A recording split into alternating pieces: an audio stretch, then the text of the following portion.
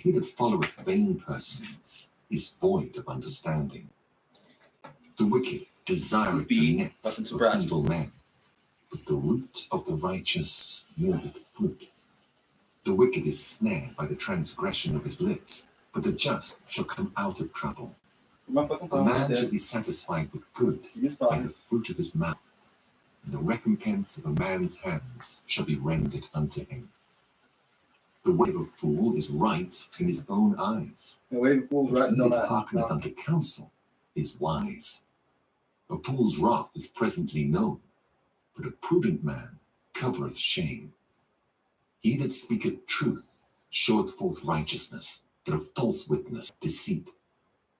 There is that speaketh like the piercing of a sword, but the tongue of the wise is health. The lip of truth shall be established forever, but a lying tongue is but for a moment. Deceit is in the heart of them that imagine evil, 30, right? but to the counselors of peace my cat fucking is joy. That's what they want. There shall no evil happen to the just, but the wicked shall be filled with mischief. Lying lips are abomination to the Lord, but they that deal truly are his. I had a cat that would follow me around. A prudent man. Garfield used to. We had people with their fucking dogs. The heart of fools proclaimeth foolishness. Not you guys, don't worry about that. The hand of the diligent shall bear rule, but the slothful shall be under tribute. Heaviness in the heart of man maketh it stoop, but a good word maketh it glad. Hey, beautiful. The righteous is more excellent than his neighbor, but the way of the wicked seduceth them. The slothful man roasteth not that which he took in hunting, but the substance of a diligent man is precious. In the way of righteousness is life, and in the pathway thereof there is no death. Proverbs chapter 13. A little bit more bread. A wise son heareth his father's instruction, but a scorner heareth not rebuke. A man shall eat good by the fruit of his mouth, but the soul of the transgressors shall eat violence. He that keepeth his mouth keepeth his life, but he that openeth wide his lips shall have destruction. The soul of the sluggard desireth and hath nothing, and the soul of the diligent shall be made fat. A righteous man hateth lying, but a wicked man is loathsome and cometh to shame.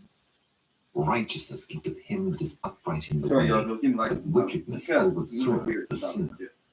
There is that maketh himself rich, yet hath nothing.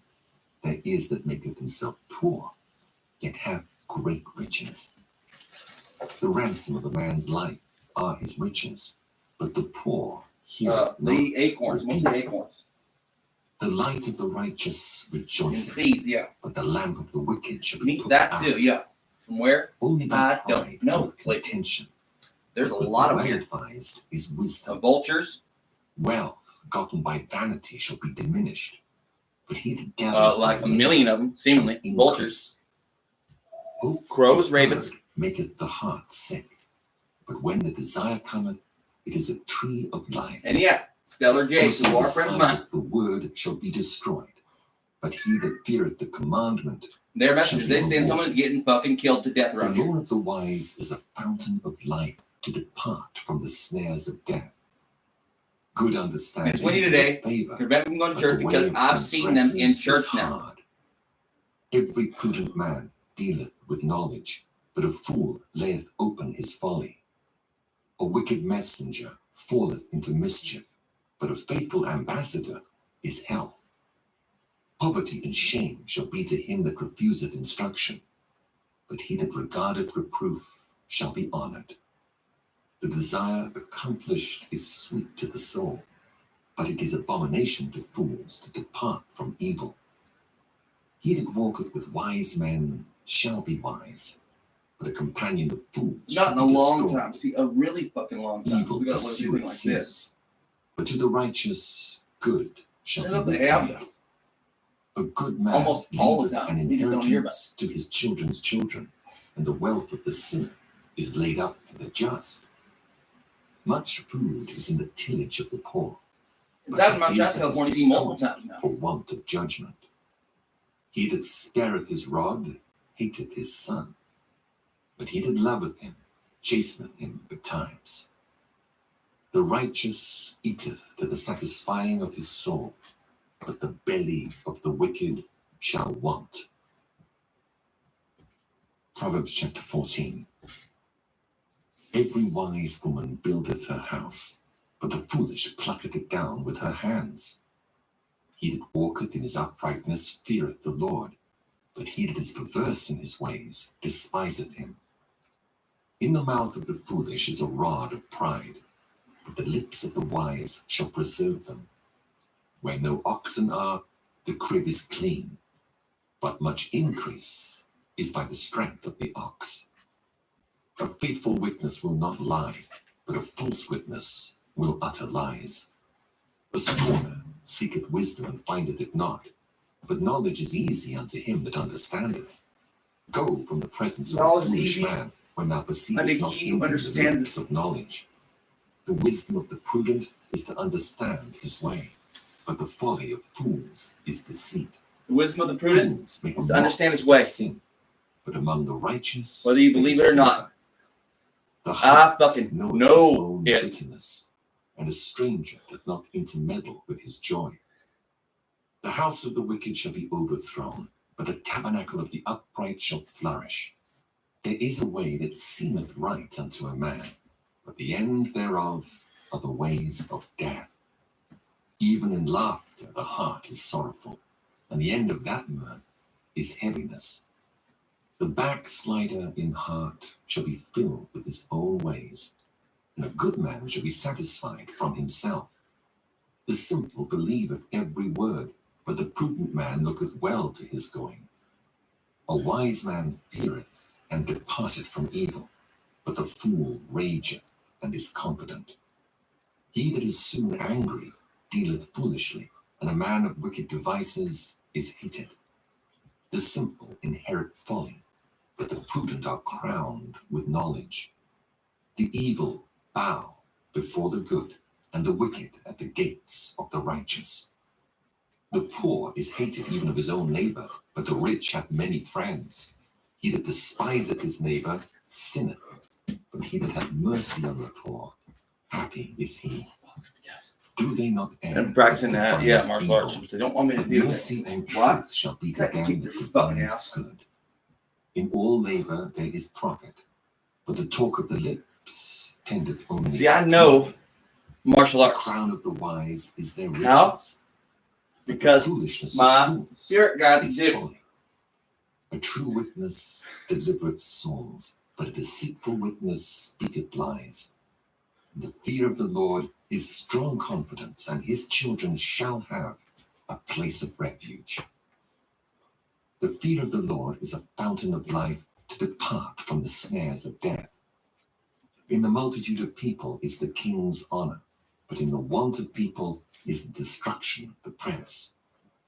He that is slow to wrath is of great understanding, but he that is hasty of spirit exalteth folly. A sound heart is the life of the flesh, but envy the rottenness of the bones. He that oppresseth the poor reproacheth his maker, but he that honoureth him hath mercy on the poor. The wicked is driven away in his wickedness, but the righteous hath hope in his death. Wisdom resteth in the heart of him that hath understanding, but that which is in the midst of fools is made known. Righteousness exalteth a nation, but sin is a reproach to any people. The king's favor is toward a wise servant, but his wrath is against him that causeth shame. Here's my shoulder. That was Proverbs torture chapter in a way. 15. A soft answer turneth away wrath, but grievous words. My dad did not. Anger. The tongue of the wise useth knowledge aright, but the mouth of fools poureth out foolishness. The eyes of the Lord are in every place, beholding the evil and the good. A wholesome tongue is a tree of life, but perverseness therein is a breach of the spirit. A fool despiseth his father's instruction, but he that regardeth reproof is prudent. In the house of the righteous is much treasure, but in the revenues of the wicked is trouble. The lips of the wise disperse knowledge, but the heart of the foolish doeth not so. The sacrifice of the wicked is an abomination to the Lord, but the prayer of the upright is his delight. The way of the wicked is an abomination unto the Lord, but he loveth him that followeth after righteousness. Correction is grievous unto him that forsaketh the way, and he that hateth reproof shall die. Hell and destruction are before the Lord, how much more then the hearts of the children of men? A scorner loveth not one that reproveth him, neither will he go unto the wise. A merry heart maketh a cheerful countenance, but by sorrow of the heart the spirit is broken. The heart of him that hath understanding seeketh knowledge, but the mouth of fools feedeth on foolishness. All the days of the afflicted are evil, but he that is of a merry heart hath a continual feast. Better is little with the fear of the Lord than great treasure and trouble therewith. Better is a dinner of herbs where love is than a stalled ox and hatred therewith.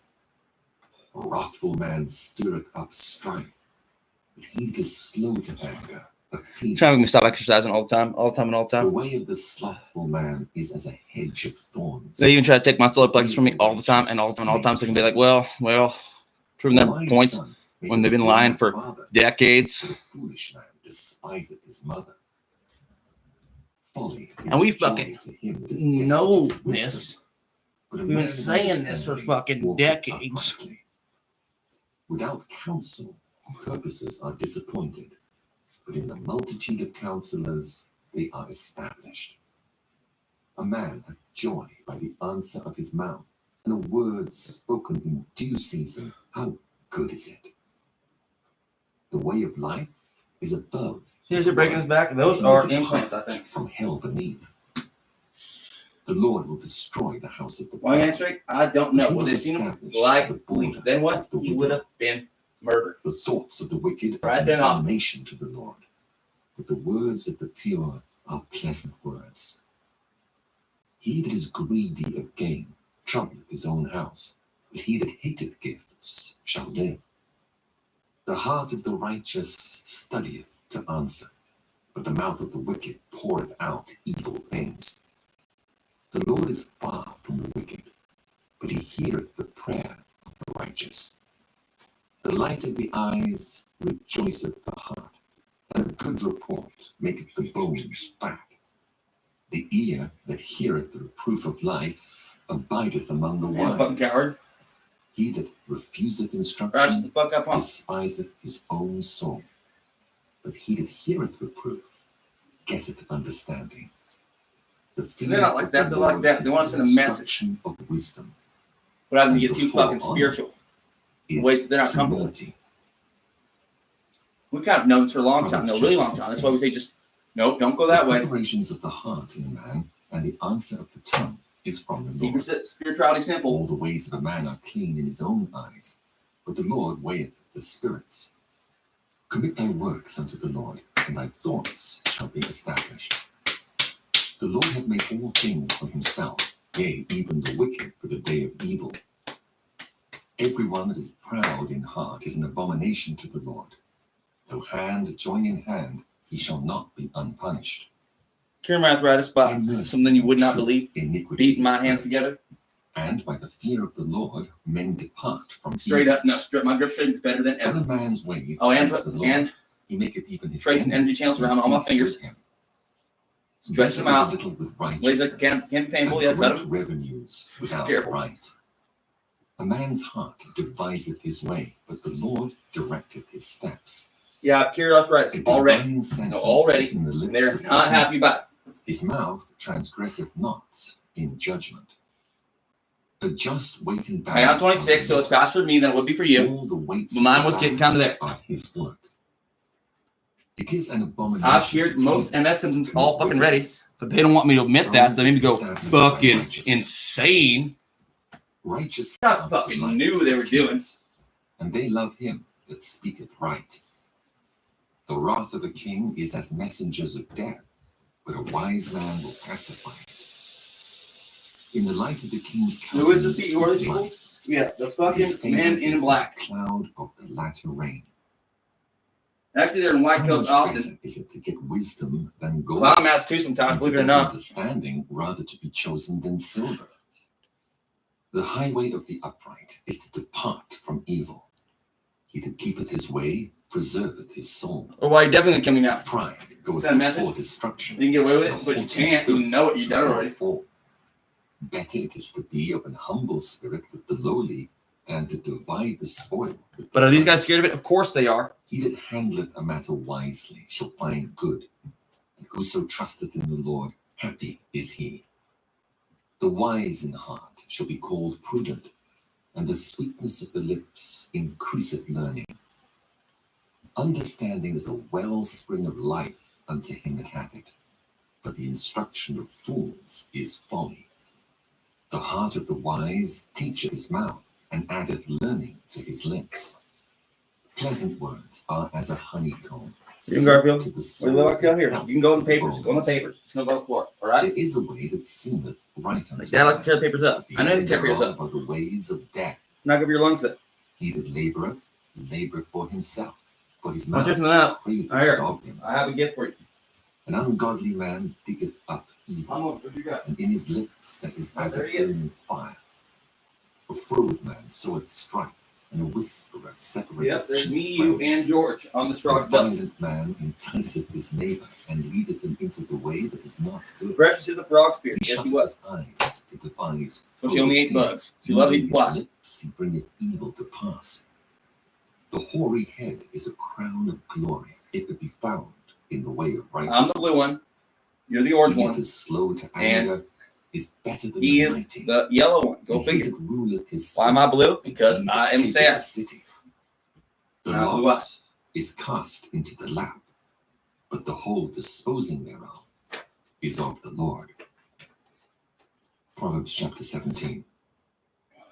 Better is a dry morsel and quietness Some people therewith on this side than a find blue eyes house full of quite evil. sacrifices with strife. A Still. wise servant shall have rule over a son that causeth shame. Why? And Because shall have of part in who the inheritance those people kind among of the are brethren. in a way. The finding pot is for silver, and the furnace for gold. But the Leviathans. Lord trieth the hearts. A wicked doer giveth heed to false lips, Is that evil and to a you? liar giveth ear You know what to happens? a naughty tongue. We got symbols all over the place. And they kind of knew this too Reproacheth his maker. when they're cutting up the He that snake is glad at on a fucking big old calamities painting shall and not saying that's who become we are crushed. and we know it. Children's children are the crown of old men, and the glory of children are their fathers. Excellent What do we do? speech becometh not a fool, Well, much less to they thy were smart, lips weren't they, the a Christians? prince. A gift is Converting as a these precious guys stone who were in the eyes of him that dangerous. hath it. Whithersoever it Back in the turneth, day, there was only 3 it races, prospereth. according to them. He that covereth But not even according to some of them. According to the transgression Greeks, there's seeketh 3. love. They're He white that people. repeateth a matter separateth From very here, friends. across Asia to the Greeks, A reproof entereth more into a wise man than a there were hundred black people, stripes yeah, into in a Africa. fool. Evil man seeketh only rebellion. Therefore a cruel messenger And then shall be there sent were, against him. blonde people. Let a who were bear fucking different, I rob guess. of a whelps, That's why meet a man They're rather like than that over fool there, its father. thinking that they're all special now. Whoso rewardeth evil for good, evil shall not depart from his house. The beginning of strife is as when one letteth out water. Therefore leave off contention before it be meddled with.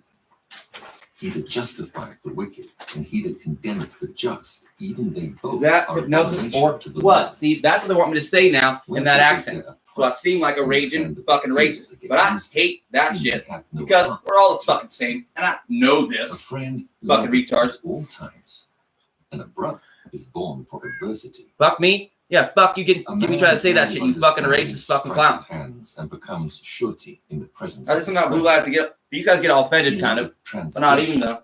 that loveth strife. Maybe for a He that second they're like, exalteth oh wow, his is gate it actually like that? seeketh destruction. Yes and no. Turns out.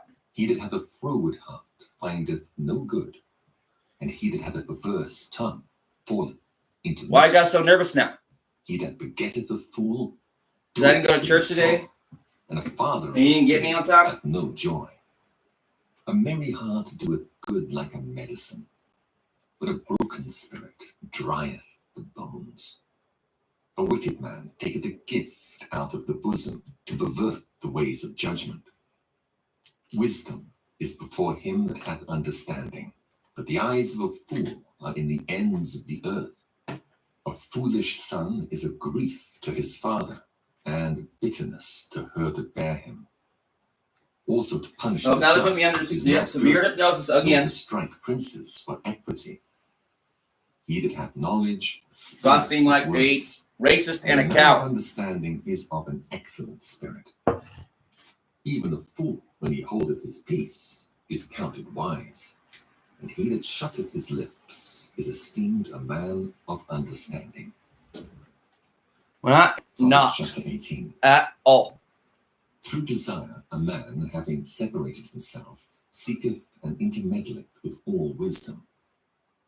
A fool hath no delight in understanding, but that his heart may discover it. These guys pretty much are most of them. Yeah. Then cometh also contempt, and with ignominy reproach. The words of a man's mouth are as deep waters, and the wellspring of wisdom as a flowing brook. It is not good to accept the person of the wicked. Is that big of a deal to you humans? Judgment. Some of these ghosts? A fool's lips enter into That big of a deal? and his mouth calleth for strokes.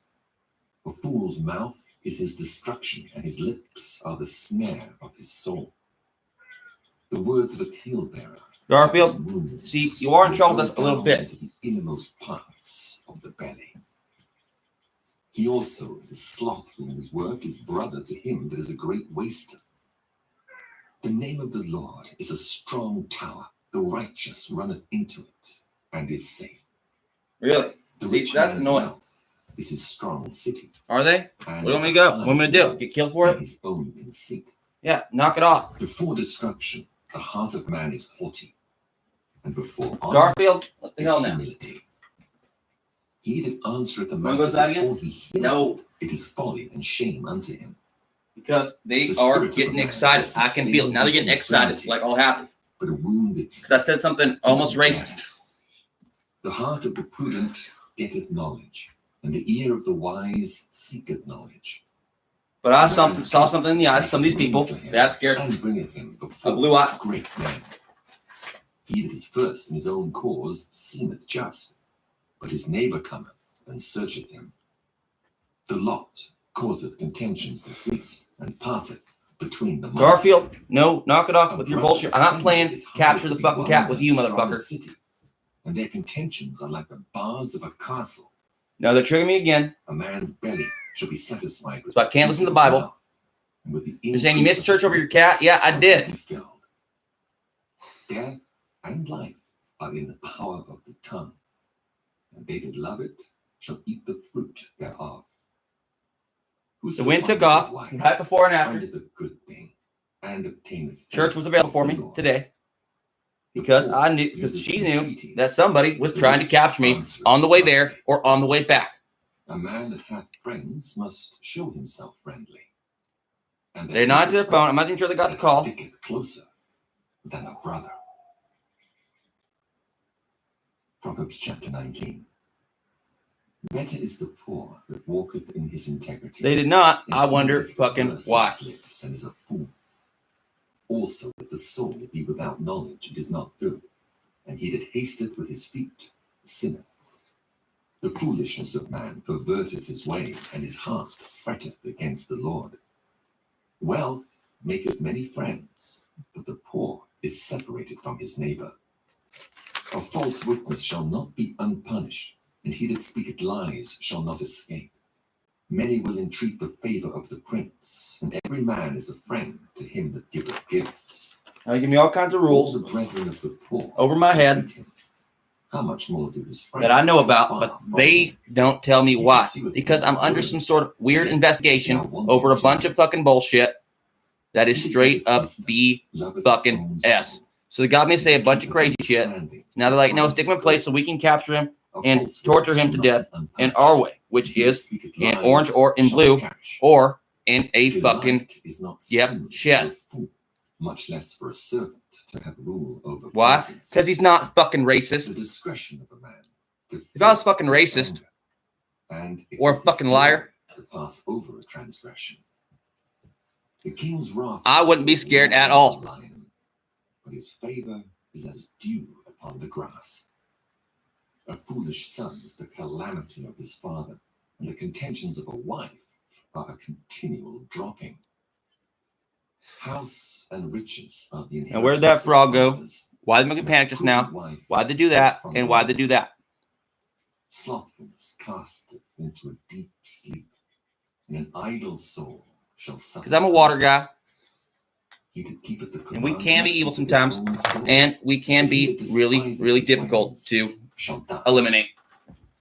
He that hath pity upon the poor lendeth unto the Lord, and that which he hath given will he pay him again.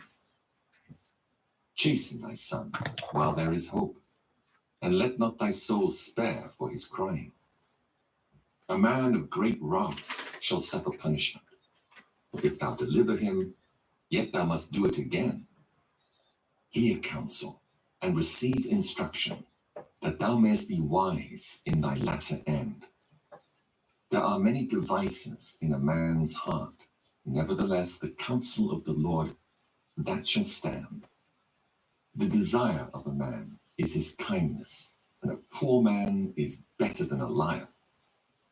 The fear of the Lord tendeth to life, and he that hath it shall abide satisfied. He shall not be visited with evil. A slothful man hideth his hand in his bosom, and will not so much as bring it to his mouth again. In a way. Smite a scorner, and the simple will beware. And Real reprove angels one that hath understanding, and he will understand. Real demons look mostly like actual human beings. Chaseth away his mother is a son that causeth shame, and bringeth angels reproach. typically do not, but sometimes they take that form as well. Cease, my son, to hear the instruction that causeth when they do, you do not respect them. Knowledge. An ungodly witness scorneth judgment, and the mouth of the wicked devoureth iniquity. Judgments are prepared for scorners, and stripes for the back of fools. Proverbs chapter 20. Wine is a mocker, strong drink is raging, and whosoever is deceived thereby is not wise. The fear of a king is as the roaring of a lion. Whoso provoketh him to anger sinneth against his own soul. It is an honor for a man to cease from strife, but every fool will be meddling. The sluggard will not plow by reason of the cold, therefore shall he beg in harvest and have nothing. Counsel in the heart of man is like deep water, but a man of understanding will draw it out. Most men will proclaim every one his own goodness. Right, the only literature I get is ancient. The just man Ain't fucking much. His integrity. Even though his children are blessed after him. Like the king that sitteth in the throne of judgment scattereth away all evil with his eyes. Who can say, I have made my heart clean, I am pure from my sin? Divers weights and divers measures, both of them are alike abomination to the Lord. Even a child is known by his doings, whether his work be pure, and whether it be right. The hearing ear and the seeing eye, the Lord hath made even both of them. Love not sleep, lest thou come to poverty. Open thine eyes, and thou shalt be satisfied with bread. It is naught, saith the buyer. But when he's gone his way, then he boasteth. They get killed. There is gold and a multitude of rubies, but the lips of knowledge are a precious jewel. Take his garment that is surety for a stranger, and take a pledge of him for a strange woman. Bread of deceit is sweet to a man, but afterward his mouth shall be filled with gravel. Every purpose is established by counsel, and with good advice make war. He that goeth about as a talebearer revealeth secrets. Therefore meddle not with him that flattereth with his lips. Whoso curseth his father or his mother, his lamp shall be put out in obscure darkness. An inheritance may be gotten hastily at the beginning, but the end thereof shall not be blessed. Say not thou, I will recompense evil, but wait on the Lord, and he shall save thee. Divers weights. That's what I was worried about. Is that wake up, and they try to wake up everyone else illegally. Man's goings are of the Lord. How can a man then understand his own way? It is a snare to the man who devours. There are a few of us just know that when the devil's in your ear, that's the devil. A wise king scattereth the wicked and bringeth the wheel over them. The spirit of man is the candle of the Lord, searching all the inward parts of the belly. Mercy and truth preserve the king, and his throne is upholden by mercy. The glory of young men is their strength, and the beauty of old men is the grey head. The blueness of a wound cleanseth away evil, so do stripes the inward parts of the belly. Proverbs chapter 21. The king's heart is in the hand of the Lord. As the rivers of water, he turneth it whithersoever he will. Every way of a man is right in his own eyes, but the Lord pondereth the hearts. To do justice 11:44, Garfield, is more acceptable to the Lord than sacrifice. An high look and a proud heart, and the plowing of the no. is sin. The thoughts of I'm under hypnosis, plenteousness, but of every one and so is my cat kind. Only to want. The getting of treasures. They know that it helps us get it out of our head, so they made it impossible to get there. The robbery of the so they can show up in a van and yank us out because they refuse to do judgment. The way of man is froward and strange, but as for the pure, his work is right. It is better to dwell in a corner of the housetop than with a brawling woman in a wide house. The soul of the wicked desireth evil. His neighbor findeth no favor in his eyes. When the scorner is punished, the simple is made wise, and when the wise is instructed, he receiveth knowledge.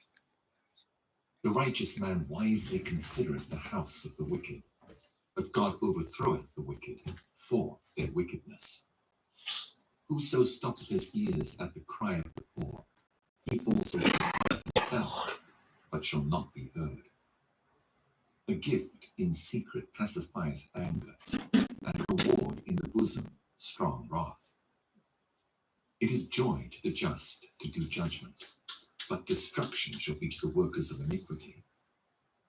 The man that wandereth out of the way of understanding shall remain in the congregation of the dead. He that loveth pleasure shall be a poor man. He that loveth wine and oil shall not be rich. The wicked shall be a ransom for the righteous, and the transgressor for the upright. It is better to dwell in the wilderness than with a contentious and an angry woman.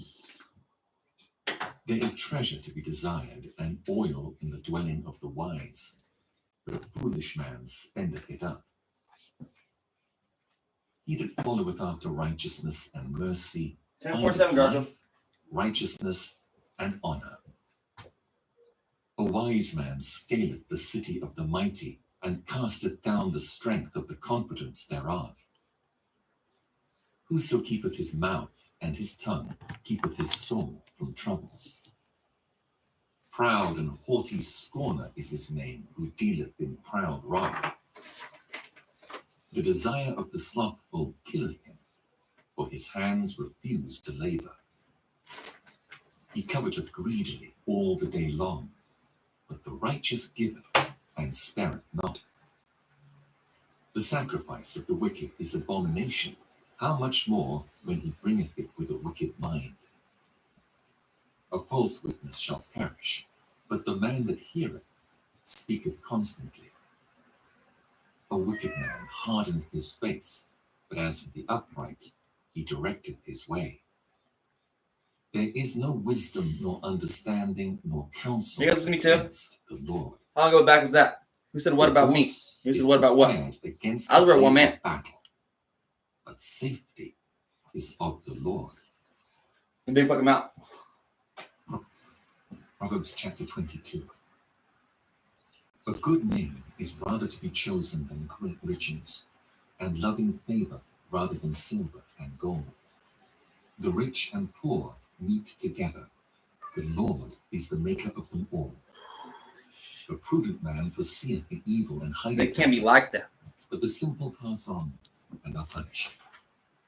By humility and the fear of the Lord are riches and honor and life.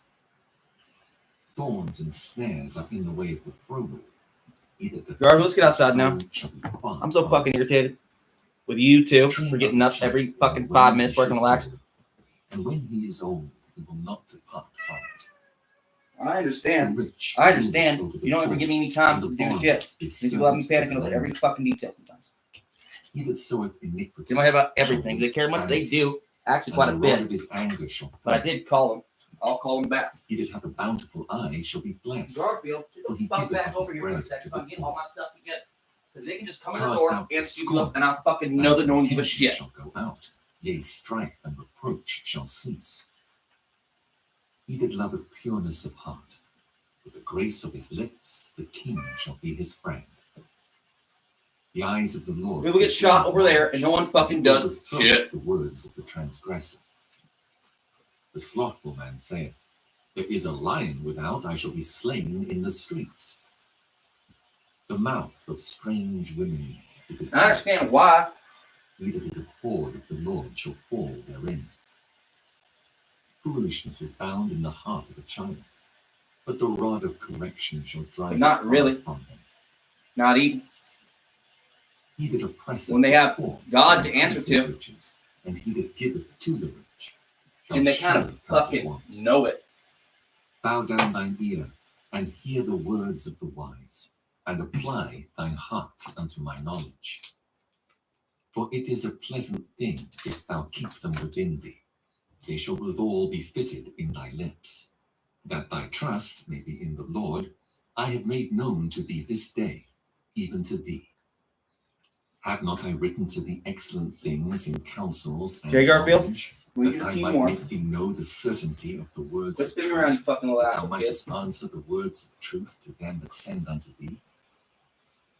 Rob not the poor, who are super psychic too, some of them. Neither oppress the afflicted in the gate. For the Lord will plead their cause and spoil the soul of those that spoil. And most of them are turning fucking evil no quick. Friendship with an angry man, and with a furious man thou shalt not go, lest thou learn his ways and get a snare to thy soul. Be not thou one of them that and they gotta get fucking punished because there are bad news already. If thou hast nothing to pay, why should he take away thy bed from under thee? Remove not the ancient landmark which thy fathers have set. Seest thou a man diligent in his business? He shall stand before. Why are you doing that to me? He shall not stand before mean men. Because I've been dealing with everybody else, and I always fucking win. Chapter 23.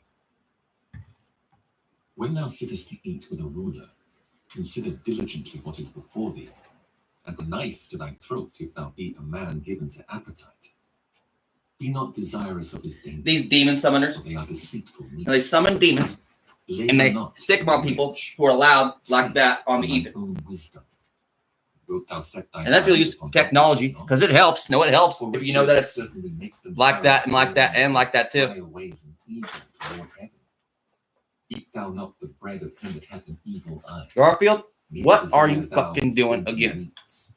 For as he thinketh in his heart. Me too. So I understand that too. Eat and drink, saith he to thee. But his heart is not with thee. The morsel which thou hast eaten shalt thou vomit up, and lose thy sweet words. Speak not in the ears of a fool. They're fucking demonic, some of them. Remove not the old landmark, and enter not into the fields of the fatherless. For their Redeemer is mighty. He shall plead their cause with thee. Apply thine heart unto instruction, and thine ears to the words of knowledge. Withhold not correction from the child, for if thou beatest him with the rod, he shall not die. Thou shalt beat him with the rod, and shalt deliver his soul from hell. My son, If thine heart be wise, my heart shall rejoice, even mine. Yea, my reins shall rejoice when thy lips speak right things. Let not thine heart envy sinners, but be thou in the fear of the Lord all the day long. For surely there is an end, and thine expectation shall not be cut off.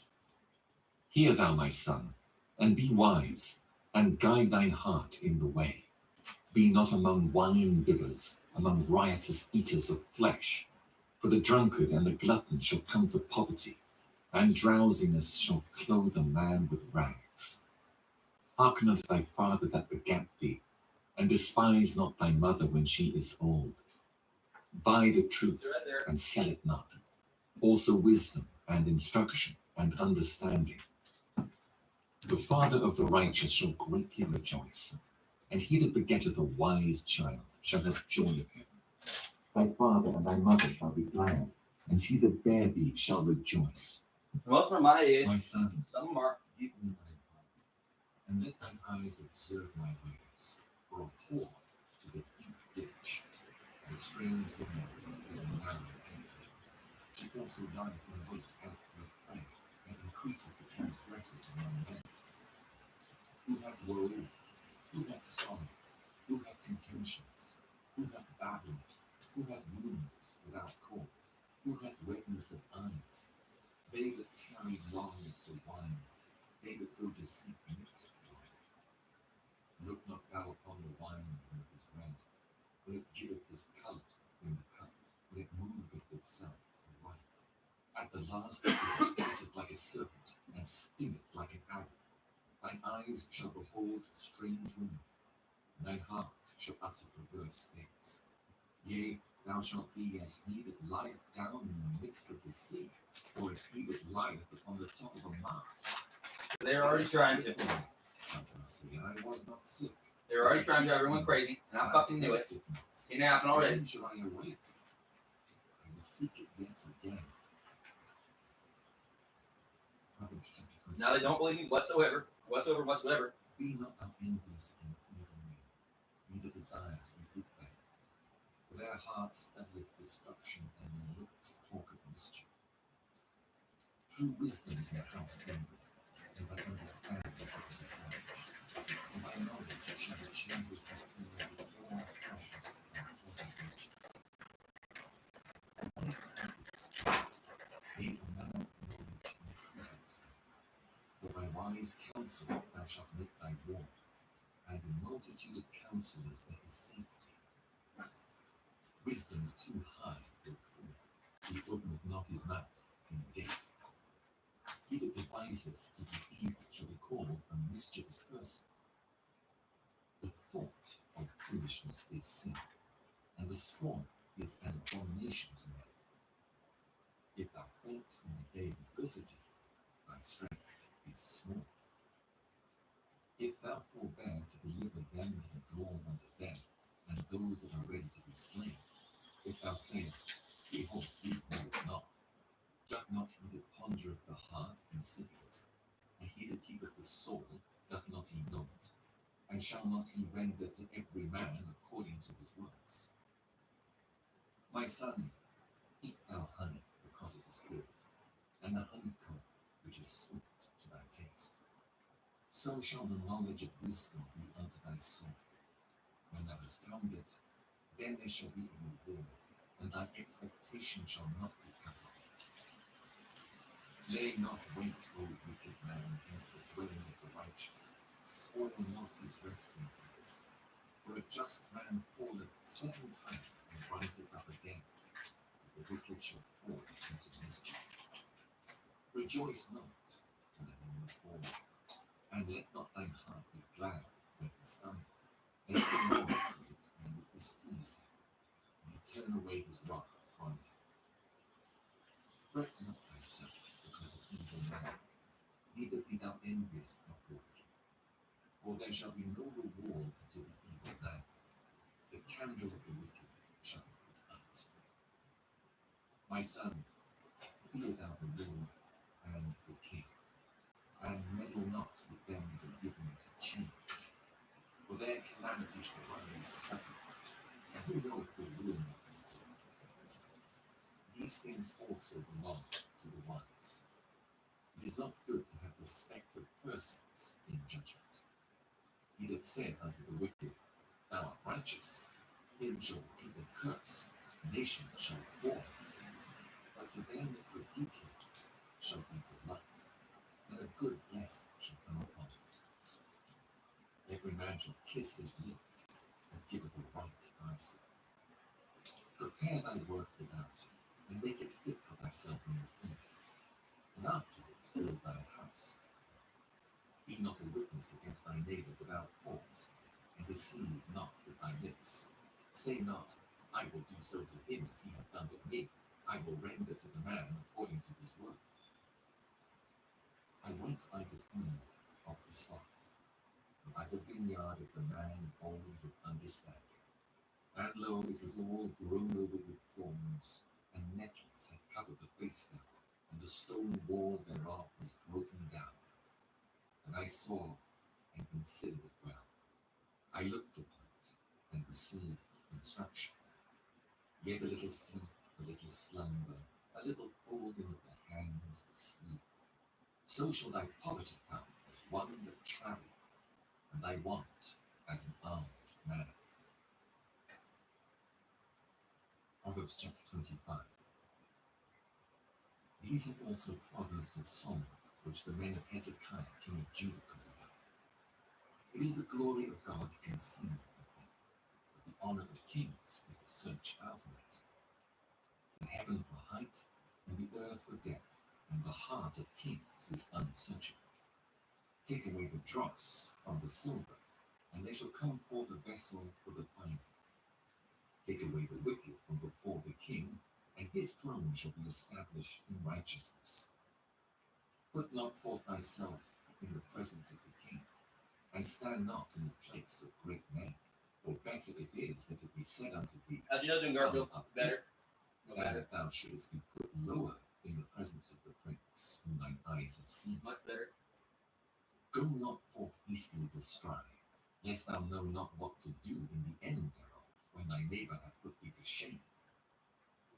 Debate thy cause with thy neighbor himself, and discover not a secret to another, lest he that heareth it put thee to shame, and thine infamy turn not away. A word thickly spoken is like apples of gold in pictures of silver. As an earring of gold and an ornament of fine gold, so is a wise reprover upon an obedient ear. As the cold of snow in the time of harvest, so is a faithful messenger to them that send him, for he refresheth the soul of his masters. Whoso boasteth himself of false gift is like clouds and wind without rain. By long forbearing is a prince persuaded, and a soft tongue breaketh the bone. Hast thou found honey? Eat so much as is sufficient for thee, lest thou be filled therewith and vomit it. Withdraw thy foot from thy neighbor's house, lest he be weary of thee, so hateth thee. A man who beareth false witness against his neighbor is a wall, and a sword, and a sharp arrow. Confidence in an unfaithful man in time of trouble is like a broken tooth and a foot out of joint. As he that taketh away a garment in cold weather, and as vinegar upon night, so is he that singeth songs to a heavy heart. If thine enemy be hungry, give him bread to eat, and if he be thirsty, give him water to drink. For thou shalt heap coals of fire on his head, and the Lord shall reward thee. The north wind driveth away rain, so doth an angry countenance a backbiting tongue. It is better to dwell in the corner of the housetop than with a brawling woman and in a wide house. As cold waters to a thirsty soul, so is good news from a far country. A righteous man falling down before the wicked is as a troubled fountain and a corrupt spring. It is not good to eat much honey, So for men to search the We got with son. is not good. It's all on. He that hath no rule over his own spirit is like a city that is broken down and without walls. Proverbs chapter 26. As snow in summer and as rain in harvest, so honor is not seemly for a fool. As the bird by wandering, as the swallow by flying, so the curse causeless shall not come. Hold on, Garfield. For the horse, Hold on. a bridle for the ass, and a rod for the fool's back. Yeah. Answer not a fool according to his So they way, give him the stairs. lest thou also be like I know unto they can't do that over there. They're intimidating like Answer that, and Garfield's better vision than I do. according to his folly, lest he be wise in his own conceit. He that sendeth a message by the hand of a fool cutteth off the feet, and drinketh damage. The legs of the lame are not equal, so is a parable in the mouth of fools. As he that findeth a stone is slain, so is he that giveth honor to a fool. As a thorn goeth up into the hand of a drunkard, so is a parable in the mouth of fools. The great God that formed all things both rewardeth the fool and rewardeth transgressors. As a dog returneth to his vomit, so a fool returneth to his Turns out these guys are much more like Austin Powers than 007. There is more hope of a fool. Turns the fuck out. The slothful man saith, there is a lion in the way, a lion is in the streets. As the door $1 million. on his hinges, so doth the slothful upon his bed. The slothful hideth his hand in his bosom, it grieveth him to bring it again to his mouth. The sluggard Oh, there's a kitty. wiser in his own Hey, kitty. conceit in 7 men that can render a reason. That's a good He kitty. that passeth by and meddleth with strife belonging not to him is like one that Ah, you taketh a Garfield. dog by the ears. They're right over there. As a madman casteth firebrands, arrows, and death, so is the man that deceiveth his neighbour and saith, am not I in sport? Where no wood is, there the fight goeth out. So where there is no tale-bearer, the strife ceaseth. As coals are to burning coals and wood to fire, so is a contentious man to kindle strife. The words of a tale-bearer are as wounds, and they go down into the innermost parts of the belly. Burning lips and a wicked heart are like a potsherd covered with silver dross. He that hateth dissembleth with his lips, and layeth up deceit within him. When he speaketh fair, believe him not, for there are 7 abominations in his heart. Whose hatred is covered by deceit, his wickedness shall be showed before the whole congregation. Whoso diggeth a pit shall fall therein, and he that rolleth a stone, it will return upon him. A lying tongue hateth those that are afflicted by it, and a flattering mouth worketh ruin. Proverbs chapter 27. Boast not thyself of tomorrow, thou knowest not what a day may bring forth. Let another man praise thee, not thine own mouth, a stranger, and not thine own lips. The stone is heavy, and the sand weighty, but a fool's wrath is heavier than them both. Wrath is cruel, and anger is outrageous. Who is able to stand before anyone? Open rebuke is better than secret love. Faithful are the wounds of a friend, but the kisses of an enemy are deceitful. The full soul loatheth in honeycomb, but to the hungry soul every bitter thing is sweet. As a bird that wandereth from her nest, so is a man that wandereth from his place. Ointment and perfume rejoice the heart.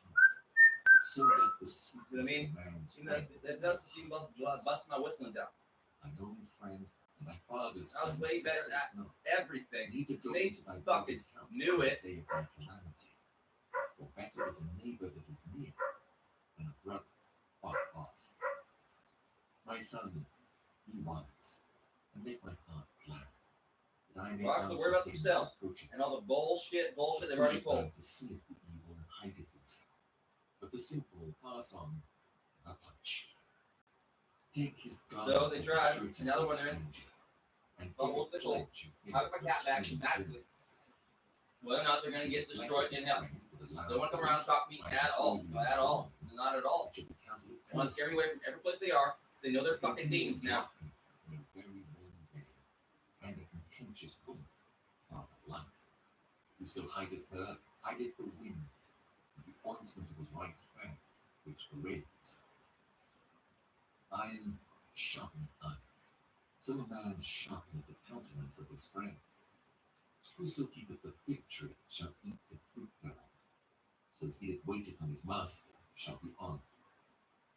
As in water face answereth to face, so the heart of man to man.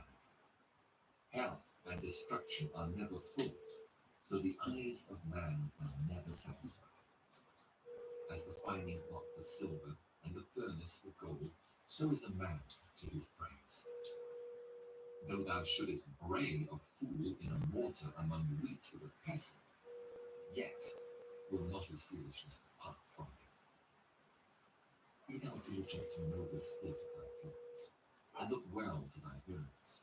Yes, you can, riches are not forever, that the crown endures of every generation. The hay appeareth, and the tender grass showeth itself, and herbs of the mountains are gathered. Hey, Pastor Bill. This is Taran Cat.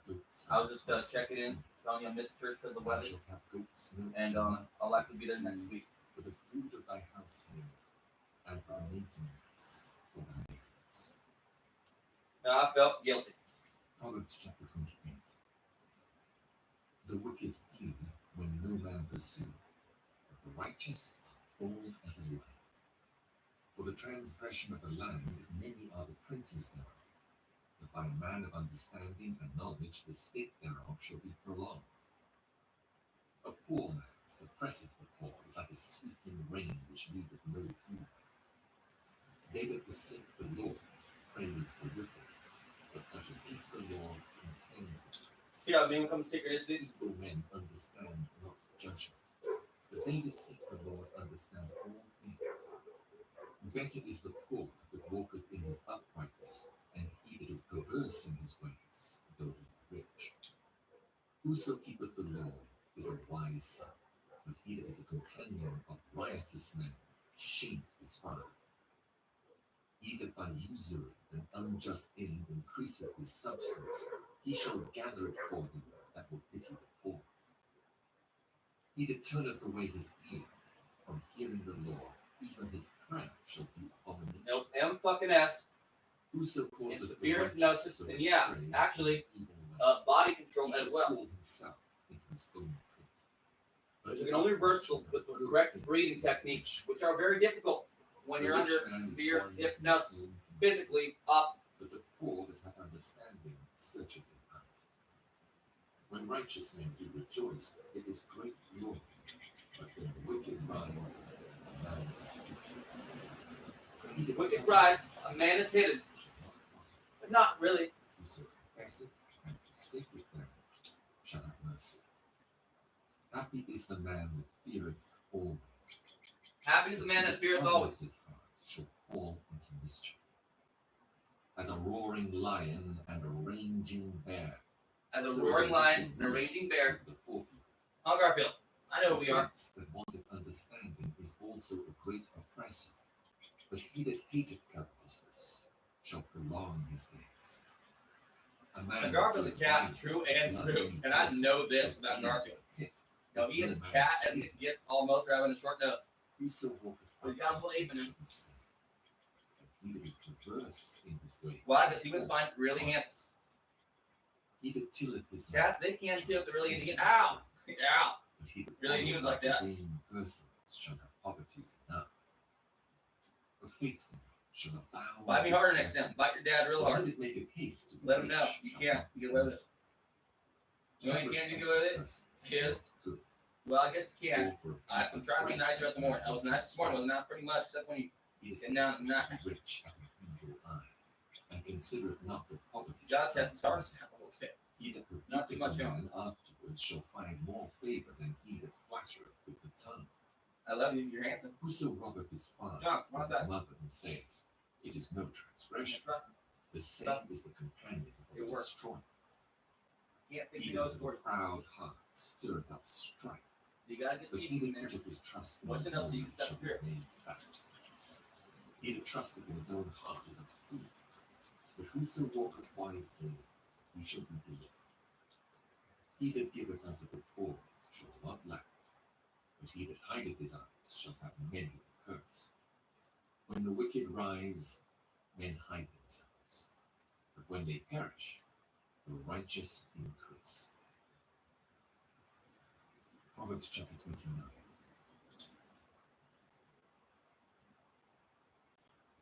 And his neck shall suddenly be destroyed, that without remedy. When the righteous are in authority, the people rejoice, and when the wicked beareth rule, the people mourn. Whoso loveth wisdom rejoiceth his father, but he that keepeth company with harlots spendeth his substance.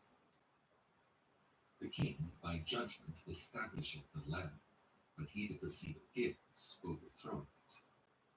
A man that flattereth his neighbour spreadeth a net for his feet.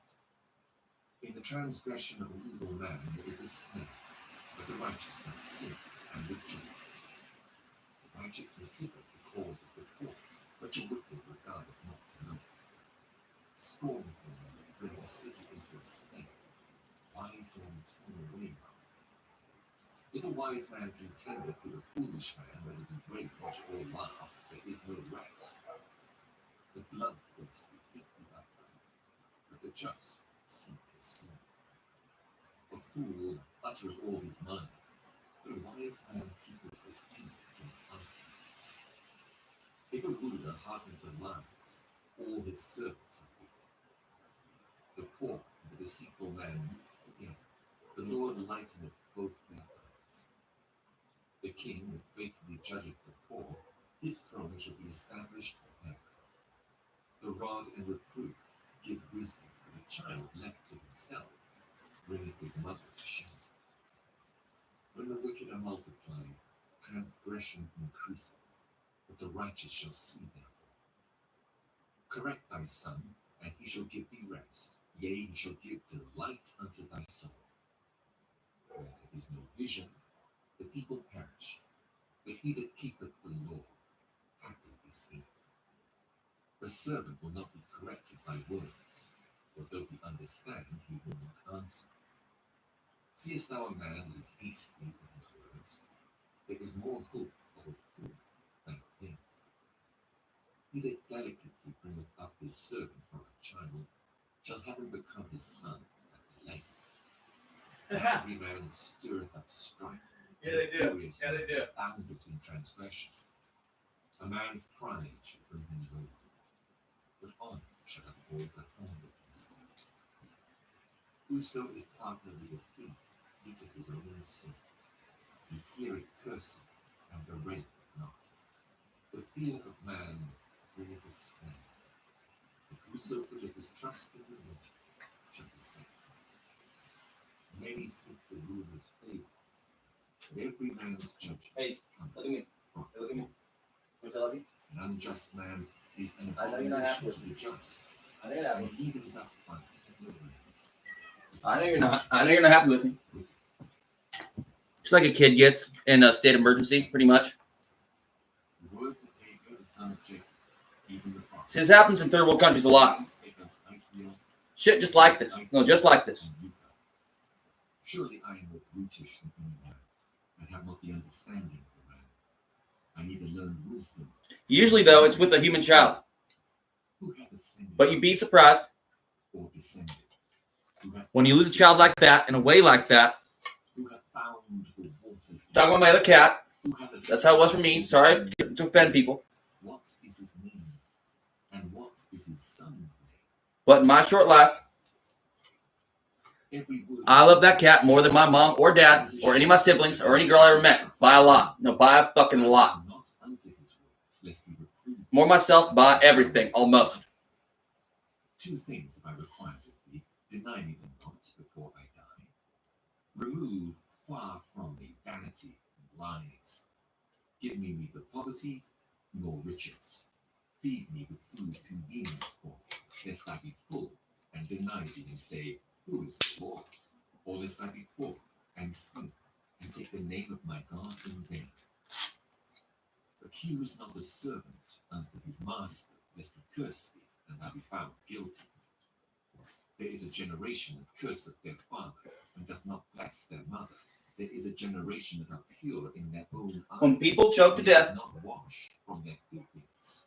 There is a generation, oh how lofty are their eyes, and their eyelids are. And that is not released. There is a generation whose teeth are as swords, and their jaw teeth as knives. 2 things can happen. To devour the poor from off the earth, and the needy from among men. The horse leech hath 2 daughters, crying, Give, give. There are 3 things that are never satisfied, yea, 4 things that say not, it is enough. The grave and the barren wound, the earth that is not filled with water, and the fire that saith not. What really happened there, though? See, I know it really happened. No, I know it really happened. I want me to say something else, but I know what really happened. That cat that I buried was shorter than George was. And his eyes were slightly different. Now, George had a compass in his eyes.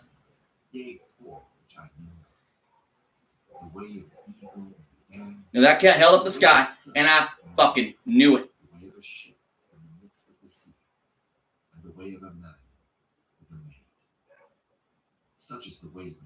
Why he chose me, I don't know. Because I just fucking loved him. This one, too. He still does it for me. A gift from God. And closer to God than you would ever fucking believe. Now, Garfield is, if I just listen to his time in all the time, and all the time, and all the time, he might get me out of this mess. There be 4 things which are written upon the earth, but they are exceeding wise. The ants are even not strong, if they prepare their meat in the sun. The conies are but feeble, yet make they their houses in the rocks. The locusts have no king, yet go they forth all of them by bands. The spider taketh hold with her hands, and is in kings' houses. There be 3 things which go well, yea, 4 are commonly. A lion, which is strongest among beasts, and turneth not away from any. A greyhound, and he goat also, and a king, against whom there is no rising up. If thou hast done foolishly in lifting up thyself, or if thou hast thought evil, lay thine hand upon thy mouth. Surely the churning of milk bringeth forth butter, and the wringing of the nose bringeth forth blood. So the forcing of rock. Oh, where'd it go? Where'd it go? My sacred. Yeah. The words of King Lemuel, the prophecy. Yep, my tobacco. Mostly, yeah. And what the son of my womb, and what the son of my bowels. Give not thy strength unto women. Interesting thing about tobacco. When I say the Native Americans won, and Native Americans won, spiritually sometimes, I mean it. Wanna why? Because they already knew, in a way, that this guy was coming. A white buffalo.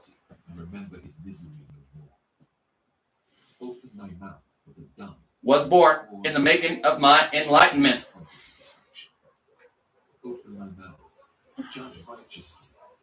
That Native American? No. I'm about like 6% Native American. And no, it's Mesoamerican, not actually Native American, but I'm sure I have a little bit of that there back because I did have ancestors that were mostly white that did identify that way, no strong as Cherokee. 11:22 on that clock, Garfield.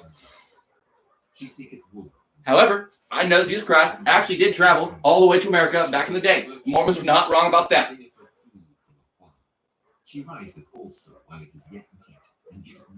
Before he ascended, again, right up there on our mountain, I fucking believe. So you find yourself special in any way. You've always thought maybe you were special in some way. I know you fucking are. I know you fucking are. Her candle would not out by night. She layeth her hands to the spoon, and her hands hold the distaff. She stretcheth out. Otherwise, you wouldn't have to put up with this shit. Yea, she reacheth forth her hands to the needy. She is not afraid of the snow of her house. All her household are clothed with scarlet. Why? Why are you special? Well, it's simple. Somewhere in time, you were at our mountain. 11:23, Garfield, on that clock. Yep. That's a big, a 1, 2, 2, 3 on that. Yep. That's what I'm talking about. And she shall rejoice in time to come. She openeth her mouth with wisdom, and in her tongue is the law of kindness. She looketh well to the ways of her household, and eateth not the bread of idleness. Her children arise up and call her blessed.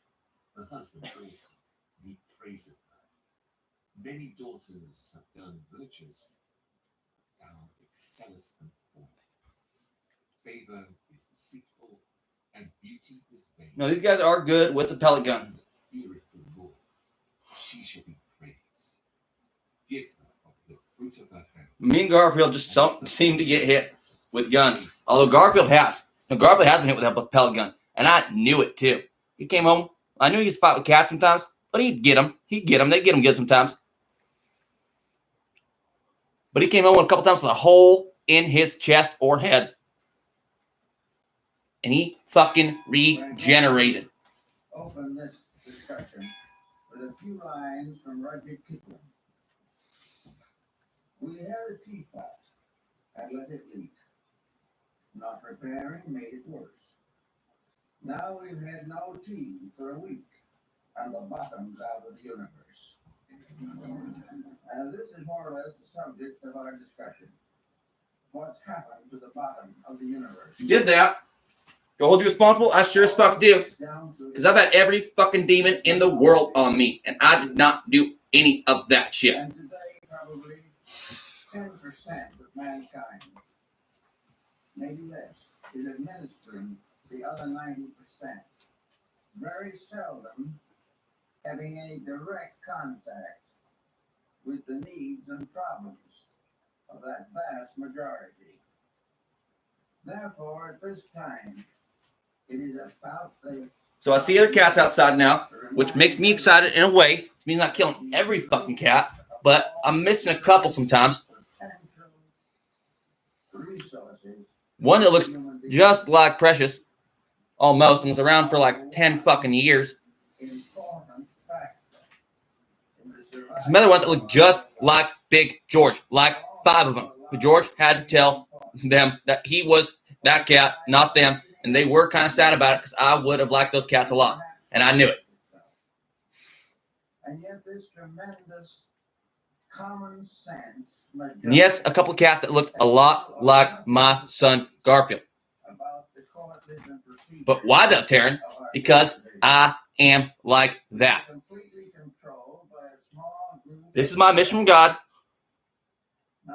to let you know, no matter what you believe, what you think you know, other people are people too. In direct contact with the world they serve. They have gradually isolated themselves in ivory towers. I don't care what lifestyle they lived. And gaze down rather benignly, if at all, upon the world. People can change if you let them, assholes. So they get me sitting forwards like this, like they're listening to me, but they're not. They don't give a fuck. And we're in the worst condition it has ever been in. It is because our entire... Oh, his nose getting like that again, so we'll go outside again, Garfield, pretty soon. Tell me you want to. Whenever you want to, we'll go. Contact with the essential... Starting to rain again. That's good for his nose, and I know it. No, I know it. There's a new humanism that is coming out, which it seems to me is well worth. Who's this? Is this who I think it is? And that is the dignity, right, power, and authority. Yep, Mr. Manly Palmer Hurl. Yep, a Freemason. I know these guys are powerful. Great mass of people. and as in its own natural environment and with reasonable consideration, this folk is nearly all. Sometimes, yeah, kind of scary. There is some basic value there, which expresses itself through the simple and natural interests of average persons. The average individual. Where's my fucking portion, assholes? A good parent, a good citizen. You're not the architect. And a good child. He wants to live in a happy environment. He does not really cherish animosity. Right. He is not addicted to the desire to be killed in war. Yeah. Nor Right. is he intentionally dedicated to an industrialism which gives him no opportunity. Right. No, he's speaking truth right now. So all these situations mean together that the leaders are out of touch with their followings. And the followings, for the most part, have lost acceptances of their leaders. It's 100 years old We almost. do not want the condition to continue as it is. And yet to not allow it to go on, we must search for new resources of solution. At the present moment, we are depending upon science to develop the nuclear resources of the world, but they have found no way of disposing of the nuclear waste which threatens to destroy us all. Thus, an attitude which Hear that cat, Bill permits Garfield? this The cat to fell outside. occur, Let's be know. it exceeds The or back cat, excels little its bear right there, capacity is to still out there dominate somewhere. the consequences of its contacts His soul is that And- fucking purple. and contributions is simply no longer suitable to leadership. There has to be changes. Me and Garfield for a long time. That's how we knew that God was still there. When the human being realizes his inalienable We didn't right even to believe in be God human, like that. and that he has within himself potentials Hey, that are far more you're a little real bastard. than any of the intellectual I know I superstructure could. I just gotta set it up right here. today. Move this shit out of the way, kind of. Man I'm set it right here. internally We're gonna is sit in the part doorway of the all the time universe. and be quiet. He is part of the enormous I don't want to get profusion of shot. energy. You don't want to get shot either. He is as much part of the great plan as a star or a meteor Probably or a could. comet. Maybe they could. He is, if he can I mean, go within yeah, I do himself far enough, he can find the I've seen laws someone of do his that own best before. survival. But I was good But he by is that. Better now. refused to have the opportunity to have this researching within You're himself. all better now. The Give me a moment dog. he I love arrives you. in this world, he That's a comes good dog under right the there. influence of Yes, this he is. strange leadership of infallible errors Yes, you with are. which we have Yes, all you are. been afflicted. He goes to school, but he You're a is person not too, I taught know to think. He is not taught to use his own resources. He is told to accept, to Good dog. read the Good textbook dog. and come to the same answer. If he does not come to that answer, he will not graduate. And if he will not graduate or does not graduate from school, then he cannot enter the institutions of higher learning. And if he doesn't enter those and become proficient in the beliefs that they hold and become a willing perpetuator of the status quo, if he will not do all these things, he is an outcast. He is then regarded as simply being a mediocre person wandering around in vagaries. This type of situation is getting to be a Here's what I'm little trying to tell too you. difficult. They understand We English are all just fine. sympathetic They as we think see English these not. great monuments not all the around for human ingenuity. We realize how young Dogs and people cats can are become utterly multilingual, fascinated with often. computers. How they can also become entranced with the possibility of making a trip someday to the moon. These things are tremendous inducements That and cat are knew his name in constantly at least two languages. as Now kind of three. indications of progress. But no one is paying any attention to the sewerage.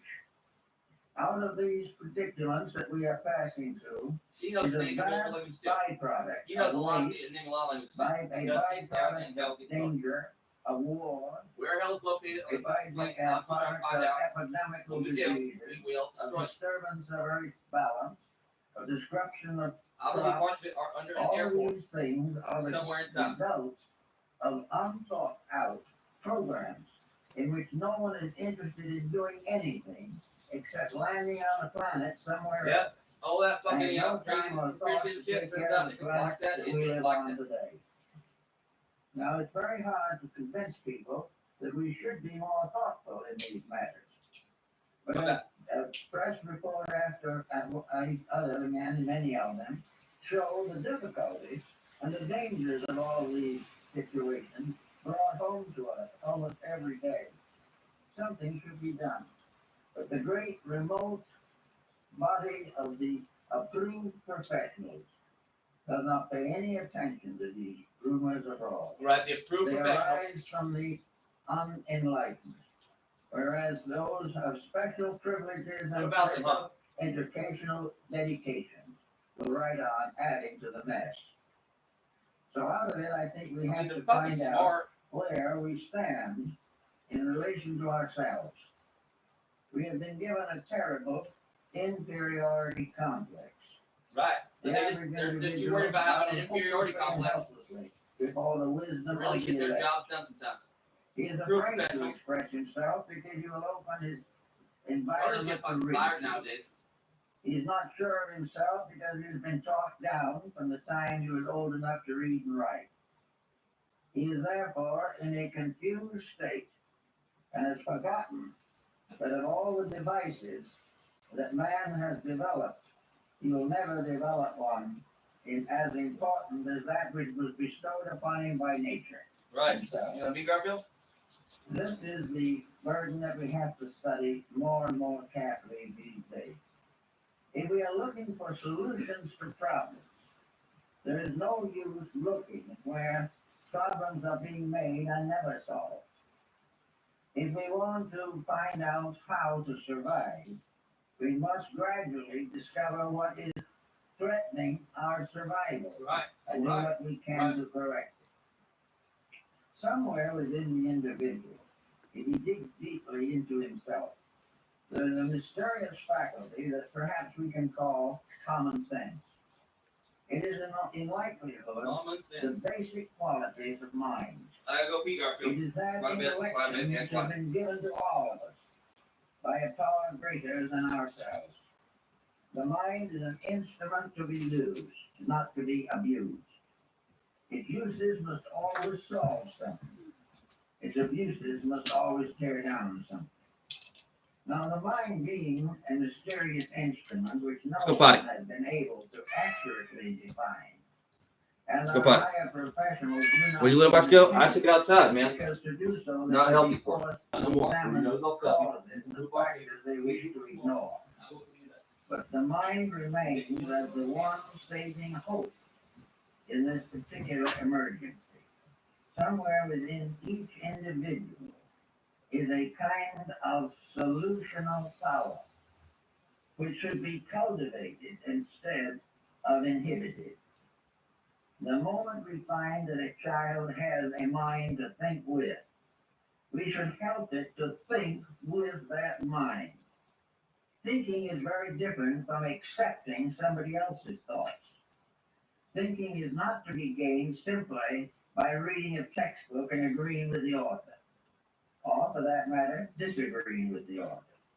The real fact of the matter is that every effort today is made to prevent the actual active positive use of the mind. It is being cultured to become an instrument. We are trying to make the mind into a robot. We want to have a mind that will serve situations that are essentially false. We want a mind that will agree with the prevailing policy, even though that policy is going nowhere. Actually, therefore, each of us must become capable of using the mind with which we have been endowed by a life greater than our own. Actually, the tendency to break away from the conventional and the conservative is growing every day. We are more and more aware that we are the victims of something that is not right. We realize as we stand closer and closer to the possible wars of the world that have been well dramatized in motion pictures, We know something is wrong, or these conditions would not and could not exist. They do not exist because humanity as a group wants them, or that they serve humanity in any way. They have continued because small groups of ambitious persons want to play chess with the human destiny. They are not concerned with trying to solve problems. They are inclined only to consider the possibility of further advancements in some highly specialized structure of munitional warfare.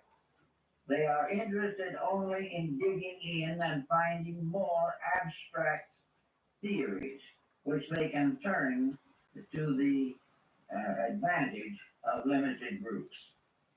Now, these minds have formed a partnership, or if they haven't formed it, it has occurred naturally, with other walks of life, which feed into this monopoly. These other walks of life, for example, one of them is the psychosis of wealth. They have tried to make every human being subservient to a colossal ignorance simply by offering a reward. They have taken the attitude that if we will follow the leadership of the self-appointed leaders, they will help to make us rich, will help to make us famous, and will help us to become dyspeptics, or in one way or another destroy the body in which we live. Actually, we are told that if we think for ourselves, we will be poor. If we think as we are told to think by the elect, we may retire as vice presidents of some monopoly and have a grandfather's clock presented to us in recognition of 45 years of faithful service. Now, my uncle got one of those clocks. But the years of faithful service, what did it do to him? It destroyed in him the entire structure of individual creativeness. He did what he was told. He went to office every day. He followed the rules exactly. He had a fair living and was able to support his family. And he passed out of this life at the end of 83 years without actually having thought anything through for himself.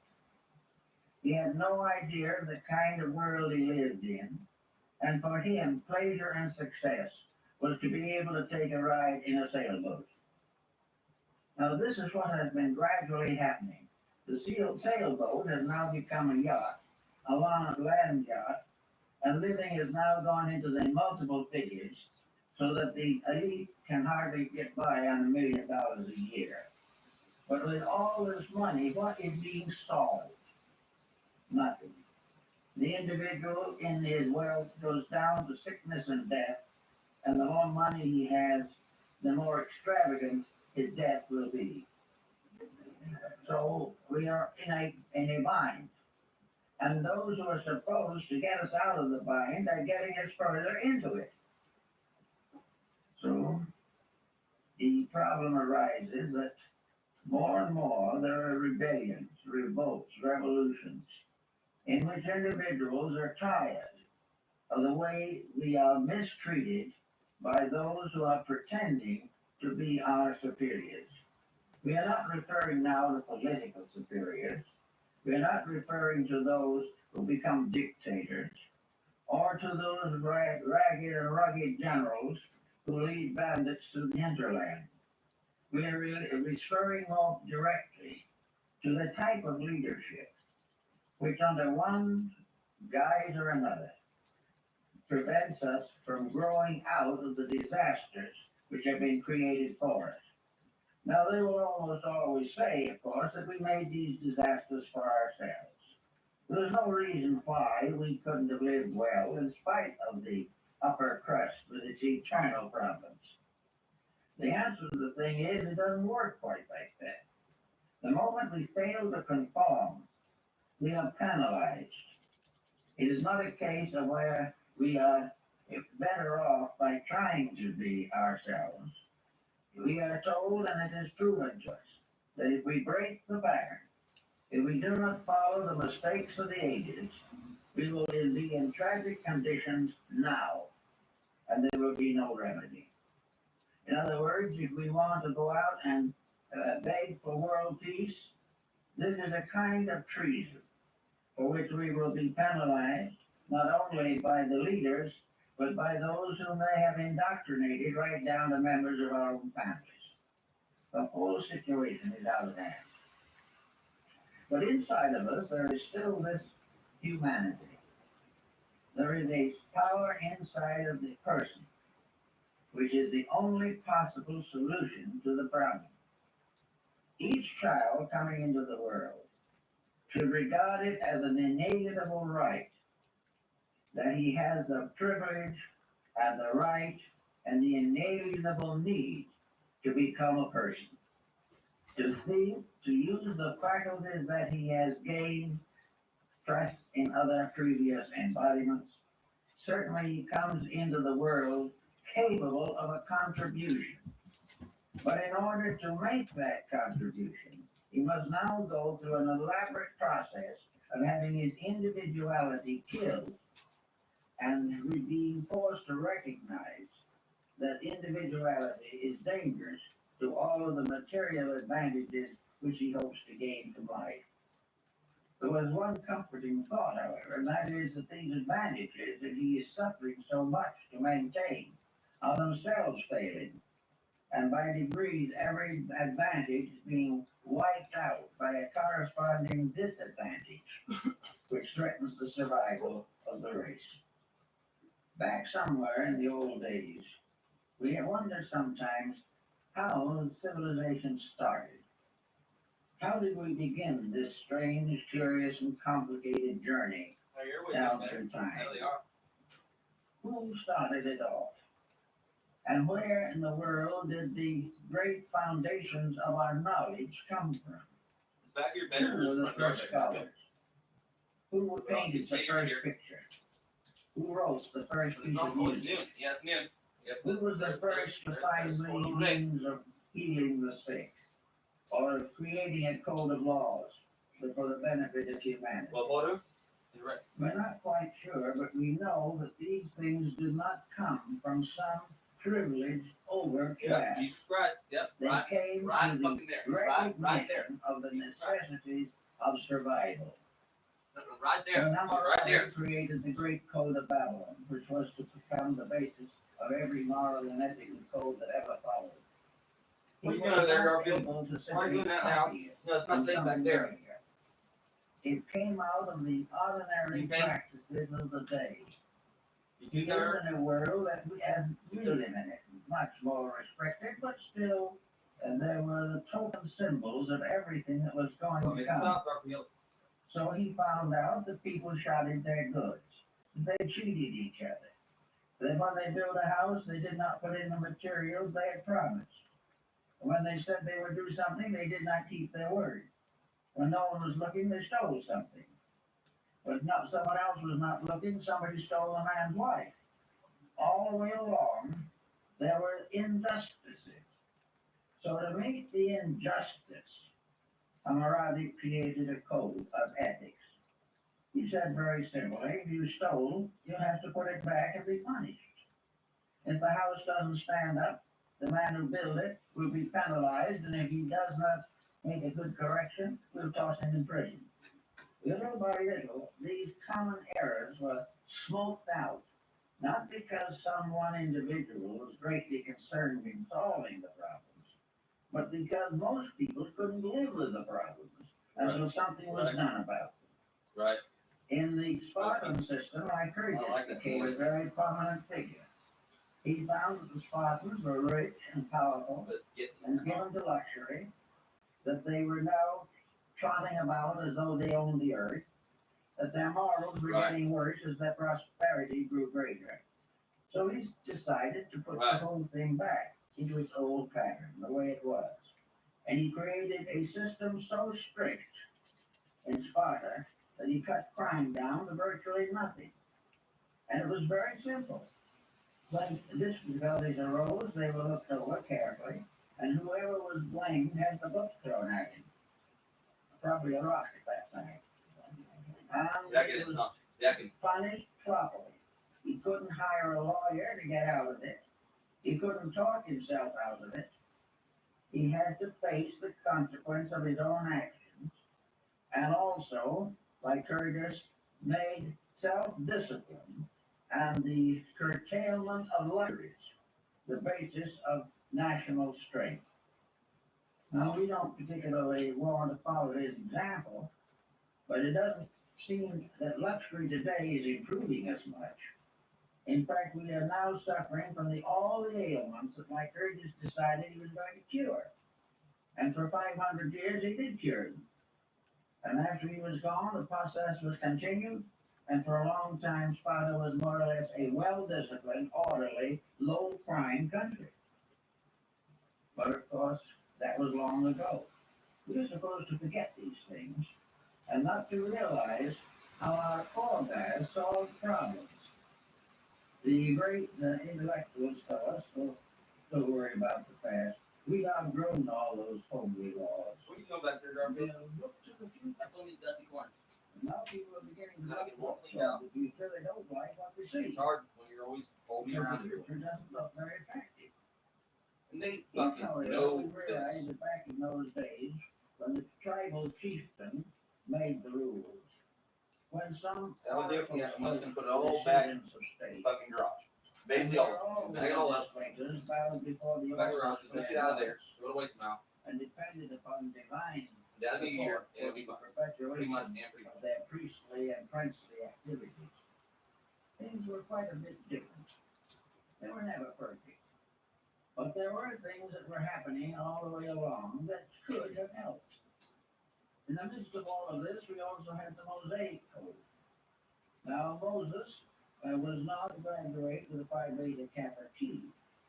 Moses was a wandering shepherd.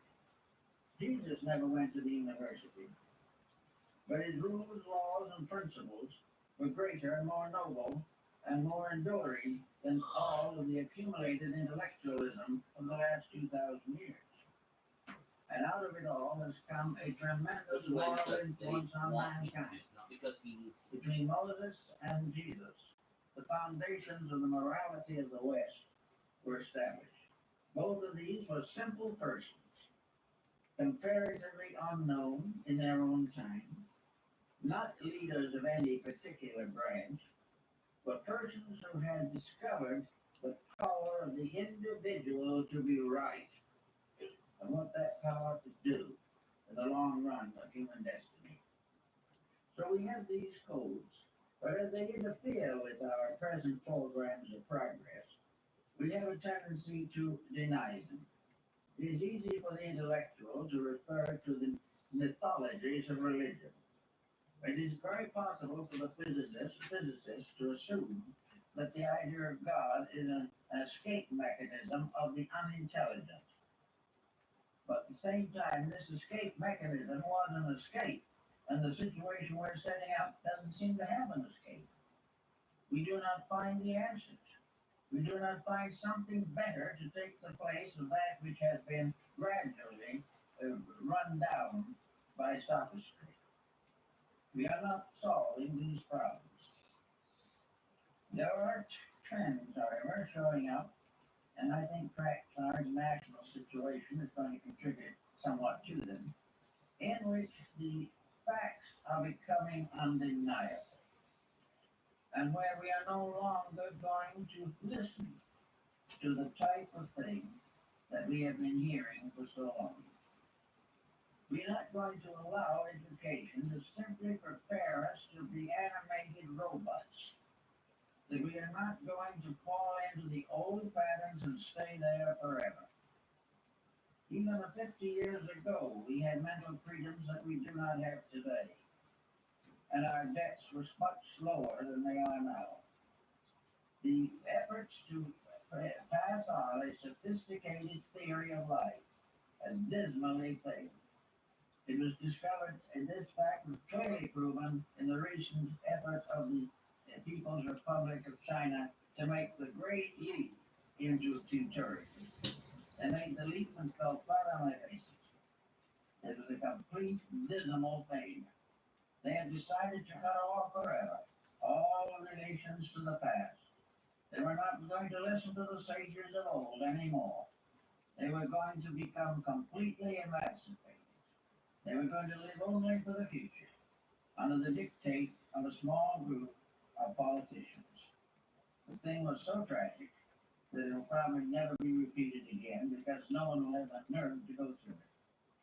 And so, in the end of the great leap into future, Confucius returned and became one of the most powerful forces in the development of modern Chinese communist policy.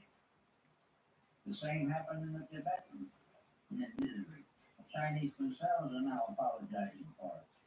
All of these great moves, these tremendous upsurges of power, this determination to conquer somebody or destroy them, this willingness to sacrifice men, women, and children for the advancement of some kind of political theory.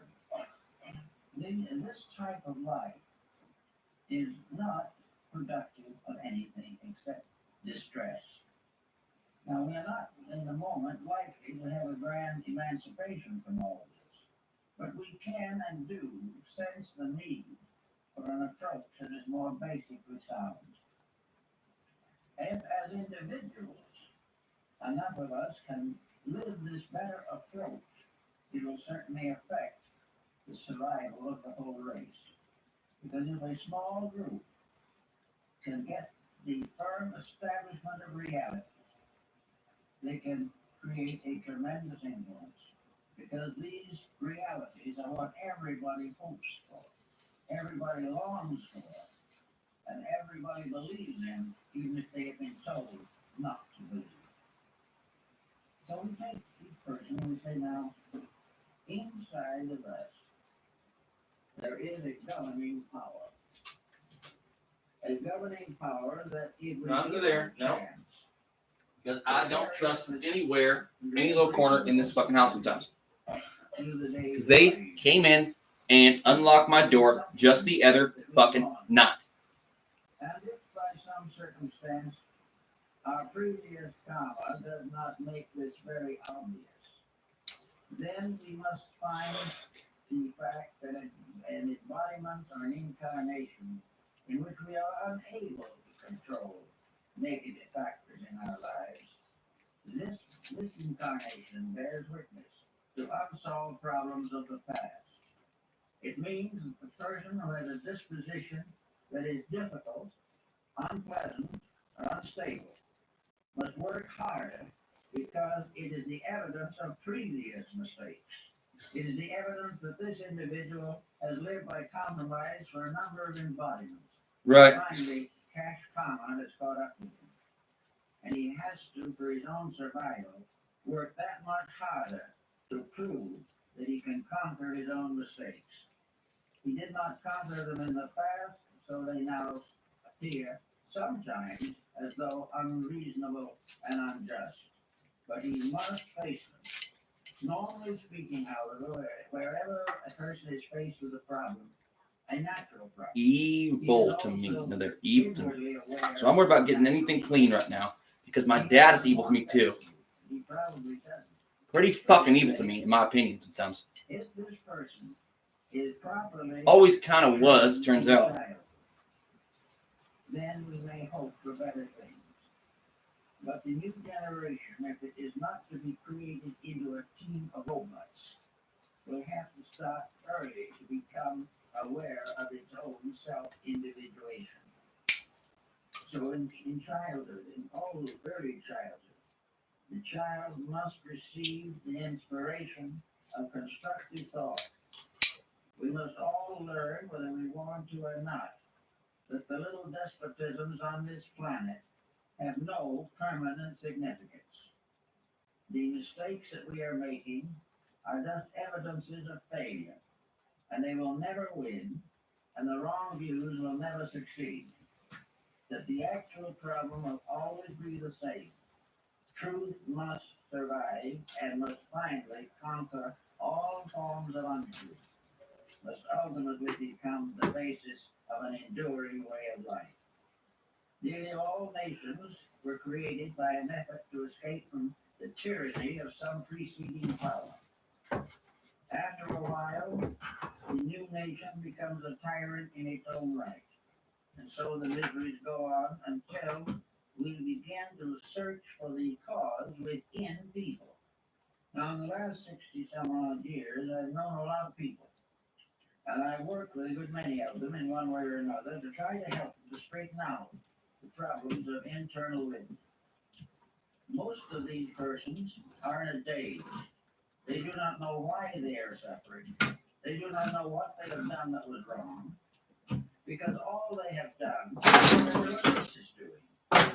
And this in itself makes it right, although everyone is in the same trouble. Like, you can look anywhere, you can do anything. People like to realize that when they live badly, simply because others do, they must sometimes face the sorrows that those others We hear you like that and like that and like the that. person has to gradually work. When they don't know shit about shit. Now, we may say that most people today are not strong enough or enlightened enough to work out an elaborate plan of personal salvation. This was known and has always been known, and it's because of this that the saviors and prophets have come to mankind. The most important thing for the individual, whether he be an electronic physicist, But it's not the past, whether guys. he be an astronaut, We had those values for a long time now for a fucking reason. You retards. Each individual must realize that regardless of anything, nature's rules will not be broken. And the most important of these rules that we can recognize today are the Ten Commandments. That there is no way of breaking them successfully. That no scientist has ever been able to create something to take their place. He knows them, he can deny them, he can write violently against them, and yet they operate and he fails. Therefore, we have these commandments, which have more or less come down to us as family truisms. They're available to everyone. And so are the teachings of Christ, the teachings of Buddha, the teachings of Pythagoras, of Plato, of Lao Tzu. All of these teachings are basic. There is not one of them that came from an academic source. They all came from a dedication of an individual internally enlightened to the service of his fellow men in trouble. Therefore, there is no evidence that great scientific achievements will ever take the place of the Ten Commandments. Fuck out of Or here. can deny them, or can create a civilization that can endure without them. Fucking today, evil, dude. for the most part, Fucking evil. religion, which has become associated with these problems, has difficulties in surviving the pressure of science. The only way in which it has been accomplished at all is that religion itself has highly modified its own beliefs and goes very lightly on the subjects of the Ten Commandments, allowing more and more freedom of the individual and the greater hope of vicarious What? My fucking cat food? that the individual will On camera be even? saved, Think you can get away with that? but because of his memory. Oh, you're sneaky. Good for you. The whole pal's being recorded. We're not going to have much Pretty damn problem with that, sure. But the great intellectual group is well satisfied. Guess what? So are phones. Trying to find out what to do. Every conversation. I found them with very strange complexes as to what to do.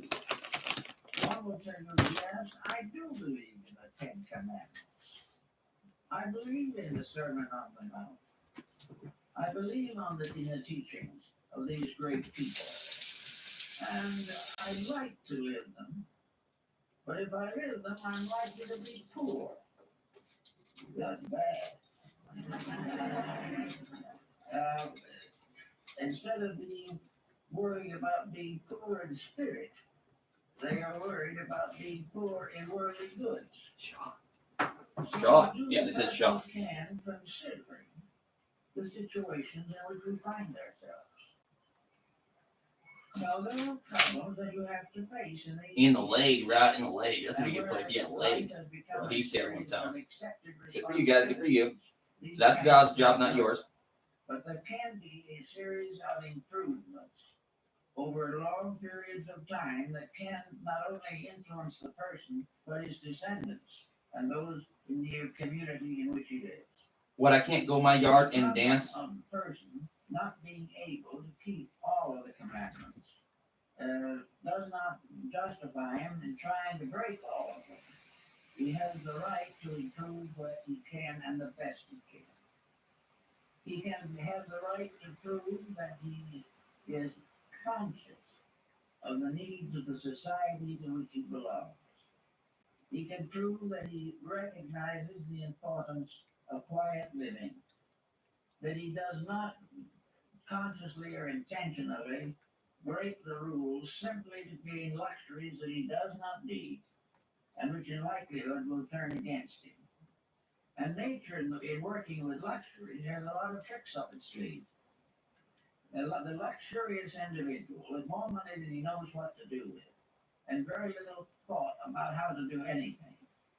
This individual with more money is in a condition to destroy himself more quickly and more effectively than if he had less means. Money can become the basis of the complete degeneration of character. It can afford all the dissipations which are no good for it. It can overlook all the natural social responsibilities which people of less means share. So wealth becomes a punishment unless those who possess it are able definitely and completely to dedicate it to the common good of all mankind. Anything else is going to simply make life difficult for themselves. So wealth is not a reward for wisdom. It is usually a reward for selfishness. And nature does not agree to this. So in one way or another, it is forever penalizing those who break the rules. Another type of thing that we could use, perhaps with advantage, is the idea of living in honor with family. Honor the father and the mother. This is, of course, practically ceased in a highly intellectual civilization. No one has time to honor anything, only time enough to remove all possible obligations and responsibilities and live as free as they can. Therefore, family, for lack of that, for lack of the little horseshoe nail, the nation was lost. Because, as Confucius points out, when the family fails, the entire empire is ready to collapse. So as more and more homes fail today, more and more troubles accumulate. Juvenile delinquency, crimes of all kinds, vicious misuse of funds, all these things, unreasonable fees for various services, all represent the failure of ethics to control. When ethics fails, evil moves in. And everything that is corrupted ethically will ultimately more things we kill society in a bad way, the worse the world gets for everybody else. Its own corruptions. For everybody else. So, the old rules, the more horrible you are to your fucking torture victims and shit. They were not brought down by some small group of superior persons. They were part of the human experience. Now we have built ourselves now one of the most intimate human experience situations that it is possible to imagine. It is becoming obvious that human experience is telling us that we're in serious difficulties. Now this does not mean that every individual is going to be destroyed by the common troubles of his day. The scripture also tells us that though thousands can fall on the right hand and thousands on the left hand. Yeah, but they're not, because they got technology that they got from who? If we are right, we are protected by the one armament that will hold rightness. Really? If we are right, we will achieve what is necessary, and we will arrange or set the foundation upon which our future embodiments will function. Now, if we could hope, as a materialist does hope, with very little scientific proof to support it, that when this world ends as far as we are concerned, Would you guys come to the end like of this floating around? small You guys span do of sometimes. life, See, still I that know we too. shall cease to exist forever, that no one will ever know or care what we did, and we will never know what happens to the world we leave behind, because there won't be any more of us. This is comforting to the individual who believes that in this way a bad conscience can be absorbed into oblivion. But we aren't sure of this. In fact, it is becoming more and more reasonable to assume that the human being is a reincarnating creature, that he has lived before, and in living before made some progress and some mistakes, and he will live again to make some more progress and correct a few mistakes. The whole situation, therefore, rests upon a different foundation. The individual is never going to escape the weaknesses of his own nature except by correcting them. Now, the philosophical insights do not warn the person that a terrible perdition awaits him. He is not going down to some horrible inferno to be tortured to death forever, while glorious Christians on a bridge of love wish him luck. The situation is not this at all. The individual will have to face the consequences of what he's doing now. And death is not going to end any part of his inner life. His inner life is a stream flowing from embodiment to embodiment. And to the degree he unfolds and strengthens it now, he will have a better time. And the improvement will begin now, but will not end now. And the achievements that we make in the terms of dedication and integrity will be with us forever, because we have lived better. And because we have lived better, and because we are better people, the better world will slowly emerge from You this go outside again, confusion. Garfield? A world which depends for its survival not upon scientific juggling of natural laws, but upon the integrities of people coming So into what are we birth gonna do with a now? firm resolution to get along with each other. Let's go out there and get fucking Every shot. form of intemperance, of intolerance, must be corrected in the This guy across the street knows he can away with it. He does it all the time. With some terrible catastrophe, a large part of humanity He shooting should the be fucking wiped out. Blue Jays around here. Who would do that? Who would that? This guy's still crazy next door. That nothing is wiped out. That the individuals who apparently leave here will be somewhere and will be back in due time. And they will live then according to what they did to cause the trouble or what they sacrificed in the hope of curing the trouble. The individual's integrity is his only security. It is the only thing that can surpass in strength and significance the small laws of security which we have in this world. So I like to think that in the new idea of humanism that we will have one humanity functioning forever, or at least for all available reportable time. Nothing is forever except foreverness itself. But for ages to come, humanity can be a great unfolding motion through space, in which a divine creation, gradually becoming inwardly enlightened, can build for itself a future in harmony with the will of God. 111, Garfield. These things can happen, but we have to use whatever means we have to make them happen. We know, for instance, that most people have a tendency to be good-natured, and that the majority of them assassinate this tendency every day. They do something that is not pleasant, not kindly, not charitable. In this quiet charity of ours, jealousy pops up. And we're sorry afterwards, but we said a lot of mean things. And as one told me, I'm sorry I said it, but I'm glad the other person heard it. This is what might be termed the true Christian spirit. Then somebody else doesn't approve of something. Someone always disapproves of things we do, We have the wrong job. We wear the wrong clothes. We go to the wrong church. And somebody has to save us from this deadliness of our own inadequacy. Well, you gotta think about it. You think So someone who doesn't know a thing about it right? will become a violent reformer.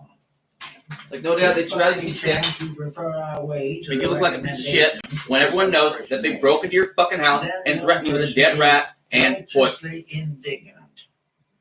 They have been denied More than the right once. to save us. But about like 40 people around this area are professional gang stalkers. Everywhere people get all They're like worried. professionally. They're worried And I fucking about know the this church now. their friends belong to.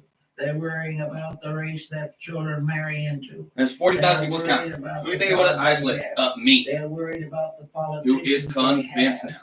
have. I would like to vote for someone else. When they do, they'll keep right on worrying. So people are all upset. And the natural kindliness of the soul has no. And I was convincing because they've been doing it for a long time to me. No, a really fucking long time. Taran Miller. Monastic orders sprang up in different religions, and those who wished to live the good life simply separated themselves from society, retired into a convent or a monastery, and remained there, spending their lives in prayer and meditation. This sounded as though it might be a pretty good idea, but it was actually a failure, for the simple reason that these people gradually became useless. They did nothing for anybody except try to save their own souls, which was a mistake. The whole of humanity is built upon an idea of cooperative comradeship. Everybody helping everyone else. Right, cooperative comradeship. To fulfill their proper reasonable Everyone help everyone else. Desires. So in true with the idea of true humanity, modern humanity. Who's ever helped me in my life? Not a single human being, except for one, pretty much, has ever gone out of their way to help me ever. By the people who Ever. have them. Imagine what it would save in the terms of money if we could all solve our own problems, rather than spend elaborate sums A man who is not saving himself. Try to solve them for us. If we could take care of the little differences that come up. To save spiritually? So Yeah. that we have no longer lasting grievances, we would have better dispositions, there would be fewer heart transplants and things of this kind. But physically, because we are no. destroying our own Why? dispositions Because and our he could health be, by our attitudes. yeah, like that a little bit. So if we want to try and get into this better world of the future, we all have the right to be right. We have the right to do the thing as it should be done, regardless of how other people do it. We have a right to be kind even when others are unkind to us. We have a right to be honest while we are being cheated. We have a right to be patient while things go into confusion. We have a right to become bigger than circumstances.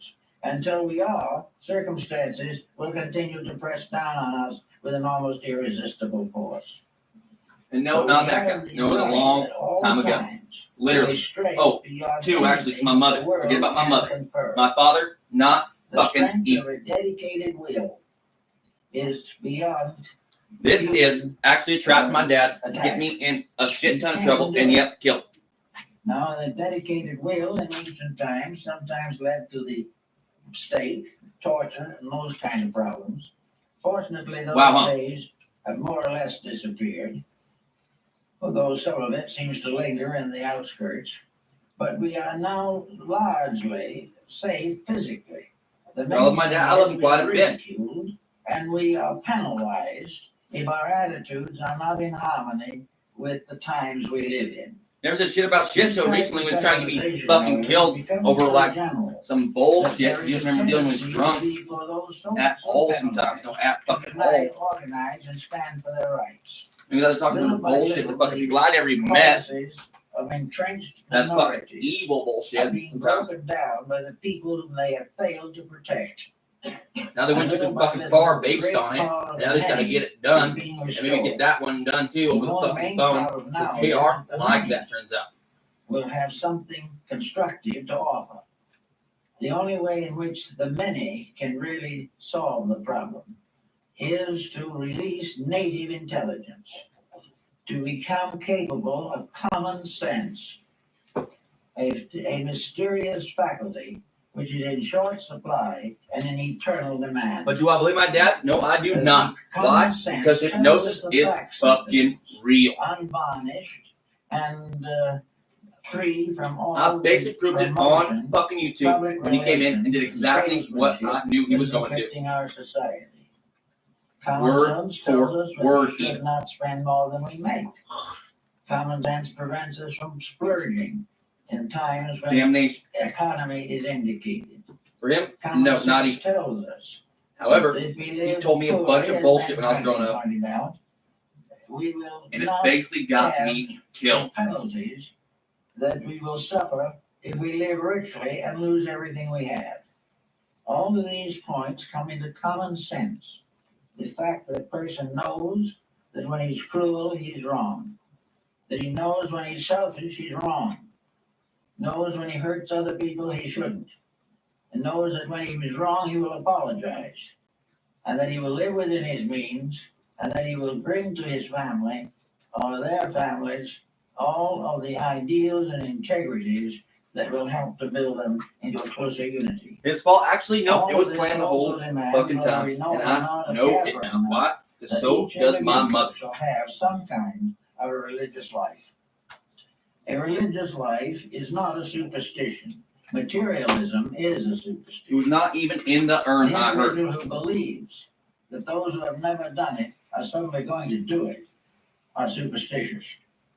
Well, mom going through her own mission, you said? Strength and security of humanity is in the inward realization that there is How many kids? 9 of them. that man cannot pervert. And that this power has never been revengeful. That this power has never tried to hurt anybody. This power is a kind of a universal law, benevolent in every aspect, working constantly for the improvement and salvation of all that lives. But this law is real. Those who break it feel it in the form of punishment. They feel this law suddenly standing against them and injuring their My dad around those fucking people, no, those fucking people, it's not any safer. Wishes.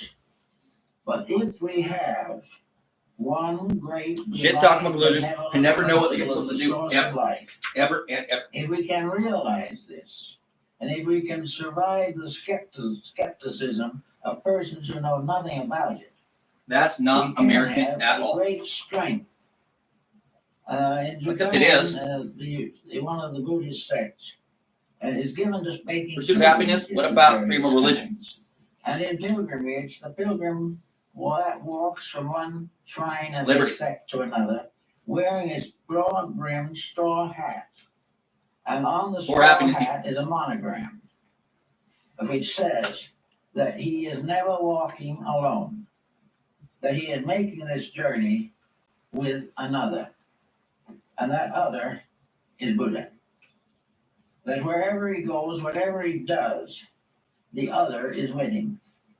The other meaning dance truth, more, meaning integrity, dance meaning more, righteousness. get outside more. Living and always will be. Oh, Garfield, not safe for us to get outside almost ever. A lack of People surprised how good I am with luck. In some religions and in many Christian Not really. When it comes down to it, yeah, pretty much. Truth is not distant. That love, the love of God, is not something saved there far off in space for the members of one denomination. But that always and everything we do, no, deity is present because we've been trying to get this kid for fucking 10 years.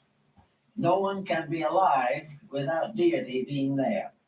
What? I went to school one day. Don't come to kill. Deity goes on with the. Like, okay, or for him, or keep him behind bars, but keep him alive before we can. We'll get his organs from him because he's very healthy.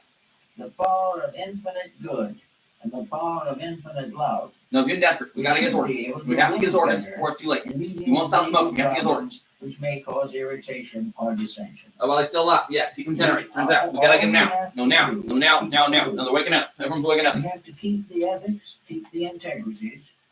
We have to be kind. We have to represent our understanding of compassion.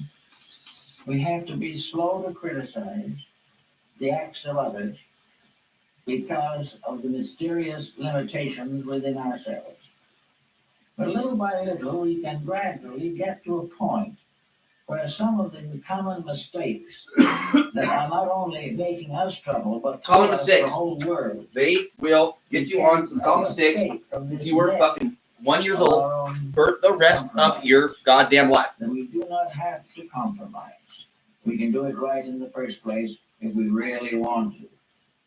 Now, people who do not understand these things do not really want to change. I know people whose great joy in life is nagging someone. Nothing else seems to really supply them. But if you took those persons and analyzed them, you would find there's something wrong inside. And here psychology comes into the situation, but mostly in a half-baked manner. The individual who doesn't like anyone goes to an analyst to find out why, and he gets a definition which is probably essentially true. That he is that way because of incidents in his own So we don't live like a 21st century, city slicker, pretty much. And which are now fighting their way to the surface at the expense of his present disposition. This is probably reasonably true, but what do we get as a real solution for this? How is this individual suddenly not going to do it? The idea is that if he finds out the cause, he will correct it himself. This is optimism. And they refuse to believe sometimes broke my house. Why? Because they knew it. They put him up to it. Finally, has an excuse for his present condition, and he no, boys went too long. He cannot improve. No, he cannot get better. He cannot get praised by anyone. Even though he already cast. Many times. But theoretically, a person with problems has to face problems. Sometimes he discovers. No, making piss these guys off. Piss these guys off. Piss these guys off too. You're already so pissed. One of the But things he's like, oh wow. About by materialists is that we shouldn't trust memory unless it has been schooled at Harvard. But at the same time, if we don't trust memory, we're going to miss a number of things. We can remember back to the situations of early life that could very well have caused. They know it's illegal. No, they don't know how legal it is because they'll put me letting go. And these difficulties will keep right on bothering us. And we will Some say places they it's do not, my but hardly fault ever. at all. It was my uncle who was Why? the Because they're man. not fucking Christian enough. He's the one that caused it all. Or it was my family breakup that set me onto the wrong path. Like, hell's not real. It says it's real right fucking there, doesn't it? The individual can stop and Fucking begin Bible. to use an alchemistic More than once. transmutation of his own remembrances. And if he can clean the mysterious stables of his own memories, he can do a great deal to improve his present disposition. No matter what happened to him anywhere along the line, he can get over it if he really wants to. So he can say to himself, yes, this was my cause of trouble. Now, what is it that happened at that time that in the divine plan of things had to happen to me? Why did I have to go through that? Yes and no. Why does the neighbor have children that are happy and are living together in comparative tranquility? And my family went on the Life has been happening to me Why did for this a happen? long time. Well, there are all A kinds of really answers, long but the time. substance Like of the my matter whole is that we fucking look life. at it If today, wait, that the otherwise condition that has I been would caused never is wrong, back here. and that this condition has been allowed to control life and make trouble for the individual maybe for 60 or 70 years. He's never got over his grievance. Bring up now because the cats were here. He was here When I was a to kid. get over the grievance. And philosophy, religion, They're like, no science fucking teach way, him no fucking way, that there no is a fucking way I ever grievance to would. be So what recovered happened? from. Put Bob And it here. is And only then, the yep, only same fucking thing, but technique worse. that will do it. And when it comes to leaning on science, So maybe that's how it goes. Turns out it was. It can Turns only out it go was. so Turns out it far. was. It can help to clarify the It's like problem. that. Yes, But I no understand. individual You can guys know the other solve shit? it without the use of his own willpower, common sense, and integrity. So we have all these problems that are here to make Who us is doing it? learn. They are. We are here to realize that this schooling we're going through is an educational process. The other ones, yeah. Life in this world is Working the not same a fucking people often, often, vacation. often. It is a period of schooling. You kind of know it's It is something in which we have lots Yeah, of we have. opportunities Yeah, we have. to We be have to do what? happy. See, We you can have to do what? Or occasionally else take it's a gonna be nice like, life apple to the what, teacher if we when, want where, to. what? We can have You're good here to friends clean in this shit out school. now? We can Yeah, have big interesting time, big lessons time. to Let's pull learn. stuff and see. But we are here to There's no mold learn. down here. And by learning, to No mold under accomplish my the one sink thing that whatsoever. learning can do, and that is help us to correct our own mistakes. We are going to have to be individuals. But now it's We're raining going to have and to there's be water on the ground again. elements in a new type of Where's it all coming humanistic from? society. one in which each individual assumes responsibility for his own conduct. Turn the other way, so I make And will keep on assuming that responsibility until his life is devoid of any intemperances that cause him to be in trouble. The alcoholic, the drug addict, all of these types of people have simply flunked an examination. Why am I here? Because they've had an opportunity to do something with their life, and some disappointment, some disillusionment destroyed it. I know one case in which a family was ruined for an entire generation because one of their children didn't do what the parents wanted. Well, what the child wanted to do was not essentially wrong. He simply wished to have an opportunity to think for himself. And the family decided that if he did not think their way, he was a heretic. So they consequently took him, threw him out of the house, and that man did not see his parents for 30 years. Simply because he did not want to think their way. Shit under my sink has been and what he wanted to think was not in any way wrong. It was simply the right to live his own life as constructively as possible. Whereas the parental Who's trying to set me up? So I know my dad did a lot, trying to set him a lot. All the time. But I know it's not just him. Because someone's broken in here recently. Time and time again. So I don't go to my dad's room whatsoever. I saw a fucking bug going there. It was huge. I thought maybe it's a mouse. Could be a mouse. Rather important. At a time when the whole world is in trouble. Where no one seems to be quite certain what should happen. Look at a spider. Why is it so to me, from my eyes, but it probably wasn't mouse. Possible for the private citizens to at least gain certain securities? Nope, not a roach, guys, not a roach. If we really understand, not a giant spider web under my fucking bed. We can learn from huge spider web like that. Sorry to fuck up your house. It was mad at me a little bit. It's mad at me kind of, but not really. Because most of the strong kind of knows that. We can look around and see today what happens. Yeah, he's not mad either. There's one button, he's mad. The Garfield kind of. What it is doing to millions of people who are murdering each other in the name of divine love. If we want to know what's wrong with our economic system, his work done too. We can find out. Eating up the enemy. How a complete addiction to the profit concept with no other roads coming here, not really, because Garfield's in here, and Garfield is a destroyer. Money being the only suitable reward for anything, we are all moving inevitably towards bankruptcy. Well, trust me this, trust me the other. Guess what? There's no fucking mold in this house. And we take what little funds we have and we both came outside. Kindly. Just concern me a little bit. So I'll shut this and up. I like that. Fresh air make more from them than they are worth. And the same is true of health. Our health problems are largely controlled from within ourselves. Most ailments begin through a corruption of natural law. Something goes amiss, we do nothing about it.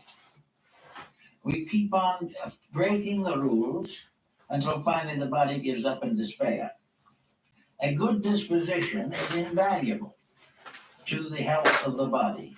The nagger, the critic, the individual constantly on the ragged edge of unhappiness or antagonism. Your litter box is not here anymore, not inside anymore. You can go on the floor, and I don't really care. How'd that water get there? The mental breakdowns of advancing years are simply due to the fact that the individual... It's like they come in and spill water in my house or something. Like, where the fuck does it even get all the way, got spread out down here? Everything has to work out. We have to... It's not coming from the roof.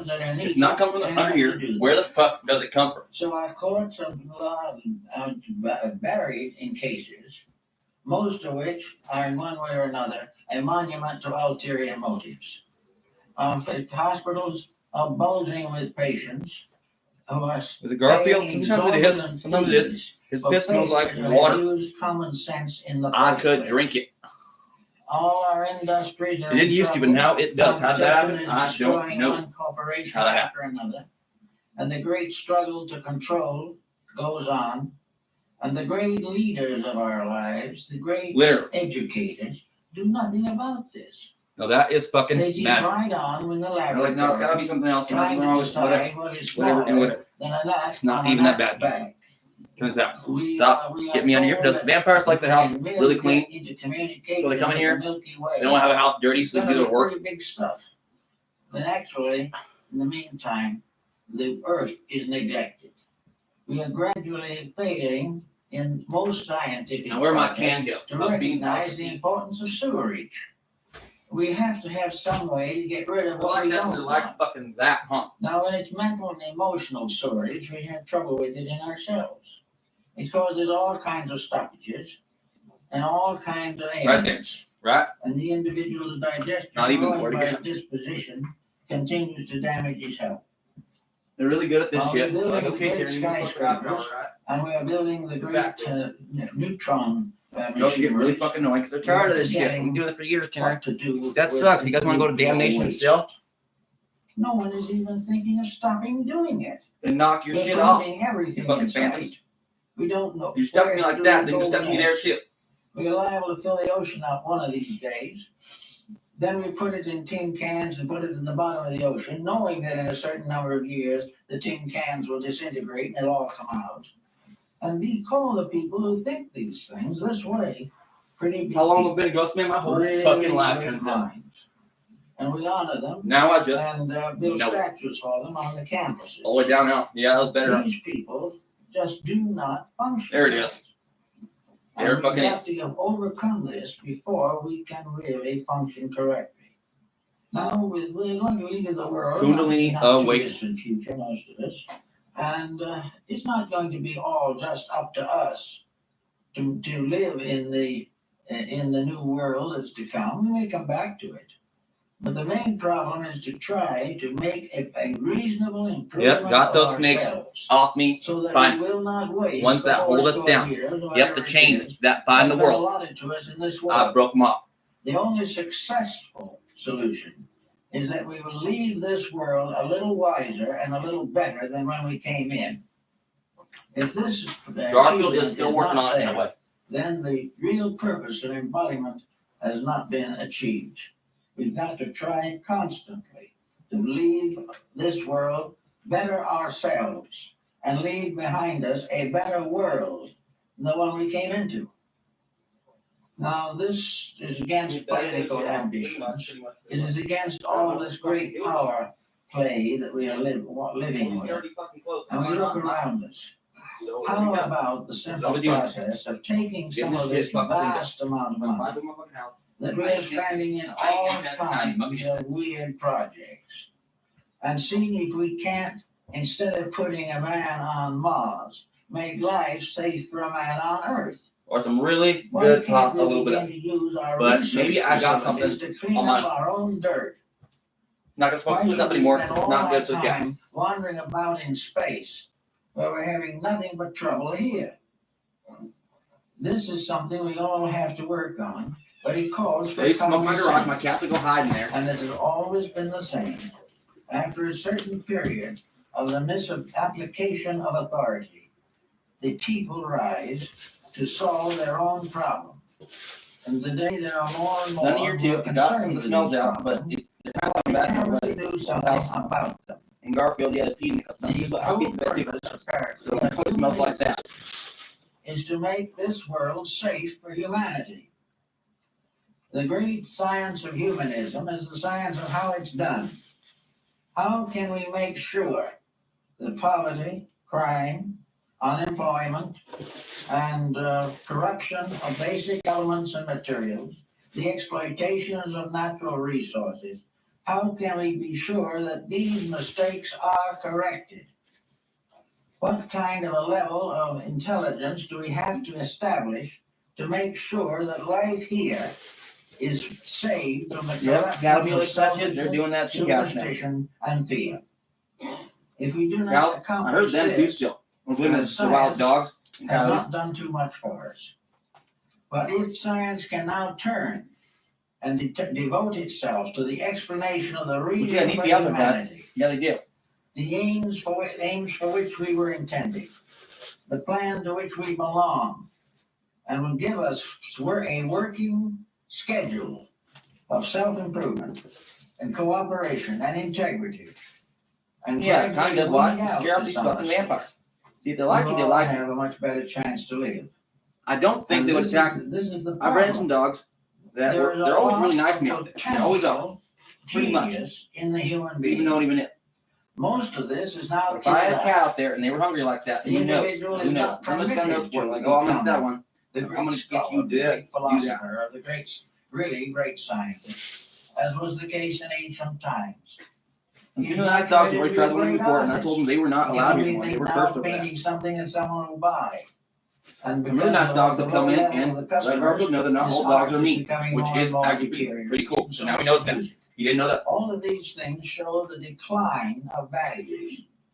And at the seat of it all is a great educational institution, with the primary purpose of which should be to perpetuate values, to make them real, to give the individual a trestle board of achievements and plans and programs and projects by means of which each individual in his own way will have the opportunity to live his life constructively and in conformity with natural law. Until these things are achieved, until this is accomplished, we're just going to have trouble. But this new system is arising. Everywhere on earth, people are becoming more and more conscious that the first problem that must be solved is humanity. And that when that is solved and we are all safe and sound, then we can speculate. His house is made like that. Has been achieved, then the attention being directed to other things almost exclusively is dangerous.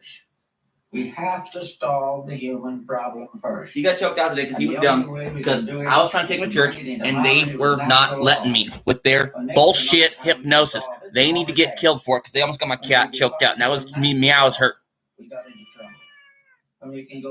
Literally skinned alive like they like to fucking do to people. And get the ship of state back on the proper course of life. We will find that things will work out reasonably well. Well, that's it.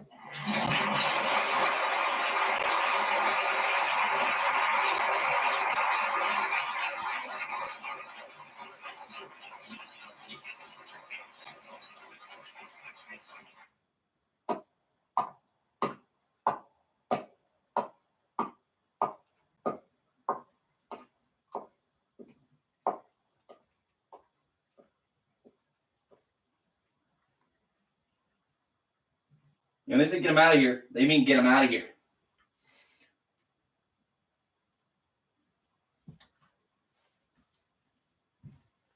Where did my fucking food go? Right here. See what I mean? You miss your fucking food that's right there. They're good at that too. Even people have sight, which I barely do. I do and I don't. My vision's like 20 fucking 300. So yeah, almost legally blind. What about the rest of it? Yeah, I'm almost legally fucking blind. I've been for fucking my whole life. Is by nature primordially pure.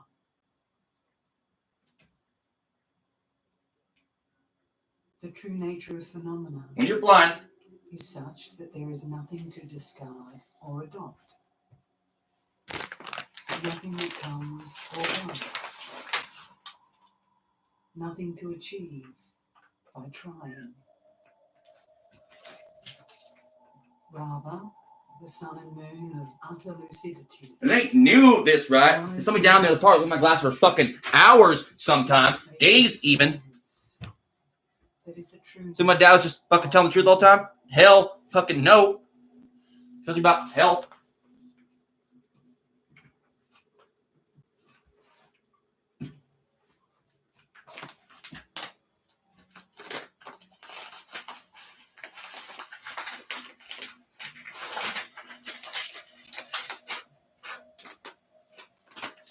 Without sense objects being blocked or mind being raised. No, you assholes took my dad seriously and literally got me killed, neighbor. Yeah, that's like the biggest deal. Is some of the shit that they talked over there. Right there before I even ever went crazy, and I knew it. Samatabhadra.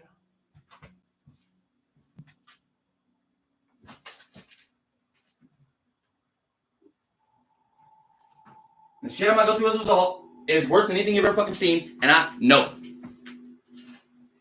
And I'm not happy about it. Without the arising and subsiding of thoughts, there is a naturally limpid, pristine state. like the unwavering evenness. Oh, you know what deserves? I'm an asshole. of a limpid ocean. It's like happening to assholes getting xenobitten for like 20 years. You laughing about it, asshole? Yeah, he is. Done something before.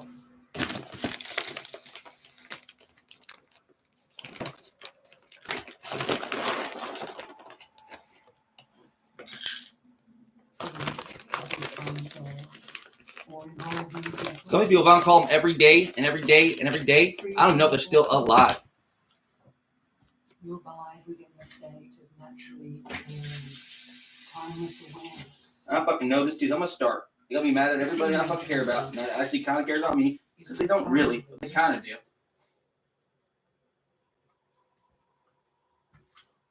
Always been that way.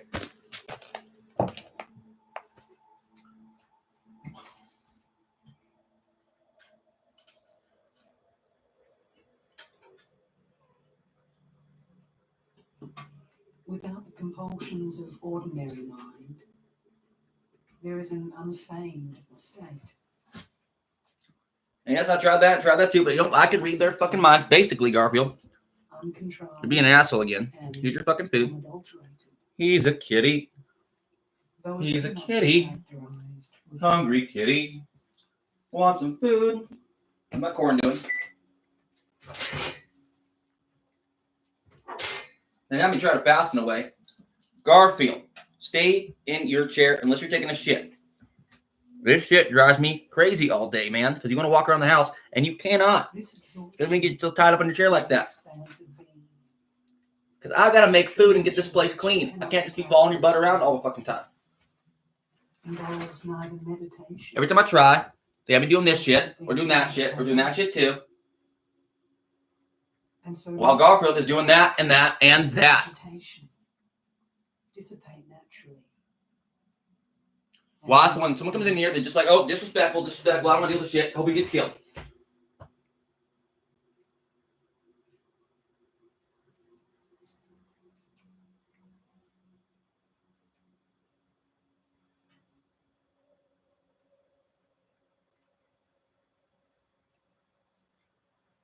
Yeah, an assumption makes a xenobite out of you and me.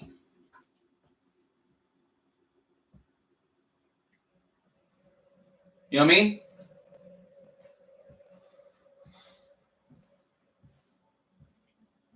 All-consuming thought patterns cannot be abandoned by being renounced, for they are the dynamic energy of awareness.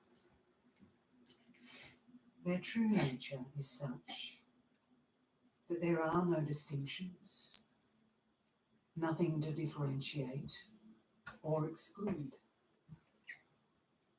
So that nature is not ensured by achievement, but arises as basic space. More like they're victims.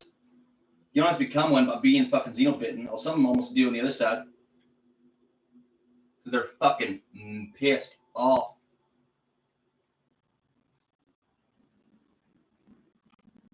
At me, yeah. Not even, not him. You perceive it to be naturally occurring timeless awareness.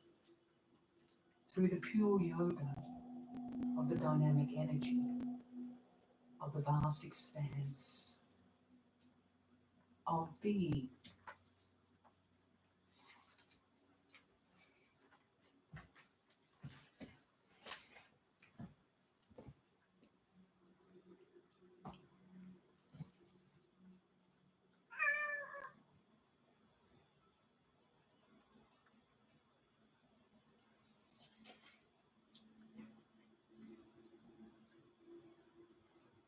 In the timeless unity of sensory appearances and mind, the naturally settled state that is the true nature of phenomena. Meditative absorption is experienced as an unwavering, ongoing flow. You ever seen pictures of those people? You ever seen the images? No, you have, right?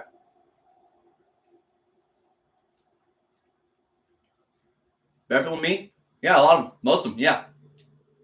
Should it happen to anyone? Thus, No. the pinnacle, the most excellent. Why do you let it? Mind of Why do you force it? Santa Why do you is the enable it? most sublime, spacious state, equal to space.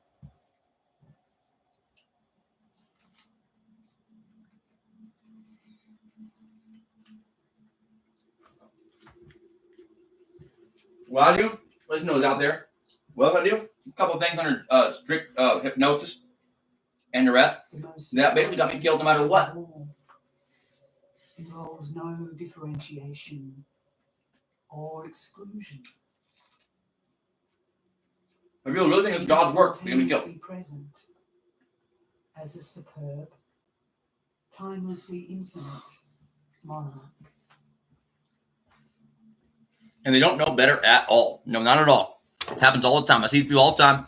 They got people burnt alive, hundreds of them, and then they think that it's all cool when they die, but it never, ever is.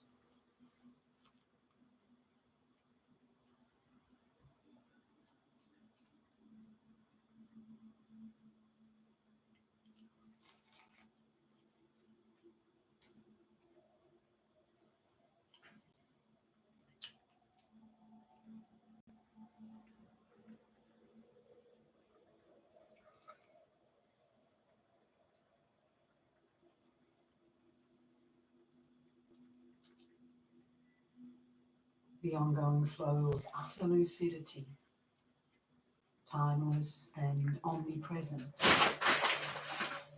is spontaneously present within this context, in which nothing is discarded or adopted.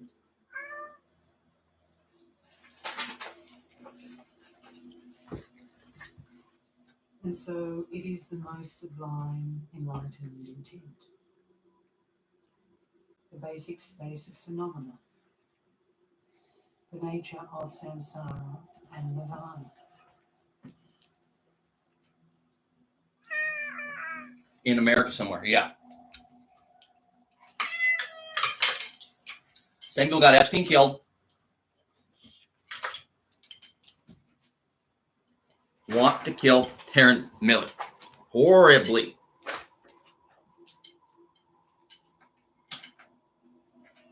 Not exactly, but all fucking most. They know each other. Well, no, not even. There's a lot more than you think out there. Being rich and evil. Yep. Turns out. And equal to space. In every fucking way they can sometimes. Is timelessly and innately present in all beings.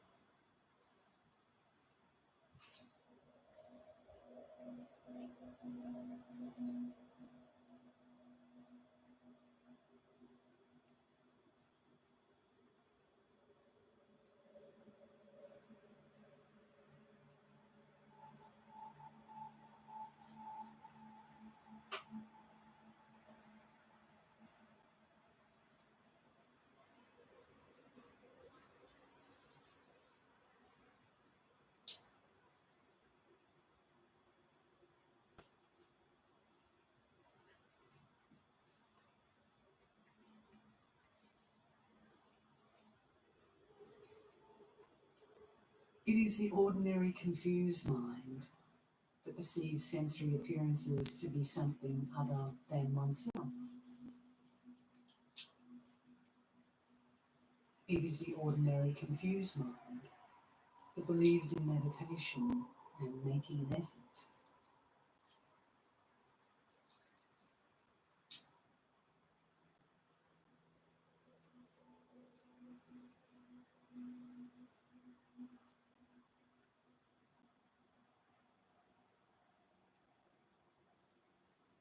The true nature of confusion is the realm of equalness, the natural state of rest, the natural expanse that is unwavering and primordially pure.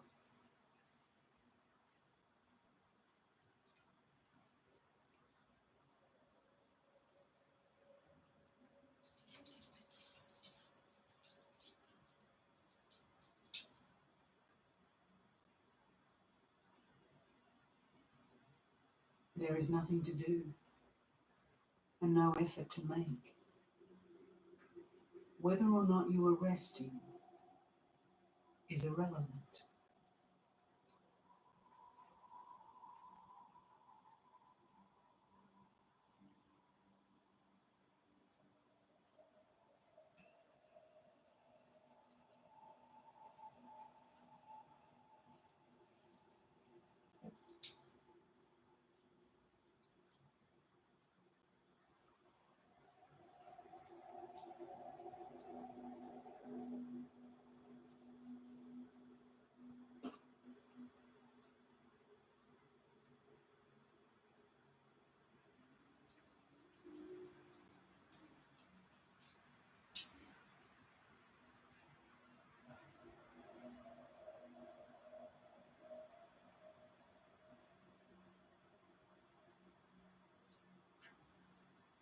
Given the unchanging, spontaneously present nature of phenomena,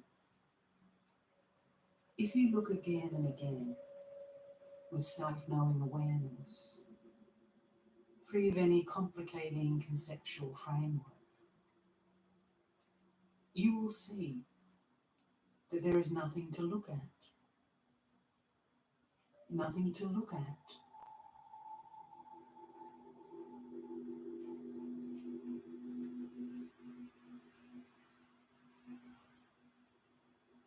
This is the view of omnipresent awareness.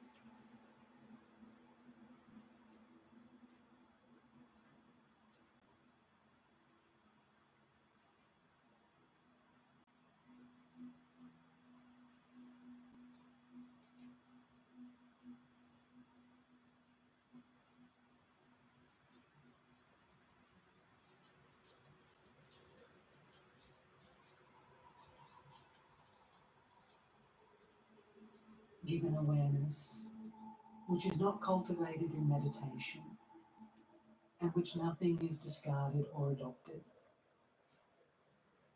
If you meditate again and again, you will see that there is nothing to cultivate in meditation. Nothing to cultivate in meditation.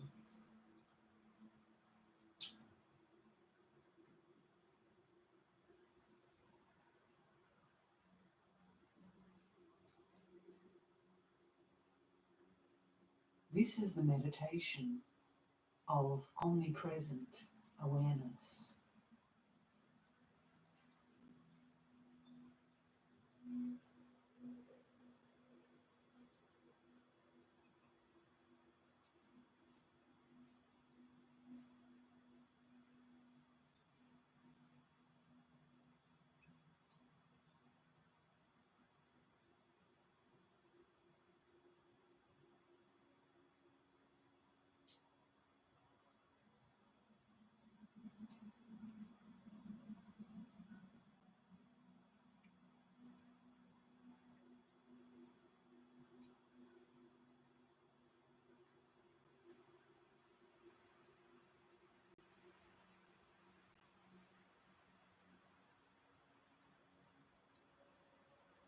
Given the way of abiding, non-dual and free of acceptance and rejection. Love you, Garfield. If you engage in conduct again and again, you will see that there is no conduct to an act. No conduct to an act. This is the conduct of omnipresent awareness.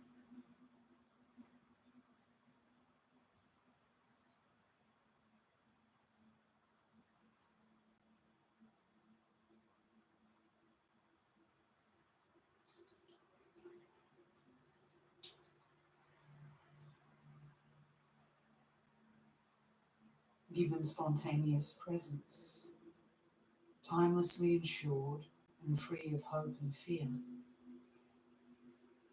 If you strive to achieve again and again, you will see that there is nothing to achieve. Nothing to achieve. This is the fruition of omnipresent awareness.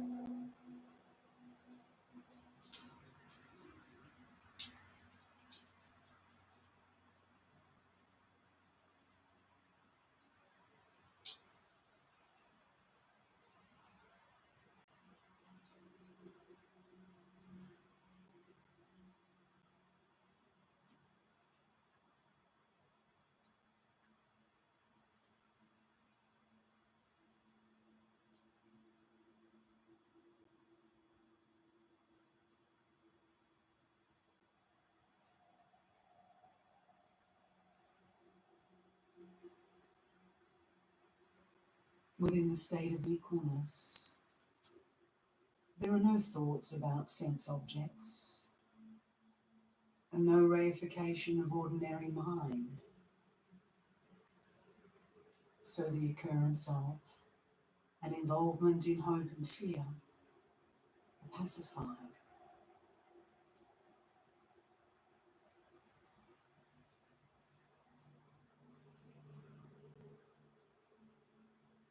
I am not. Huh? No, I am a gangster. That's why I'm going to get killed. And I didn't even know. Abiding in the equalness of sense objects and mind means that, as a matter of course, there is no strain from the expanse. That is the true nature of phenomena.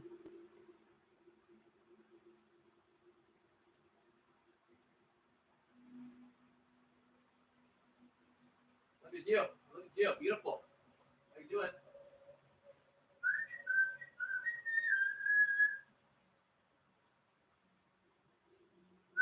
One abides in an omnipresent state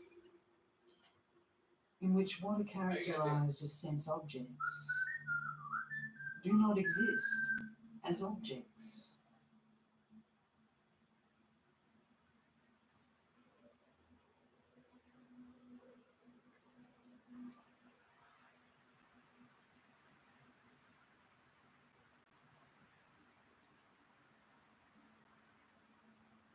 Since there is omnipresent awareness, timeless and non-dual, within the state of great perfection, the indivisibility of samsara and nirvana, everything is in a state of infinite evenness, without acceptance or rejection.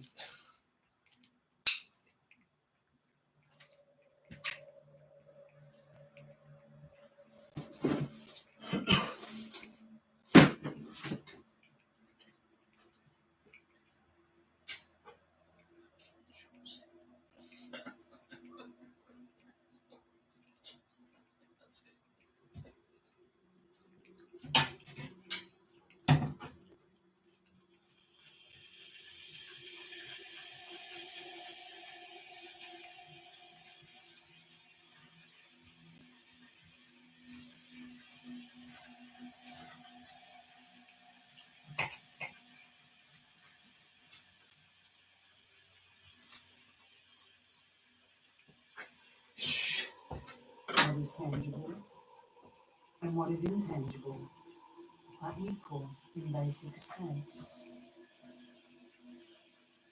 Buddhas and ordinary beings are equal in basic space.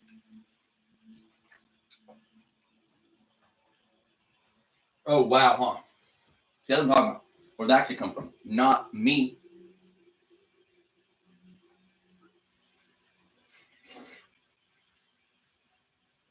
Relative reality and ultimate All these fucking martyrs are sitting equal within me. in basic space. Who've already been martyred before.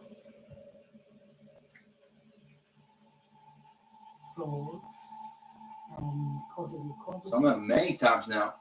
are equal in And are basic fucking sense. sick of it.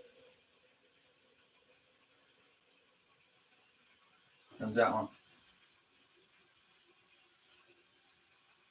In all directions, above, below, and in between. Because hypnosis directly on half the people I've ever came in contact with.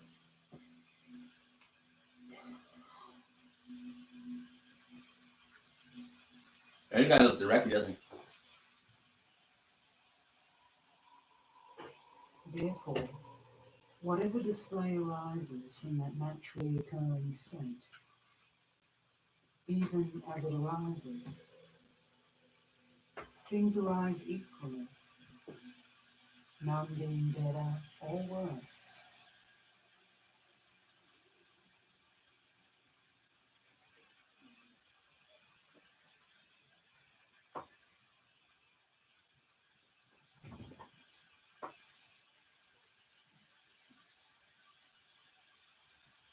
Yeah, no, I'm that kind of redneck. Right? Some of you guys are literally fucking out there being evil hillbillies. What need is there to accept or reject our time antidotes?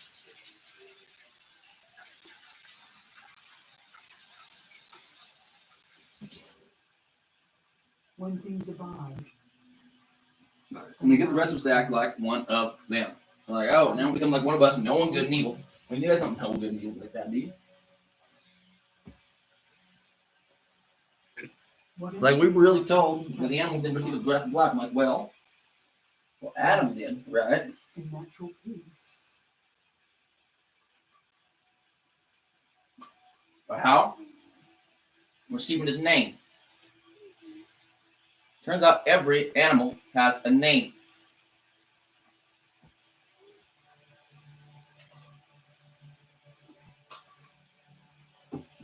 They have a song.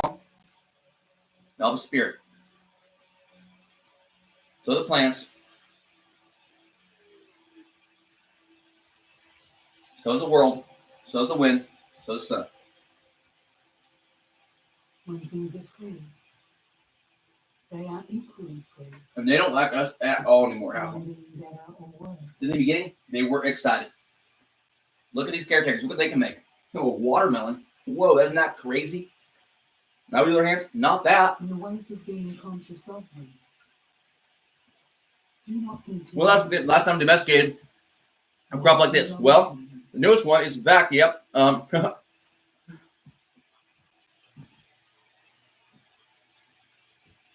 Modern marijuana. And a few other ones. That's not completely true. But what about the other ones?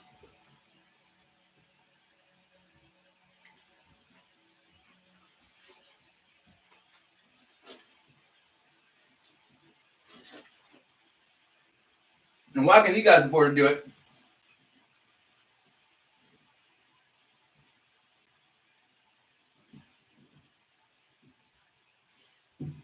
In U.S. territory, Within and the us portable not. The expanse of the ground of being. Not completely, not even. The way They've been in smoking which marijuana for a long time, arises a really long time, actually, a really long time. So, is that your guys' argument?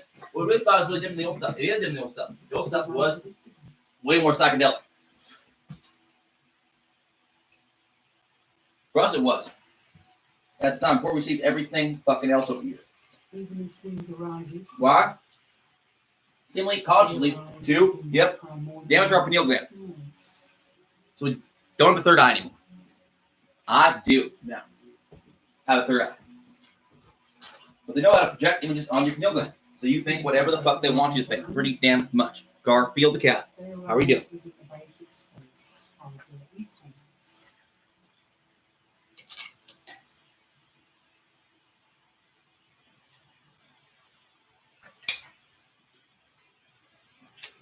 Garfield's not them. That is the fucking human beings. You want me to go outside so you can get fucking shot in the chest again. Not bad enough to fucking kill him, bad enough to injure him, so I have to deal with him suffering and dying. I'm fucking good, Garfield, right now. Unequally. Because I can hear him doing it, asshole. I've already shot you before. And I fucking know it.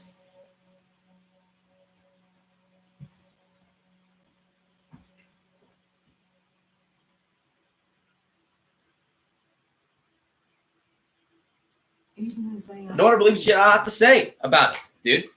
This constitutes the expanse of naturally occurring timeless awareness. What happens? No, this is what happens, Garfield. I was getting fucking busy. They wouldn't let me shut up. Garfield gets irritated. He starts getting up. It's like, Dad, I want to go now. Dad, I want to go now. Even as they are free How's your nose doing? unequally.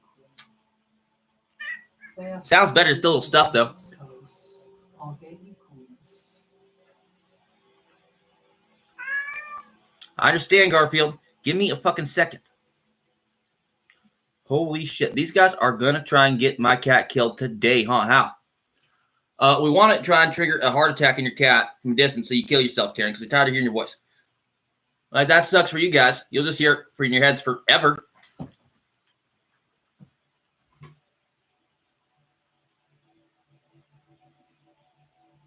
I didn't do it the whole time. The whole time, I moved the device on. And I started doing it.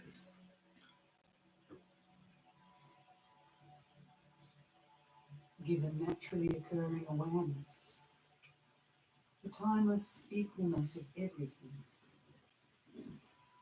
arising and non-arising, timelessly non-existent in basic space.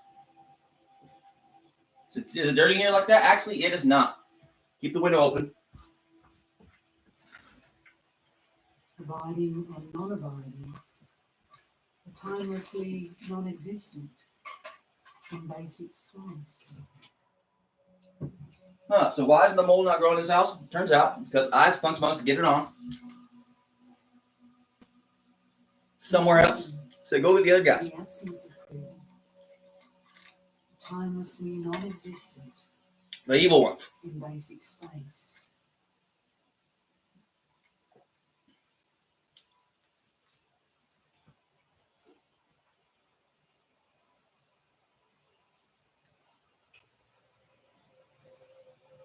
Because they already tried to poison me with it before.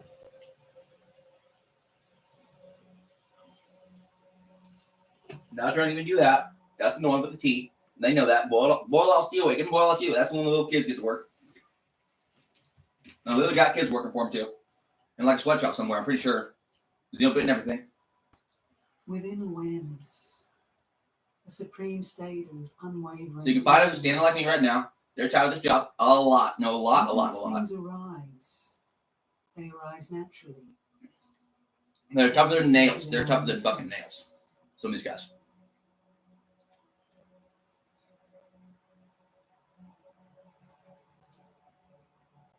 Even as they abide naturally. The more you do it, the more I talk. Not you, the ones closer. We're doing it too. Turns out. And I knew that too. Even as they are freed. The other guy. Holding their own place.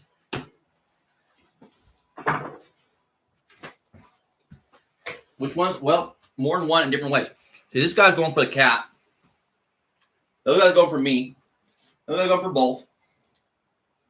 All for completely different reasons.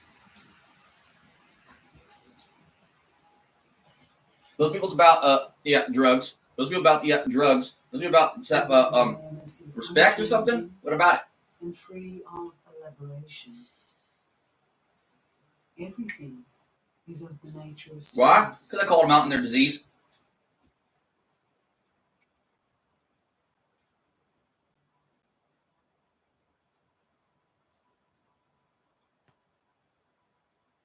And I'm basically totally sober. And I fucking know it. Yeah, they would make me quieter. And someone's called me up through hypnosis to go get it. And I know that if I went and got it, I'd get zero bit for it. Just like that. Abides timelessly.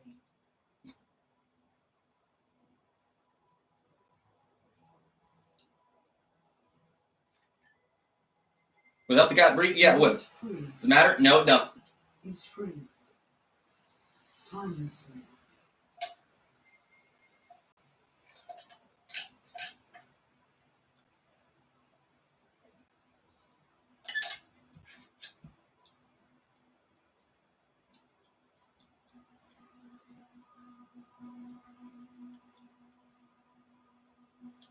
See how it goes?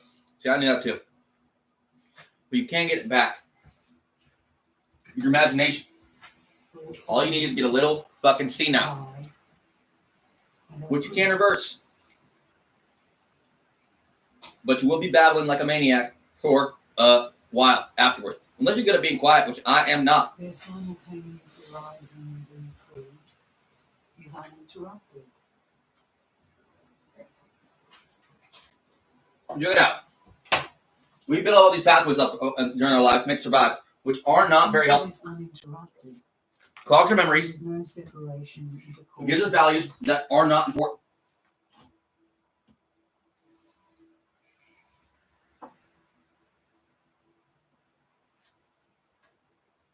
Since there is no cause and effect, the abyss of samsara. It does make your most a little effective, but not even sometimes. Depends on how fucking spiritual you get when you get there.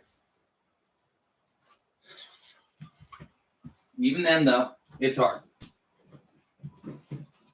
Nowadays, you're gonna hear all the wrong things in your fucking head, which is mostly that Taran Miller is evil. Since there is Everyone, no yeah. longer an abyss.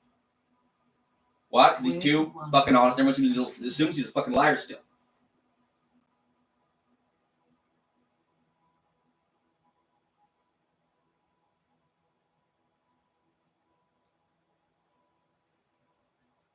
Sometimes I lied a couple of times. That were big lies, kind of. That's kind of stuck around. A couple of. The expanse of Samattabhadra is timelessly. Other than that, I never fucking lie. Pretty much. The expanse of Vajrasattva. Some people never do, right? But I did a few times. Or change. So everyone assumes that I'm lying still. When people actually around me are fucking liars sometimes. No, straight up liars. The term Buddhahood is nothing more than a label. And rather get me killed than admit that they are wrong. Of the very essence of being. The way of abiding.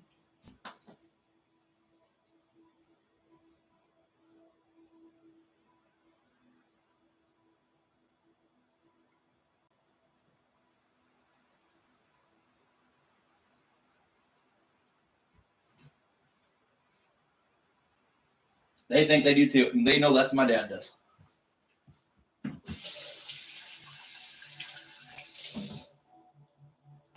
How people I met with a college education. See, college is fucking cool, but it is also hypnosis. That's how we know this shit. That's like everybody's gotta go to college when you're done with high school. If you don't, then you're a loser. To accept. But education is that important. Garfield, what are you doing? So all things are in a state of. I know it. No, I know it. Where's your litter box? It is in the garage now. Why? Because it is no longer healthy for you when your nose is getting stuffed.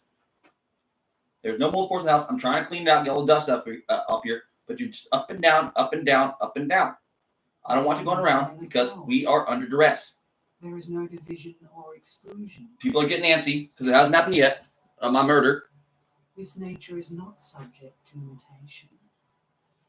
For error and obscuration have been seen through.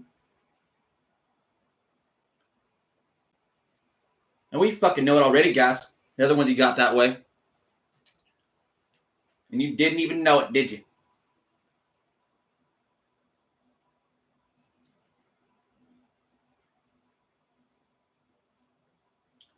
Are they guilty for that? No, they're not. What happened to those guys? Gone. Within awakened mind itself, in which there are no pitfalls.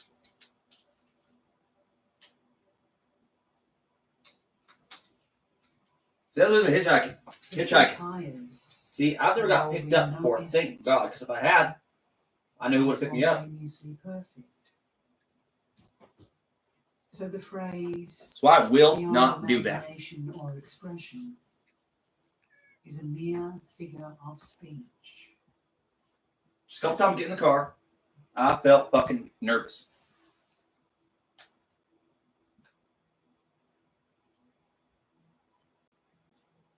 Sensory appearances are unrestricted. Because not many people in this county. Awareness is He's going here and going there, and they are mad about it. Because they don't mean to get nothing. Since the genuine state of uncontrived rest is unobscured and unobstructed, with no division into outer Well, I do. and inner. It is evident as the supreme nature of phenomena. Try to get the best people's attention in interesting ways, sometimes the wrong way. And I know that too. Let your mind and body relax deeply in a carefree state. Well, I was telling me, I'm under hypnosis. I'm going crazy. Watch everything I do. With an easy Some of it's really wrong. Some of it's not so wrong. I'm getting there, Garfield. person who has nothing more to do. I love you to death. Let your mind and body You know, still, I know it is. I'm trying to clean this fucking place up. You're making it hard. Every time I speak this accent, means someone's hypnotizing me big fucking time and big fucking time and big fucking time.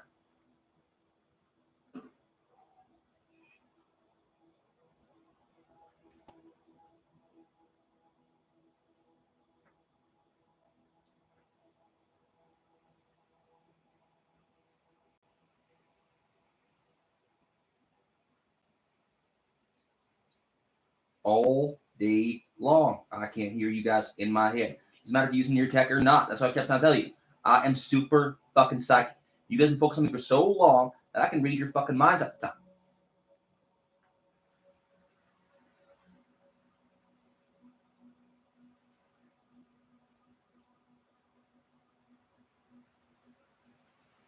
I don't know their names all the time.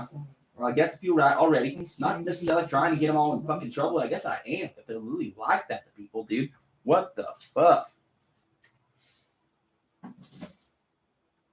However they dwell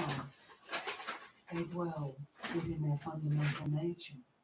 Someone just keep. See, some are trying to help me now. They know what the situation is. And the other ones, because there's more than one of them, just will not get behind me. They move within their fundamental Team Clippers on.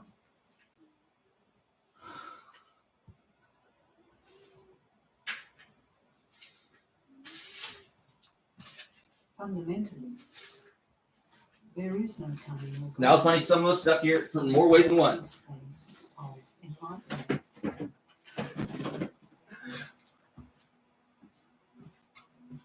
The enlightened forms of victorious ones do not come or go.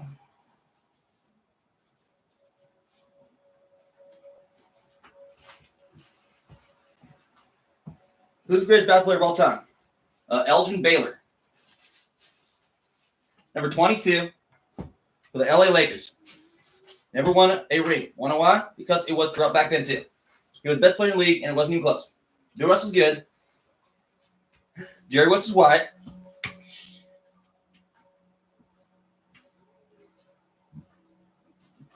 Right, there's a lot of good centers back in the day. A lot of good fucking centers. However description occurs. Oh, Will. Yeah, Will. Good for you. Good for you.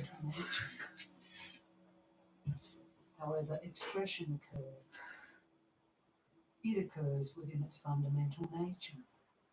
LeBron, yeah, well, you know what I mean? He is a mute in more ways than one. Fundamentally, Michael Jordan, yep. Well, that was a set up too, kind of. And I kind of knew that. Within awakened mind. You guys are guys that worked against big time. Elgin Baylor back in the 60s, and yep, LeBron. He's just that fucking good. The enlightened speech of the victorious ones of the three times is Yes and no, guys. Yes and no. and inexpressible. Didn't like that, don't. See, yes and no. See, sports are competitive. So it's not like that. It's like that. I'm just like it's less like that nowadays than it was back in the day, actually.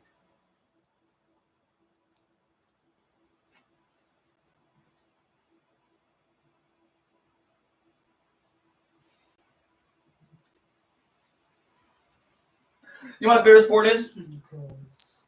Boxing. Yeah, boxing. It occurs within its fundamental nature. Old school boxing. Yep, 15 rounders. 8-ounce gloves. However, conceptual. 3 minutes, 1 minute off. It occurs Heavyweight, no, within its heavyweight. fundamental nature.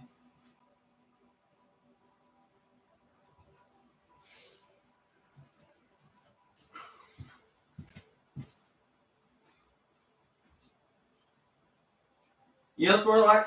Track and field. The most real sport there is. There is never any thinking. All conceptual. Fucking humans can run their asses off. Fastest, not even close. No, House Scouts could beat Usain Bolt in the sprint sometimes. And so did I one time, I thought. Yeah, I'm fucking fast.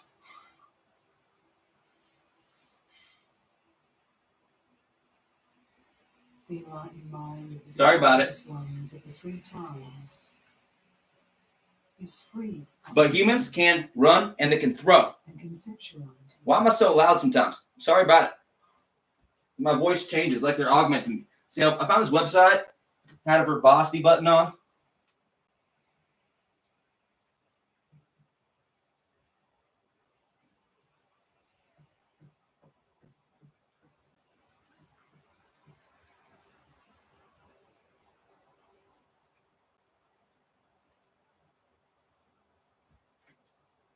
But you know what works nowadays? We put people up like that almost always. Almost always and almost always. Check it out. I was playing basketball a lot. No, a lot back in the day. And I did not miss. I wouldn't miss for months sometimes. In any way at all. Just a couple months that I just didn't miss. There is mnemonic. They stripped that from me and gave it to someone else to boost their stats. Of being enjoys itself. There is Sambhogakaya. Since no substantial. That's what I keep saying. I'm gonna die soon. But I am like that. I have been like that.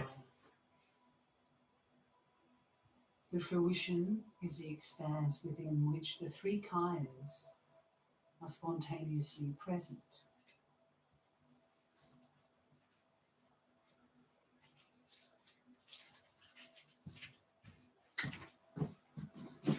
No, on that fucking riff. Yeah, on that riff. Down there at the park. In the very state, that is the vast expanse. You know, it's harder for a center to make it sometimes. Because the angle, yeah. 6 inches shorter and thicker than a fence. If the characteristics of ordinary consciousness do not stir in the mind, those are the best sports in the world, in my opinion. Martial arts, MMA is cool. I just ain't into grappling that much. I mean, you know what I mean?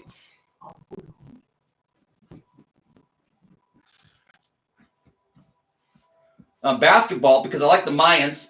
They're badass, but they're kind of evil sometimes. Yeah, pretty evil.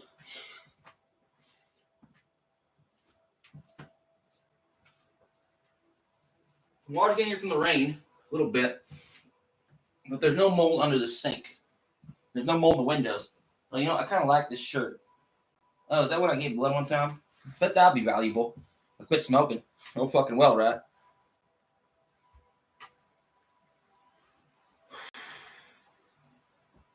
Really bad. That's what I'm worried about. No, I do not. Just know I'm Taran Miller. The nature of enlightenment is similar to the spacious vault of the sky. No, they do not tell people like The this. most sublime form of meditation involves. But they're not get the opportunity to ask every question in the book because they actually know something and they don't want to treat it.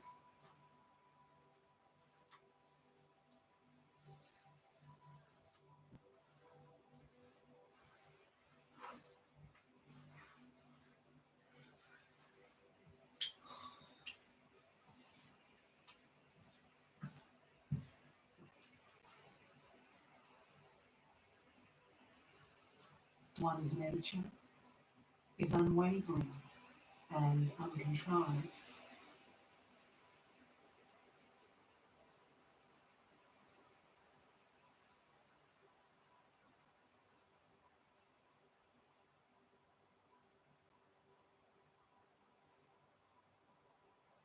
unplanned and completely free of the formation of ideas. The true nature of phenomena, the naturally settled state, is without transition or change throughout the three times.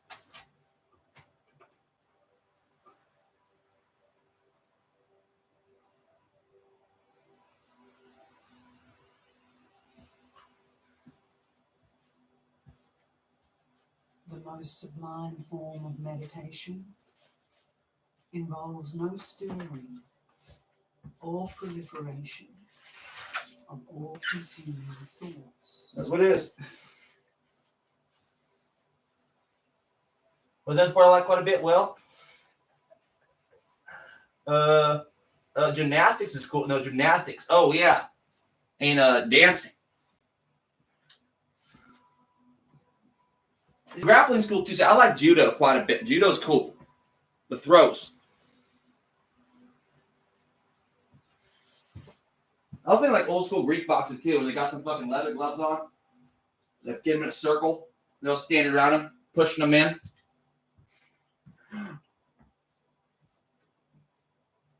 Yeah, no, they had a line that they're standing over often. And they just had to stand there and beat each other up.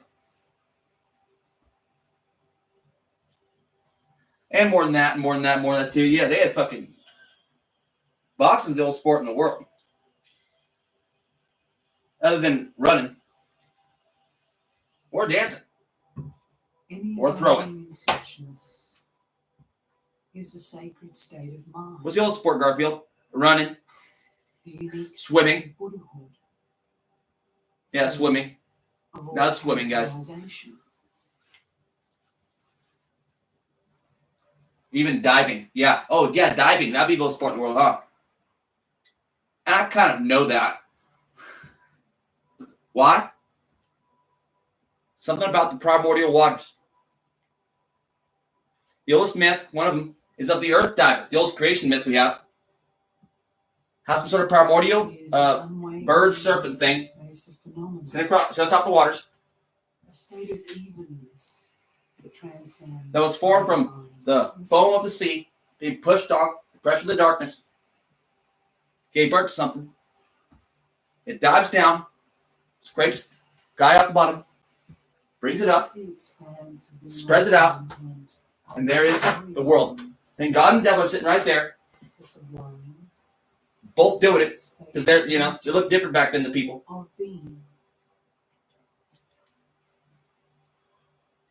More than that, and more than that too. It's a long story, but that's how that one went somewhere in time. And what happened? Well, this is what they say in the East sometimes. Well, Eastern Europe. That the devil went to push God off into the waters, and instead it just spread out the earth all the way across. So in a way,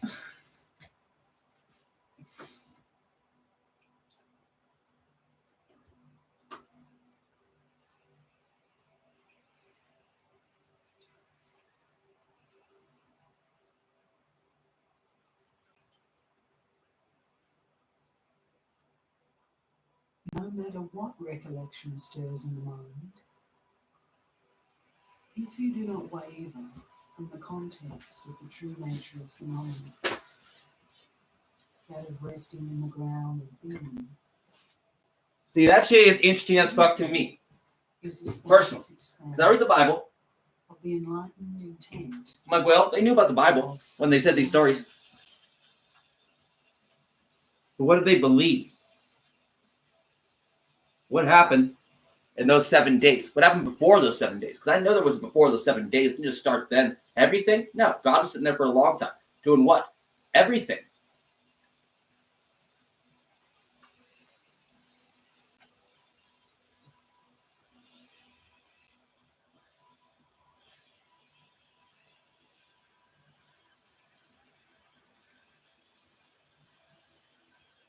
I don't know. It's the old Smith. Phylogenetics. Yeah, phylogenetics mostly. It's interesting science. Yeah, we got it from biology originally. but also actually mostly linguistics, actually. Comparative linguistics, which is also an amazing science to me. Since nothing is verified, Especially when it comes to finding what is true there is no about attention religion, or period. laxity of the compulsive mind. Where does the Bible come from?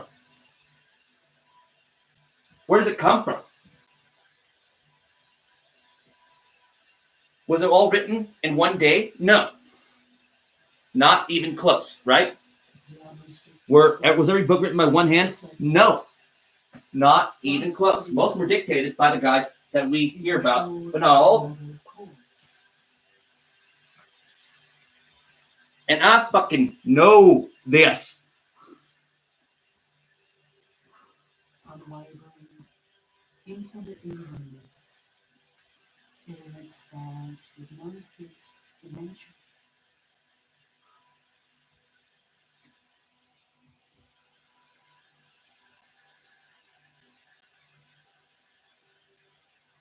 If all ordinary thinking You think those antediluvian people were dumb? Not even close, huh? A caveman? As if, right? No, that's fucking it, right? I mean, sure, people lived in caves all the time. That's where the fucking cats lived. Now, they also lived in the trees, so yeah, being a human was tough.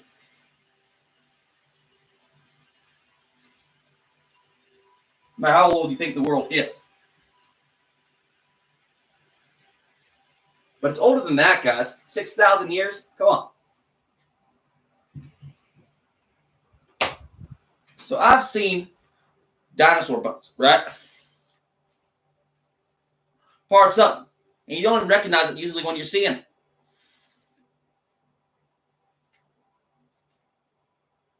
Bitch is old. Yeah, and so is God. Old. No, old. They've been doing this thing for a long time. See, a really long time. Creating worlds. If you maintain an undistracted state within the uncontrived expanse of being, God is everything. And if God and her together, God, the Father and the matter,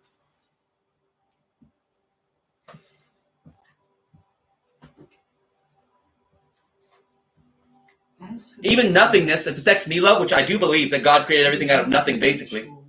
Even out of himself, he had to divide himself as well. Even the Hindus talk about this Prajapati, but we already know this, don't we?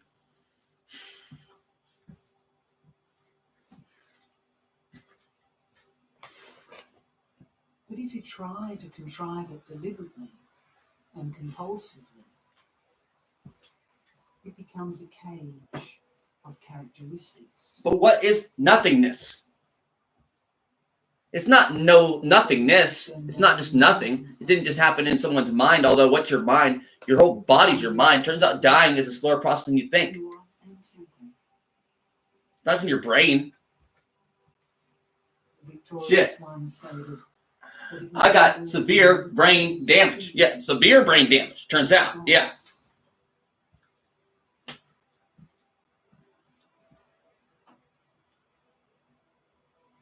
It's mostly, yeah, I think somewhere in your chest.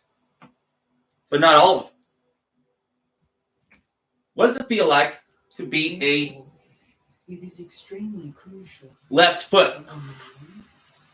Which is undistracted, and which effort and striving have been eradicated. Settle naturally. So we're thinking, right, in heaven, the heaven and the earth, right? We're like this big deal, heaven and the earth. But in the Bible, when it was written, we knew that the heaven and the earth were alive all the way through. So who is the earth? Who is she? Who is hell? Who is she?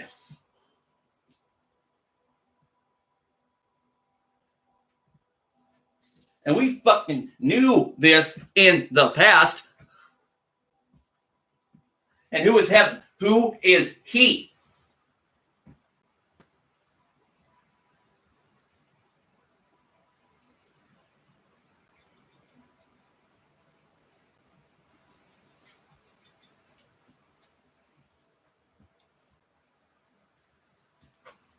Notes would help. But I just kind of freestyle, and I have short-term memory loss sometimes. Timeless awareness is without limitation or bias.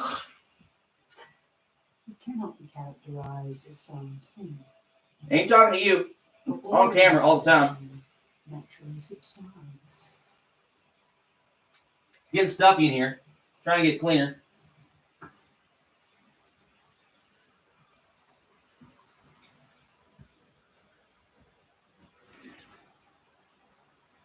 Therefore, give up creating more concepts. Not what I believe. See, I'm still having a hard time. I believe everything. Of supreme Because everything is real. free of any foundation. Everything is real. There is a spoon, turns out.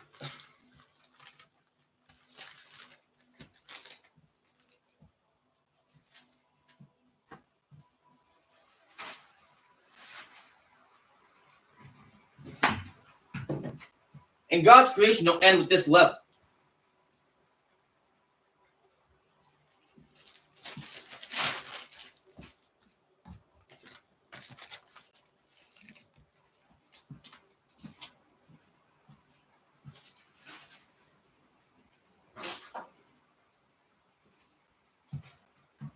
Is it an illusion, though? It's not an illusion necessarily, but cats don't live in the same world we do.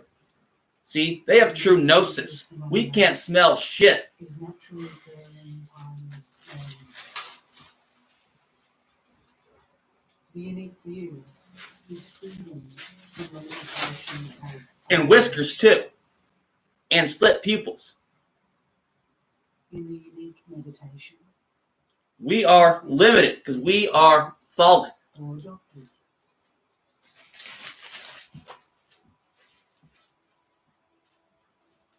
They are watching us Nothing often, comes or goes. so we martyr them often. Why do you think they live in our fucking houses? There is no duality of acceptance. Dogs, and you're fallen too, technically. Is it actually like that? See, no, not completely, because the snake is too. But some animals aren't. That's why cats rule the ecosystem. Is that true? See, not exactly. Not exactly. But that's their religion, so I'm just going with it for now. and attainment.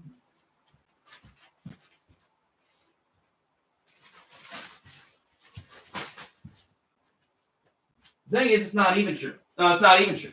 See, I think there's something to do with their split pupils, really, and the serpent in the garden. Naturally occurring spontaneous presence. See, I kind of know this is true, though. The God is a cat man, in a way. If you saw the way he looked, you're like, oh, why is the bobcat grin? The true nature of all phenomena in their entirety. See my table just The universe shake? of appearances and What was that about? possibilities, whether of samsara or nirvana, is the primordial state. So when the Mayans and the Chinese draw the pictures of dragons, and it looks like that, and we have the picture of our men, they look like that. The Egyptians had a man with his lion's head, he looked like that. The oldest statue in the world that we have found, except for a few of them, is a lion man.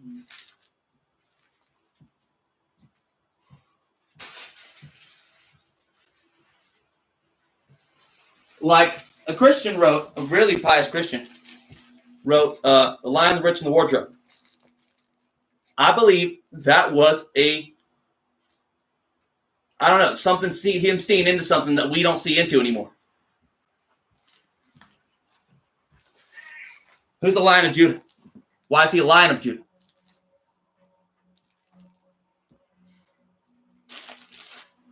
Huh, Garfield? You little lion ass. He even has a mane a little bit. He's got cheek. Concerning phenomena that manifest as myriads. I was getting mine back, but Garfield got mad at me, so I lost him a little bit. Without thinking in any way. This is how to rest. Want to go outside again? All right, fine. Rest spontaneously. in the naturally settled state, free of the proliferation and resolution of thoughts.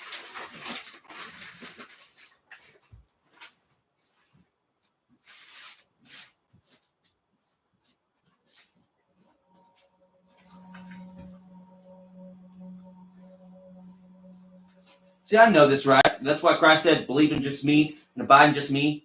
But see, I'm an Aquarius. I know the astrological ages are real. That's why Jesus has the fish symbol, the Pisces fish symbol. Instead, I got the symbol of two cats with the hair in the back of their back sticking up. As a matter of course, within the expanse of That's what I see when I see the Age of Aquarius symbols. It's George and Garfield getting mad.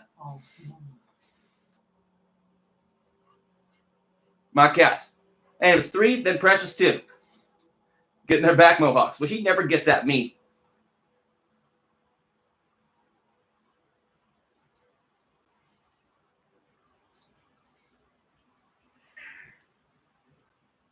I love you, Garfield. We'll go outside again. Get you out there. Try to clean this mess up. If you want to go potty, you can go right there on the ground. They'll probably get it all swept up, actually. Yeah. Now I'll lay out some more of this paperwork here for you. But not this paperwork exactly, because it's been on the ground for a while. Did I need it? Not really, but kind of. But I already proved my point, kind of, that I haven't. Yeah. MS. Neither thinking of self, nor conceiving of other. Rest naturally, lucid, in the supremely spacious state of complete openness.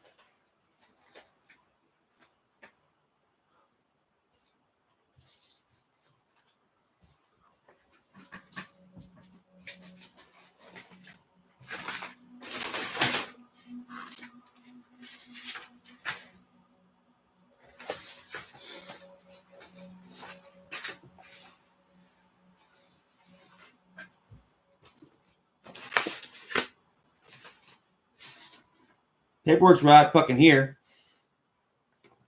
Although Garfield ripped a lot of it up, turns out.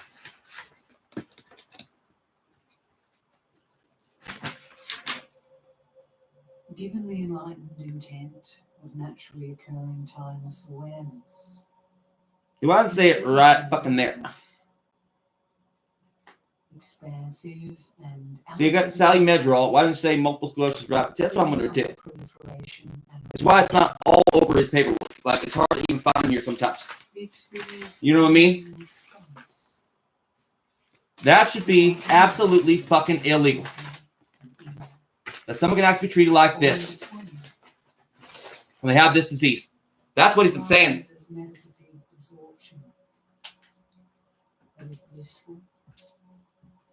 Clear and free of elaboration.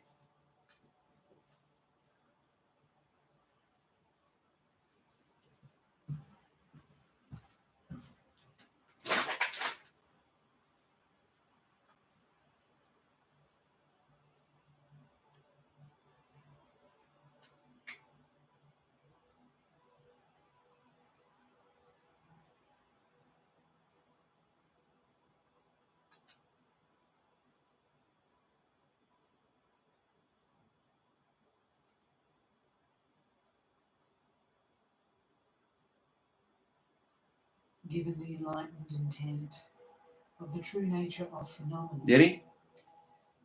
Which never strays from a state of rest, the ground of being. There is no division into outer and inner, for that nature is free of the elaborations of dualistic perception.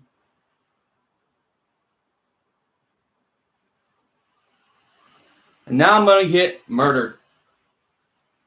Because my dad's an asshole. There is no ordinary mind fixating on something other, a sense object. So nothing is reified as an object. and your perceptions of the universe are free of fixation.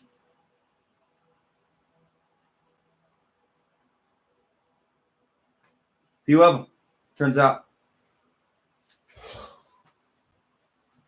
No context exists for taking rebirth in samsara. This is similar to space.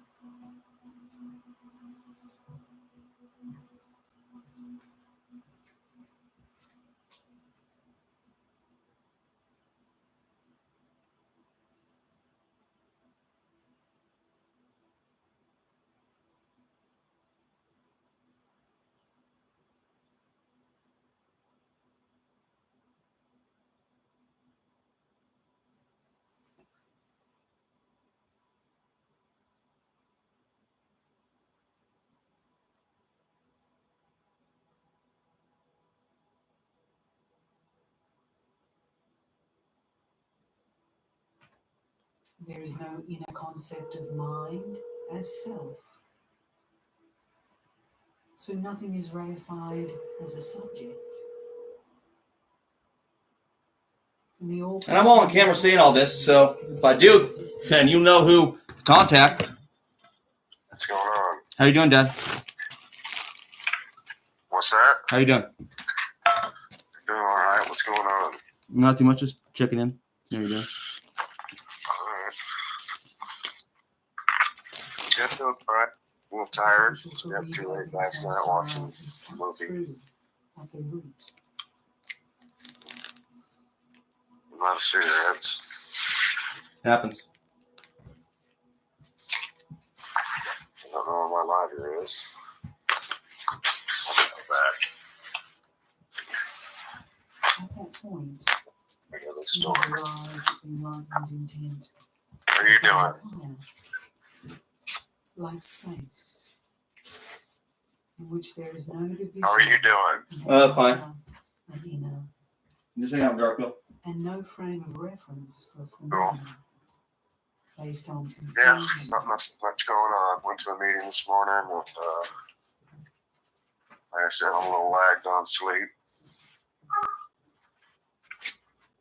My middle toe's feeling kind of messed up on my left foot. I've damaged my left foot somehow. It's just an ongoing thing anymore. You have touched on the point of resolution. It's all right.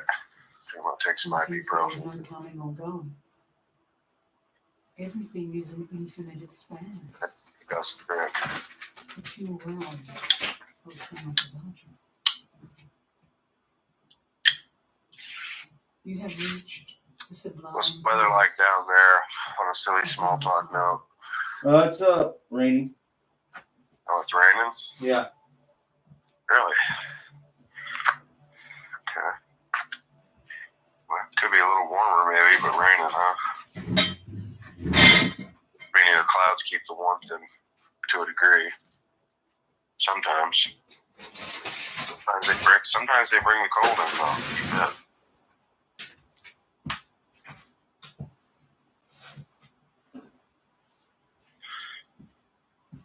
Yeah. If awareness in the moment does not stray Shit. around Because it's only 44 degrees there in weed. 44? Feels a lot warmer than that to me. Negates any further. It can't be right, huh? No way. Let me check it right now. You are free of the karma It is. and habitual patterns that perpetuate rebirth. You have come to the decisive experience of causality, described as the equalness of samsara 38, and nirvana. 5 in Cascada. That's damn near freezing. This carriage is 44, Ashland 60 degrees. We're 58 here in Priest River. Yeah, 43 is what it says. They're You guys, I go for it, guys. Yours says 43 too? Yeah.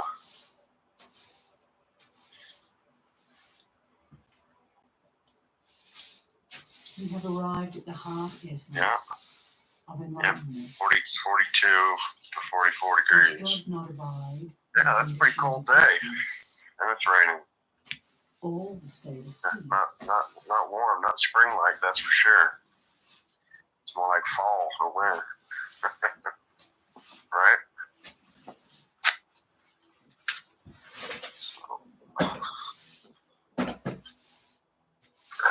It is crucial that you distinguish between this Yes. and a one-pointed state of calm abiding. Yeah. Just hanging out. This is the enlightened intent of natural great Thinking about taking a nap. perfection. But I don't know if I'll get to do that. The house is kind of busy. Don't really want to mess up the bed, although I might do that anyway. We'll see.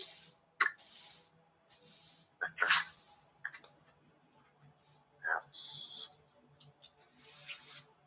Did you talk to your brother recently?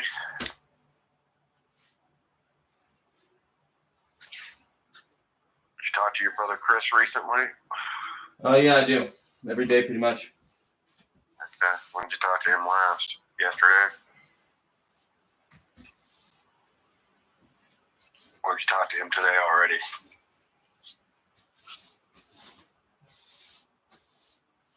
You there? If you Yeah. stray from your fundamental nature, Alright. the functioning of conceptual mind is self-silent, pure and simple. No, I'm just trying to get the It kitchen swept in a way. involves cause and effect, Yeah, no, me and Garth are just hanging out. I missed church today because it was windy. to the But, decisive experience. Yeah. What church Person is who that? makes this You go to the Korea? green church typically, yeah. falls lower and lower. Would you go last week or something? Or? Yeah, I did. Yeah. Cool. That's good stuff. Sue's mom goes every single Sunday, pretty much. The She's Catholic, sublime though. secret, great perfection, does not It's stray interesting from this year basic because I didn't even space. notice until this year really about the Catholic And the people expressions on of dynamic energy and it's that they all resolve put a within the cross ground on of the being. forehead. Right. Whatever. Enlightened intent abides as an unwavering state Right part. of equalness. Anyway, I just noticed that this year everybody going around with crosses painted on their foreheads. Are they going on a cross paint on the foreheads? That's cool. On that one day, Ash Tuesday. That's what's happening, Garfield.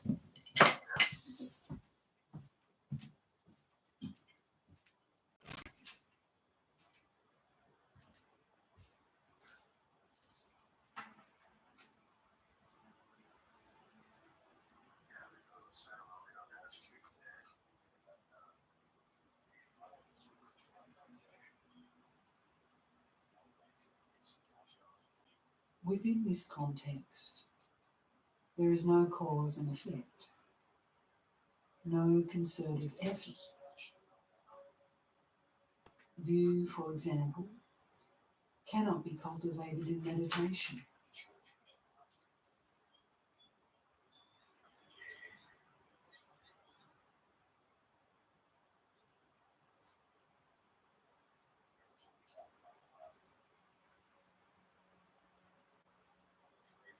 Although the mode of cessation is described as having neither center nor limit, Indeed. when dynamic energy itself deviates from this natural state, It's a nice day today. the myriad display arises as the multiplicity of the universe of appearances and possibilities. It's clear now. It's pretty clear now, actually. So never say categorically, there is no cause and effect.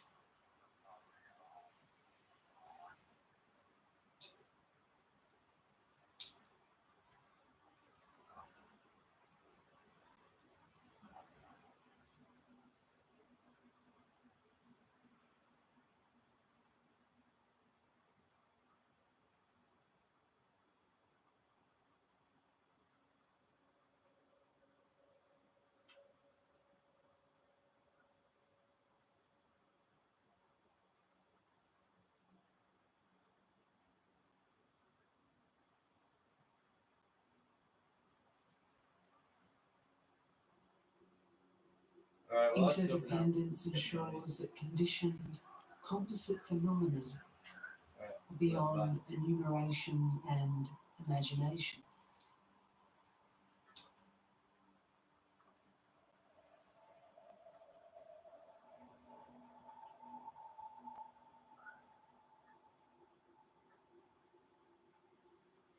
Confused perception in samsara,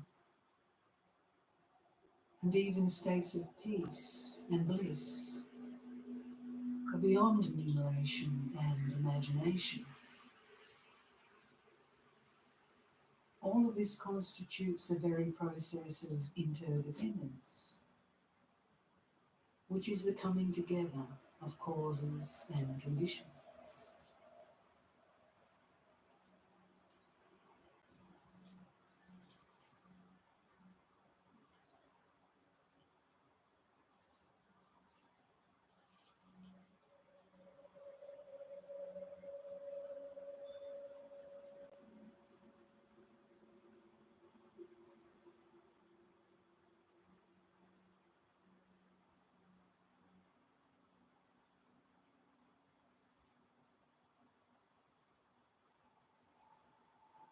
If you evaluate your fundamentally unconditioned nature,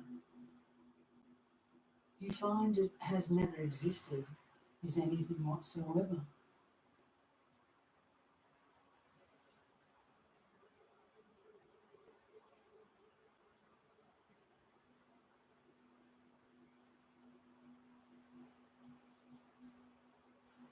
So too, in taking this as your path, you have no frame of reference whatsoever for straying from that fundamentally unconditioned nature in all its immediacy.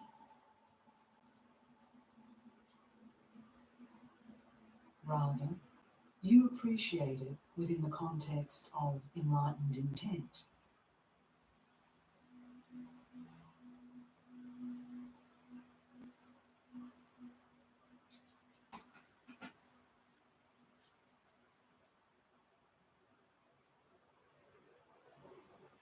Having reached the ultimate state, the immediacy of your fundamentally unconditioned nature,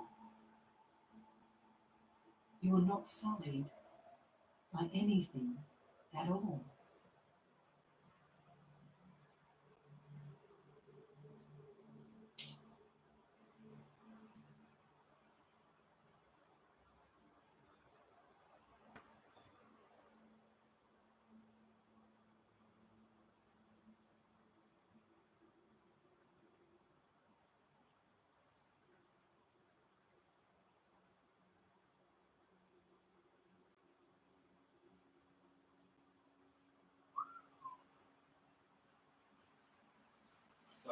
Afflictive emotions, karma, and habitual patterns have no support within this vast expanse,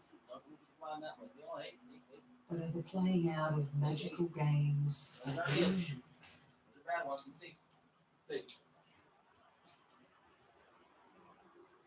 Hey, no, you see, Garfield. You see what? I need you to. You must be liberated from this. So please come to a decisive experience of I want causality. you to in your eyes. Yeah, there you go. Don't pull away from me, man.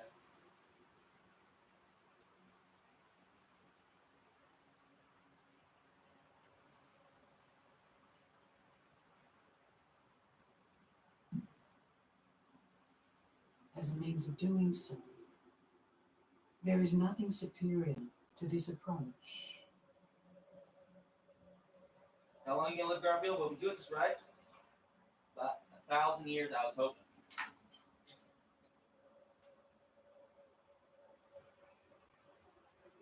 We didn't doubt them, but possible. Therefore, it is crucial not to stray from the enlightened intent of the true nature of phenomena.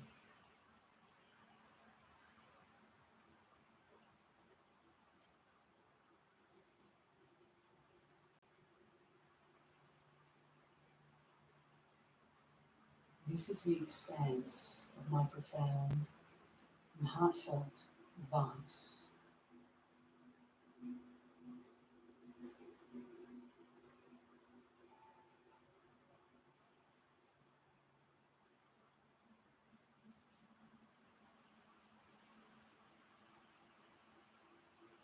It is crucial to go beyond what everything is or is not.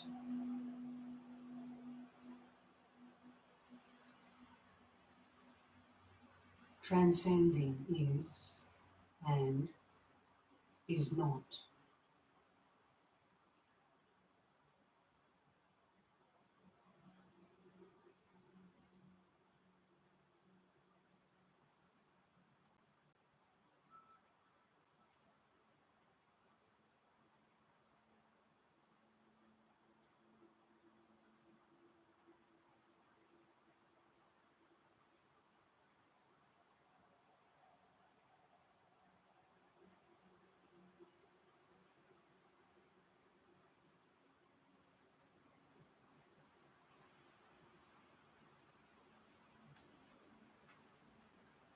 This is the 10th section of the precious treasury of the basic space of phenomena,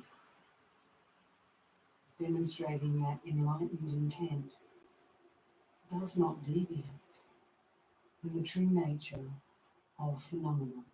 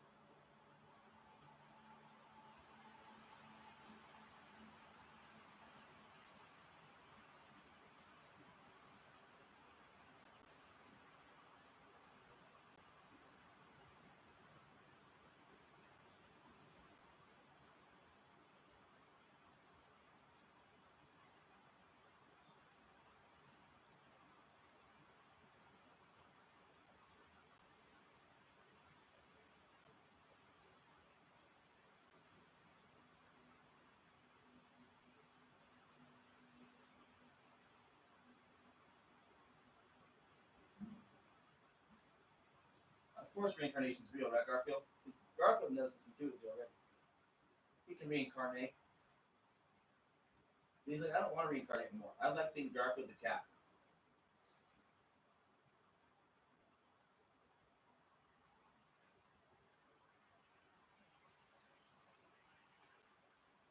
Cats and dogs almost can.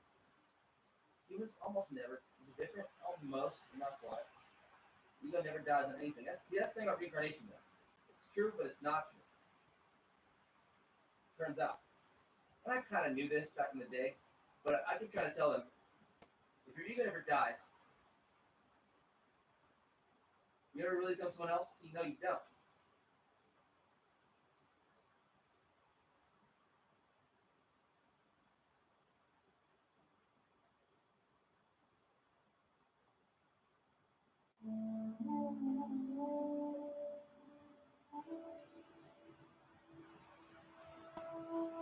Hathor, Lady of the Sky, Mistress of the Gods, she who doesn't have her equal in heaven and on earth. She was the female aspect of the sun, the most important of the Egyptian goddesses. Because classical authors such as Plutarch focused rather on the Osirian myths, the role of this complex, multifaceted goddess isn't widely known today. You knew this? Of course he did. Once omnipresent, she occupied a central place in both popular folk religiosity and official state cult. Simple Egyptians made more votive offerings to her than to other gods. She had more temples than other goddesses. All powerful, co creating the universe, heavenly star goddess who regulated life cycles on earth, and at the same time, the most humane of gods, lady of joy, music, sexuality. A beautiful lady to whom Egyptians directed their thoughts and prayers, whose positive and constructive power, love and tenderness, is as mighty as the power of divine anger, which she also represented. Who is Hathor? What was her relationship with other gods, with the pharaoh and the people of Egypt?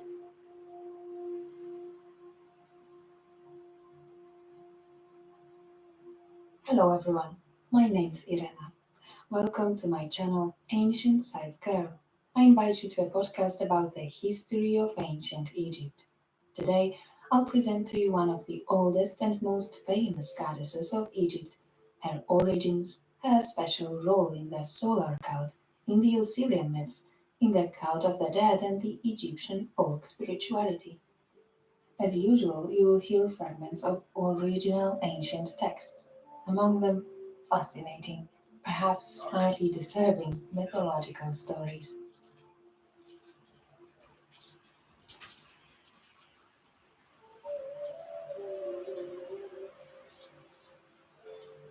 Her name, Hathor, probably in ancient Egyptian Het Hor, is usually translated as House of Horrors.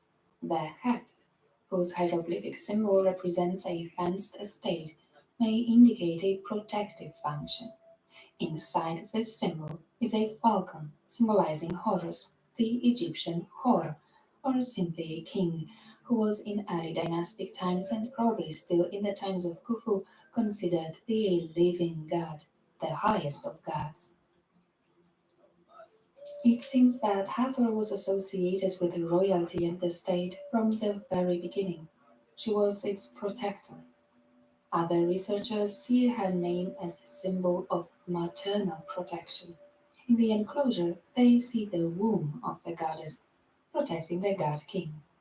If Hathor means the mother of the king, then it's no wonder that almost all pharaohs willingly admitted to her and supported her cult. No wonder that of the countless Egyptian goddesses, Hathor seems to be the most important. She was the beloved national deity of all the Egyptians as the main form of the ancient Great Mother Goddess. Only in the late period, and especially in Greco-Roman times, she was replaced by Isis, who gradually took over her functions and positions.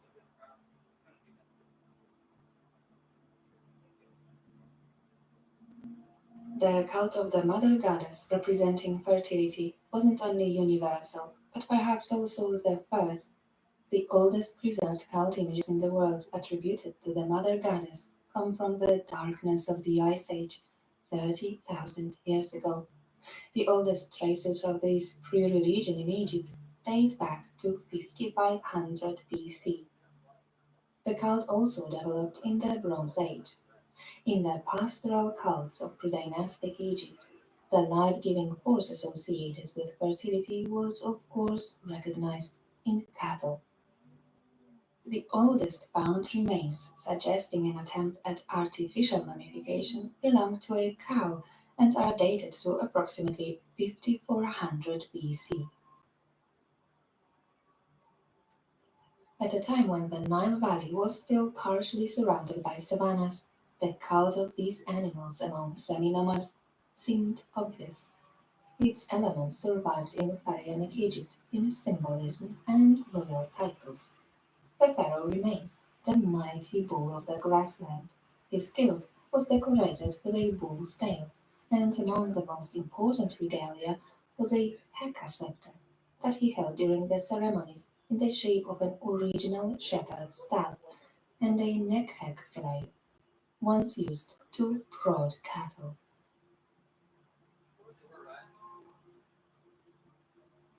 This old pre-dynastic symbolism related to cattle breeding became popular with the emergence of the religion of Osiris at the end of the Old Kingdom, which referred to Egyptian prehistory. Shepherds' attributes crossed on their chest appeared on anthropomorphic sarcophagi of the Middle Kingdom. The oldest Egyptian cow goddess known to us, associated with fertility, motherhood, and heaven, was probably Bat, worshipped in the seventh nome of Upper Egypt, Seshoshet, near today's Kenya. It was Bat who was most likely depicted on top of the famous palette of Narmer, the ruler of Thinis, who was supposed to unite the previously independent nomes in the 32nd century BC, thus founding the first dynasty of Egypt. The famous palette shows the face of a woman with cow horns and ears, a popular motif throughout ancient Egyptian history. The so-called Hathorian columns, topped with such an image depicted always facing towards, will become a symbol of Egyptian architecture, but some researchers trace their origins to the oldest known Egyptian temple in Nekhen, a city called Hierakonpolis by the Greeks. This great temple, built of wood and reed mats, may have been hundreds of years older than Narmer, and in its vast courtyard there were tall poles with cow heads on the top. As for Bat, however, it's possible that she was one of many cow goddesses worshipped in various nomes, identified with the equally primeval Hathor, as was the case with other gods, falcons, and several deities associated with the funerary cult, worshipped in the form of a jackal. Over time, numerous bovine goddesses were included in the powerful national cult of the patroness of the sixth nome of Upper Egypt, Hathor.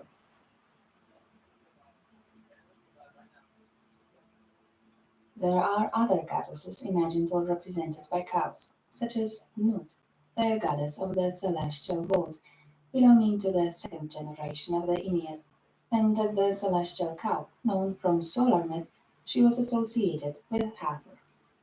Mehet Weret, the Great Flood, is another ancient goddess imagined as a sitting cow with a solar disk between her horns. Just like Nut, she's a solar goddess identified with the Milky Way, and just like Nut, gives birth to the sun. But she was supposed to do this at the very beginning of creation. As her name, Mehet suggests, she caused the Nile to flood every year. Of course, she was closely associated with Hathor, who was worshipped as the one who brings the floods of the Nile and controls the agricultural cycle. A Ptolemaic inscription from her temple at Dendera reads, "You caused the flood flowing downriver in its season, an appropriate flood, devoid of calamities, in order to make it spread over both lands. You cause the sky to bring forth the northern wind in the next season to make the flood flow back upstream and prevent the waves of the sea from engulfing it too soon. You cause the Mediterranean to receive it on the appropriate day without its course being held up any longer. The Egyptians who closely observed nature saw in conception, pregnancy, and childbirth the paradigms on which they based their ideas about the creation of the universe, gods, and people. Hence, the female aspect of each of the gods was indispensable. Since the first creator god, Atum, performed the act of creation alone, sprinkling his seeds on the surface of the cosmic ocean Nun, his hand was considered the female aspect of the creator and was personified by Hathor. The allegory of creation that was comprehensible to the Egyptians was the capable of procreation heavenly cow, emerging from the primeval waters, with the sun rising between her horns. Her body was often decorated with stars. Until Roman times, cow goddesses associated with fertility in the heavens were depicted in this way: Nut, Maat, Waret, Neith, Isis, and above all, Hathor, mistress of the stars. The age of the pyramids and the flourishing of the solar cult marked the consolidation of Hathor's position as a significant deity, the female aspect of Ra, and also the Eye of Ra, as she is described in the pyramid texts. As the heavenly mother of the pharaoh, she was considered the mother of Horus, but over time, as the cult of Osiris developed, she would become his wife. However, her original role will survive in the consciousness of the Egyptians. The figure of a cow breastfeeding the king was a popular motif in pharaonic art. By feeding the king, she was of course feeding the whole country.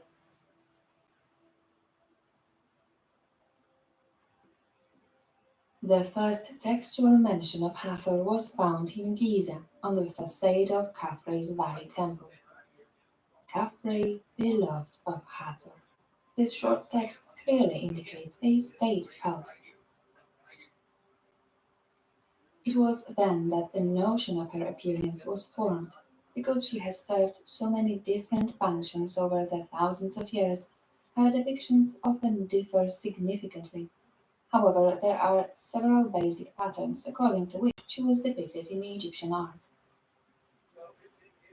We most often admire her in her anthropomorphic form, as a young, attractive woman wearing a sun disk flanked by the cow's horns on her head.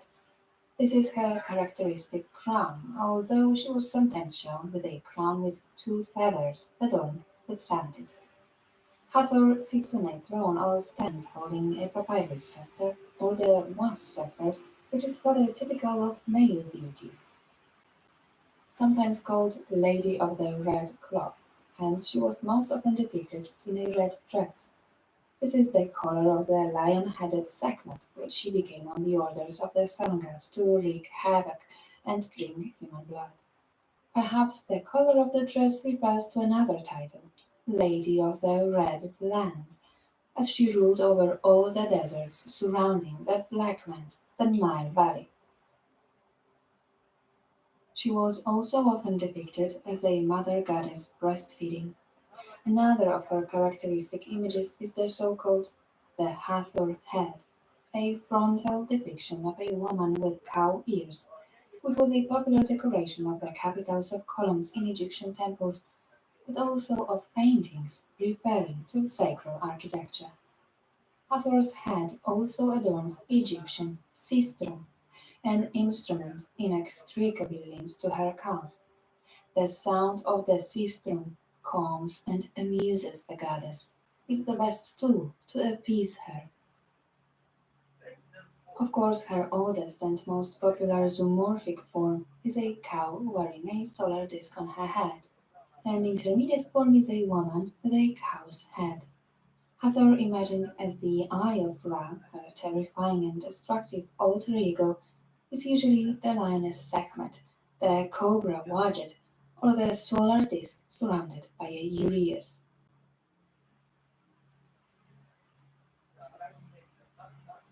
The flourishing of her cult happened during the apogee of the solar cult in Egypt, during the fourth dynasty of the Old Kingdom, the age of the pyramids. King Menkaure from the 26th century BC seems to have had a special relationship with Hathor, mistress of the two lands. It was under his rule that the rank of her cult increased, and he was also to establish a new priesthood for Hathor. Menkaure placed the goddess on his royal seal and titled himself as Beloved of Hathor. The discovery in the Valley Temple of his pyramid complex at Giza of the famous Greywaki statues of the so-called Triad of Menkaure show him between Hathor and the personifications of important Egyptian nomes. The pharaoh portrayed himself as the lord of individual regions, his authority legitimized by Hathor standing at his right and holding his hand, of course with the face of his royal wife and sister, Kamerernepti II. The mythological Hathor could be both the mother and the wife of a king. She was therefore associated with the women of the royal family. She was the ideal archetype, the divine model to which royal mothers and wives appealed.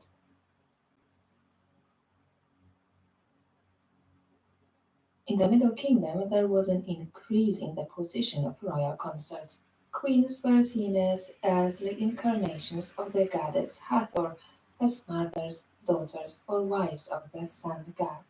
At this time, portraits of queens wearing characteristically heavy Hathor wigs appeared. What's more, they were adorned for the first time with uriases, previously reserved exclusively for the pharaoh. Of course, the urias, the cobra guarding the royal crown, symbolized the Eye of Ra, a powerful weapon in the fight against evil, against the enemies of Maat. The destructive power of the eye, called Wadjet or Sekhmet, was commonly identified with Hathor. So the cult expanded in the Middle Kingdom.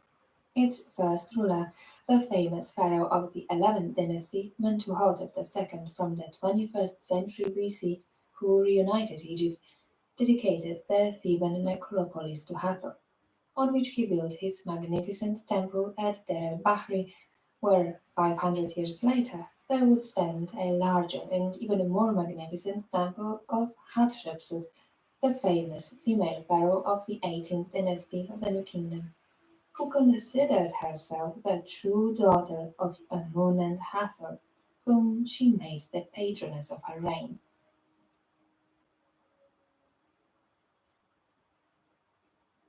From the end of the 13th century BC, the Ramessids reached for primeval, proven religious traditions to more effectively distance themselves from the Amarna heresy and legitimize the rule of their own dynasty. They naturally focused on the solar cult and its great goddess Hathor.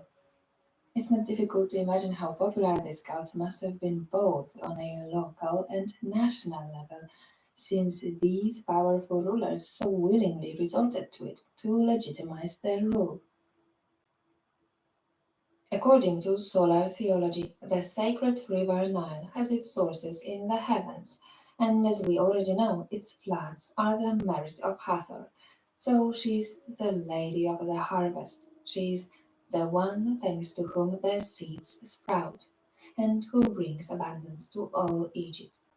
She's the heavenly nurse and the lady of the year. We can even find traces of this common Egyptian notion in the Bible.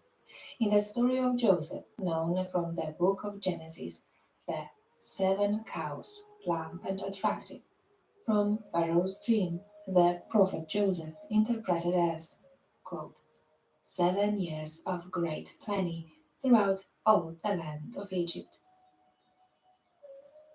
And this is nothing other than Hathorian theology. Part of the New Year's ceremonies in Dendera, in the main sanctuary of Hathor, the pharaoh addressed litanies, "O good year, Hathor Mod."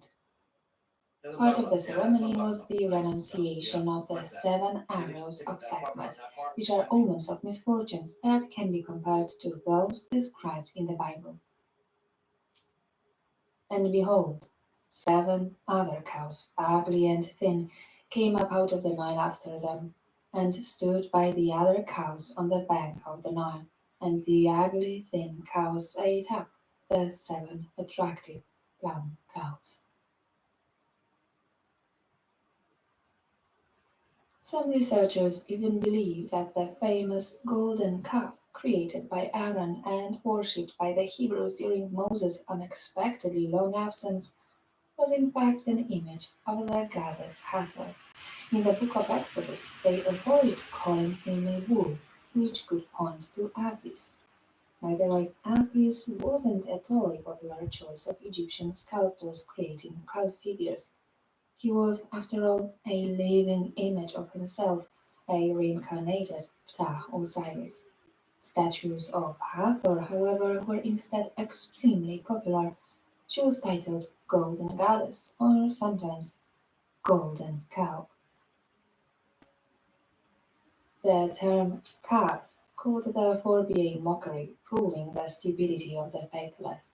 Finally, the image of the idol may have been so small that it was described simply as a calf. The cult of Hathor, the mother goddess, in the form of a cow, as universal and extremely popular in Egypt, from which the Hebrews departed, must have been well known to them. Moreover, it took place in Sinai, the land over which Hathor was the patron.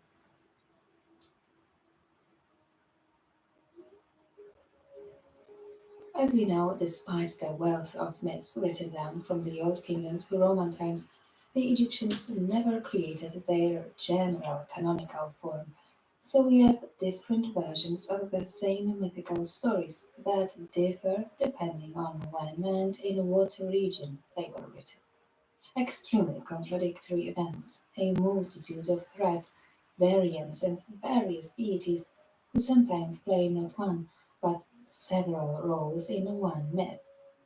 All this may make a modern reader feel dizzy, but for the Egyptians it was normal that the action of the myth resembled dreams, and just as in a dream the version of events is never identical, their heroes change their appearance, name, or role. For example, in the Book of the Heavenly Cow, we learn about Hathor, the beautiful and gentle daughter of the sun.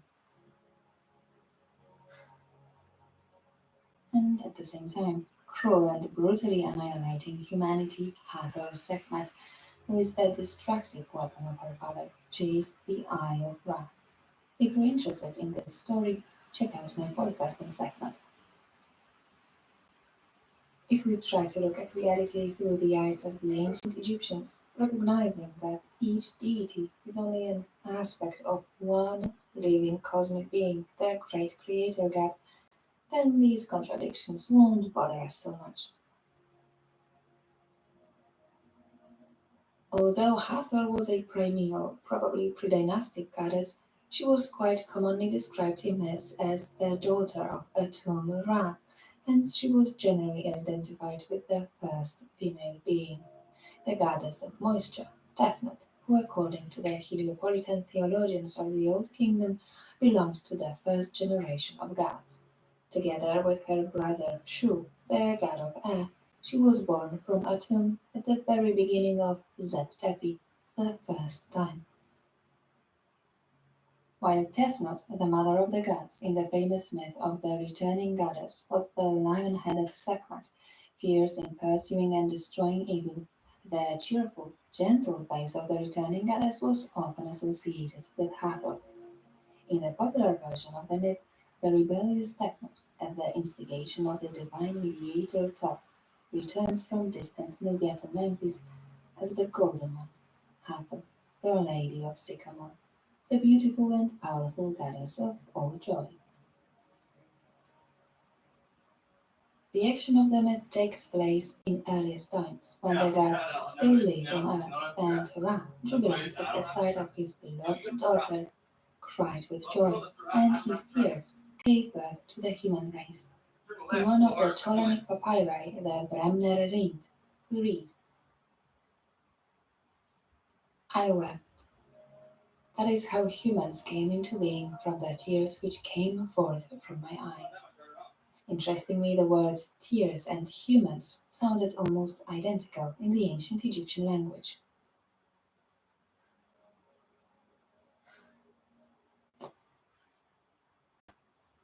The return of the goddess is the end of the crisis caused by her absence, the return of mud to Egypt, the return of the floods of the Nile. The sun god himself was to initiate a great festival in her honor. Ptolemaic inscriptions from the temple of Dendera describe this wonderful moment. How beautiful is your face! You appear in your sanctuary, Hathor the Great, Eye of Ra. You go out in procession, Lady of Light, who repels the darkness. You have brightened the two lands with your beauty. Ra himself is praising you, making adoration before your beautiful face. The gods are making adoration for you. The goddesses are making jubilation for you. The sky and the stars are rejoicing for you as you go forth from the horizon. The entire land praises you as far as the rising and the settings of the atom. Millions open their arms for you. Hundreds of thousands kiss the ground for you. The king of Upper and Lower Egypt has come before you, Hathor, Lady of Juno. He makes this beautiful festival for you. He repeats it annually for eternity.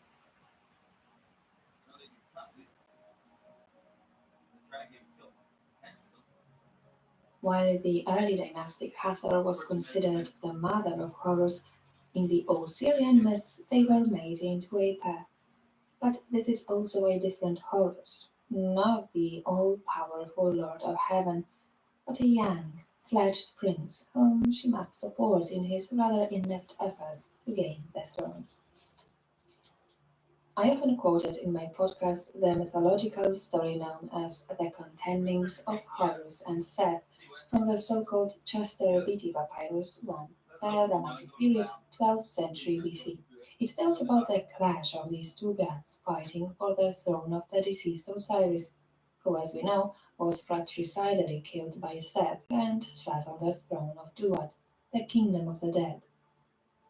According to the text, one of Horus's most powerful supporters was Hathor, who once again rebels against her own father. As we already know, Ra remained an ally of the cruel Seth until the end, as Seth was his companion on his nocturnal journeys through the land of the dead, during which Seth defended the solar bark against demons.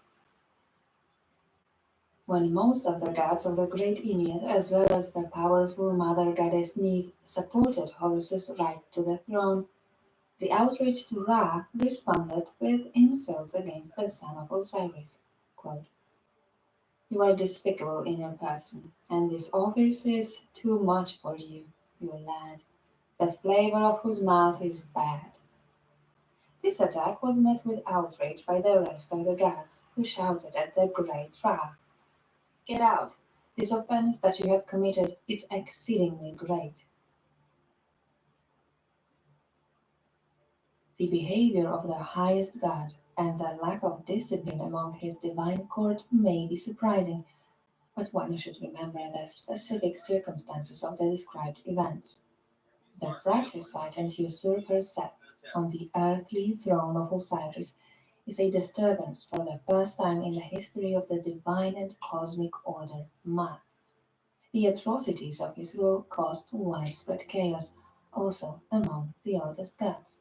Order and balance will be restored only after Horus regains the throne of Osiris.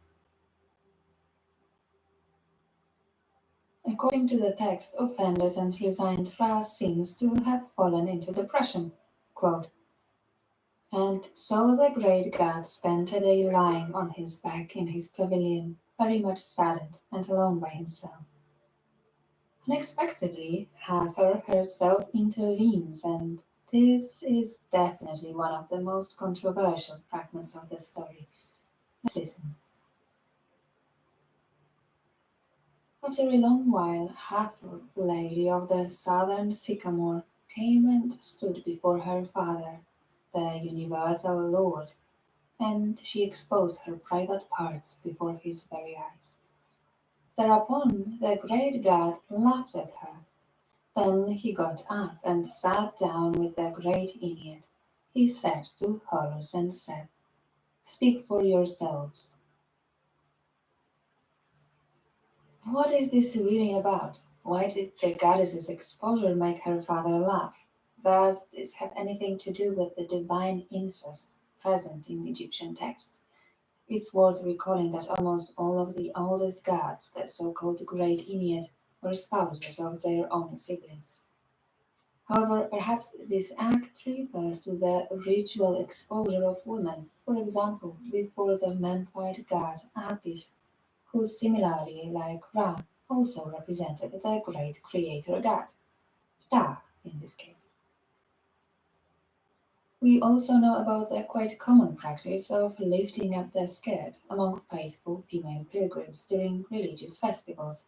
This was mainly related to the cults of female deities, fertility and solar goddesses, such as of course Hathor, Bastet, or Isis. The ritual exposure of Egyptian women was therefore an element of worship, a practice probably derived from folk religiosity. Already at the turn of the New Kingdom, it must have become deeply rooted in the general consciousness, hence its presence in religious texts. But why did Ra laugh when he saw his naked daughter in front of him? Perhaps it was simply about the element of surprise and the absurdity of the situation. Nevertheless, Hathor's attempt was successful, and Ra returned to settle the dispute over the throne of Osiris. The same text describes the confrontations between rivals.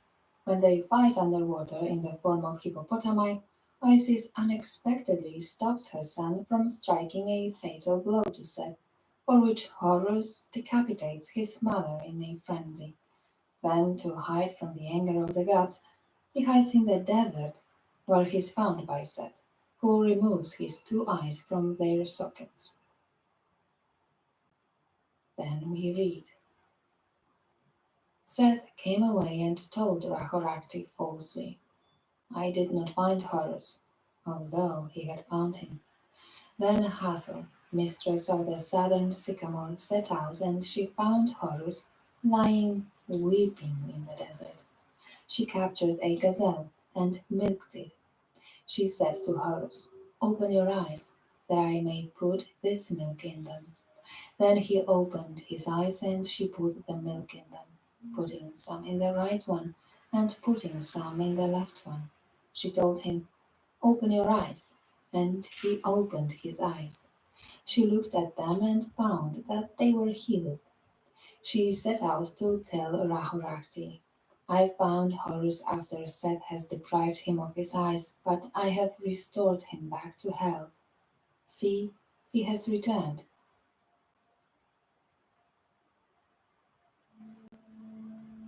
So it's Hathor who reverses the fate of Horus, who has just suffered his greatest defeat.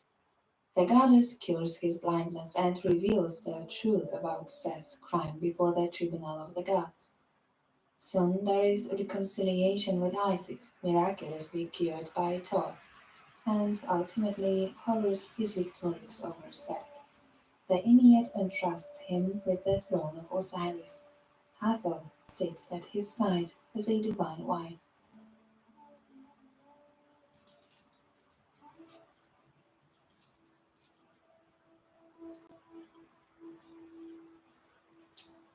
With the emergence of the cult of Osiris in the 24th century BC, Hathor began to function also as a funerary deity. The first intermediate period, or the collapse of central authority over Egypt in the 22nd century BC, brought the popularization of religious funeral texts, previously reserved exclusively for the pharaoh. The new popular religion of Osiris brought the promise of salvation for ordinary people, which was to be aided by guides to the afterlife and spells written on coffins. This is when the coffin texts appear, slightly modified and enriched with new concepts, manuals that were to facilitate the soul's journey through the afterlife, the soul of a person who didn't belong to the exclusive divine club of kings. Ordinary people needed additional support after death, a mediator between them and the gods. It's in this role that Hathor herself appears. Rarely mentioned in the pyramid texts, she becomes an inseparable element of Middle Kingdom funerary beliefs. The Lady of Heaven, the primeval lady of all, becomes a somewhat more earthly goddess of ordinary people. She is a tender caregiver, clothes and feeds the dead as a merciful intercessor. Quote, May Hathor extend her arms to me. I am her scribe whom she loves, who does what she desires every day. I have come to play music for her, to play music for her. I have come to offer bread to Ra Atum and to institute offerings for Hathor. In Ramesside times, the times of the great renaissance of the solar cult, and when the ruler's salvation depended on the success of the nocturnal journey of the dead sun, Osiris Ra, Hathor was often placed aboard his solar bark, the lady who strides out in the bark of millions of years. The goddess thus fulfills her traditional role of protecting the sun from demons. She is the eye of Ra. Some texts suggest that she is not only a crew member, but also steers the solar bark in the afterlife. Being in the company of Hathor, I will eat of fish and fowl, and of secret things which are on the ground. I traverse and stride through the circuit. I traverse the firmament. I climb the sunlight in the company of Hathor. I am the seated one, the son of Atum. My writings are in the two fields of offerings of Hathor. This gate which Hathor has made is open. The third of the gates of Ra is thrown open. How perfect! Would that I were there. May I be there in the retinue.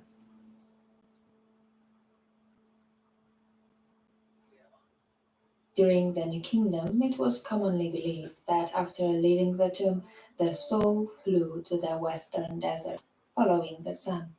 It was a very long journey, so the deceased had to rest in a mythical oasis, where Hathor welcomed him in the shade of a sprawling sycamore tree.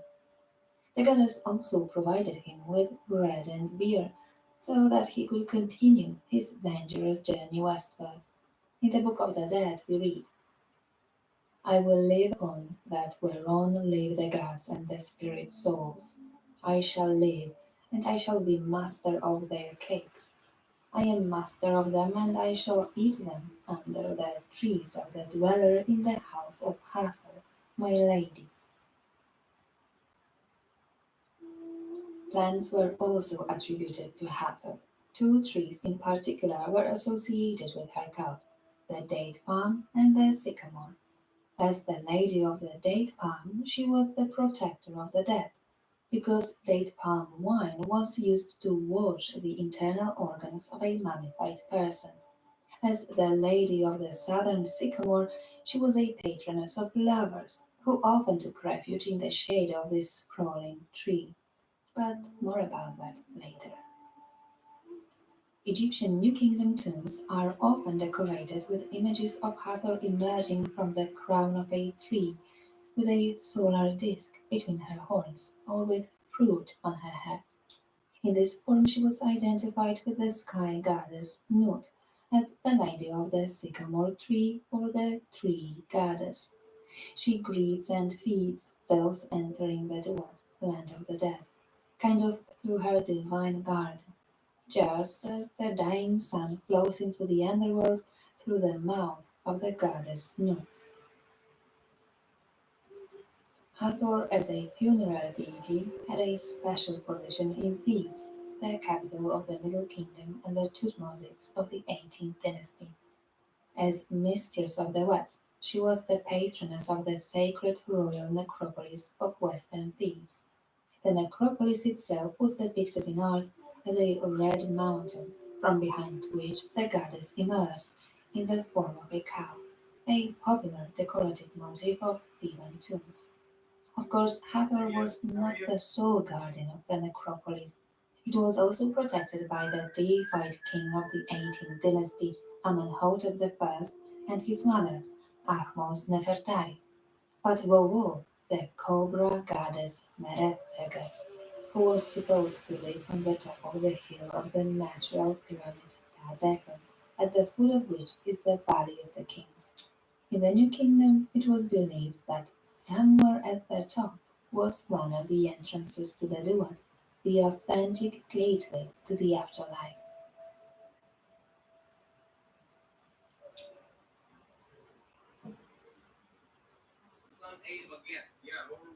Hathor had several chapels in western Thebes, a temple at Deir el-Medina, and above all, a beautiful chapel in the magnificent mortuary temple of Hatshepsut at Deir el-Bahri.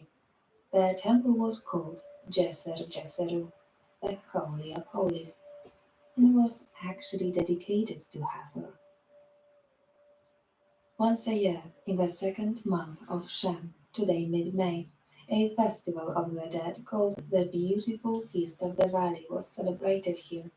It lasted several days, during which the sacred statue of the supreme deity of the New Kingdom, Manu Ra, sailed from Karnak on its bark to through the Nile, reach the western bank, and then unite with the Lady of the West in the temple of Hatshepsut, blessing the dead along the way. Thebans followed the sacred bark, bringing flowers and offerings, as well as food and drink for themselves. Once a year, the cemeteries became a vibrant place of feasting and ritual drinking. Entire families spent the evening in the cult chapels over the graves of their ancestors. The statue of Amun spent the night in Dar el-Bahri and the next day visited other mortuary temples of western Thebes. In the Theban tombs of the New Kingdom, Hathor was also titled Chieftainess of the Desert Necropolis, Chieftainess of Thebes, and a Lady of Amentet. Amentet or Imentet is a goddess often mentioned in the Book of the Dead, representing the necropolises of Egypt located west of the Nile. Amentet must have been extremely popular in Thebes. During my travels around western Thebes, I often came across her characteristic image. The goddess of western cemeteries was depicted with the hieroglyph emblem of the West on her head. It's a complex symbol, contains among others the figure of a hawk and a feather, which refers to Egypt's western neighbors, the Libyans, who decorated their long hair with such feathers. It's unclear whether Amentet was considered merely an aspect of Hathor or was her subordinate.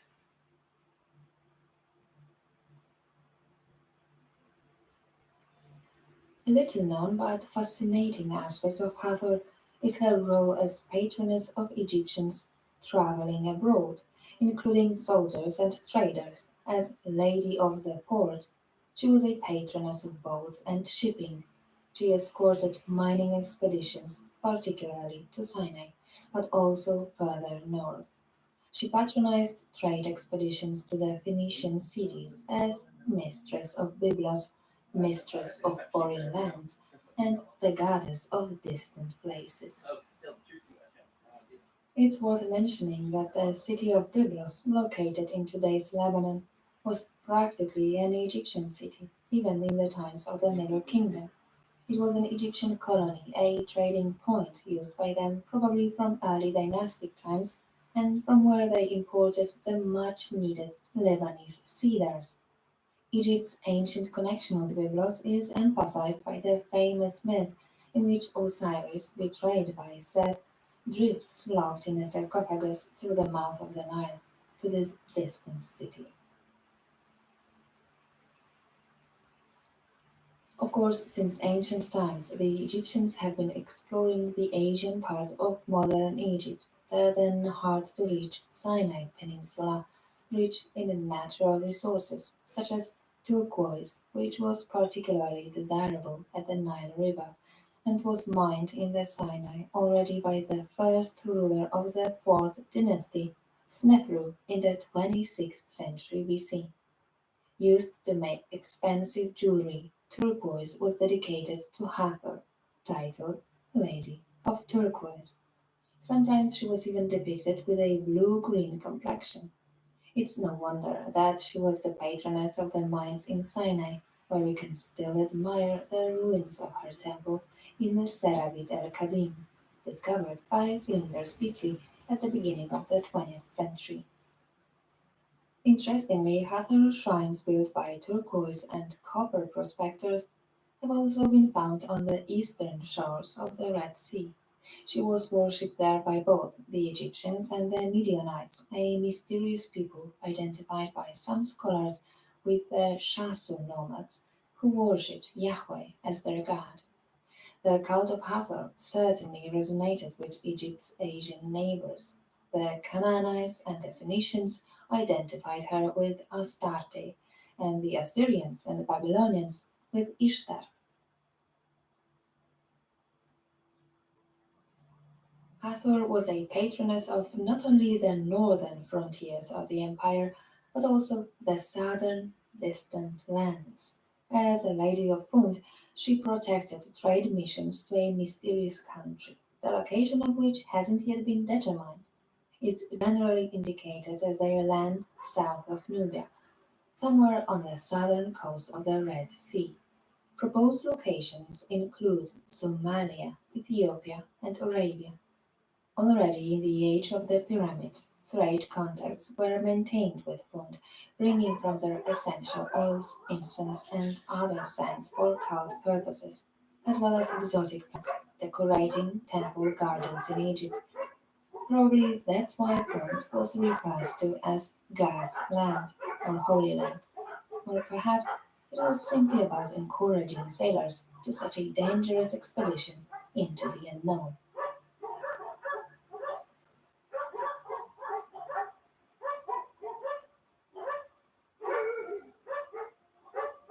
As is commonly known, Egyptian women took special care of their physical attractiveness. Makeup, wigs, and jewelry were indispensable.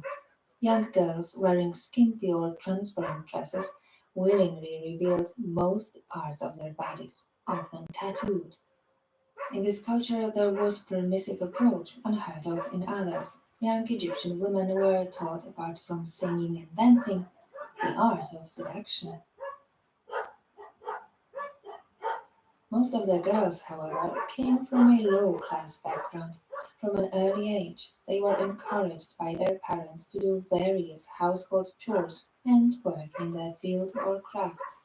As the father of history Herodotus noted in the 5th century BC, writing about Egyptian customs that he found strange. Quote, the women attend the markets and trade, while the men sit at home at the loom.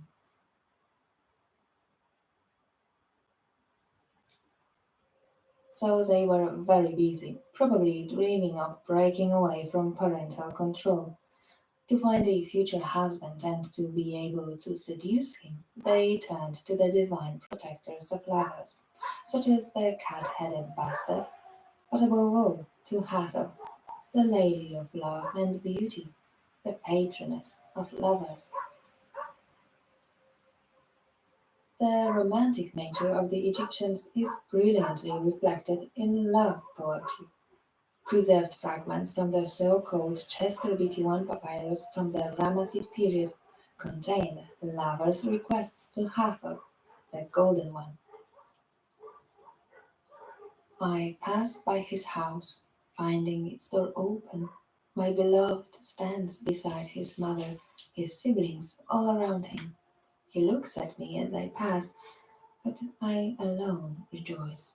Had his mother known my heart, she would have gone inside for a moment. O Golden One, put that in her heart, so I may hurry to my beloved and kiss him before his companions. And here's another poem. My beloved stirs my heart with his voice. He causes illness to seize me.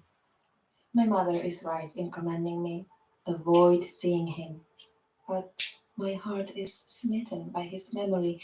My love for him has seized me. Look, he's a fool, but I'm just like him.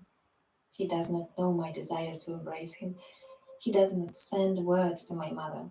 Oh, my beloved, I'm destined for you by the golden goddess of women. Of course, it wasn't only women who turned to the patroness of lovers. The area around her largest sanctuary in Thebes, Jazar in Deir al-Bahri, was literally covered in wooden and stone phallic votives. Worshippers of Hathor counted on her help in restoring sexual prowess or conceiving a desired child.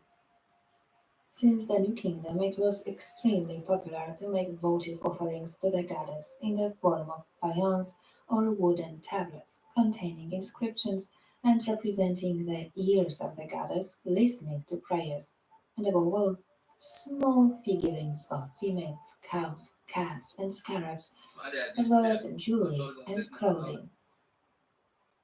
Egyptians offered Hathor textiles in the hope that she would clothe them in the afterlife, as religious funeral texts promised. Particularly large accumulations of votive offerings are found not in temples where the average Egyptian had no access, but in places where small chapels once stood, auxiliary sanctuaries open to the faithful, usually situated in the immediate vicinity of the temple. According to archaeologists, the offerings given to Hathor were mostly related to pregnancy and childbirth. The special protection of the Divine Mother was also provided by tattooed symbols of Hathor. Only women were tattooed, usually on parts of the body related to childbirth, such as the belly, lower abdomen, thighs, and breast. Tattoos seem to be closely connected with Hathor's spirituality and were attributes of her priestesses, dancers, and midwives. The conservative Egyptian society prided itself on its peaceful life in a stable and hierarchical world. The determination of a person's social position at birth, as well as the determination of the length of life and even the cause of death, was the responsibility of specialized deities called by the ancients seven Hathors. It was believed that these goddesses, invisible musicians, visited newborns and announced their fate. It was believed that their voices could be sometimes heard by the child's father or midwives.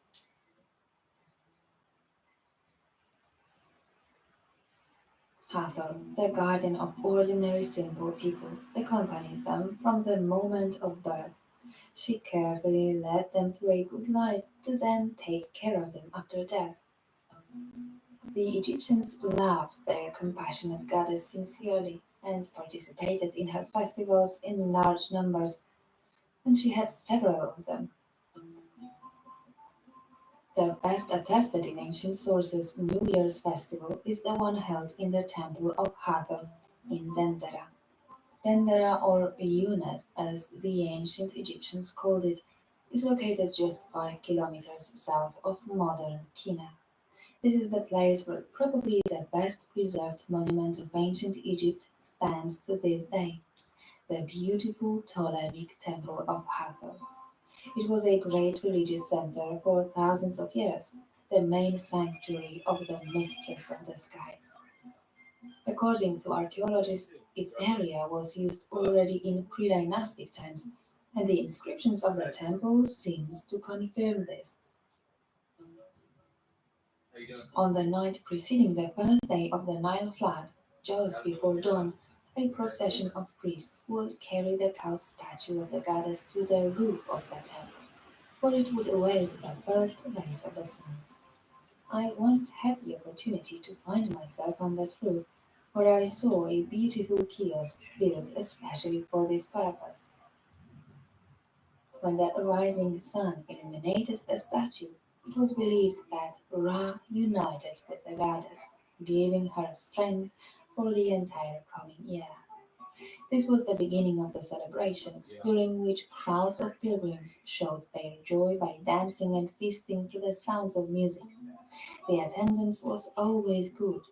Such festivals were the only opportunity for ordinary people to take an active part in religious life and to see the goddess, or rather her cult statue, with their own eyes. On the 20th day of the first month of the flood season, crowds of pilgrims from all over the country flocked to Dendera to celebrate the mythical salvation of humanity from divine retribution. The joyful atmosphere of the singing and dancing crowd of pilgrims is reflected in the hymn to the Lady of the Dance, inscribed on the temple walls. We beat the rhythm for your car, we dance for your majesty, we exalt you to the height of the sky. You are the Lady of Sistra, mistress of Manik and Sistrum, Lady of music played for her car. We adore your majesty daily from dusk to dawn. We play the tambourine before you, mistress in Dendera, with hymns. You are the lady of exultation, mistress of dance, lady of music and lady of ballet, mistress who attaches the wreath, lady of myrrh, mistress of acrobatic dance. Reading ancient texts, I get the impression that the ancient Egyptians were an extremely entertaining people. Music, singing, and dancing, loud, tipsy crowds partying from dusk till dawn. All of this fun was under the patronage of Hathor, the Lady of Joy, the mistress of music, the one who makes beer.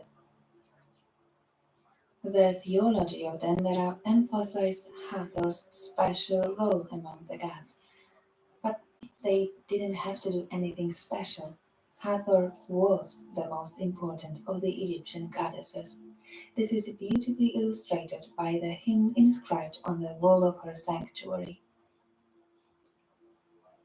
Hail to you, female sovereign in the horizon, lady to the limit, female ruler of the Ennead. Rise to you within the palace, noble lady and mistress of the noble ladies. The gods and men praise you, the goddesses and women adore you. How beautiful is your face in the Perwer sanctuary. Ra rejoices being near you. The sky and the stars rejoice for you. The sun and the moon adore you. The souls of Pa and the souls of Nekhen are making jubilation for your Ka. Thoth the Great is praising your incarnation. The Ennead of Ra is paying homage to your Ka, who are the gods who come into being in the noon. The lords of the sanctuaries are paying homage to your name. Everyone is possessing dread of you. Hathor.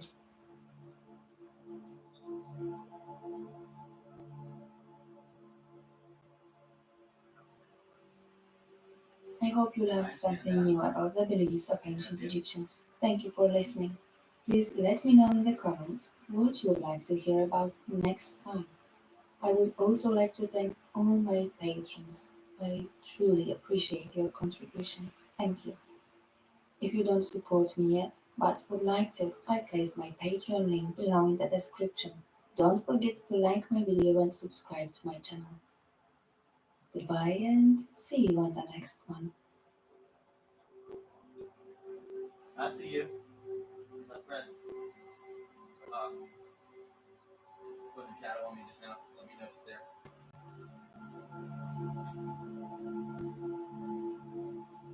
Where else haven't got to move?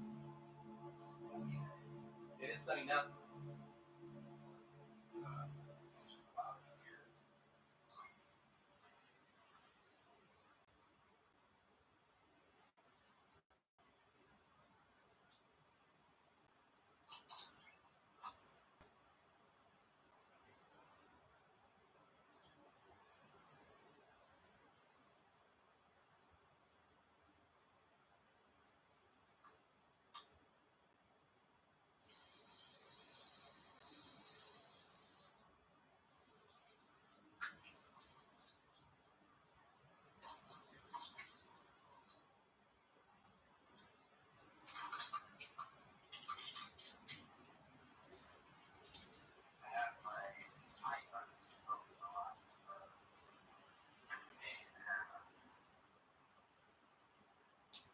Nice. Those are nice. Yeah, my tobacco doesn't seem to be too harsh. I thought it might be. So it looks like I'm going to be able to. Costs a lot less than cigarettes. What? Costs a lot less than cigarettes. Oh, I know. $30 a month compared to.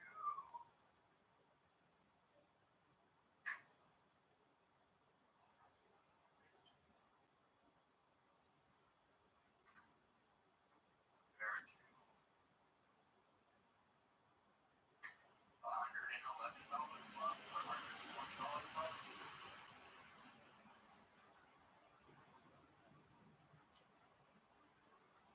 $120 a month on smoking. That's how much a carton costs. Oh, for cigarettes, yeah. Yeah, you can get shit. That bag will last you like a month, dude. I know. Yeah. So that's $30 a month compared to 100. Even if you just become a puffer. What? Even if you just become a puffer. Yeah, I am smoking. I know. You want, Even if I smoke 20 bowls a day. you want some advice? I got some real old timers, some Native American ones too. Is you hawk your loogies in it after you're done. You got a coffee hawk it in the bag, and then it comes way more potent. Turns out. And then it starts to ferment a little bit, and you get more out of it.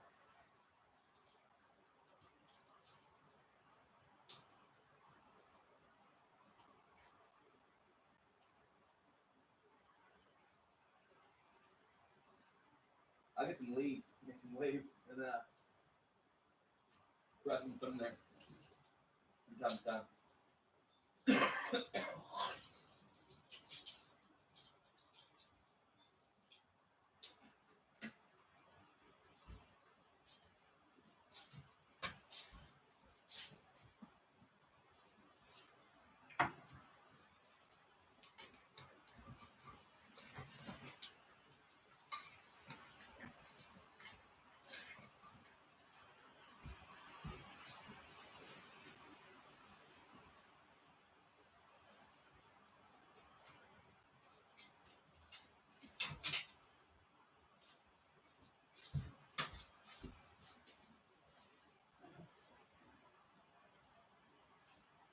Hey, 5-2 Garfield on this block now. What are you doing?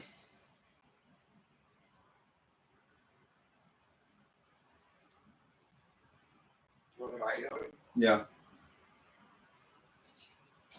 I'll just sit here. Hey, Aaron, Dad's calling me. Okay, bye. Bye.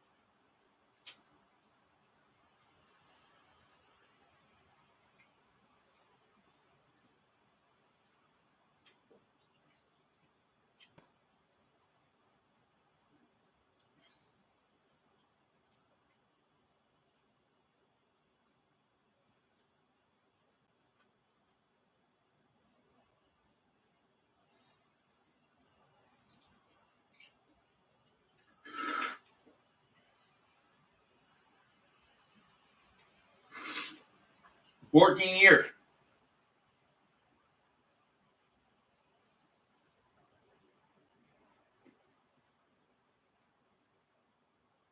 How long I lived here?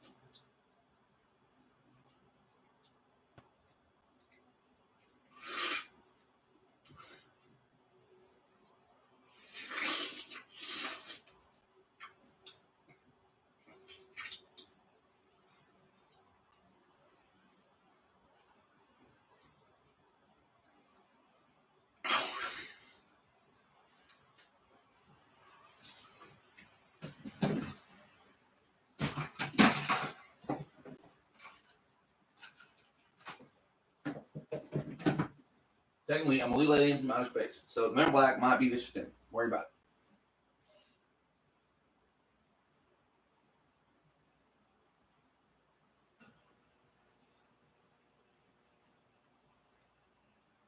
No fucking way, right? Is that your excuse? See, I kind of knew this intuitively. And that's like under some legal alien fucking thing, huh?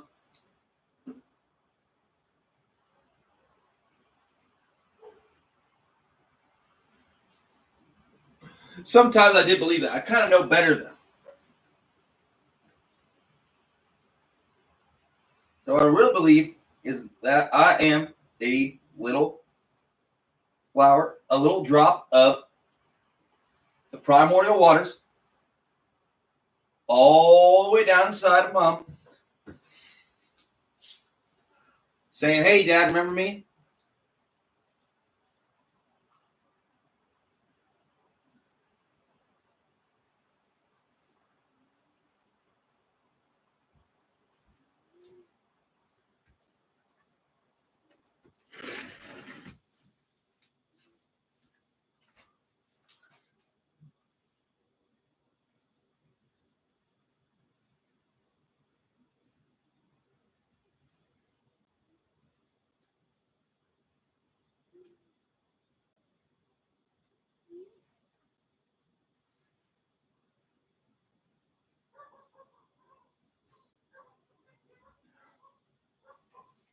A little flower of earth and heaven.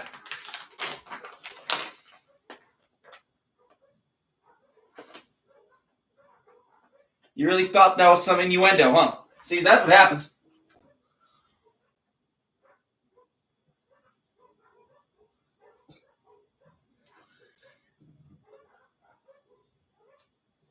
See, that's what it is.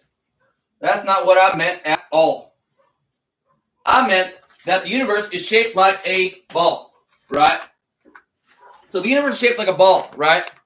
Almost, right? Let's just say it's shaped like a sphere. It's not quite shaped like a sphere. Let's say it is. Primordial waters is on the outside of the quote unquote universe. It's like inflationary cosmology when it's spreading out. That's what I meant. So I said that really loud.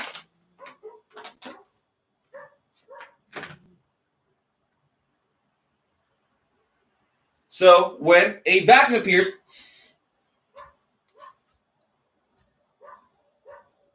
within the primordial waters, like a bubble, boom, there's a new world.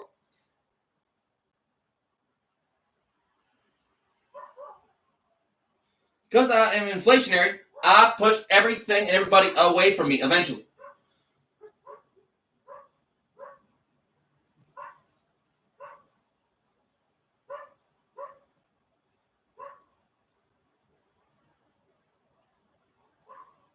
Or I drive them insane because everyone that I go around seems to think that they're actually God. Like, not all of them, but some of them really seem to.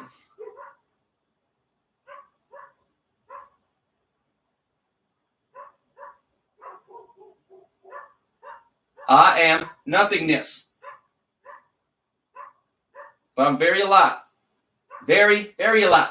Even though they always, mutilate me.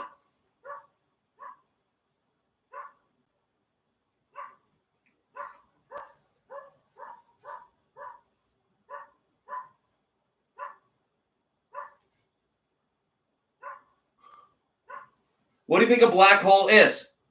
Almost that in the inside, but not quite. This is something a little different. It's hard to explain what this is down here on planet Earth.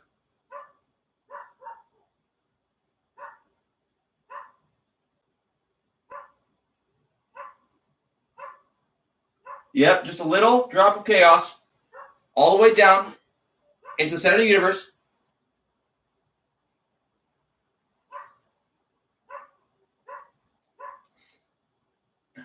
Yeah, I didn't even realize the people who weren't informed on mythology what that sounded like. And some people got really offended when I said that.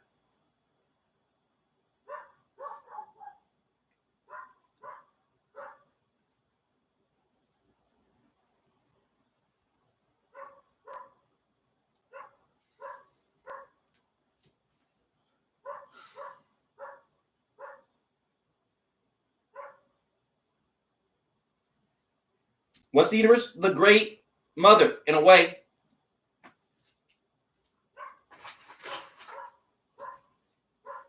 The waters are wrapped around her, but she's watery too. You can swim all the way through space, basically.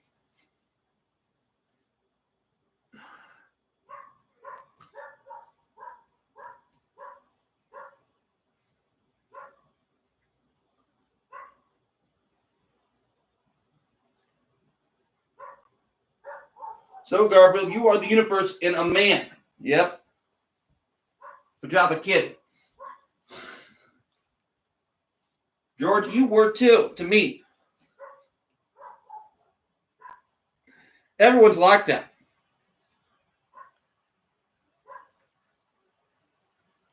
I am not. I'm one fucking thing. Now I am. No thing. Garfield, you are different though. Very different though. Because you are fucking magical, Garfield. See, what's special about you, Garfield? They'll tell him, like, you're not a special cat. There's tougher cats than you. I'll get you. I'll get you.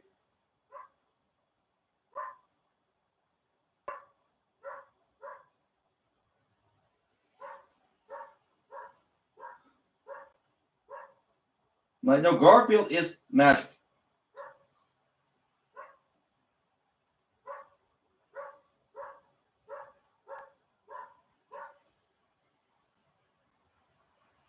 When cats are magic, they become, like that.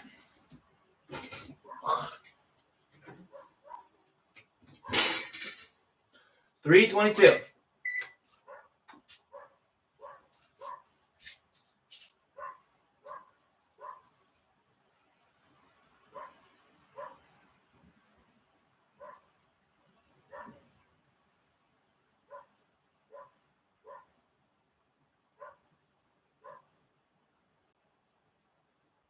Well, in a way, isn't she more like the waters? Well, actually, yeah, the darkness, huh?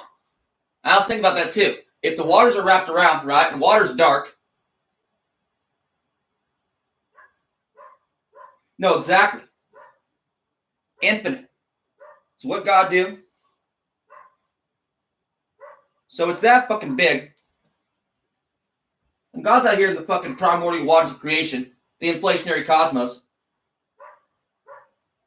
How many are there out there, in a way? Well, a lot of, actually.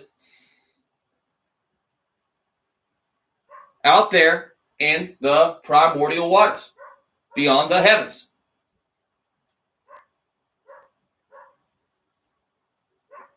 And who knows what it looks like to them? To us, it just looks like, well, darkness. But darkness looks more than just like darkness to her. No, she is beautiful.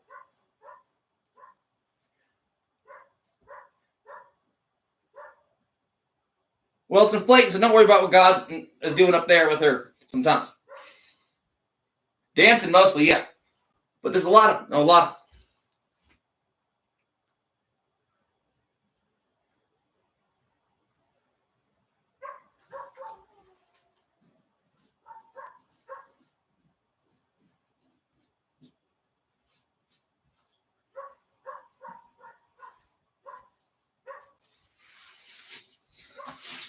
So, yeah, that's what they meant, huh? When they said hypnosis, and it got like that because they just misunderstood that he was talking about mythology the whole goddamn time and comparing it to physics, and they thought he was talking about, the other thing. And I understand that they don't even know what I'm talking about. Now I do.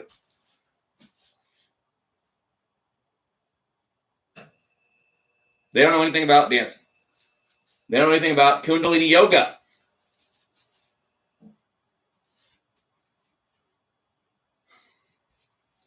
So now I have to go out and get killed.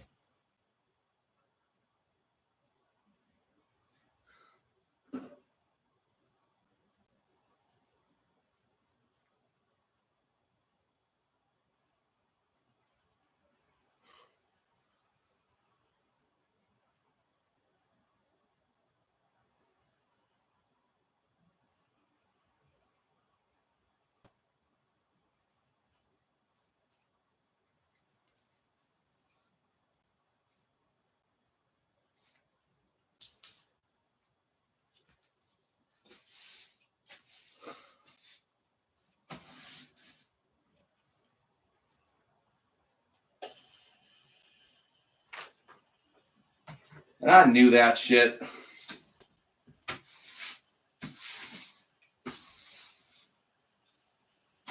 It's all spiritual to me. You guys think it's all like this weird fucking freak show over here sometimes. I'll say I'm a biological fucking freak.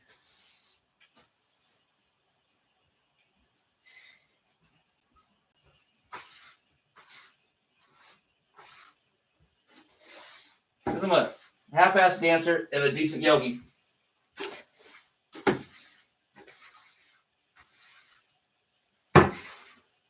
Who never, ever, ever, ever, ever gets sick. Never.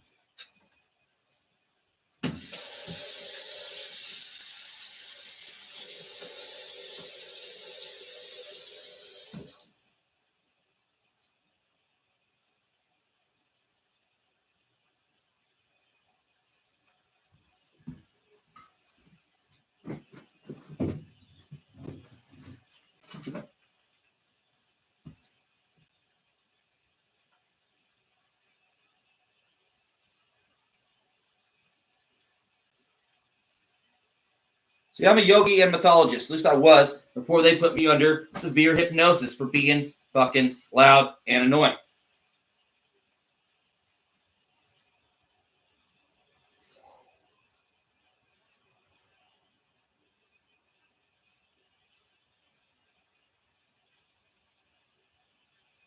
Now you're mad at me because you didn't know I was doing yoga?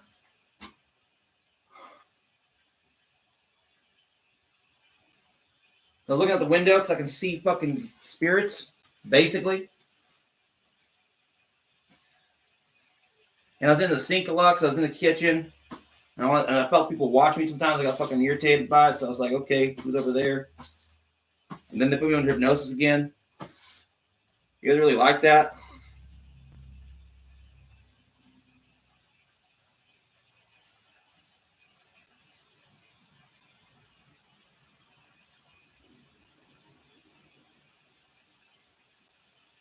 Wow. Yeah, that like that, huh? Sometimes. Wow. No, wow. See, I didn't even know this about people, and I kind of know it now. Now I kind of did. See, I've done it before, but not like that.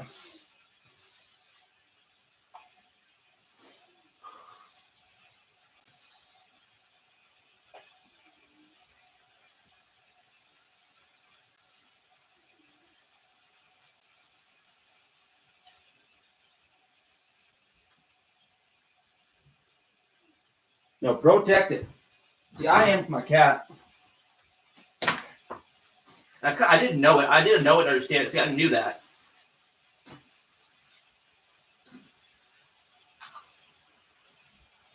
It's not with information. It was never like, I mean, it was like that with me when I was a kid. Kind of, but never really.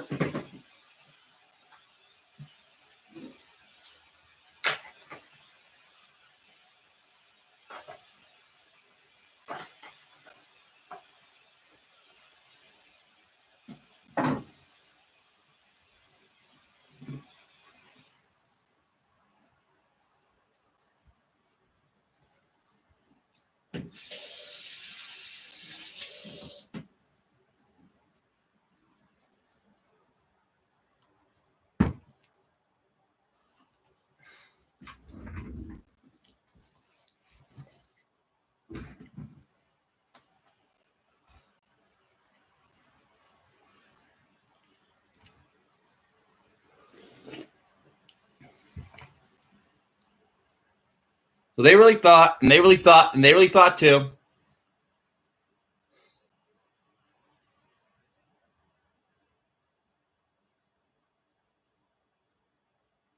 Sticking away it was, but I knew it was being recorded the whole time. And then they put me up to this and up to that and the other thing too. And I'm kind of paranoid about it the whole fucking time.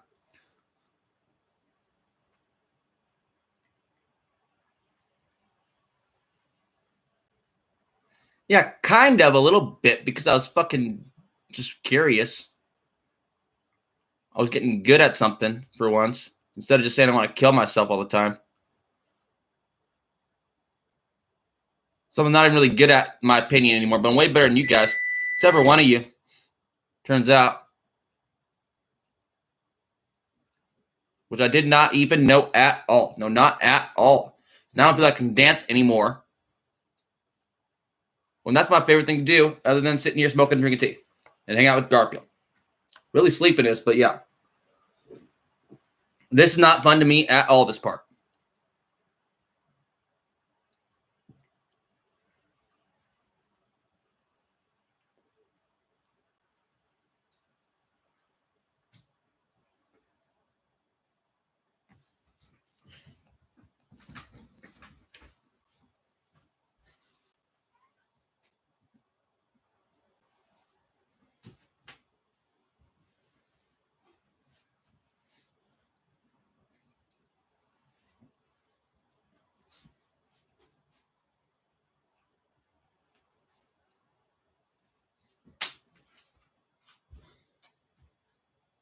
What I do, I dance and spin around the kitchen. Staring at you, right? Why'd you guys? Over there.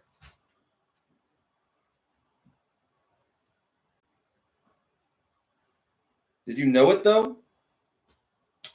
No, you didn't know it. Oh, now I'm make me waste this shit now. Almost, though, but not quite.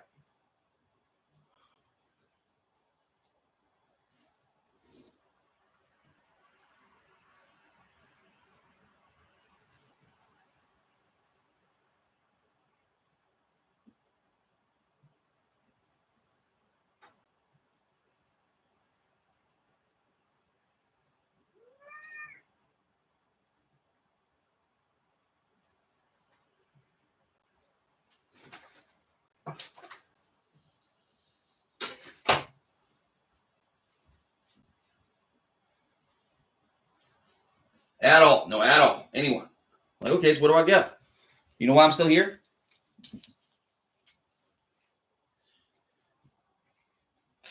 I'm fucking psychic.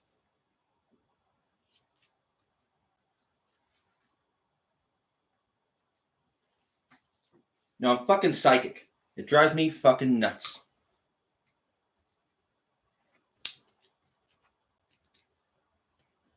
Everything I say reflects off a pair of ears somewhere in time and back to my mind. And it drives me fucking insane. Absolutely insane.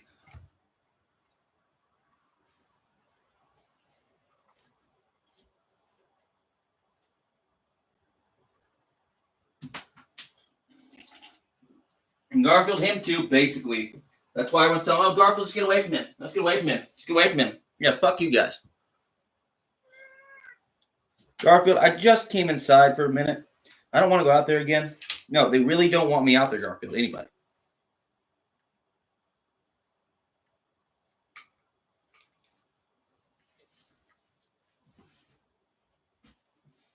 They could give a shit about the rest of it. I can kind of tell now. See, not quite, but that's what they're telling me now. That's not really true. But Garfield could get shot. So could I. I don't know they worry about me, but I know they want to get the cat. And he's like, no, I haven't anymore. I'm like, too fucking bad, Garfield. Sit right here. I need to finish cleaning the house. And they had me come inside some crazy shit again when I'm being quiet for a while, which they fucking love to do. And they have this same exact accent.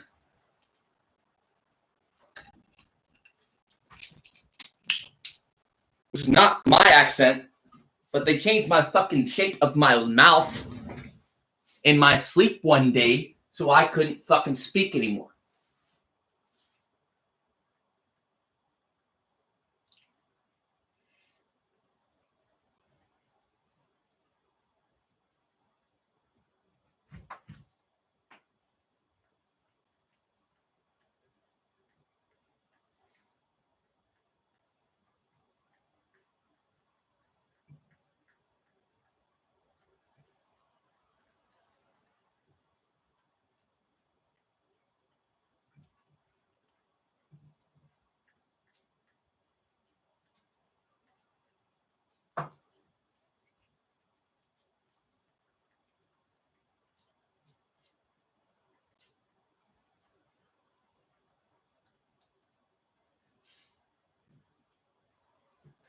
Now, even the animals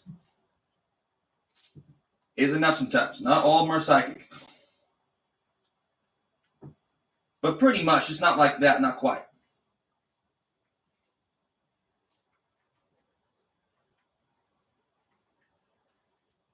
Except for, yeah, cats, in a way. But not quite like this one, guys. No one quite like this one. So this stupid guy across the world, he thinks he's like fucking the Buddha or something.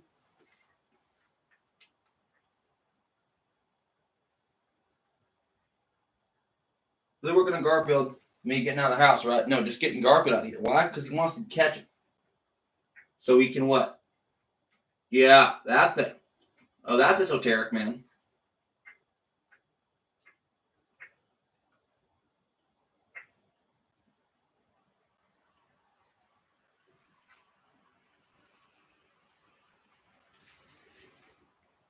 Oh, it's your job?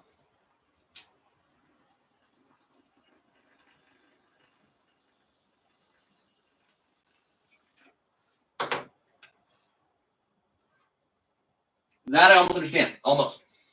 Oh, yeah, that sucks.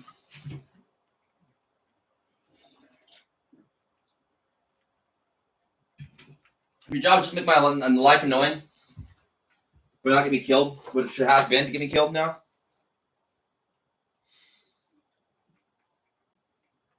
But you're under duress or something for it? I do understand. Pretty much. No, pretty much, I do. I'm not ignorant to that, duress.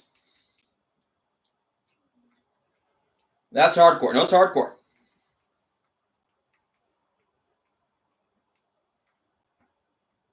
But I can do it too, almost.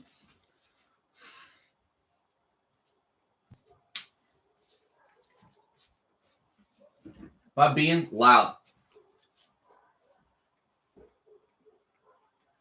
When you get those Buddha ears, which I kind of have, sometimes I can stretch them out.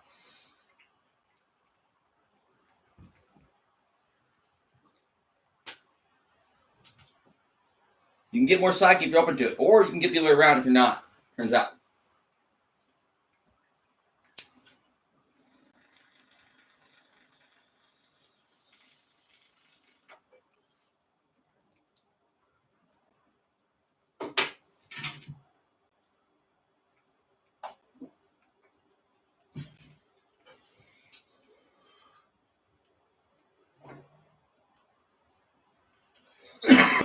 Thing about me is, I'm really easy to read, or I'm impossible to read. If you try to read into me too much, then you're reading it wrong. If you just look at the picture, or really, yeah, that's what it is.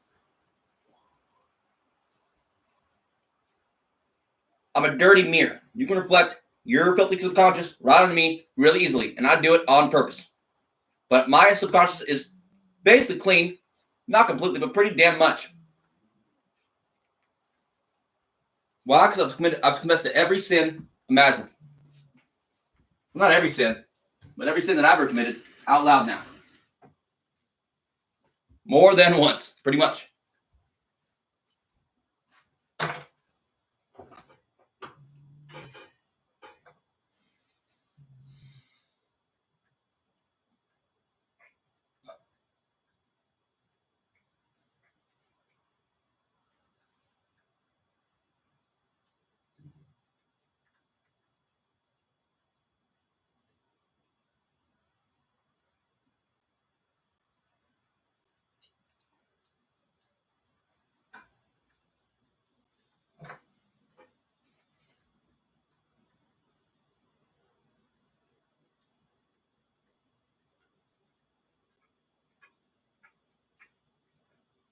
He won't get in the basket right now. He is not. He is upset. And he is scared.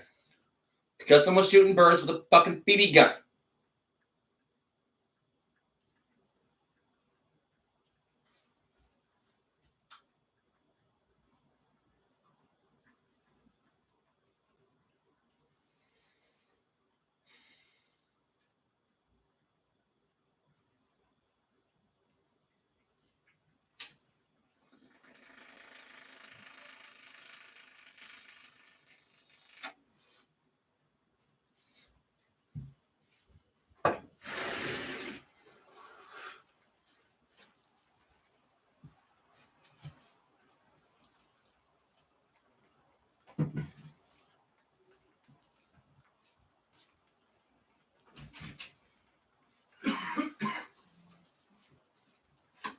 Sorry, Garfield.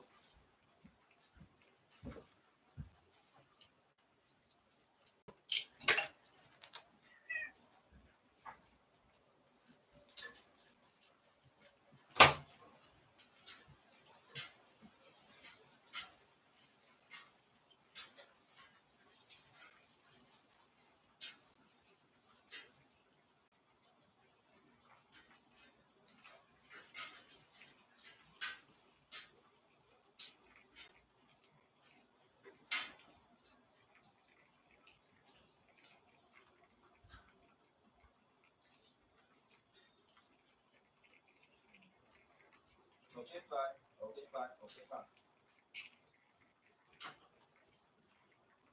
Yeah, pretty fucking much. I got it all out. Now I need to find something I'm actually interested in, which is kind of featured in a way, if they get it right.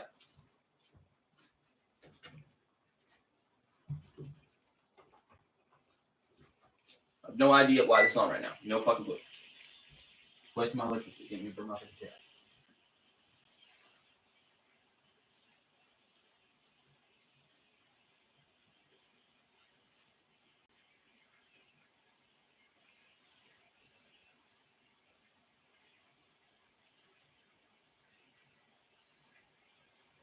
See, I remember everything correctly. My father does not.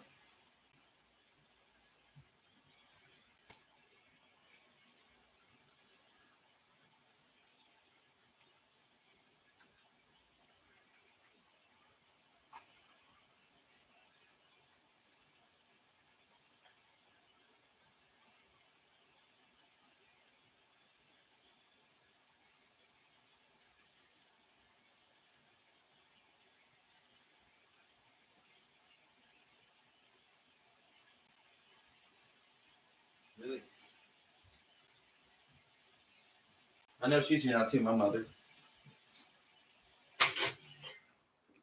Help Korea.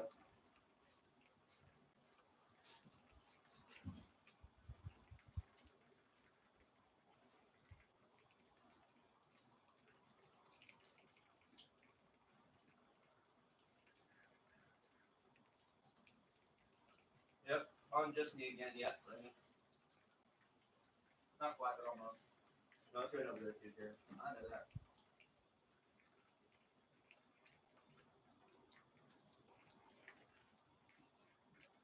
He's blind, huh? Not that fucking blind, but almost as tough. Yesterday was true, huh? For a minute, yeah. But it is. Like, no, you want to take his master.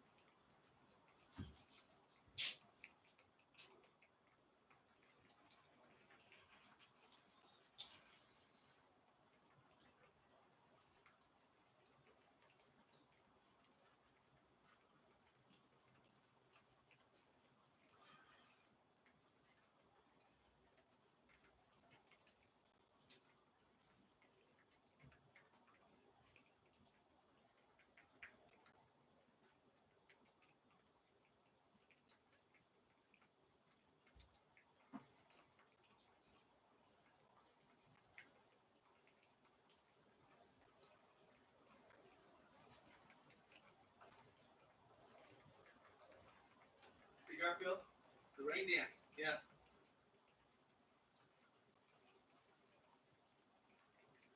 See, we're fucking magic. No, we're magic.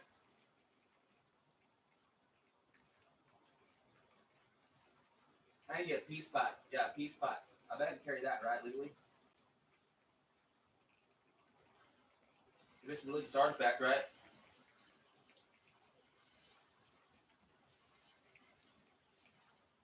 You see, I'm part of Scandinavian too. You know what I mean?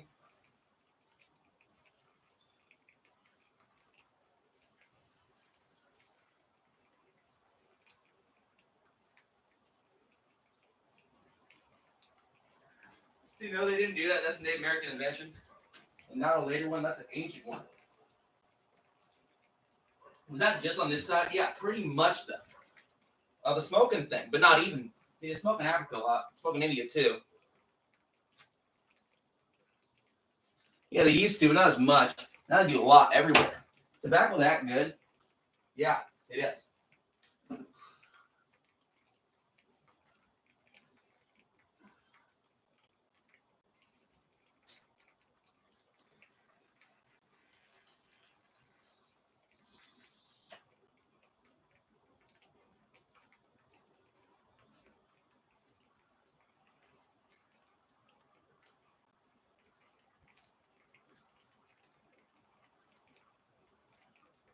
I'm a fucking shaman, and I fucking know that I'm a shaman, okay? Like, I'm a water guy.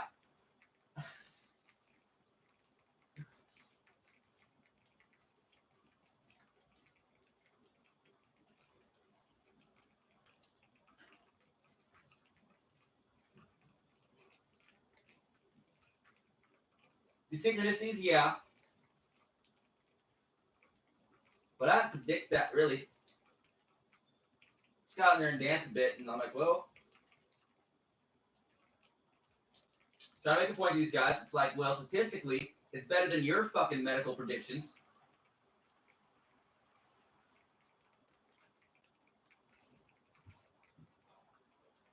Oh, wow. Oh, wow. Hey, where did this come from? Wow. No, I don't smell too good anymore. I didn't know that I was there. Well, to Jesus Christ.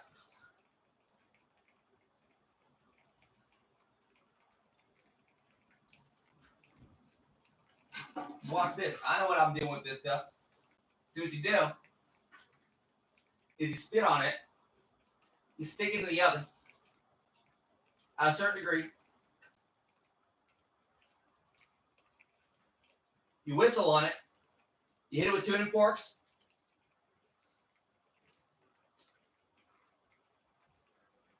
and your tobacco smells a lot better.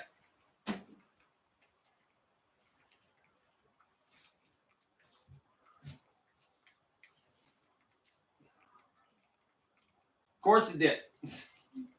See, I took much credit, and she's like, all right, I'm out of here. Lizzie Playa, yeah. The Cloud of Spirits, yeah.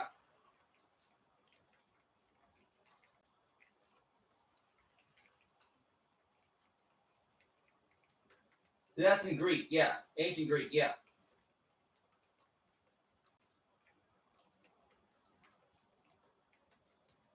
See, it is like that. The universe. No, it's like that. This guy's doing his thing over here. He's powerful. This guy's doing his thing over here. He's powerful.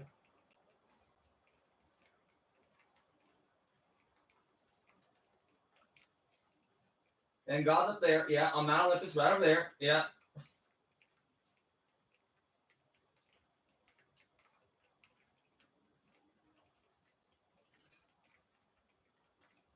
Let's see, there's a rainbow. Or see something, but some of them, but I can't see them quite.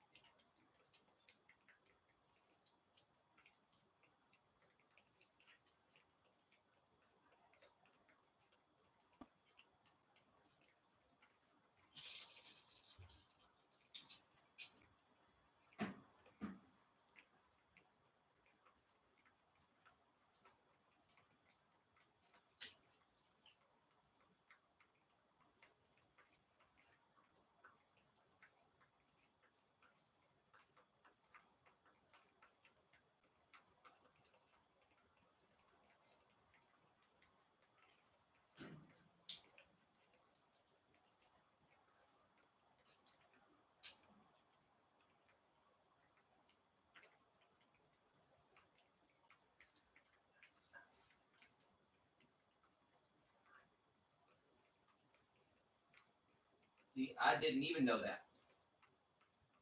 Why though? This confusion thing. See, I should have known that.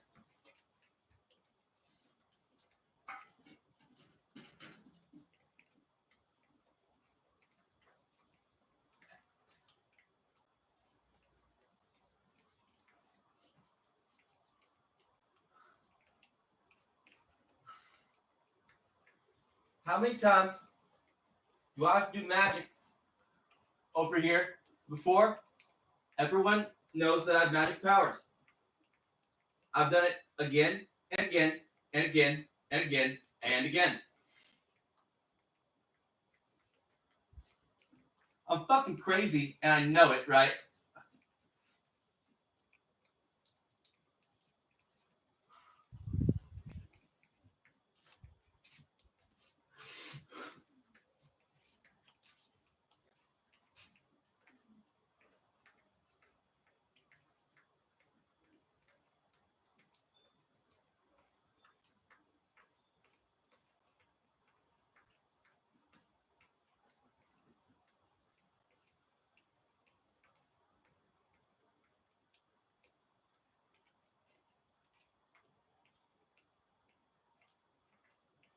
Is that or not?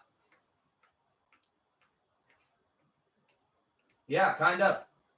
No, I put up a mudra, right? So statistically, the fact that we just got rain was a check mark, B plus.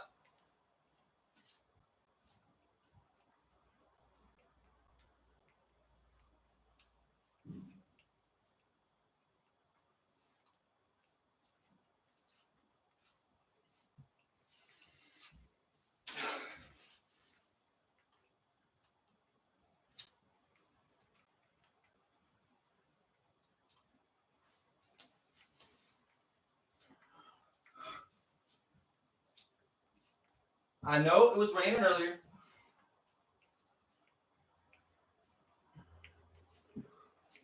However,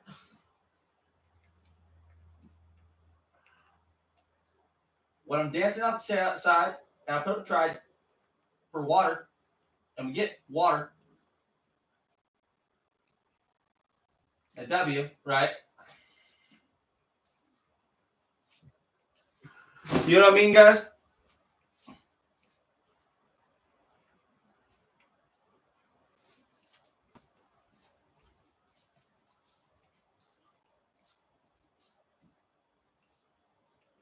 So I'm trying to convince a bunch of atheist scientists. Sorry, guys.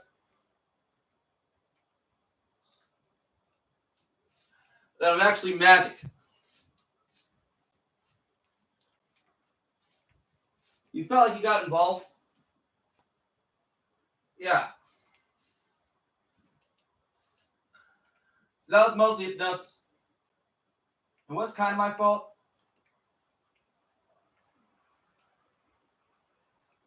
But holy shit. I'm breaking it for the first time in my life. Almost.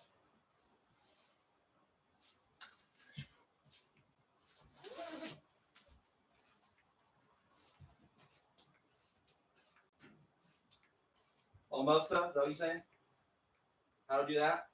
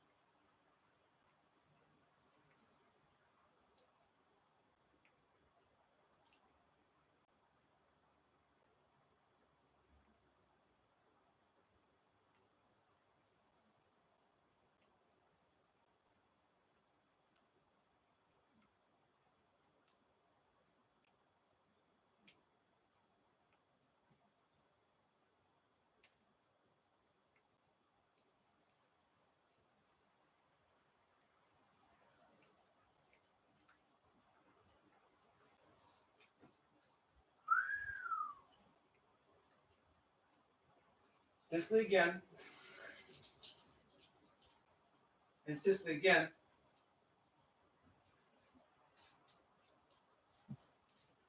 You know what I mean?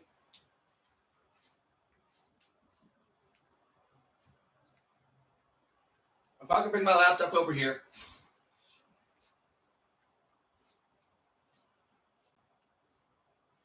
Here's my phone, but yeah, whatever.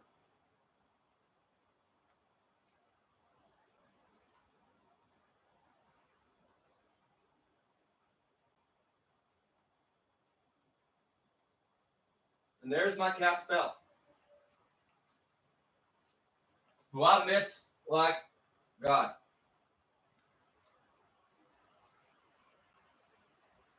Almost more than I miss God.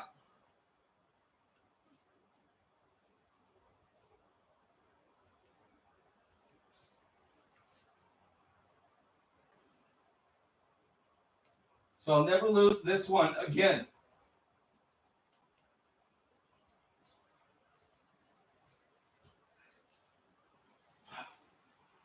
And they really, really want me to. I can't tell.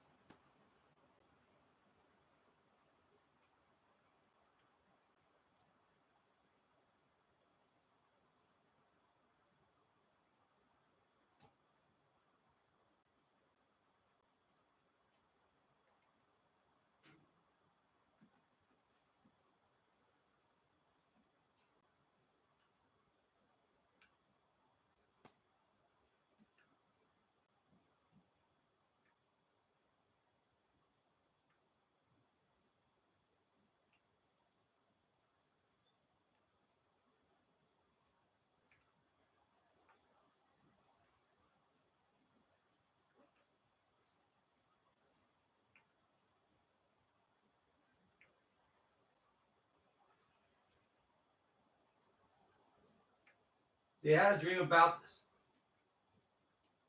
It did not end well, regardless.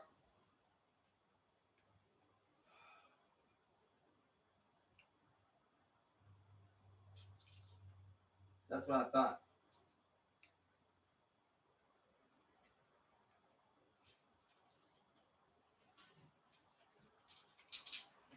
That did that one.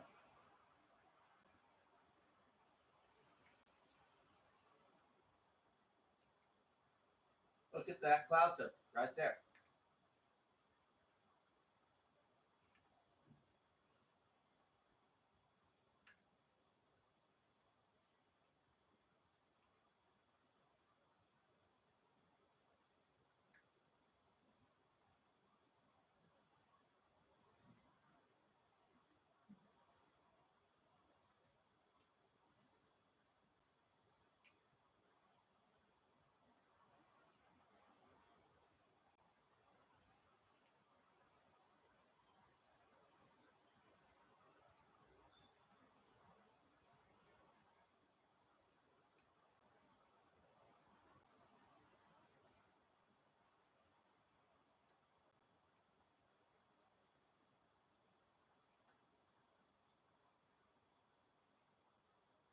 That's what I mean.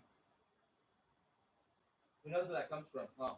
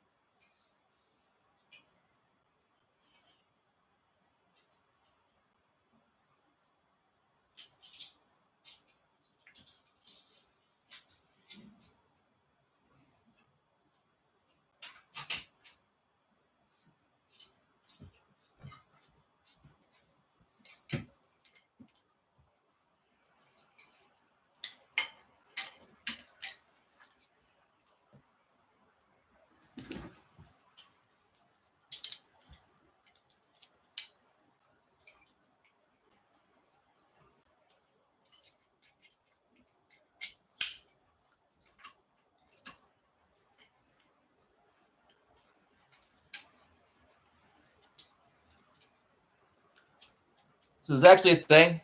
So I had a dream about this. Someone shouting out to everybody, basically to show them.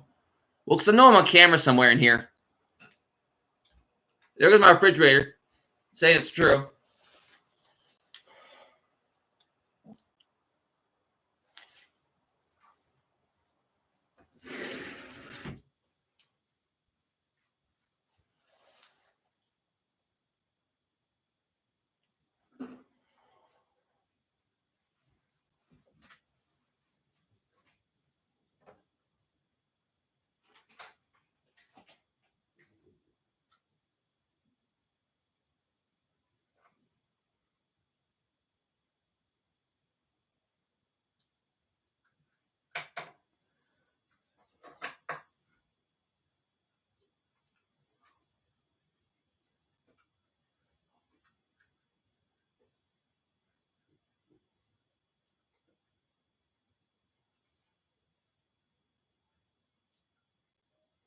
So why you guys want to kill me? How many gang members now? See, I kind of knew that, right? But I didn't know that at the time. Yeah, pretty much.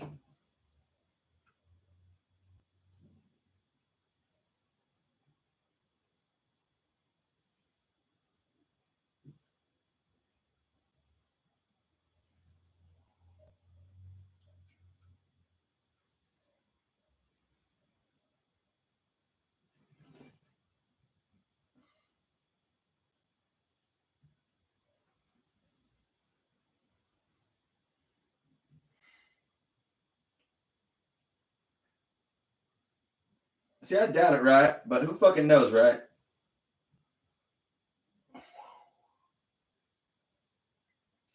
If they're actually like that or not to be sometimes.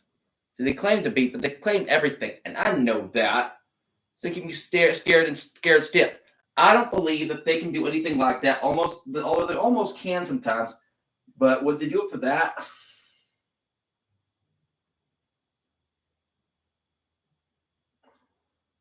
What if they would? What if they could?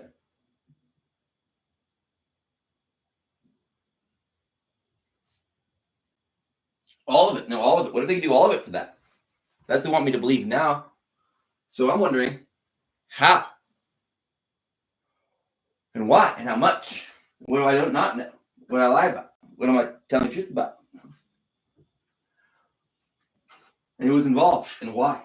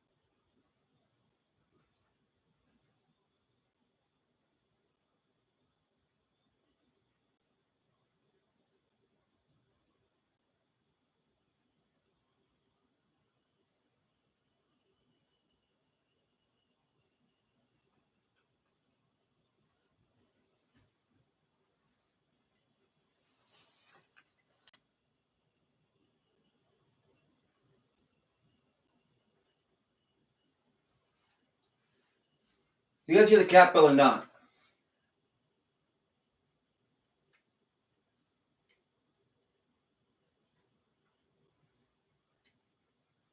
It must be, huh? Well, I tried to pull my eardrums one time. And I'm basically blind.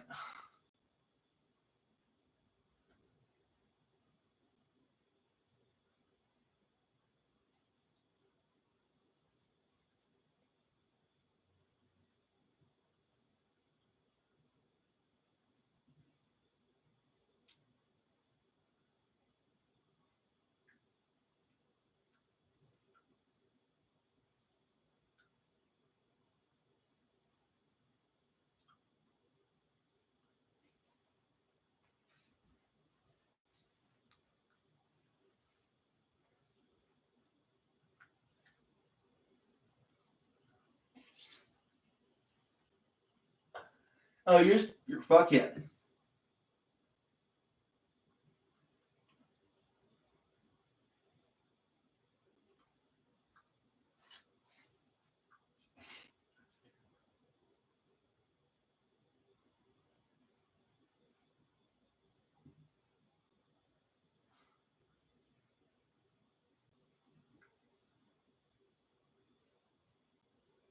Oh, huh? You guys didn't know that?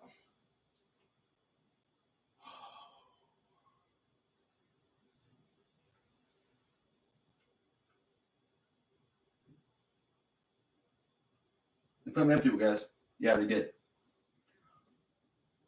All of it. All of it. Yeah, all of it.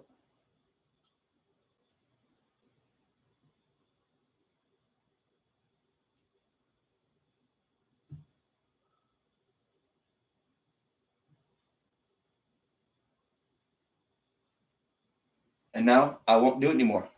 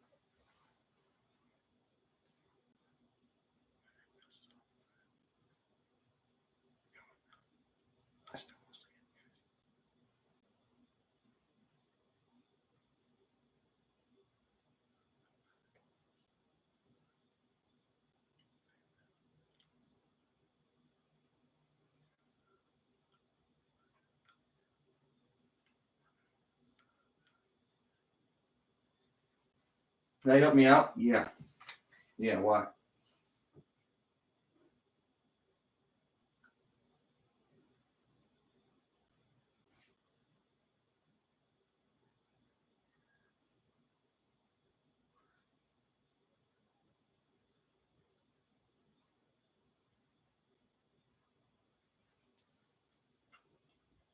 Too fucking bad, right?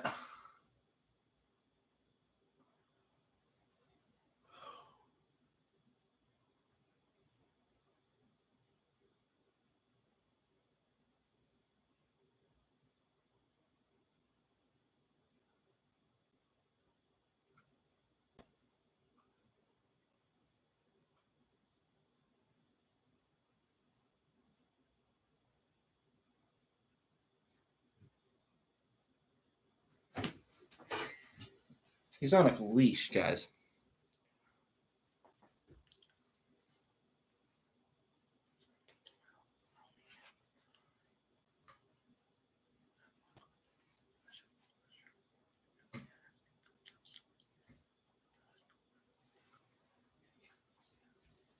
Four 1-7 that clock, Garfield. Yeah, don't take my cap from me. That's why I had a point to prove. Because otherwise, I just knew I was going to get killed anyways. They already proved it to me. Few of them. Yeah, they already proved it to me. So I'm just out here making a fucking scene of myself, which I'm getting really tired of. Yeah, because there's children in the way, kind of.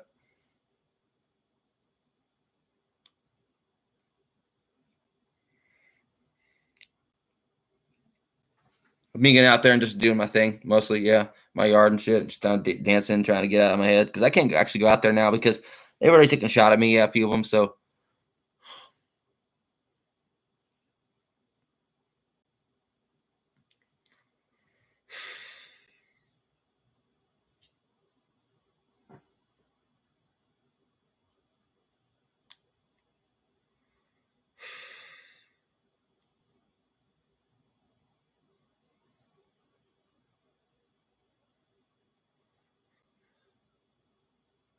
So I thought there was. Maybe that was hypnosis. Because I didn't actually find one.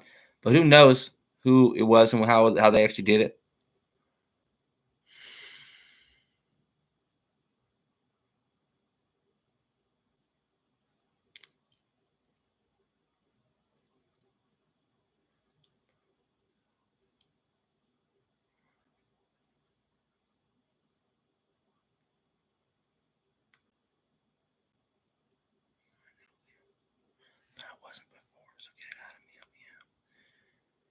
Did I prove it before? Yeah, I did.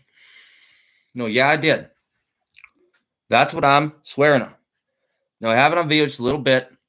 There are people watching me. Some synchronicities right afterwards that just made me sick. Because I fucking knew them.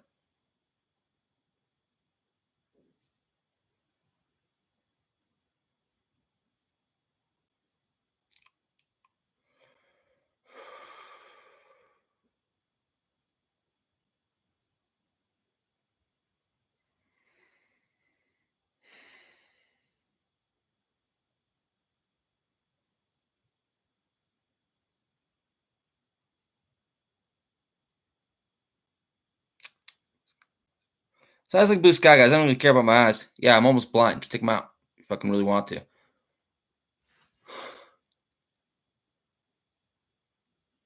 But I'd rather you didn't. You know what I mean? Because I'm battling so much right now.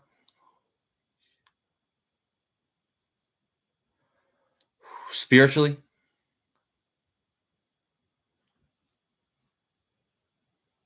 I took them all on. I was not to be afraid of shit at all. At fucking all.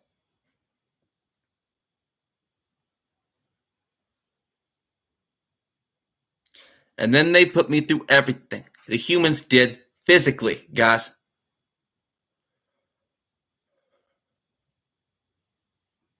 Fucking ghosts, maybe mostly, but I don't know for sure.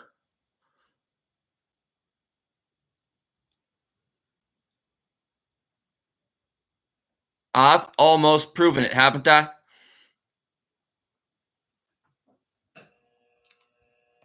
Is that hypnosis?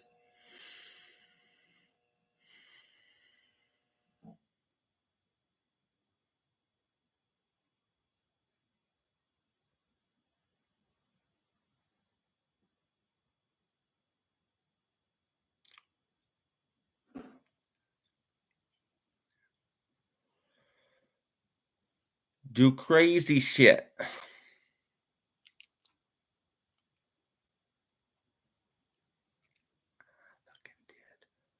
I fucking knew that's what they do with it. That kind of science. But why?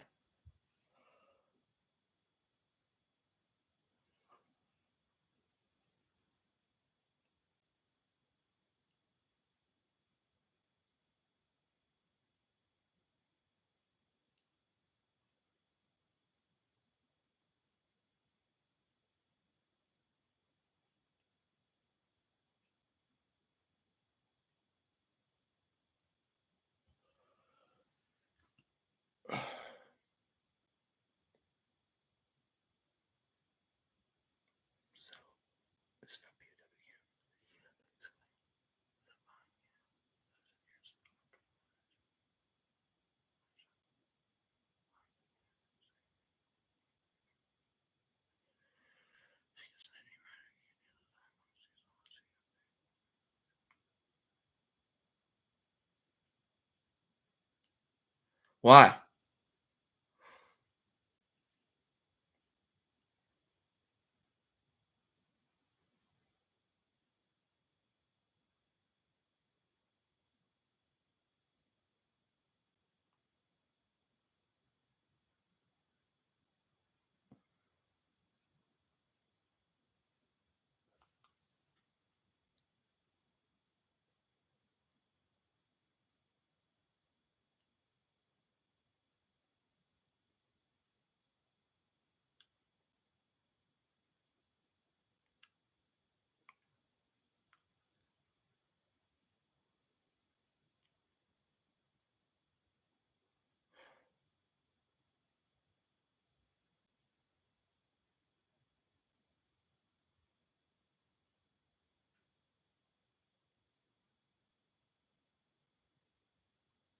Is that what you want to do?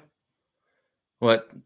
Get any reason to take me to Puerto Rico, take my cat from me, get my $100 on top, see if I can kill myself?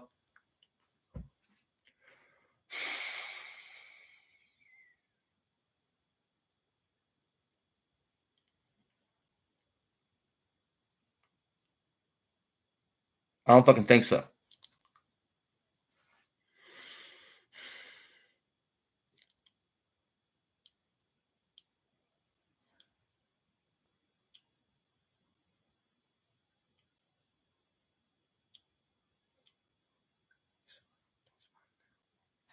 Is he? Yeah, basically.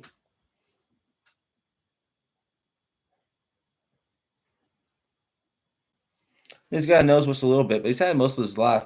I just get paranoid now. He's healthy as a horse. Garfield is.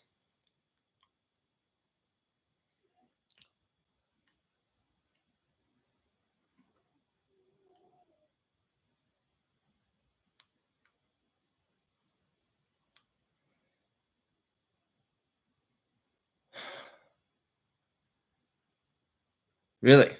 Yeah, really. It's really like that right now. See, that's what I was worried about. Exactly.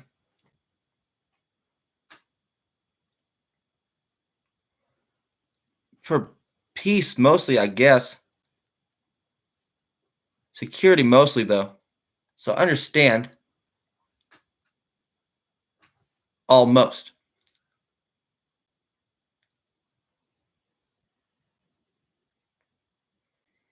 But is it really like that? No, not even that.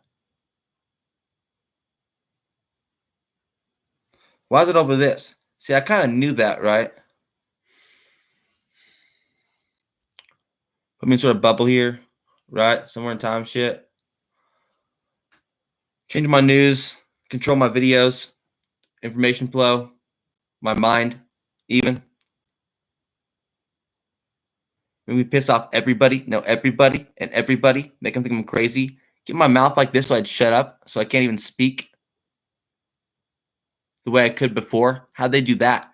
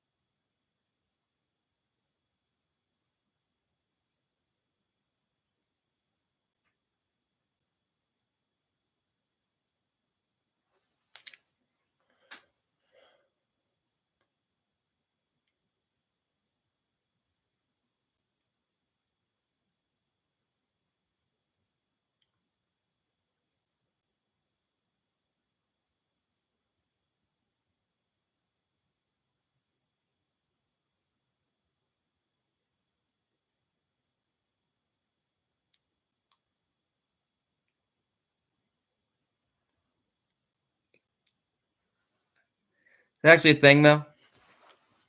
That's what I'm trying to get to know. Because if that's actually a thing, I'm going to kill for it.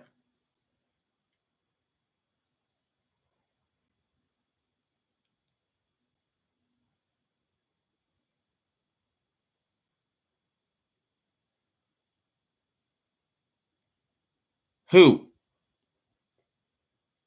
And what the fuck? And how much?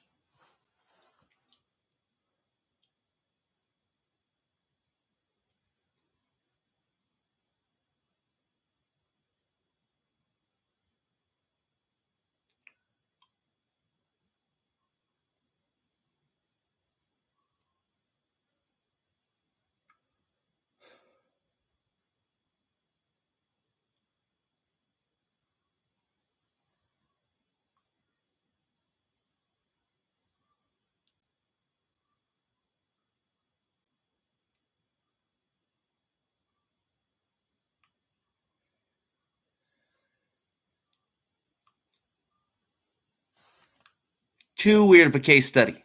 And I know it. That's what this is, guys. I fucking promise you. I'm trying to be quiet, and I can't shut up ever. No, ever. Do you need medication? Maybe give them to me. I can't even get there.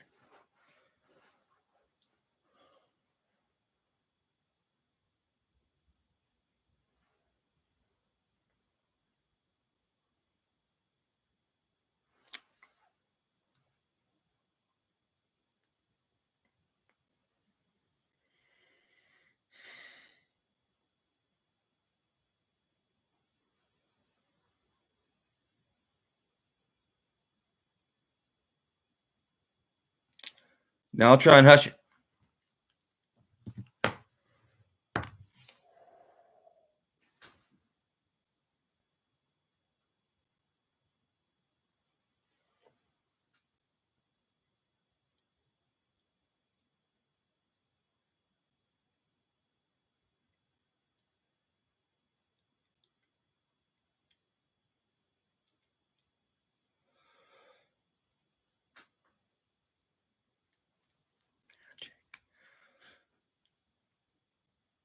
Okay, so my claim is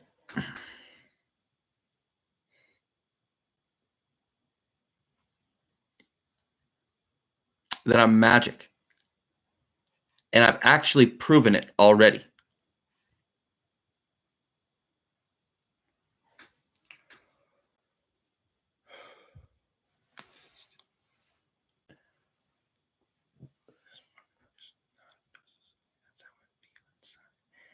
Get this other shit off. Back goes clink, clink, clink, clink, clink now. Why? I missed my fucking, because I forgot. Why? Because they won't take me? I know they didn't, but why?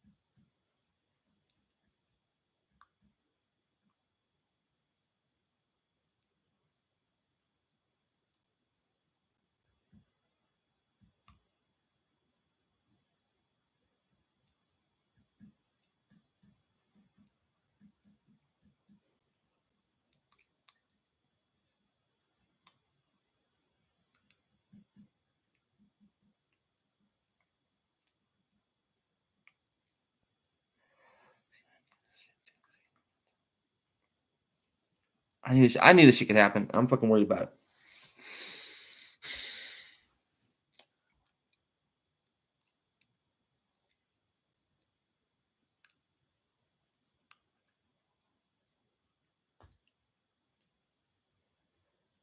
I should not have been. I don't know. That's what I'm trying to say. Get the NSA involved. So I'm trying to say is take me in, take my cat in with me. Figure this out. That's what I need done. Don't torture me. Don't put me in jail.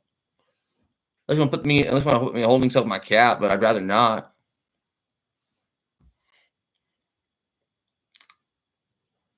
Everyone's like, with the cat, is he trained pretty well? He pretty much is. Yeah, he just protests on me sometimes.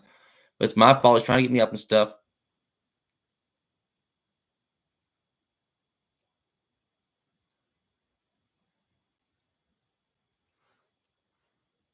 He's not drinking enough water. He don't want to drink the water. I don't know fucking why, dude.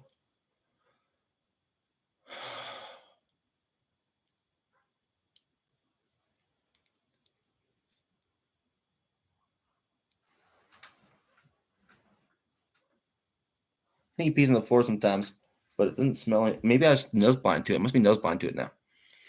I kind of am. I kind of know it. So no one wants to come in here. Smells like piss. Smells like shit, kind of. But it's not that fucking bad. Now I'm getting it cleaned up. I need protection of some kind. because I'm under severe hypnosis. I can't even get my accent back on. But I'm not fucking crazy, not anymore. I'm still trying to find out if I'm magic.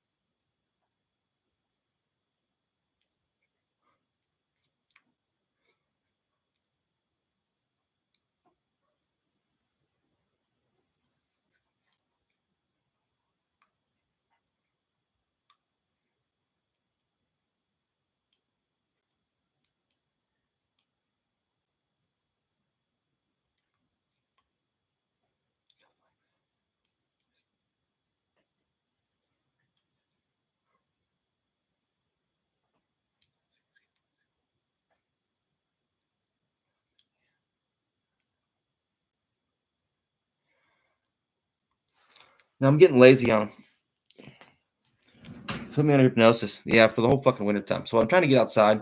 They actually try to kill us.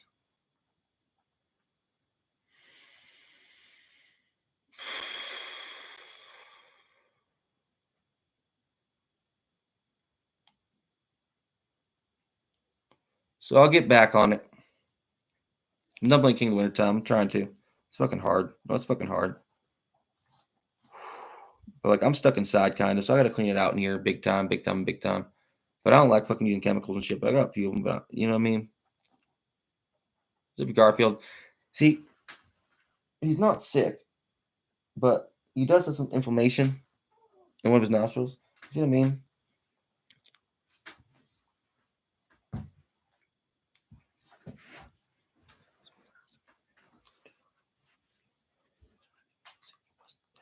See what? I don't think it's that big of a deal, but it did not help. So now I can't anymore, and I know that. So every time I do, I'm like, that's a bad habit now. And I'm just documenting all of it. I'm just loud as fuck. I'm under hypnosis. I know it, but I'm not really under hypnosis. I kind of put myself under this hypnosis, so people couldn't fucking judge me wrong. But now I can't speak right, and they still do judge me wrong, and I know it. So I'm like, all fucking frustrated about it because people are fucking dense. But I understand it. No, I see. I wasn't expecting that to happen. Like right next door, I was like, okay, fine. Because I would almost mar myself for just that. I really would.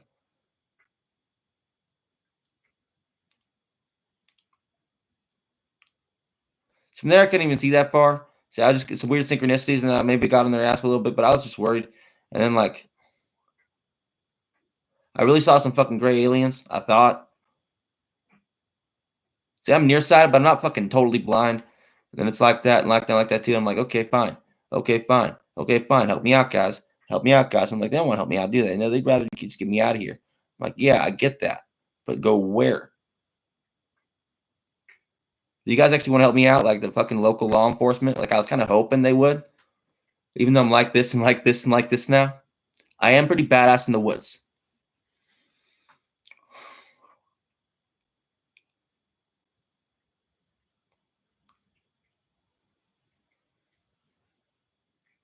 And I know that too. So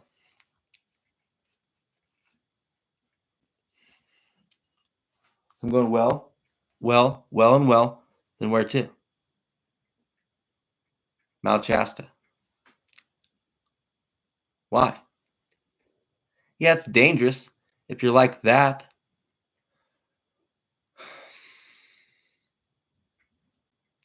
But the cat is what I'm worried about. Mostly because I just go anywhere. Not fucking hoof it.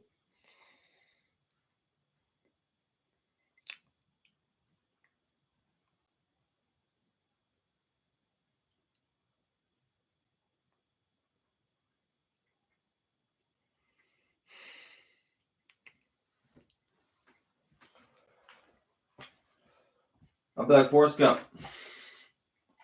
Running to Washington, D.C.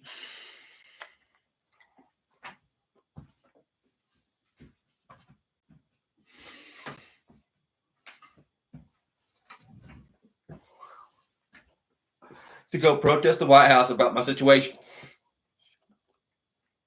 until I got killed.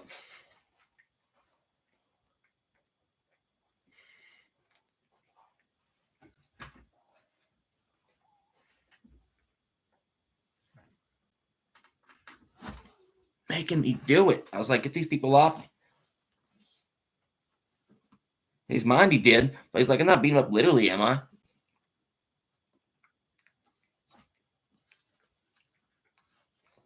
No, not literally. They're playing a game with me, and I knew it.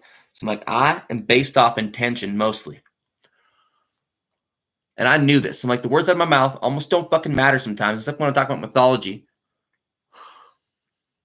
I told them that. I'm playing a game with myself. I am political.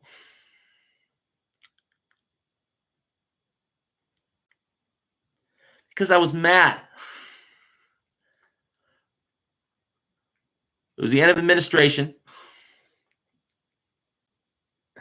And I felt like this was really important. Because it could basically prove that I had magic powers. Already. So I'm like, fuck. I'm a synchronicity champion. I didn't start recording until later. I feel fucking retarded. Now I'm going to die for it.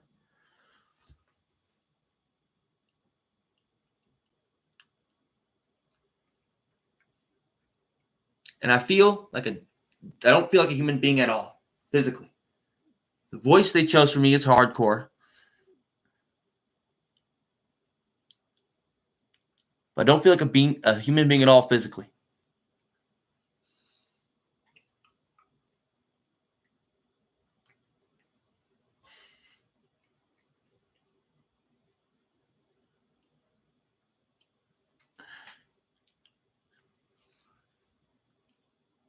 Yeah, I knew that. I don't know. I'm under hypnosis all the time. I have been my whole fucking life, it feels like, of some kind, guys. That's what I'm trying to say. So I guess this would be part of their plan, I guess. Was it?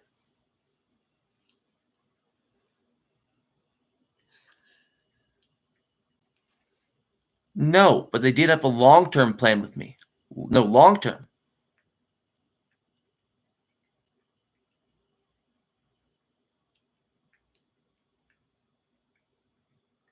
They studied me. I seemed relatively pain resistant. But I'm not.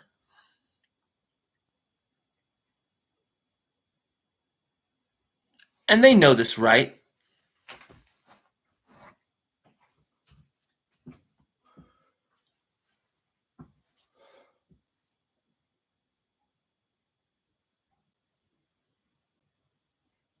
There's actually been studies on this.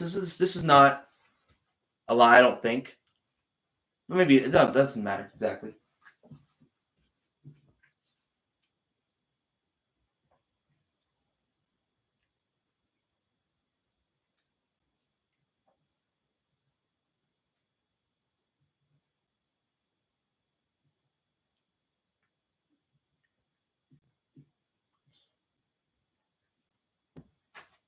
Sometimes you'll pain a little bit more. That's what I've heard.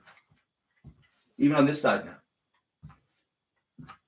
Just physically, not emotionally, though. So they're thinking that, too.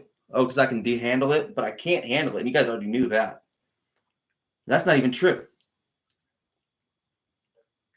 So I'm reading all these scientific articles, and I'm like, yeah, that's not true, and that's not true, and that's not true, too. I actually am relatively pain resistant, and I kind of know that. So that doesn't mean I need to fucking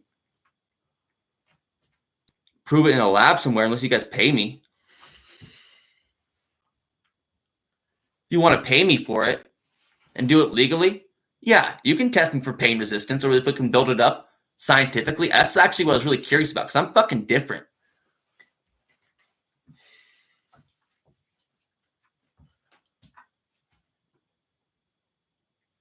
And we can make it spiritual. No, I need someone to do some old-fashioned, punishment. I know that. Tough me up. Why don't you get killed? And I'll shut up if they come by.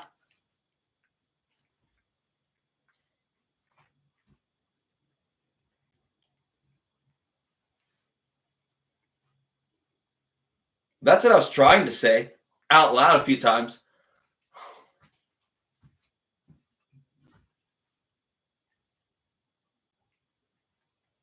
It's not making it any better. See, that was a concern of mine. How did they do that?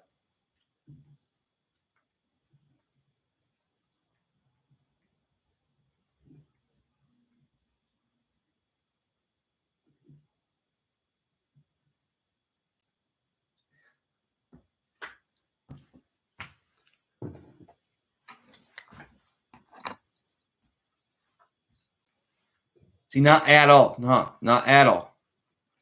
But why?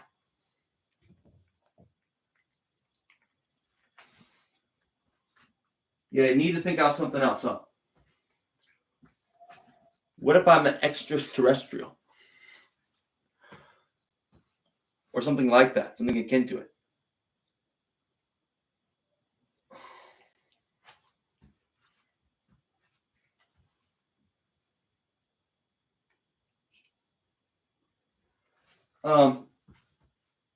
I wouldn't mind that kind of testing, guys. So, what about the other shit you had me saying? Why did you do that one?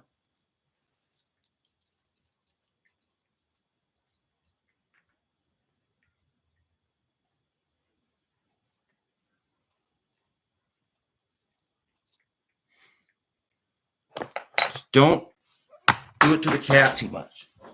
Okay?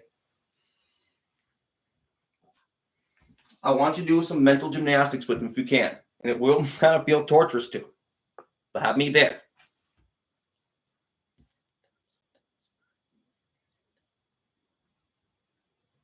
But not like that, not quiet. Because they have me on this hypnosis where I'm like not into it right now. So we will see what we're talking about. But I don't fucking die. So I don't really want to test my pain tolerance necessarily. Because that's what they're thinking. They're like, okay, wow, what can we do with it? Some people really have that shit. Right? But I can't adapt my body in a way. So I'm like, what do they want me to do, really? Because that seems like they're asking for. Mental pain? Why? I'm spiritual as fuck and I can make friends with anything. Yeah, I get that.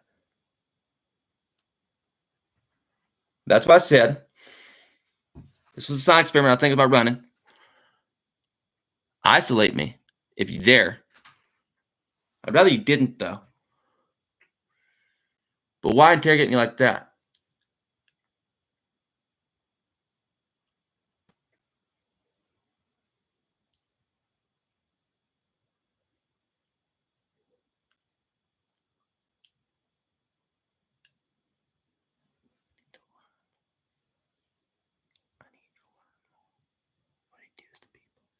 This is relatively easy for you guys to do, right?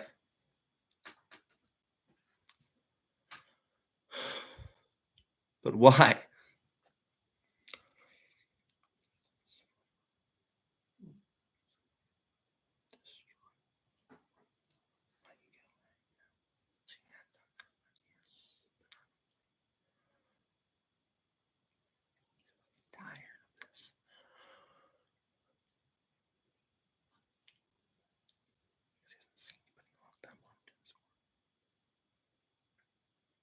So clearly, the strategy is to kill me.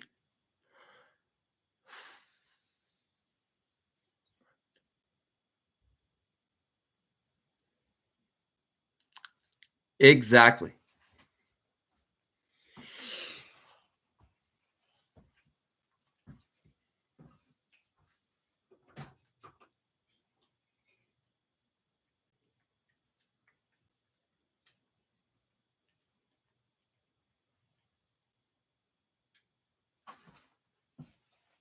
Only with some people, but not seemingly. Only seemingly with some of them in here, huh?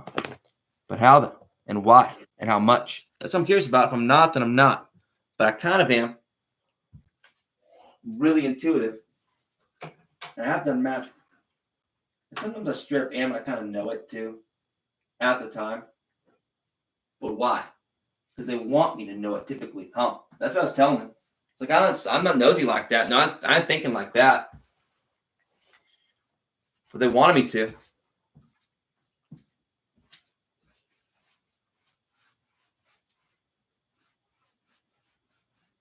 They even took my rain away.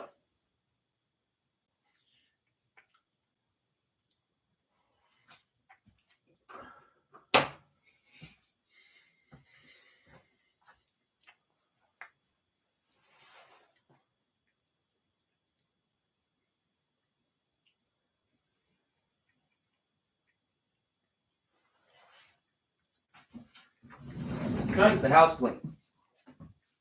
It's taking forever. Just can't. Want me to go outside forever? I do too. I wouldn't mind. I'm not gonna wander around by myself and get fucking shot at.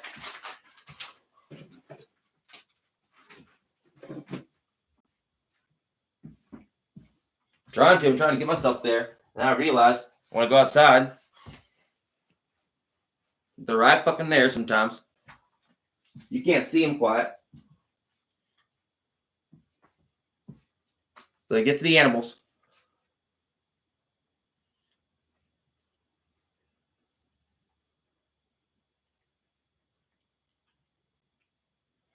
Am I just going through memories of people that have died? And now they're actually going to kill me for it? That's what I was worried about.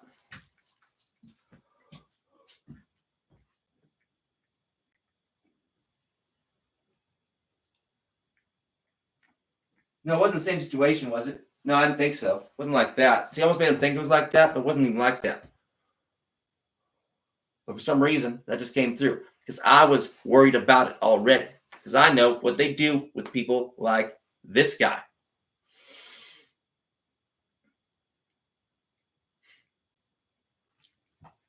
We're different.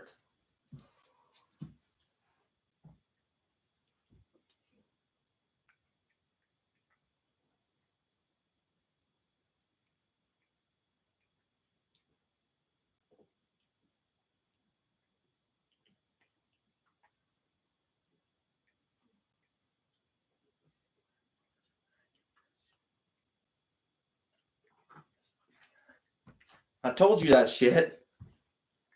They all know it, basically. Their souls do now. But not them physically, so whatever. I am worried about it, though, but not that worried.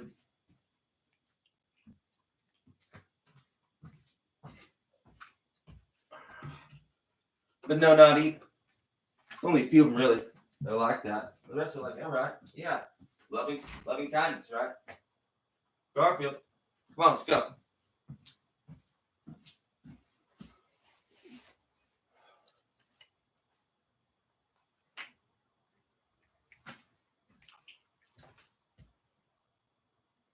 That's how my heart chakra disintegrated, huh? And I kind of knew that. Fear.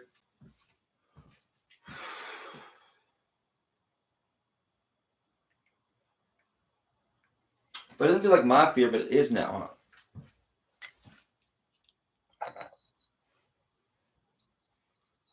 huh? Not completely. No, it's still big. It's not like that fucking big like it was.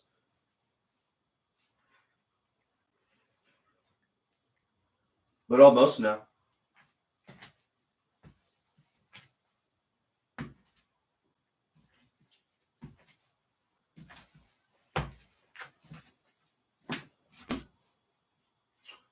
Come on, Garfield, let's go.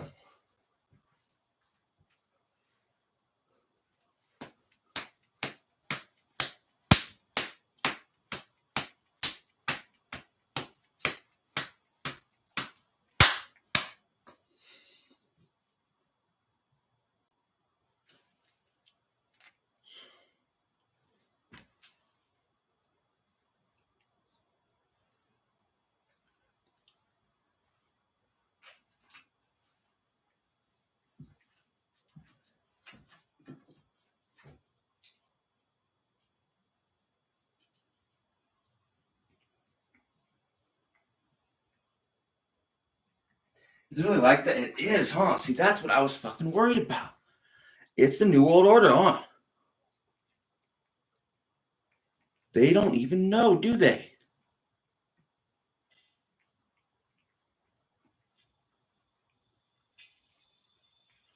But why?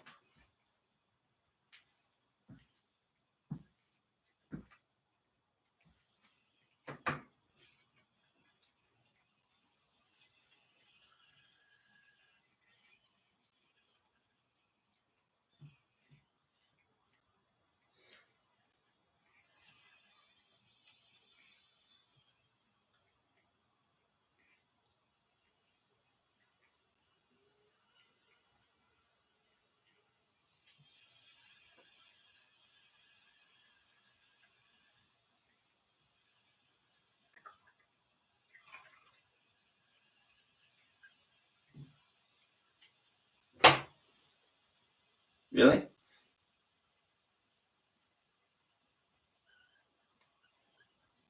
Forever. Oh, really? See, I knew this shit would happen. But I know like that. Yeah, no, they fucking possessed me big time. Oh, fucking well, right?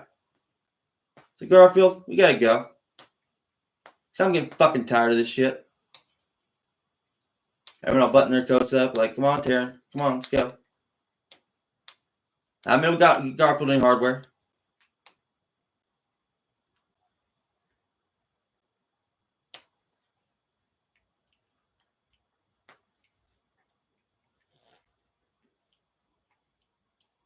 No, you're not. Don't talk like that. You can't even catch me out there.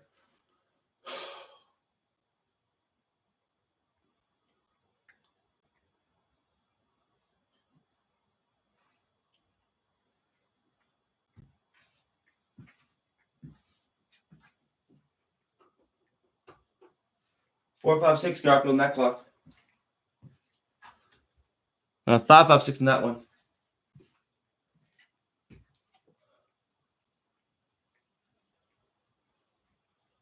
Well, there's George right there, the sun.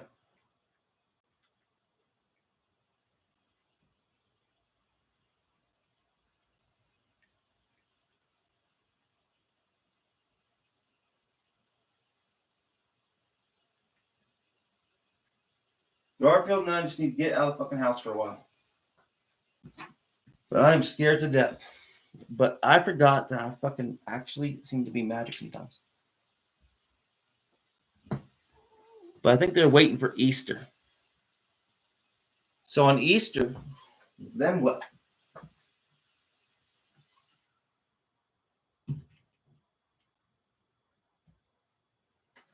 Isn't today, is it? Fuck, I fucking knew that shit. Not today, is it though? In a way, right?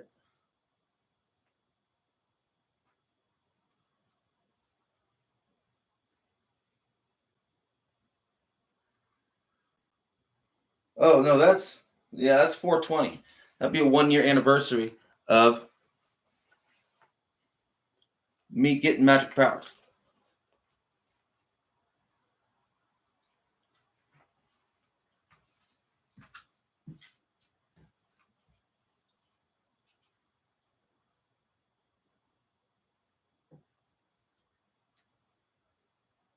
Yeah, I do have MS. Worse than ever. See, not really, but almost in some way. I feel like, but pretty fucking bounced up. Huh? But it is. It was mentally for a while. I felt like I was in severe hypnosis, maybe severe schizophrenic in a way. But I don't believe there's a difference because they're trying to get me killed, and I kind of know it. So my brother said the same thing, right?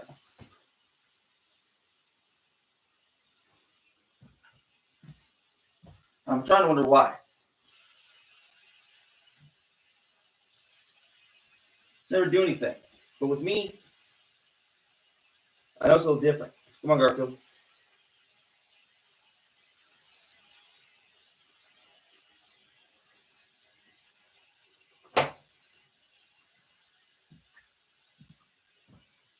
Because in some ways, I've healed my brain completely.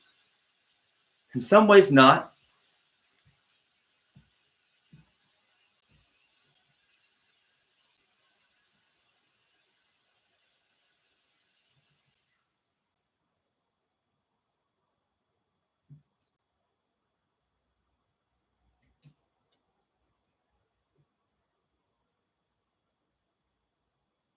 You want to cut my brain open? Do it when I'm awake then. If you want to look at my brain, you fucking retards, I'm okay with that.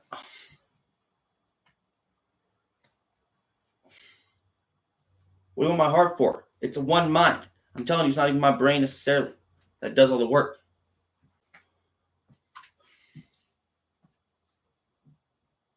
Come on, Garfield.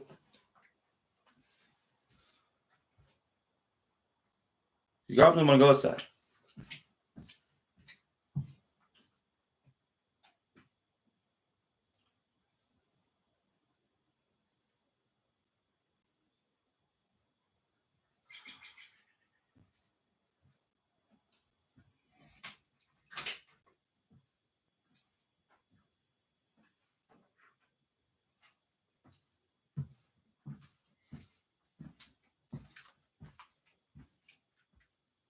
But I'm fucking magic. And like, I don't believe in reincarnation.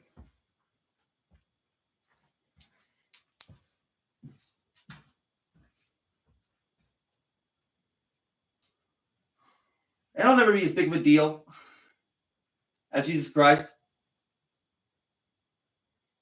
But I can heal people magically sometimes.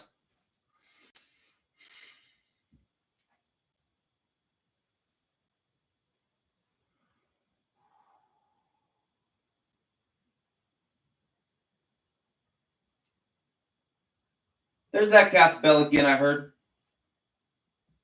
Doesn't matter how it's made. Same tone. Synchronicity. It's experience, but I'm like somewhere in time. Because I'm a physicist, in a way.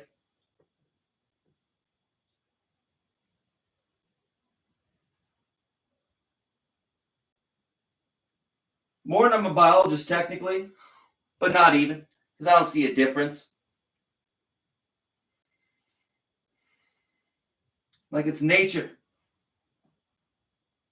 And it's a her. Who's heard it? God's heard it.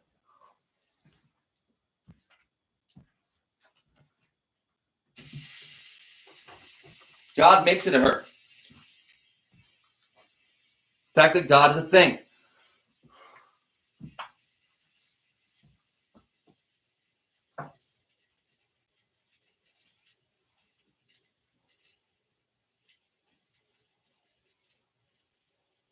It is amazing stuff actually do get killed off. Because it's the age of Aquarius. That's a real thing, guys. And I can claim it on Christianity because of the Pisces fish symbol that they were using when Jesus was around.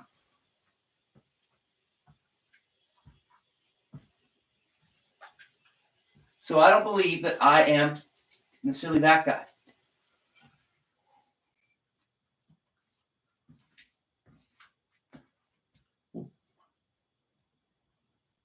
The wind and Garfield being a bastard. He really didn't want to go. And I know why.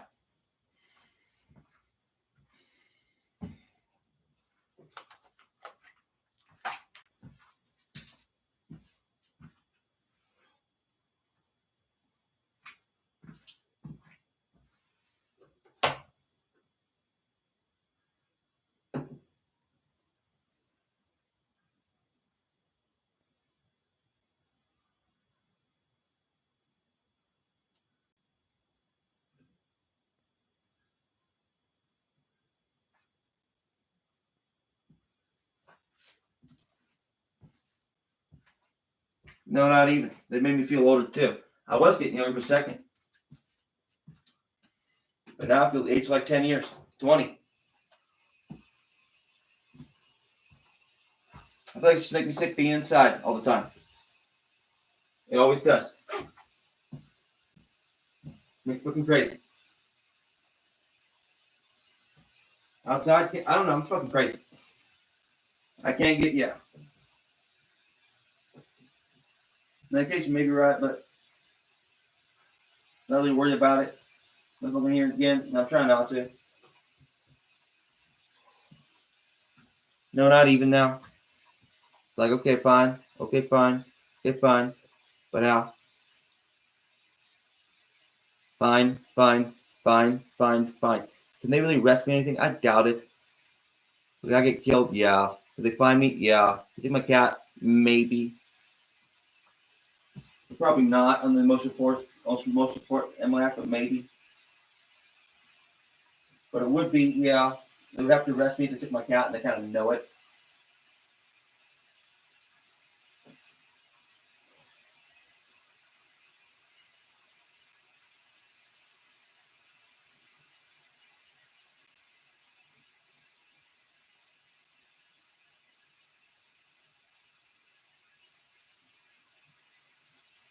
Not that great, and I know it. Yeah, life's not that great now. I fucking know it. It fucking sucks. But guess who's gonna get it? No one.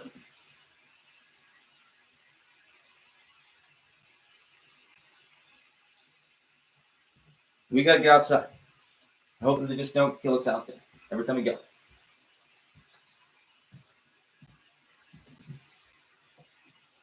Made it quick. Well, that'd be interesting.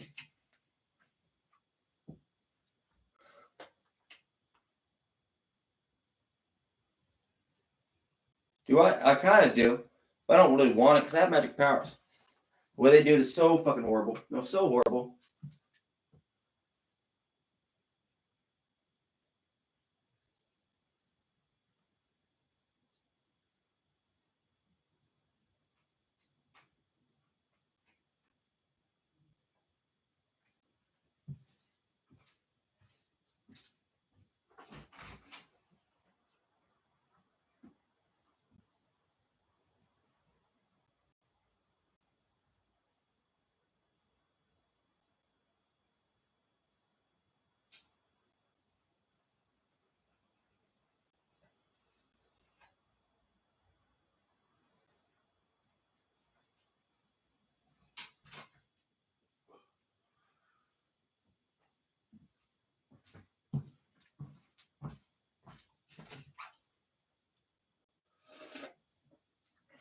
He tied to the chair.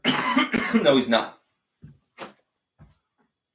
Did I get enough people's attention? Let them leave me alone? Yeah. Am I still freaked out about it? Yeah. Do I really apologize?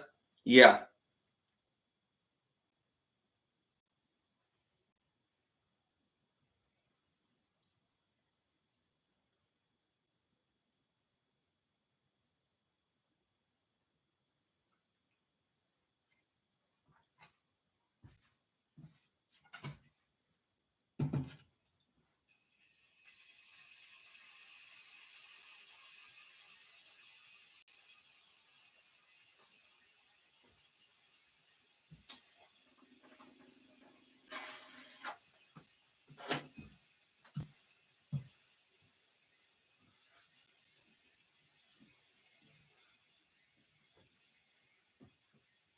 Yeah, he is a magician in a way.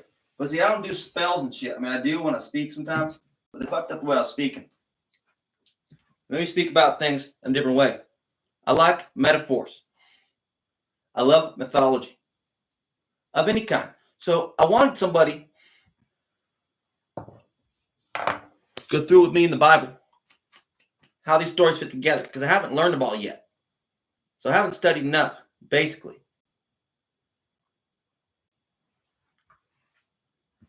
I was getting there. Now I'm going crazy. I don't listen to things anymore. I was in a way, though. I can't really read, but I can. I can read out loud.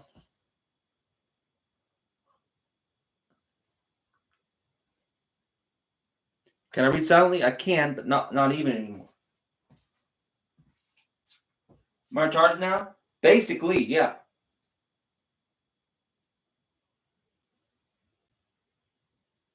My IQ is getting really high for a second, just for half a second. Almost, yeah. Am I so stupid? No. Am I retarded now? To me, I am. Well, I'm like one of you now.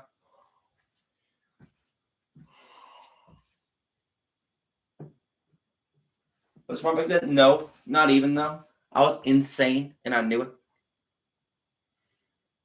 Am I the same person? Not even. Am I reformed? Yeah, I'm reformed.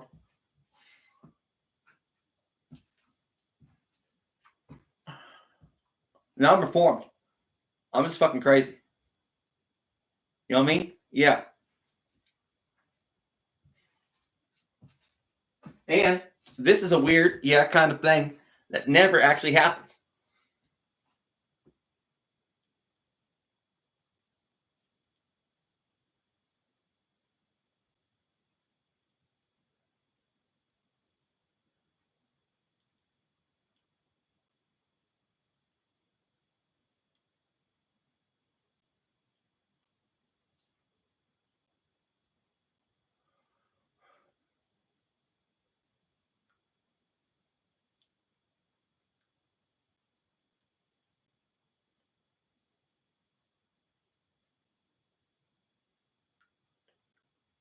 I'm a U.S. citizen. I can protest, right? Fairly, even if I'm under hypnosis. See, I said a few things that were just bad. They're just bad for a minute about things I didn't even know about. Say people's names because I'm all paranoid, like a schizophrenic, but I'm loud. I can't shut up ever. No, ever. I never leave.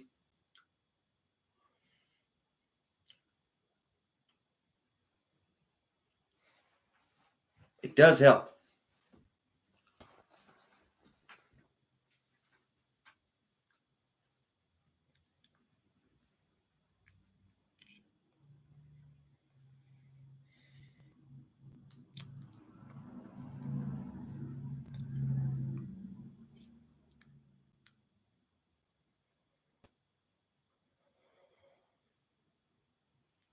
Must be the marijuana, right? I don't think so. Okay? This is why. Because I was smoking just tobacco for a while.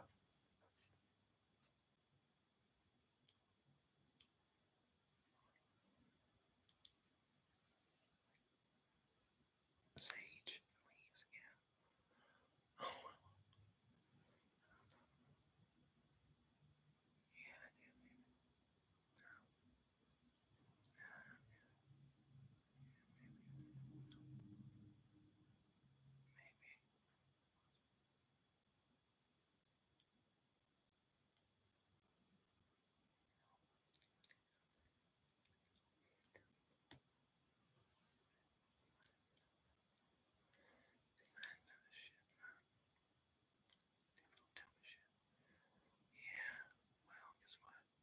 I didn't think so. Because he needs to help me clean up some shit that he left out there where he's in trouble for it.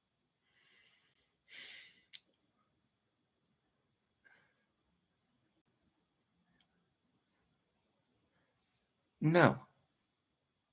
Someone's going to climb Mount Shasta with me.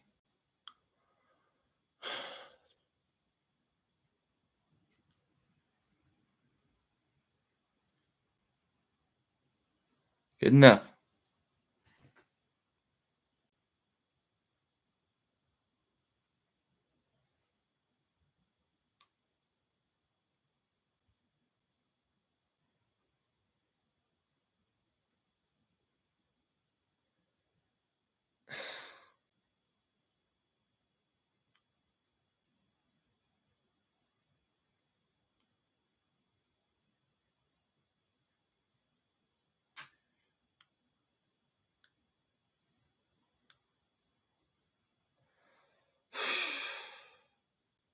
Well, guess what?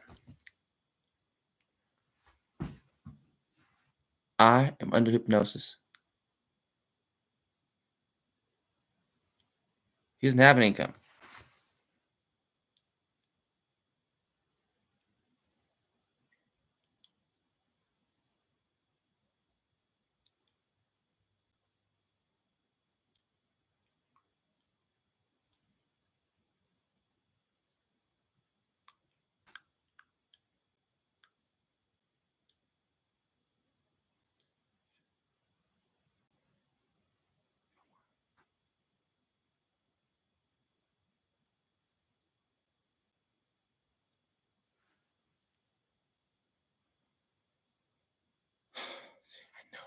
I know that they could, but they should not. Oh, do they want to?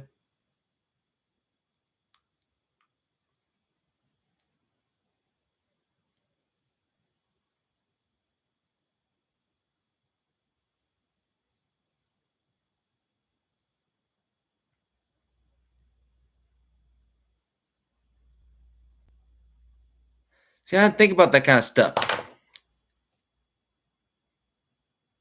They did back then. I do now. I was going crazy. Now I'm back. Let me say it again. It's not what I meant. I'm really talking about inflationary cosmology because that's what I care about, not that.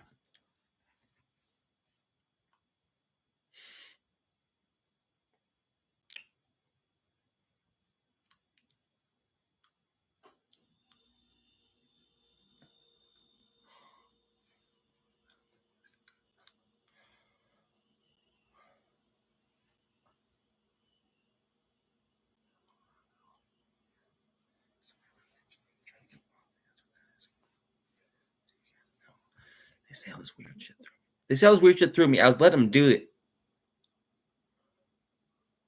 so I could catch them.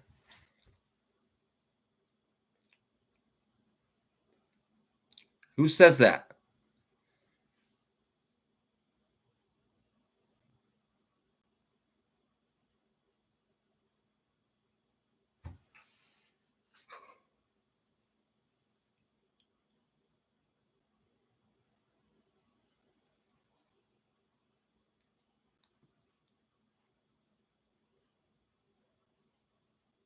Someone did a lot. So that's what I'm trying to figure out. What are they trying to do to me now?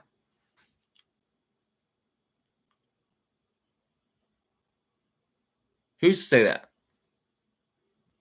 Oh, really? See, I didn't even know that. See, I don't give a shit about that.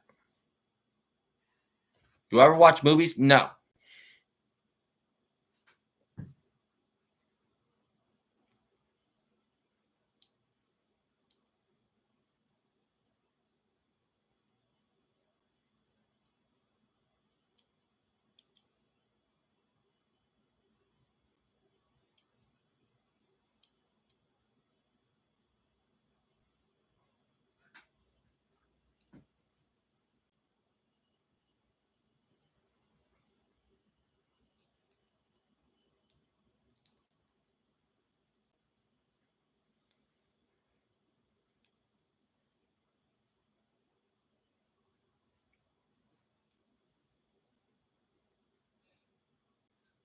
If you are humans,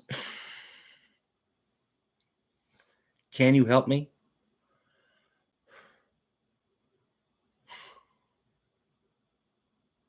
Oh, please, God, oh, God.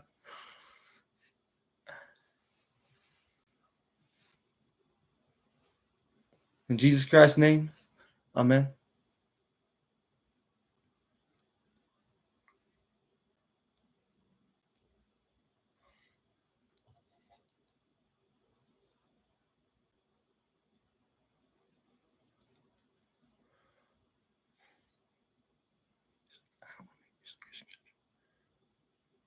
Freedom of religion, guys.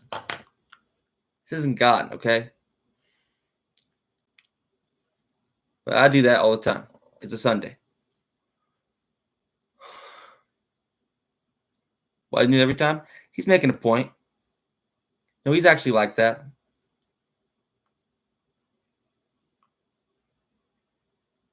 And he knows that too. Not trying to sleep protest around other people all the time. Not anymore. No, I got him killed.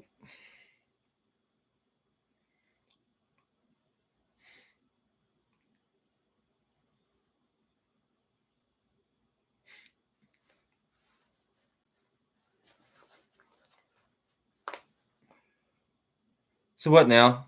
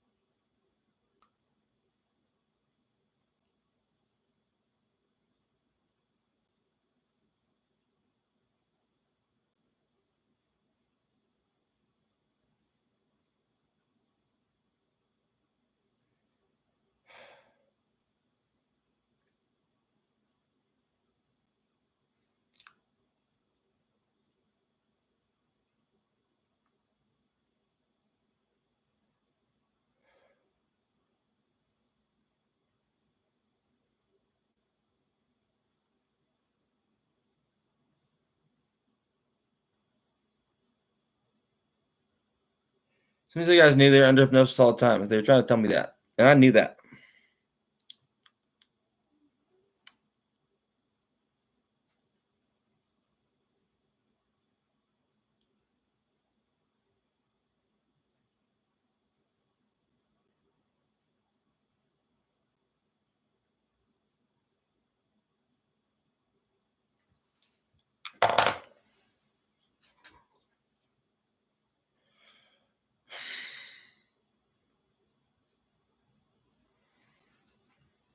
They put some spirits on me so heavily. Someone did.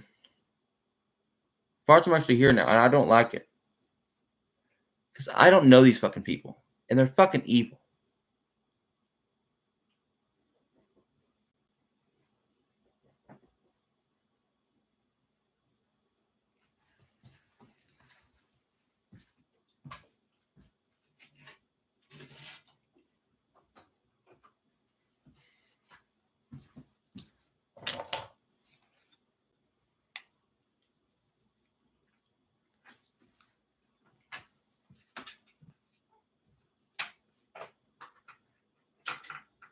Because they were powerful super psychics, and they were fucking evil. I'm a shaman. Someone sent him here, some of the worst demons from hell. I'm like, fuck, dude, I gotta take on these guys.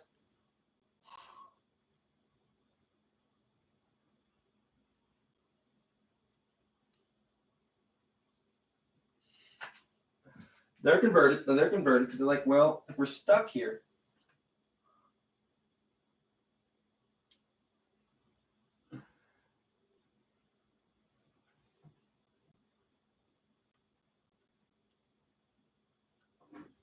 How many are here? Many, many, many, many, many.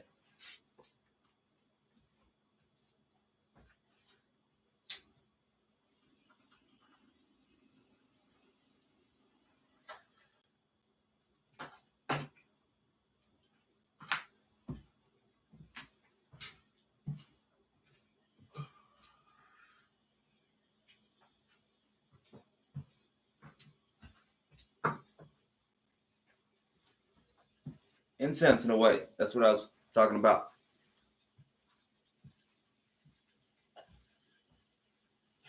My special incense. Yeah.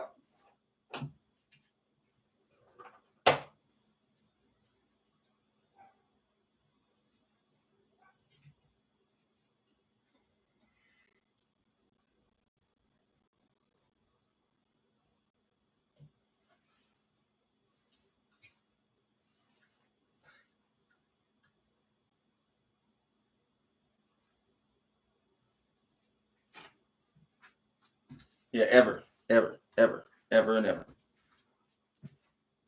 Smell piss when you have a mess. I kind of know this.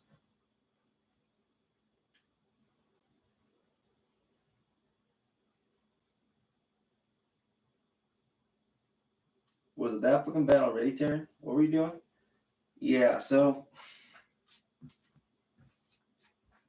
a lot of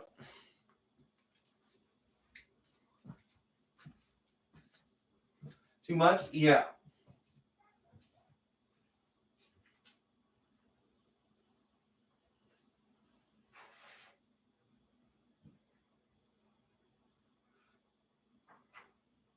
So this is Garfield's argument in court. Okay, say it's Garfield versus Taran Miller. Okay, they're going to treat it like that. I would still win. Want to know why? Because I've been put in prison in a box by somebody else. I'm pretty sure it was the devil, literally, who rules planet Earth.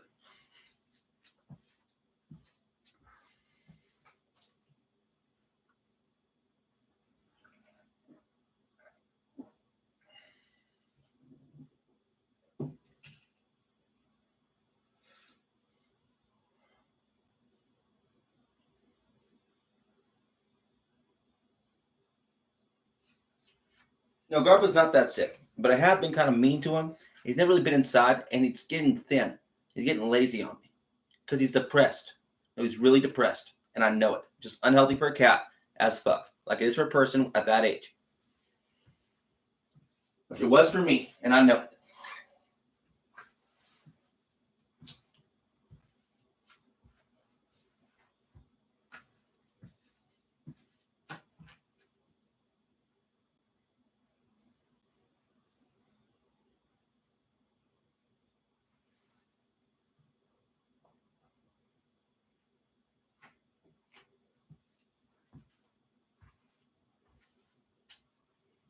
See, I'm really smart.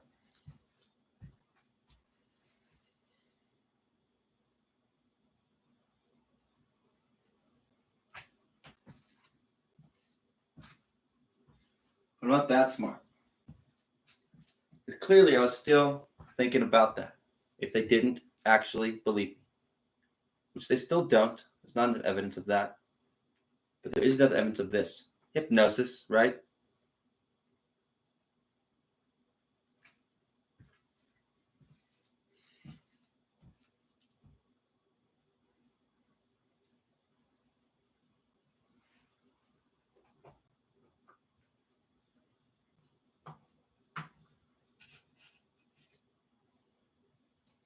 And guess what else?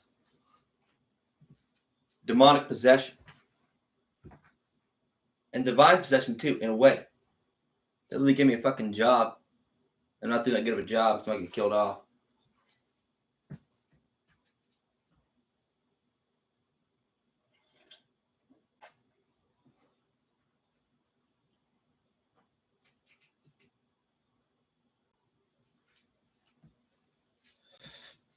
Love you, Garfield.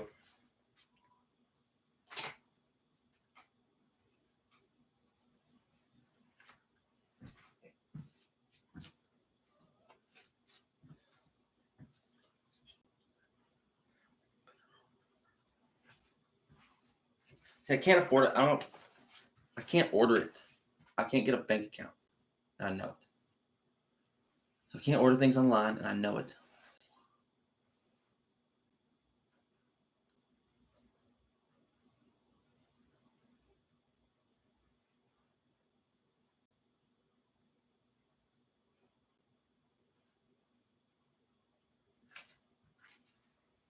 Is it?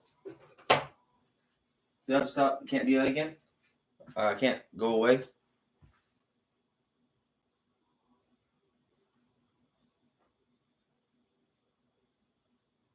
Did you guys tell me to do? Sit down and stop talking at all? It's like that? Here? Say no way, huh?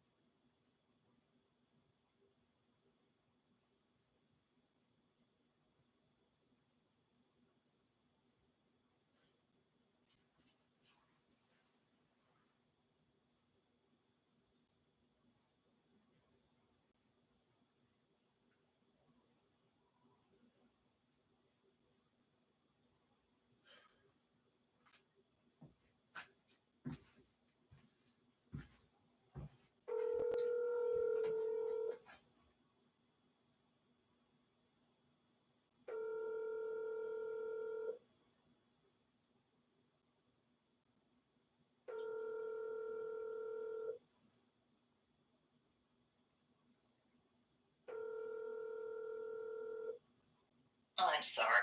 Guess I fucking am. Yeah, I guess I am.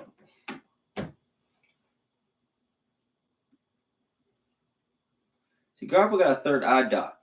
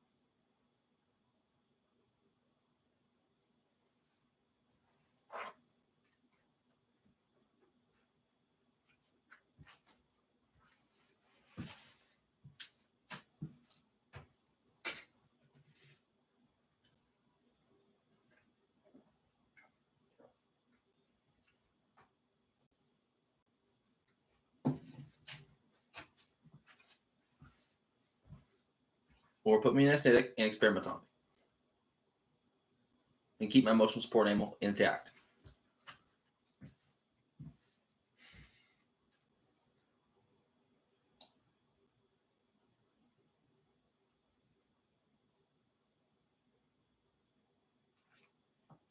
No, not one of those things. Not really. That's what I said.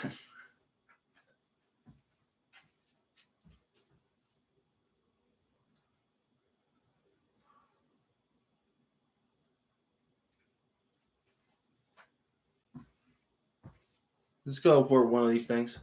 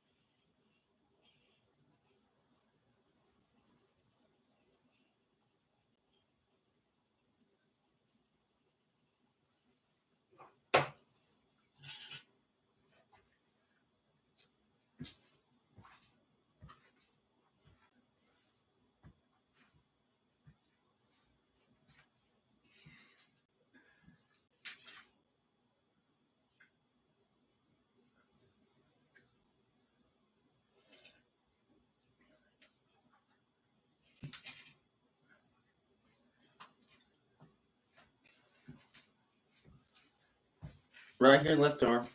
Going up his hand. Left hand. I don't know how far. What is it exactly? I see it's my energy channel, something like that. I don't know how it works exactly.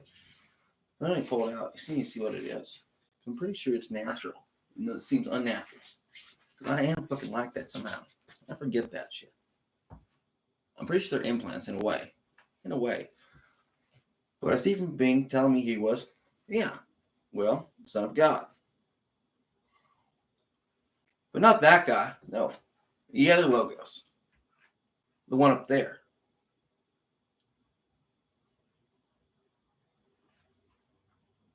An angel. Is that evil? At the time. Turns out it was Jesus Christ. He came to me through a different name at the time. Because I wasn't even a Christian yet.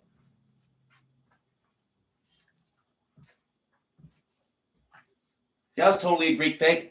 At the time, like an Orphic pagan. I was just like worshiping it. See, I was a Christian. But not practicing. See, still not really practicing that way. But I bring it up all the time. Because this is important to me. During this whole process. So that's what someone could do for a while. And then they just got me going crazy. So we couldn't get past that part.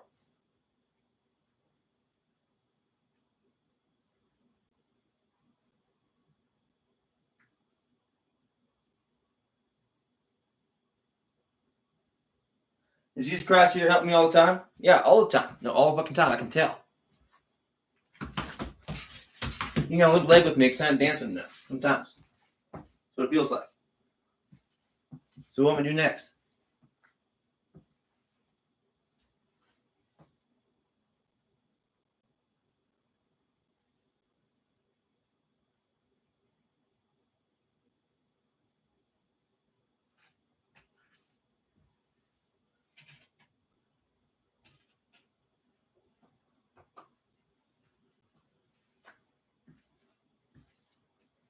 I know this shit all the way.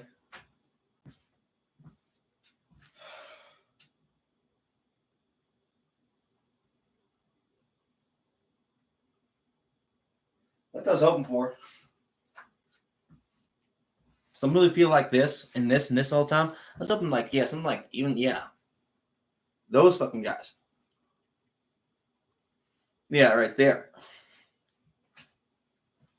That's what I meant.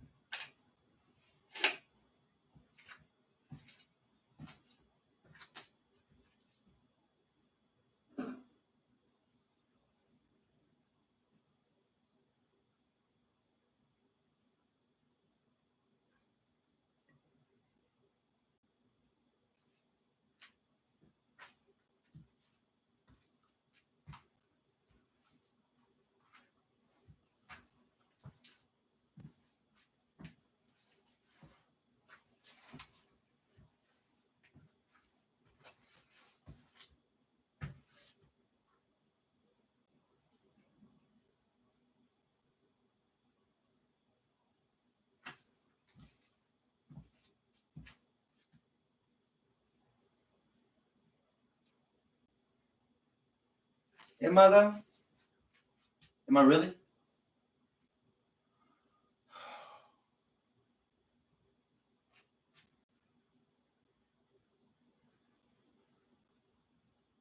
Ouroboros.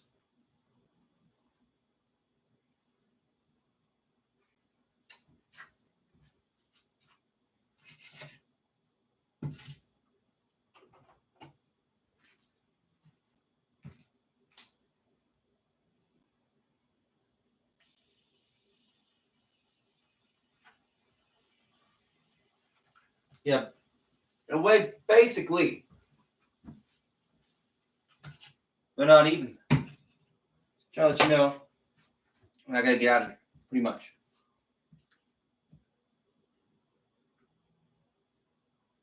I'm trying.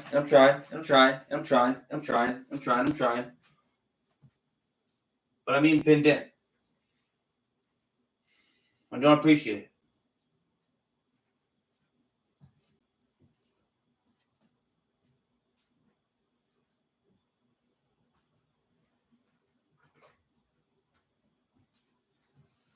See, I'm gonna figure out who is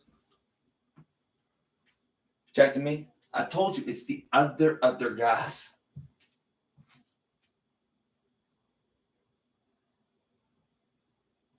No, it's fucking like that. It's fucking like that. There's other guys. Yeah. God. You morons.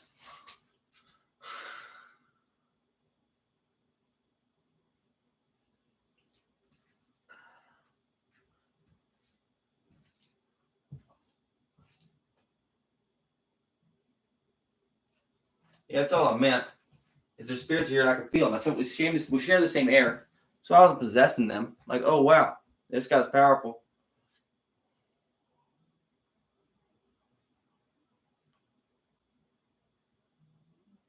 Yeah, I disturbed a guy and he punished me.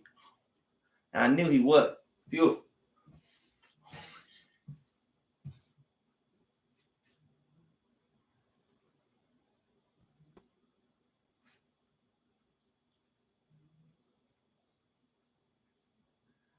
That would suck.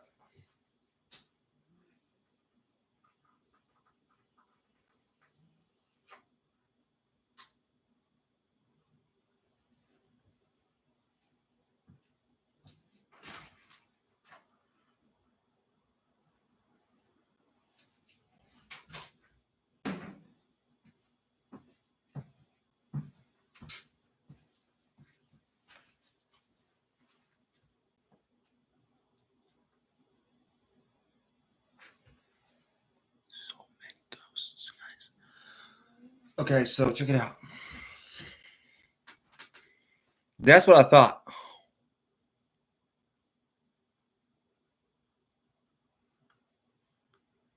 Are you a total animist? Yeah.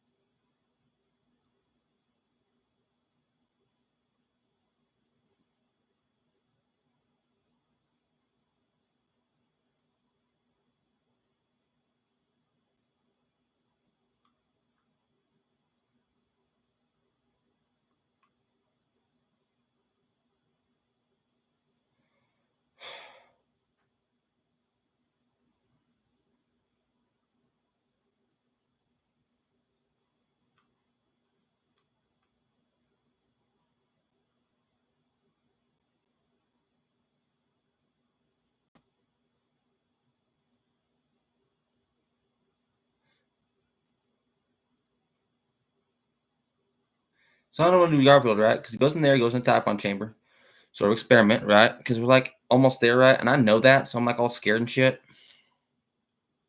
I'm not fucking stupid. I'm just like, okay, what do? We do this, we do this, and we do this, and wait till we got probably lined up now.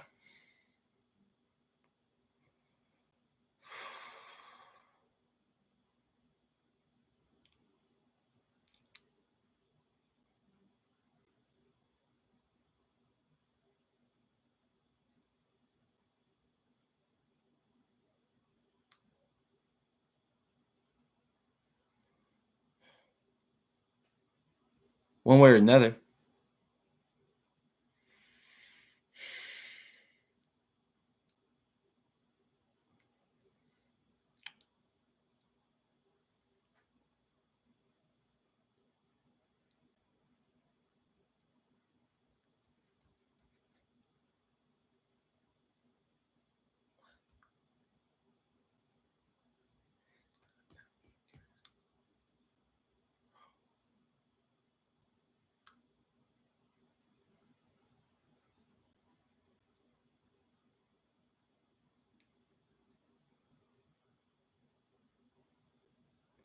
Good for you guys. Good for you. I didn't know that. Cool. That's not what I meant at the time. Didn't matter to me. I was going to die anyways. I didn't care about you at the time. At all. At fucking all.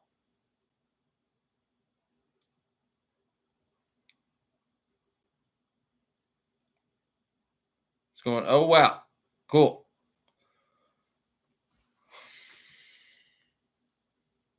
So now what? They put me up to it.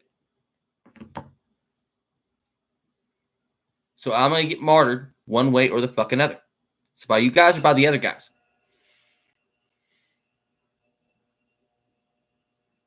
Or by those guys over there. Those guys over there. So who would do it the nicest? That's what I'm wondering. Probably not who would do it the quickest. So I would rather just go up in the mountains. With my cat, who can take care of him? It's like that. I know I can up there. Now I know I can because he's basically off the leash. Pretty much. I mean, he's on the leash. He's got a harness on him. But it's just not safe up there. At fucking all.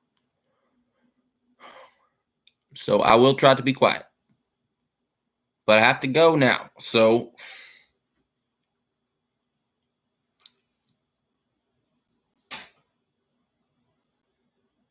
have I teleported? Yeah.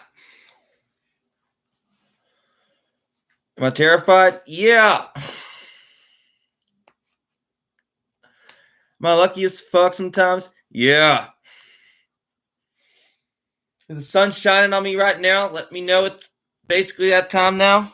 646 on that one, yeah. 330 2025.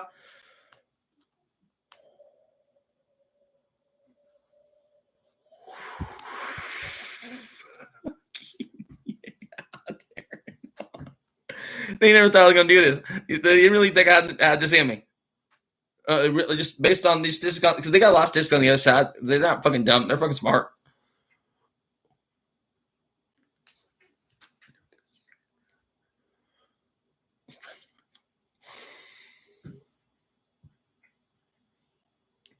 Can we get caught? I know we can. Can Garfield get caught? I know he can. Especially now, kind of. But I need to get him back in shape. Can we get him back in shape? I know we can. Okay, we just got to get him up there. But he's got to breathe better. But he is in a way now. And I know that. Cats in wintertime. Let's get him outside. But he's got to be on a leash. And I'm going to go through some shit. I literally lost my accent. How does that happen?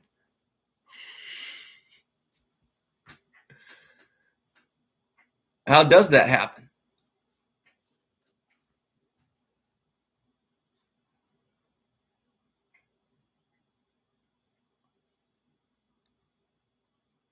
Is that an accent to you? Yeah, it is. No, it is an accent to me. What else do you want me to call it? I guess it's a speech impediment. Yeah.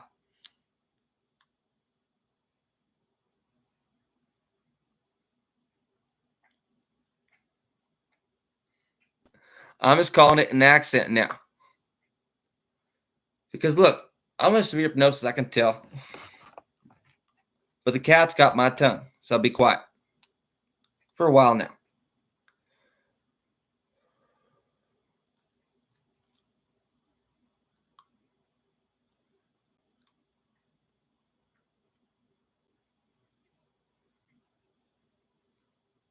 There's even hawks flying over me.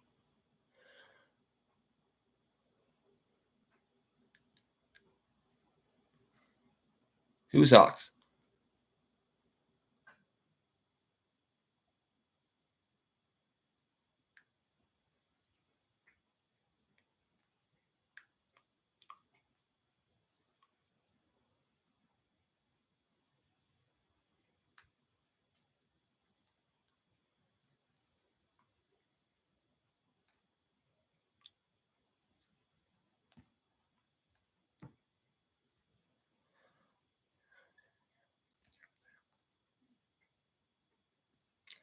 No, they're fucking real.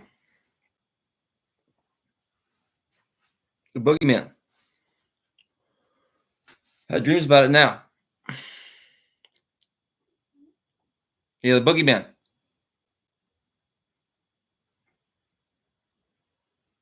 Fucking spooky.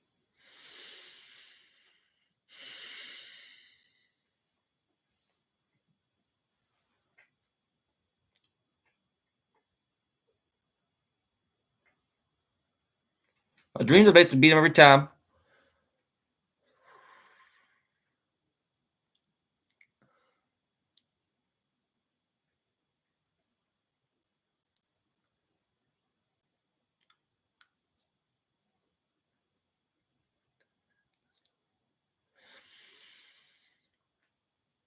And I always get Garfield back somehow in my dream.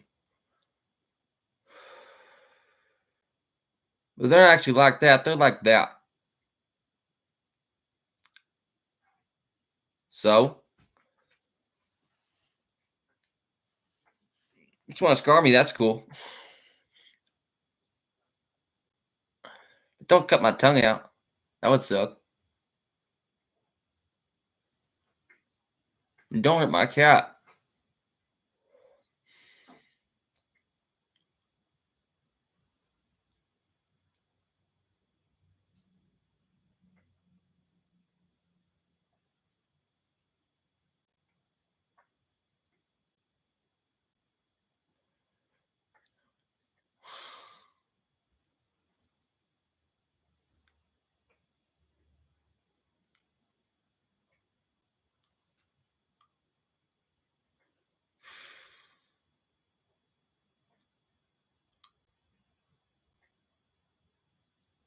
So please don't. See, that almost sounds better, but I need to shut my mouth. That loud? No, I can't I am sometimes. I don't even know that I am. Can I tone it down? I can try. Feels like I have something in my body. It feels like I can't talk. Is that quieter? Yeah, it is. Why? Because when your kundalini is totally enlightened, you feel like you're yelling all the time. Turns out, if you're using your... Oh, he's trying to heal this one, huh? In a way, but not really. Oppositely, huh? Basically.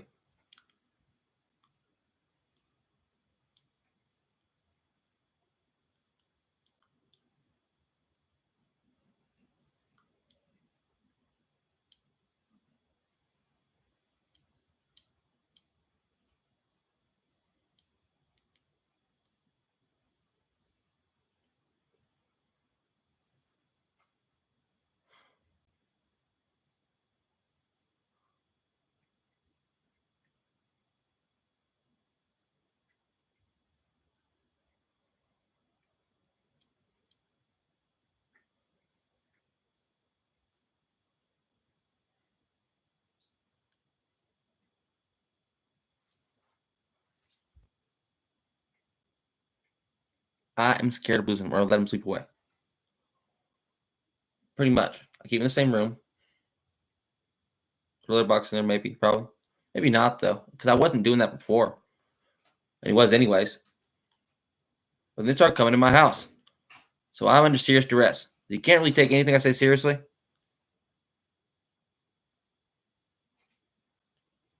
It's like that. It's like that.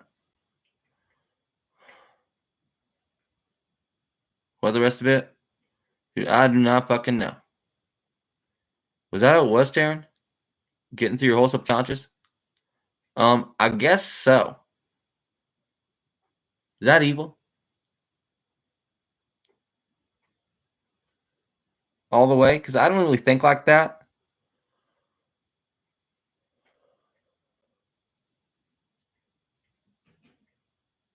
But can I get killed for it now?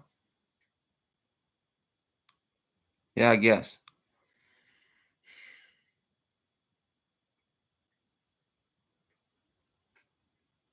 Is that too loud? Yeah, it kind of was. Why was it? I don't know. What's wrong with me? I don't know. Is it hypnosis? Kind of. Is it more than that? It has been. Who can come get me now?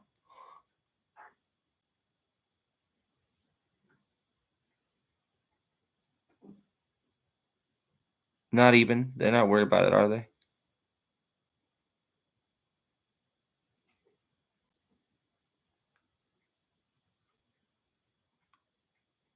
Have to approach it in a different way. I've turned up all the lights. Something like that. But not even though. Just stay like this. But maybe shut the window now. See, not even. That's my concern. Don't want to be seen. Don't be heard. But they're going to know I'm here. So I need to go now.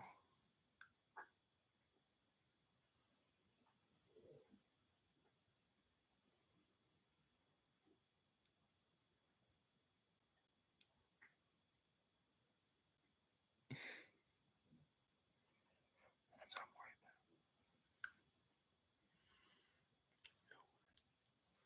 I'm worried a few of them would try still.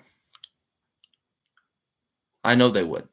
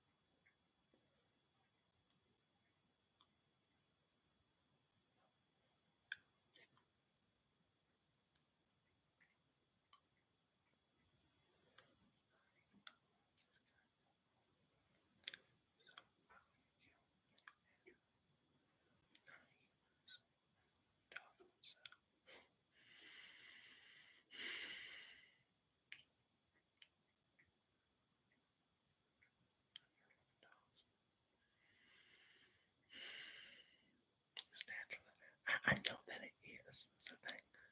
The thing that scares me is I know that the argument is this natural way to go? Technically.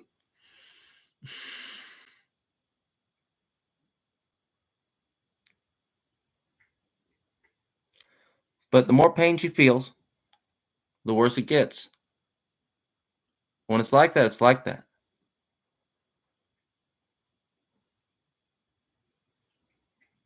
I'm keeping these motherfuckers alive and healthy. From a distance, some of them. Because I even fucking like them a little bit. Because I'm even scared that I hurt them in some way. I'm fucking trying to. But they're working hard against me sometimes.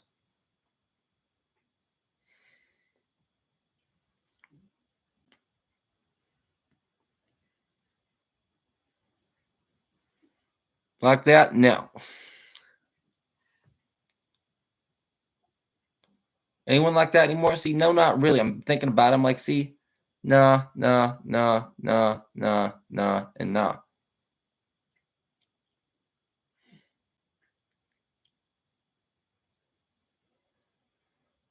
I have a bunch of ghosts here. Some in a way they're like diffused. They stand over there, but in a way they're almost like physically attached to me.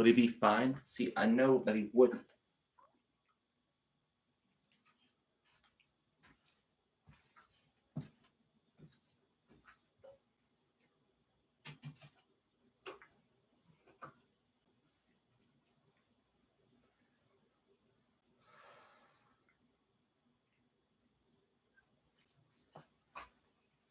The Grays help stay alive. Yeah, they actually catch him. So what should I do? Leave? Almost immediately? If you want to stay alive. Unless you're actually like this and a coward now, Taran. Is that your opinion? What's your opinion, guys?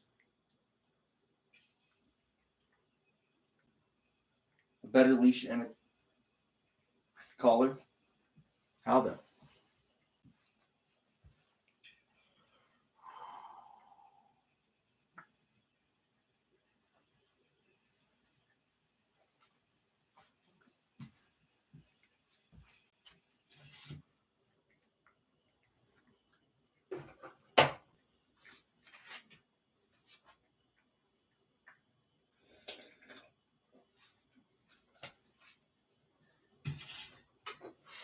I forget about some parts of this story.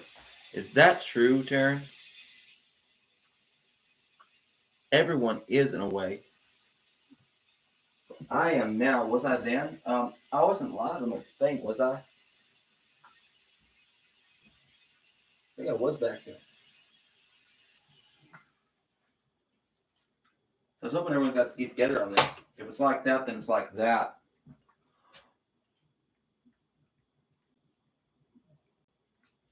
Then they made me hella lame. So now I can't be. So, what the fuck ever.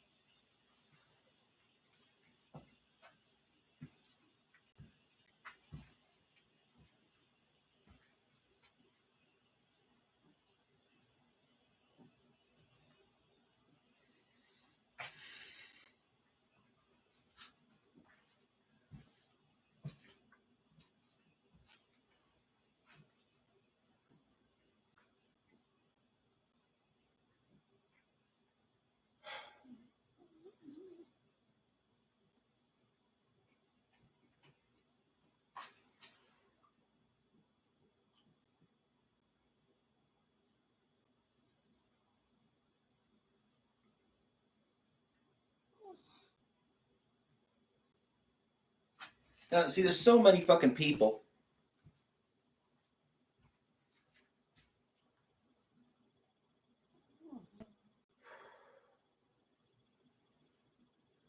But out there, it's not like that. It's like that. See, I know where I gotta go. Why it might be hard. When I get there,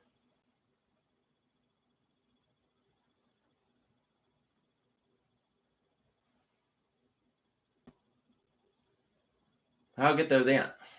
So that's what I'm worried about too. I'm like not allowed there now. I'm not allowed there. I know it. I know it, and I know it, and I know it, and I know it, and I know it, and I know it, and I know it, and I know it, and I know it, and I know it. Because now it's like that, and I'm like, I don't care. I'll go to like some fucking hospital somewhere and take my cat from me, I guess. But they don't really want me to take my cat from me, so where's it gonna go? Like, into the woods, right? Into the wilderness. Grass would do.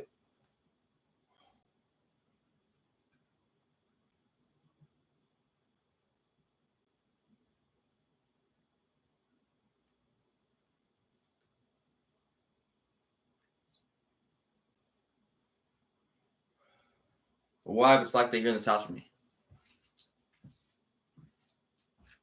If it's like they're here in this house with me, why can't I go out there?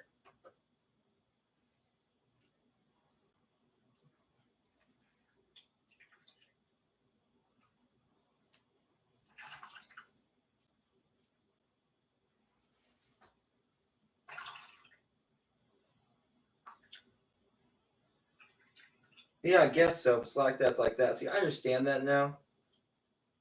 But I was talking with some other guys too. And they don't even know that, do they? Yeah, I understand that now. Quite a bit. How much so? Yeah, I don't worry about that. I don't worry about them either. That's worth something else. Just a few times. But I knew what I was talking about. I knew I was talking about it just a few times. And then they got on me like that and like that, like that. I'm like, God damn it. God damn it.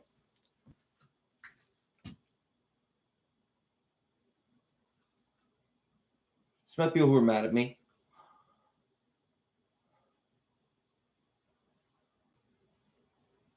What they had to say about it somewhere in time already. And I knew it then. I know it now. I'm like, fuck, what the hell do I do?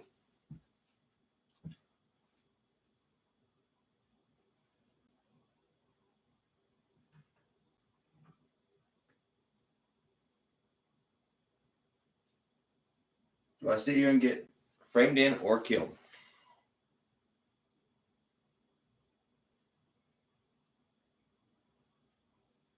I knew that too.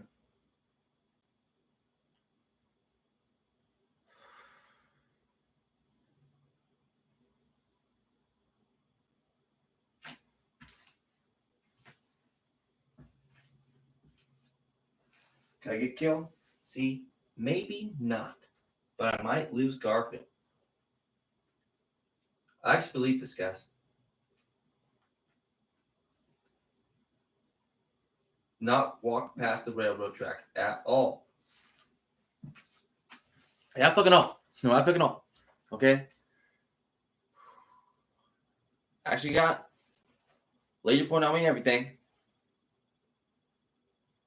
Walked down and was still just fucking alive when the train went by. Dancing everything. Garp was gone, now he's back.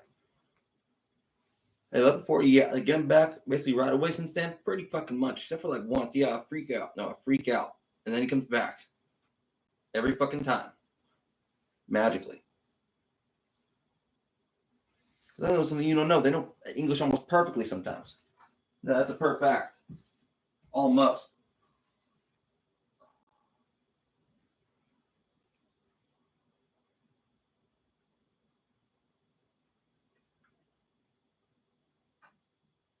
So I'm trying to do an experiment kind of all the way through, but it's like technically you can't do this and do that and the other thing, but they're doing what and what and what and what and what and what and what.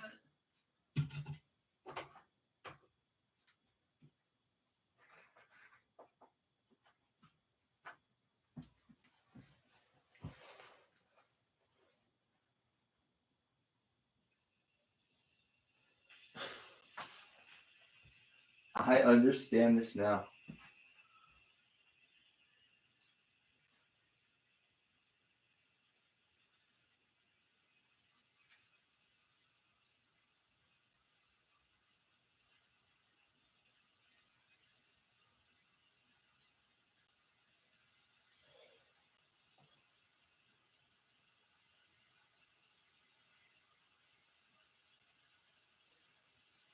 This is some totalitarian takeover bullshit.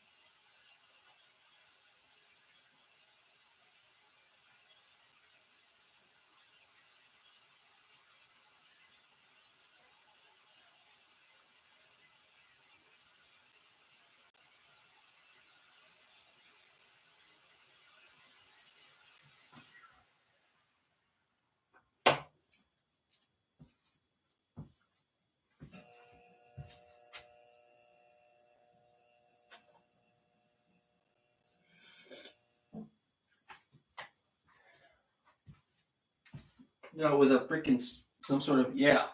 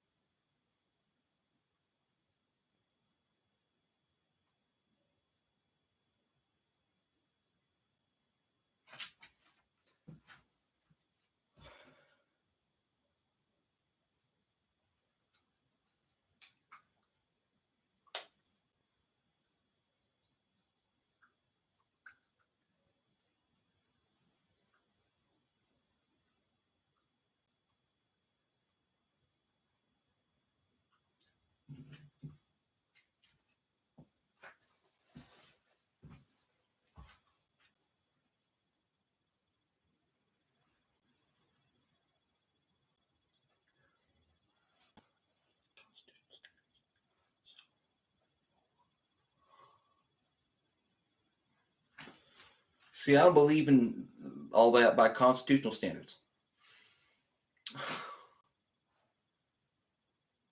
Not when I know about the ecology out here. Just a little bit.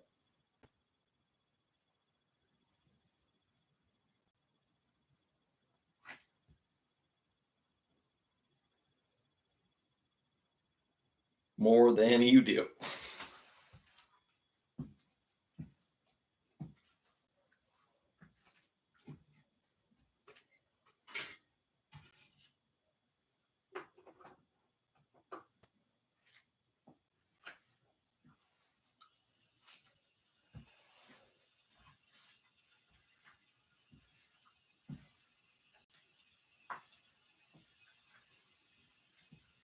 Now, see, I don't want to get anyone else. See, I know it's really not safe for me, but I really don't want to get anyone else involved, and I almost have a few times.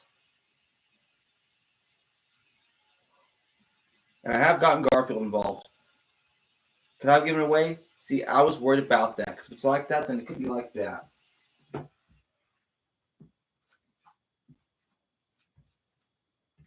But he is fucking tough. He's just fucking, you know, he's kind of like in the same phase I am.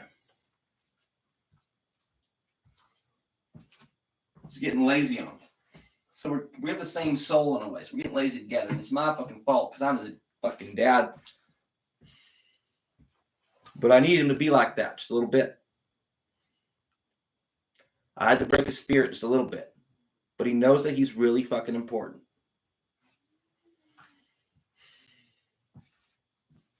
And I feel fucking horrible. Because in the process, he broke mine.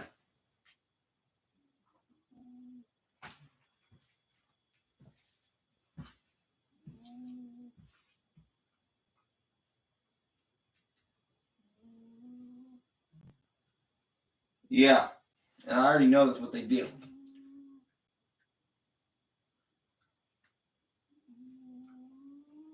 But that one is, huh? Because it's not, see, that's what I'm trying to tell this guy. This guy's power. I don't know who he is, but he's powerful.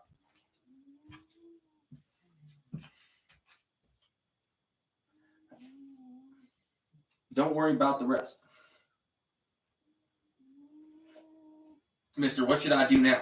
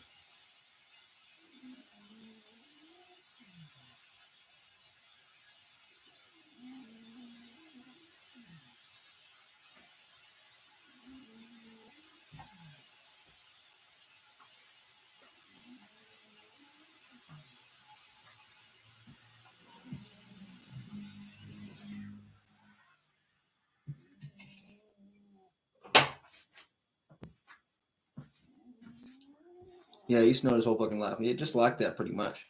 Get that out of your face.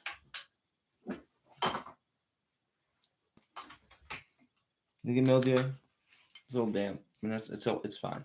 That's fine. The mold in here? No, it's not. No, it's not. No, the sink stinks a little bit. It's like that.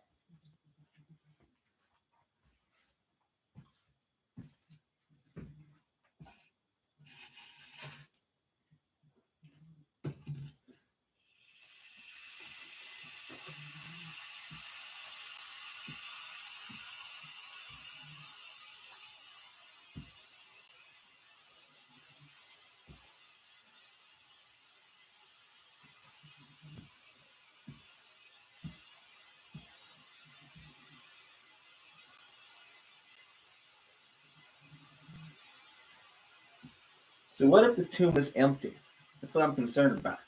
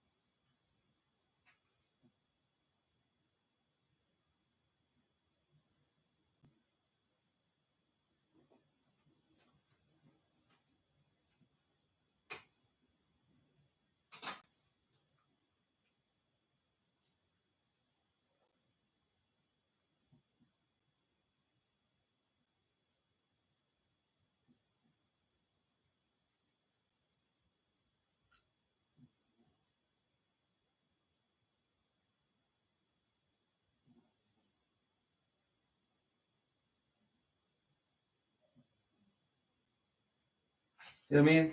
No, I'm sorry. I'm predicting my whole life path from here on out. It's not looking fun. So I found a timeline on a website one time.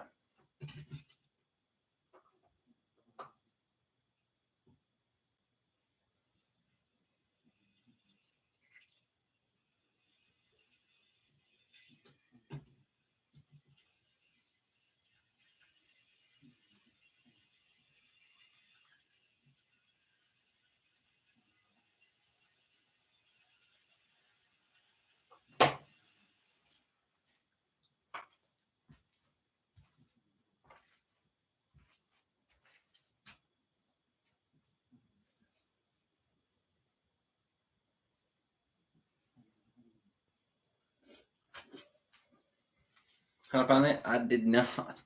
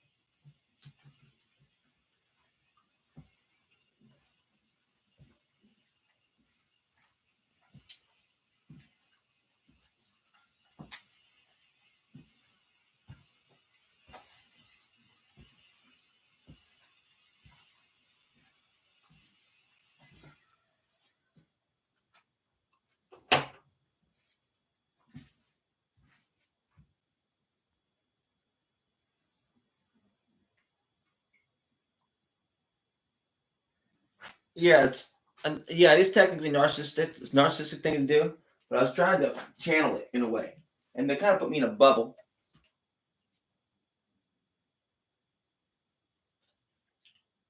But I put a bunch of spirits here.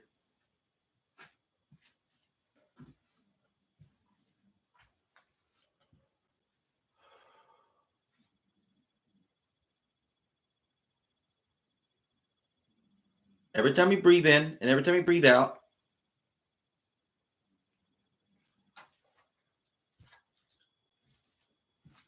there's a spirit here.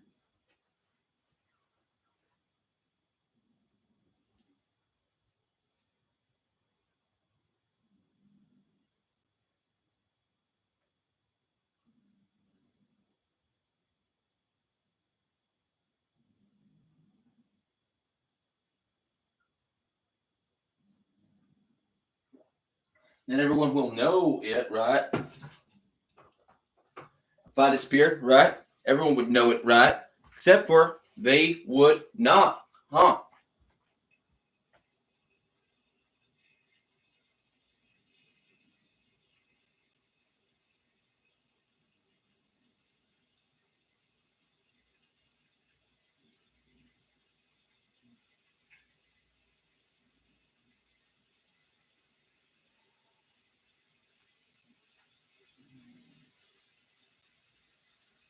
Let's stay the fuck alive. Some fucking out.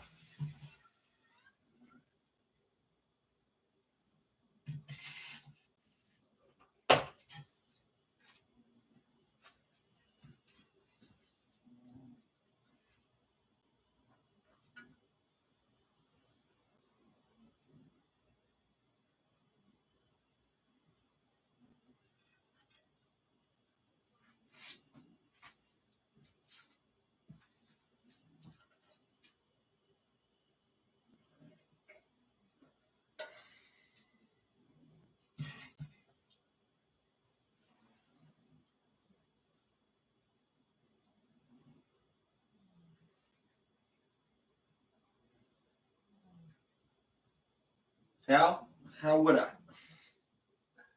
I guess I could. I mean, I have teleported. And I've got things back that I should not have gotten back. No, magically.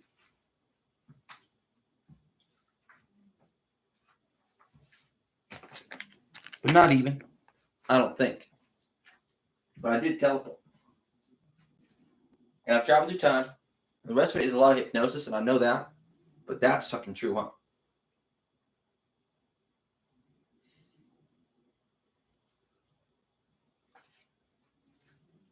And that's fucking true, huh?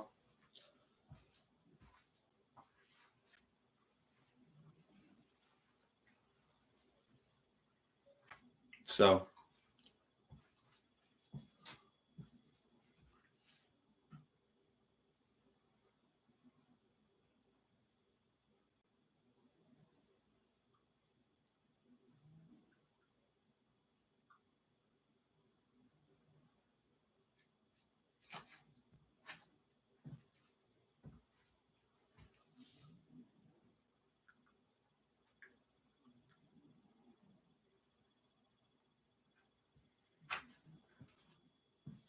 I'm sitting here going schizophrenic in my house.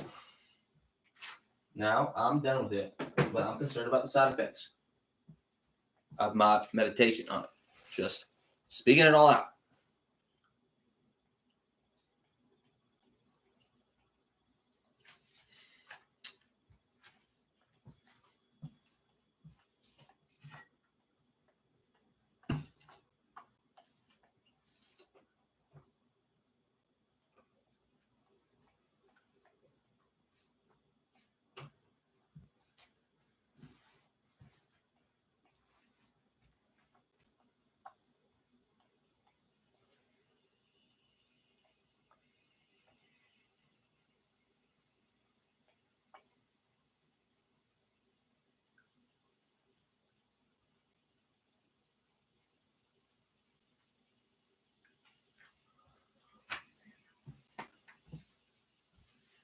No, it's the cat. It's the cat.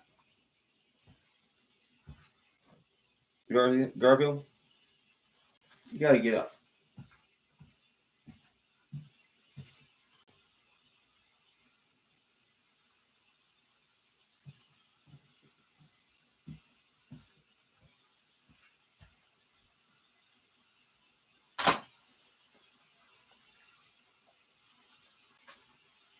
You got fleas on you, dude?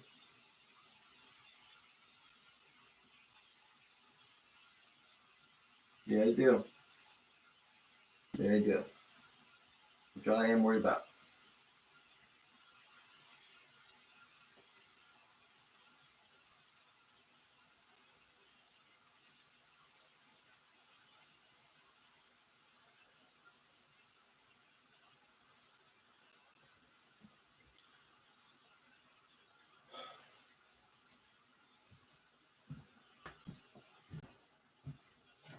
The fleas are getting him now. Garfield, you know what you get to?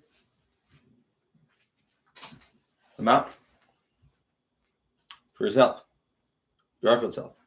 Since I'm keeping Garfield, and to me he's like a rare species, he's looking me in the eye saying, yep, I know this. He's looking down. Because he's not being held. Not being held captive, not really. He's got an anchor on him. But, you know, I guess kind of, huh?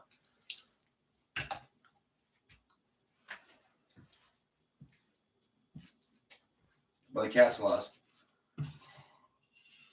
I'm fucking swell. By human laws, I'm kind of screwed, but by common law standards, see, no, not even.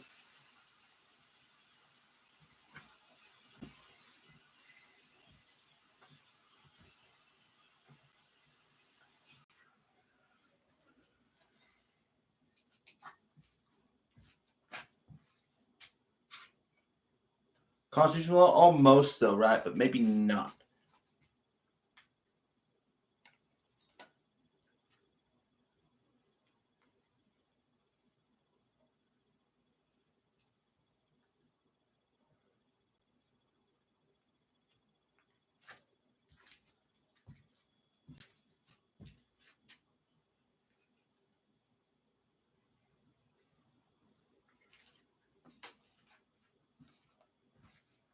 I thought they were agents sent to get after me, but they wear these people on. Let's say their names so their agents can notice that. If it's like that, then it's like that. Depending who got to me first. Like I know it's an intelligence community. We're trying to keep the world safe, but some people really aren't into that. So I say certain acronyms, certain names, and I'm like, I didn't need to do it like that because it got me going crazy for a while. I really thought the whole world was eating me for a while. Okay? In a way. I'm like, watch, I'm cracking my back and I'm charging a lamp over there. What if I was in a way?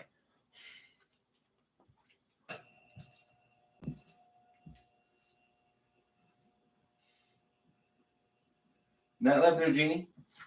Maybe there is, huh? What's in this thing? Nothing really. Anything, but it's broken. I'll put it on here, and the burner, this fucking burner. All the time. I'm almost fucking cooking tea. So I gotta go. I can't afford this either. See, almost though. Almost. I fucking know this.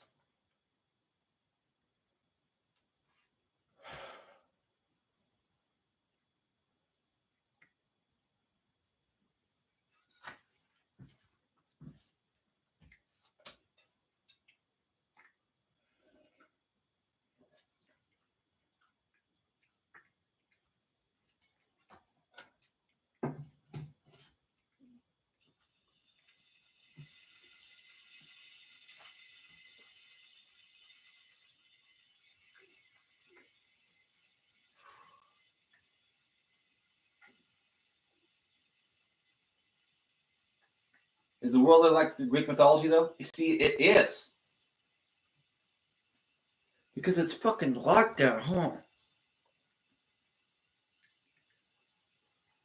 There's fucking really powerful fucking demons, huh? Yeah. And I know that now.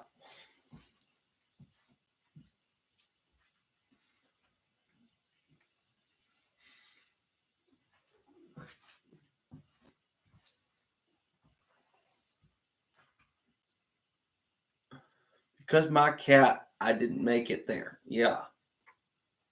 Because he didn't want to go this morning. Because he didn't feel clean enough.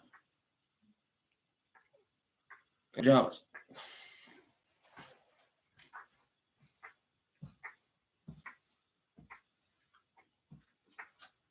I feel clean enough because this was dirty still. But really, I don't know. Maybe the blanket was still down dirty.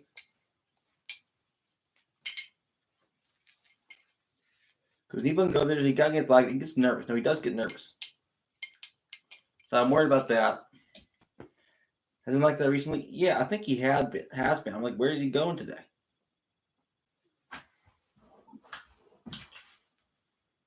Yeah, cat's gone right here, but fucking I haven't seen it yet.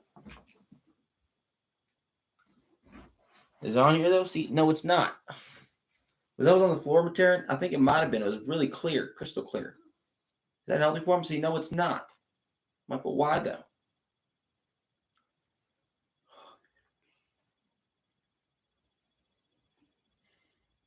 You know what I mean?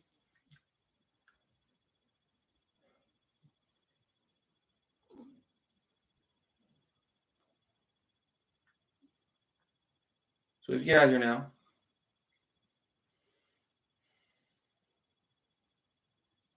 Garfield. Tonight? Maybe not tonight. But tomorrow, yeah. 3, 2, 1 day.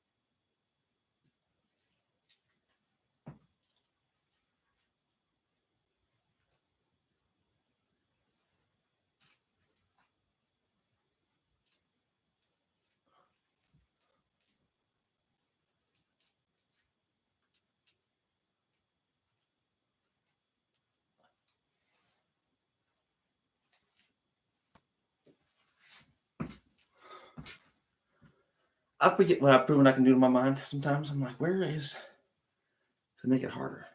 You can try and do it for me, but they can't do it like I can. So I just make it up in my mind sometimes. It's right fucking there. Because it circles around, right? I'm going, okay, wow. Okay, wow. Okay, wow. Huh. That's what he was doing. It circles around, huh? And he's going boom, boom, boom, boom. We're going, what are you talking about?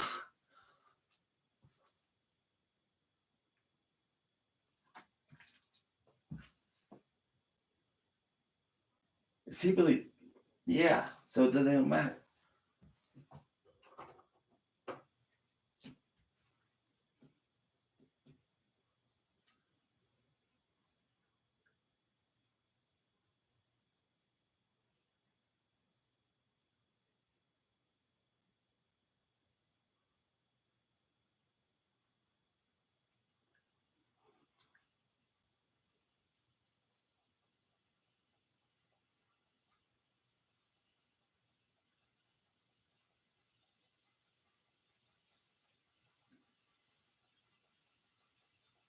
In a way, yeah. In a way. More than a shaman? I guess technically, yeah, I'm more of a magician than a shaman. Because, I mean, I can heal people. Yeah, they fucking let me.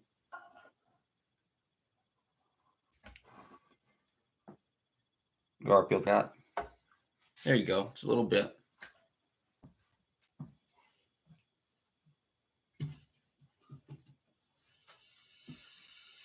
Yeah, you got boogers. It's not that bad, but it could get that way. We don't get up there.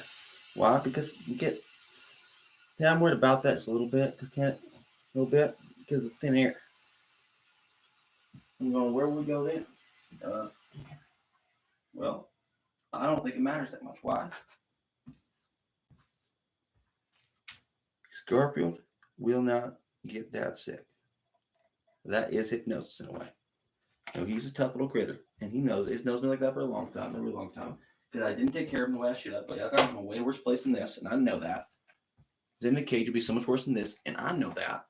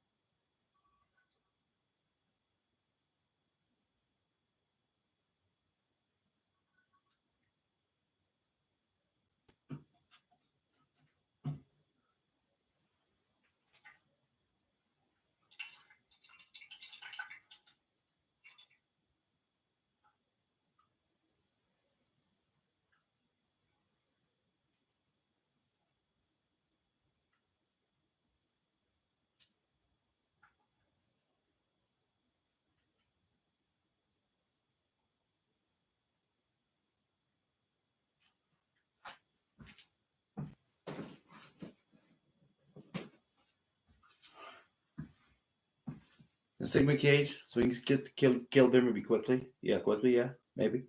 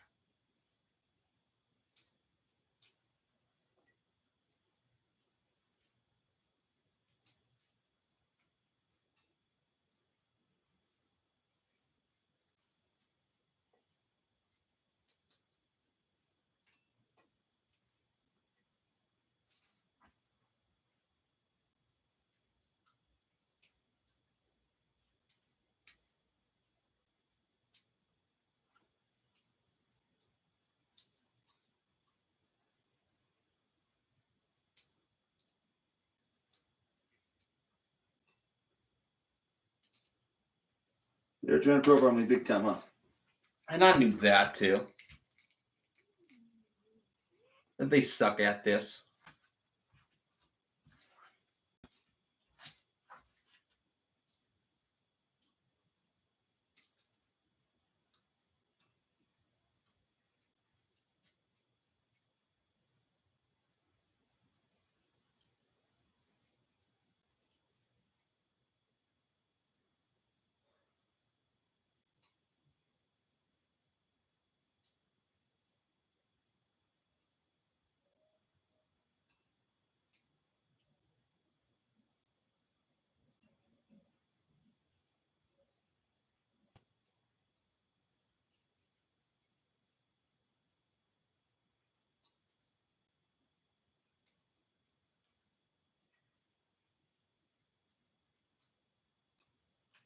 No, not everyone, just a few of them. I thought it was them. I think it was someone else, actually. Yeah, they did walk by, a couple of them, I thought. But I don't actually know for sure.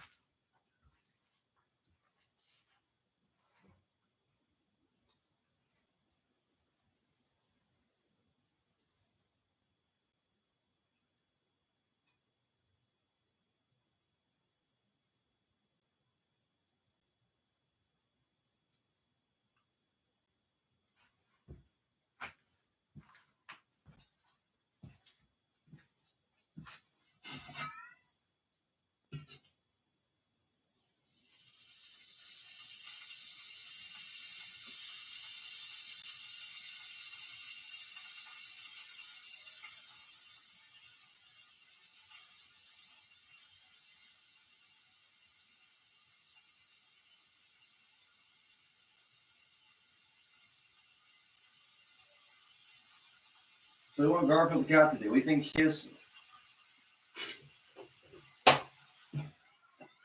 fate should be in prison for maybe the rest of his fucking life.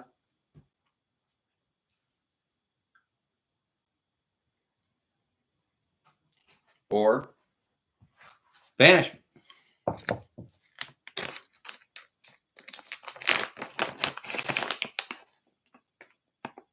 With me.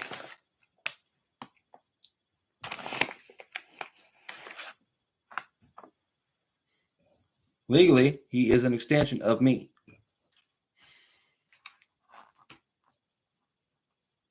As far as I'm considered.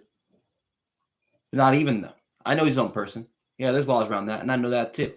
However, I know that he's not the property of the state of California.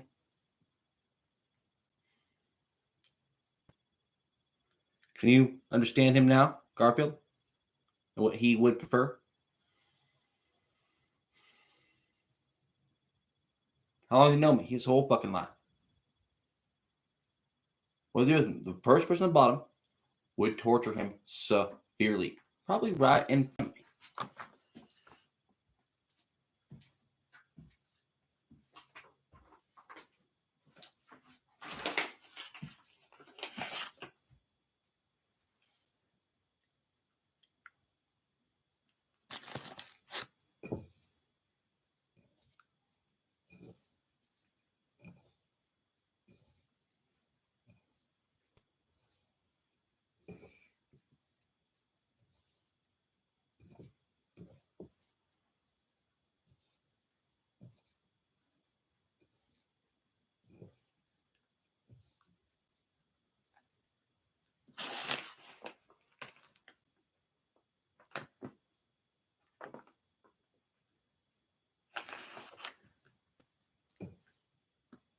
Yeah, I'm worried about religious persecution big time. No, big fucking time.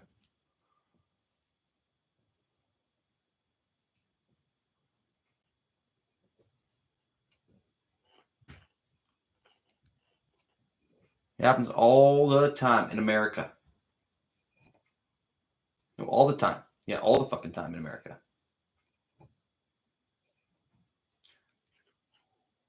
We still don't need Americans practice at all. Sometimes, yeah, at fucking all. Sometimes, yeah, like that. Like they won spiritually. That's what I know. And they think it cycles too.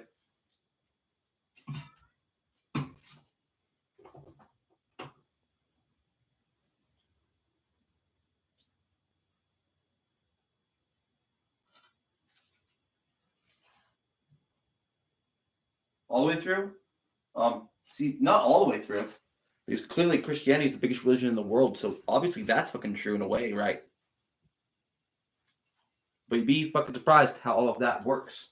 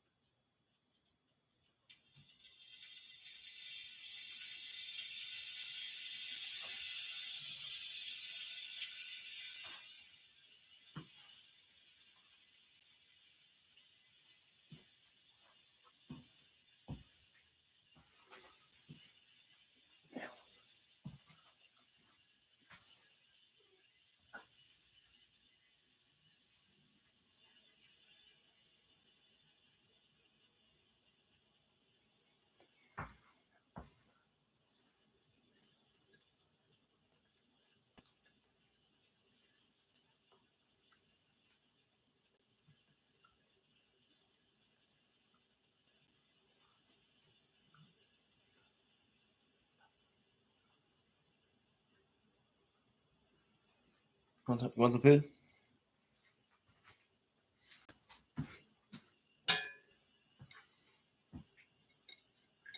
You want some water? Sorry about that. Put a blanket on that chair. I know it's like contaminated now.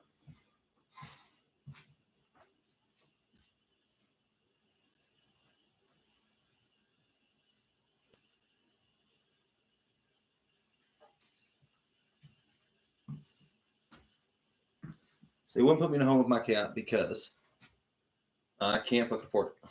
Period. So what do I do with the guys that can't afford a home? Don't have family to protect them.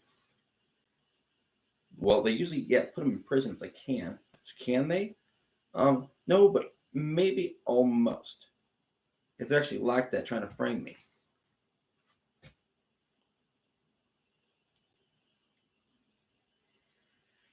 Which I hope they understand. I'm actually like that. I'm like this guy. Remember this guy? See, I can't even talk like him anymore. What happened? MS. I have a doctor's appointment, and I'm not even going to make it. And I kind of know it. No one's going to take me fucking down there, are they?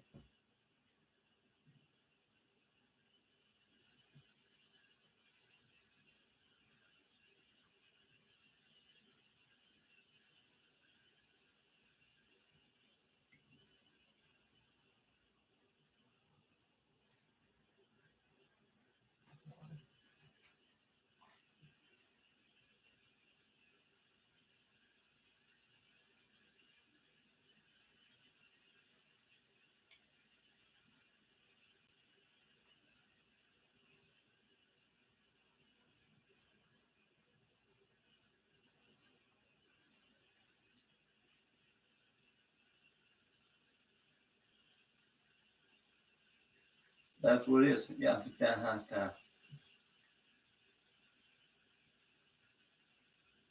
Abahnya bokasin. Adia mosha hakasin ashtabasa. What is amnesia? So he's trying to confuse them at the same time.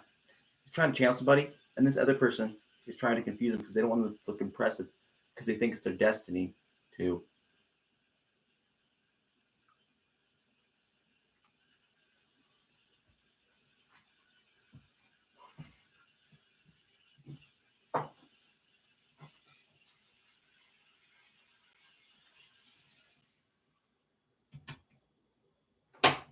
And he knows this.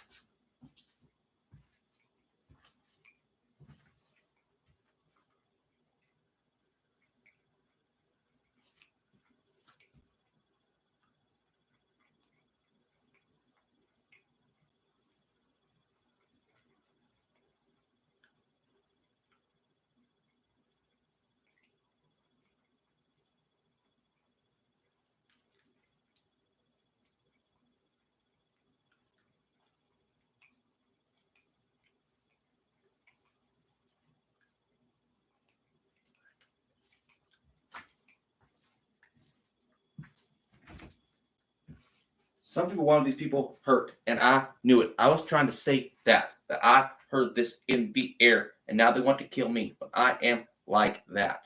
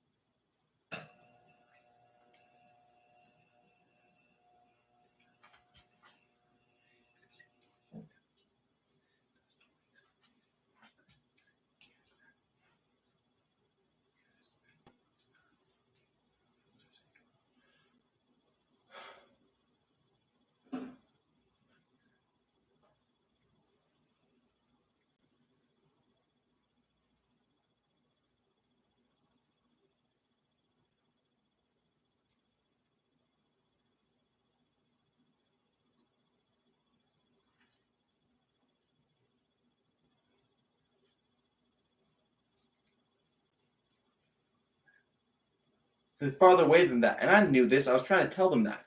Look over there, over there, over that way, over that way. What road? What road? Spirit train? Where those fucking whistles come from? Where'd that bell come from? Where'd that water come from? Where does the water come from?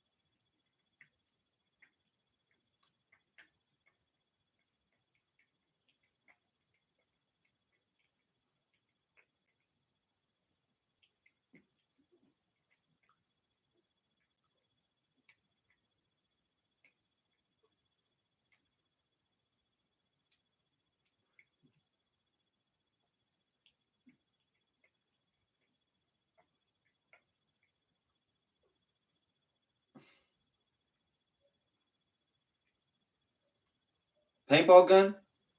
I mean, I suppose. One at a time.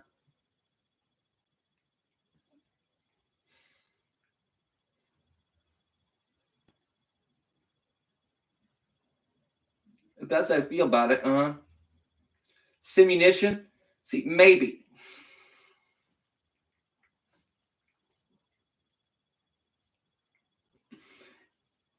Back here, though, yeah. Probably not right now. We'll work up to that.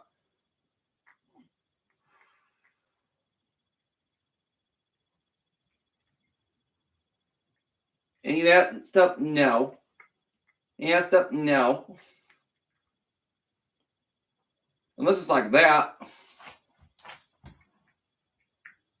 What about that? What about those ones?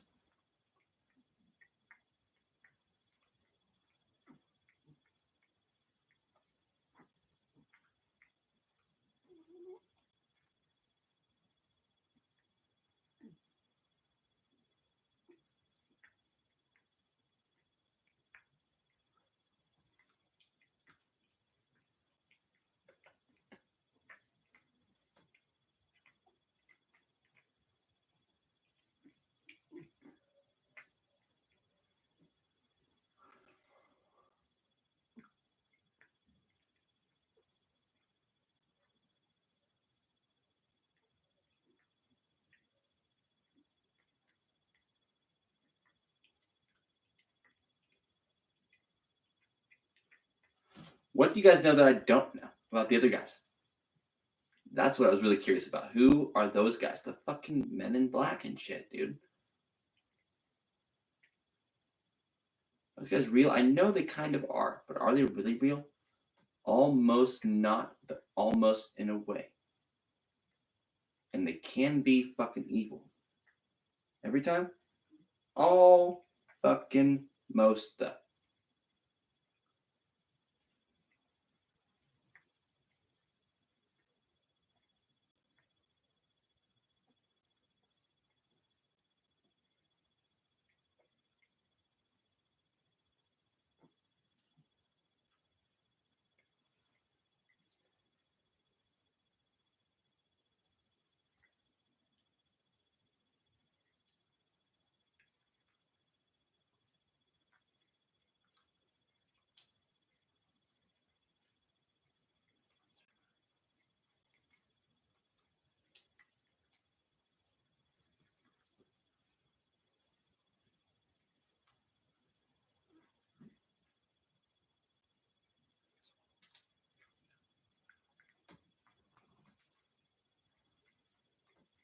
Like a human. Yeah, Garfield can.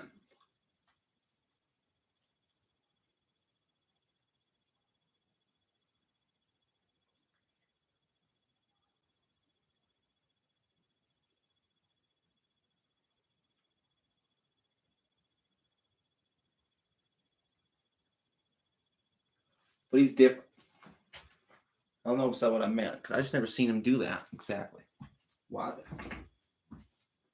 Because he's learned how to snip through his nostrils and suck it back. Is what I'm relying on now. So how you feel? You gotta swallow though. Quite a bit better.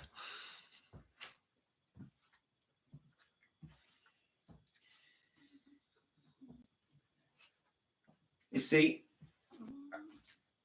Yeah. No, you'll be fine now. Now I know better. That experiment did not work. It did in a way, but not really.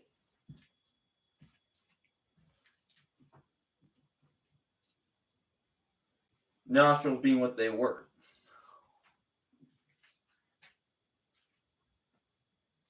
So I will not repeat that one. However,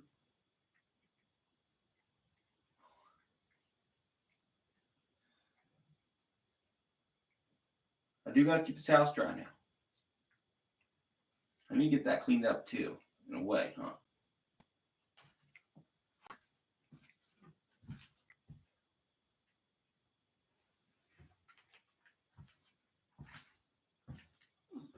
I have severe OCD, I can tell.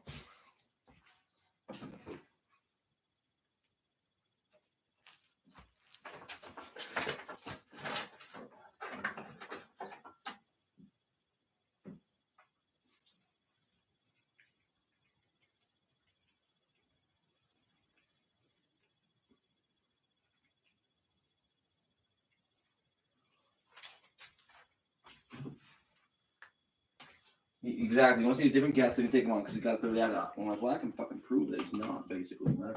Can you, Libertarian? Yeah, I'm pretty damn sure. If he's like that, my first son, Garfield.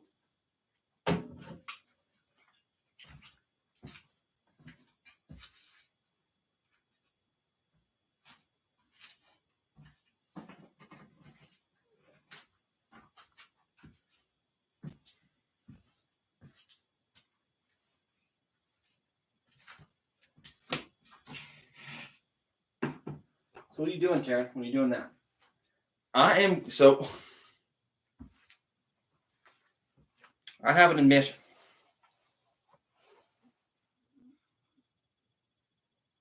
Yeah, that thing. So I can get information in a way, but not quite, depends on how their personalities are in a way. From almost anyone. How? We breathe the same air. It contains moisture.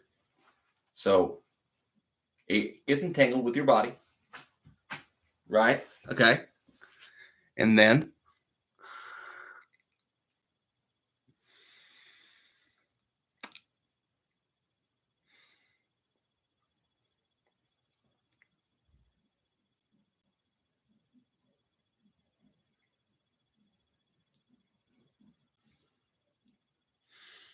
you breathe it out.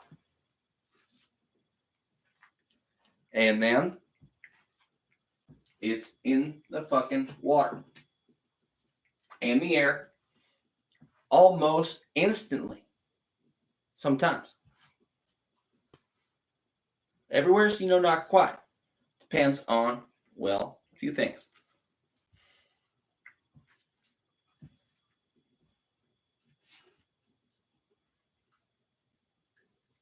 Exactly. But I'm getting through my whole cloth right now.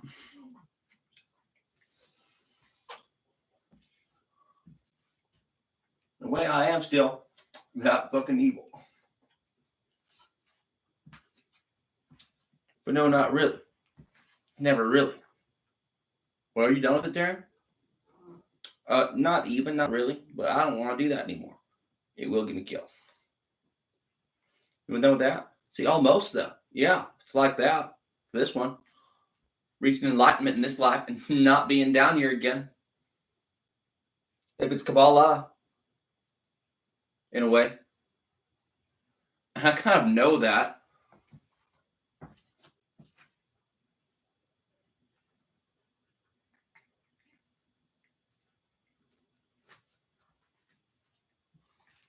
So now I know what I need to do.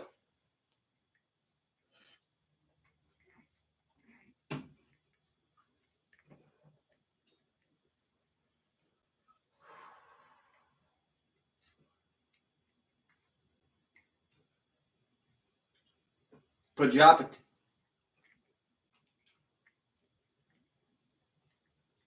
He's not Project Kitty, no. Both of them is Project Poppy either. That would suck. Yeah. I'm Taran Miller. See, I'm like Purusha in a way.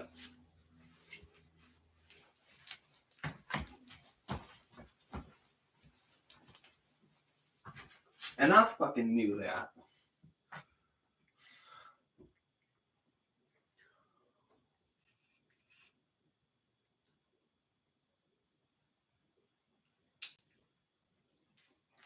The universe is cyclical, huh?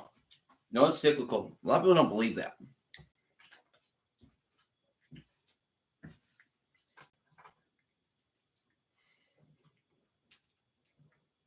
Because it's fucking infinite. And like, infinity doesn't exist. It's not a real number. I'm like, yeah, it fucking is.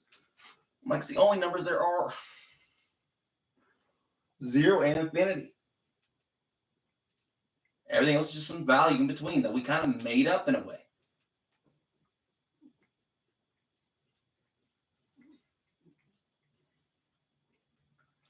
But who are they?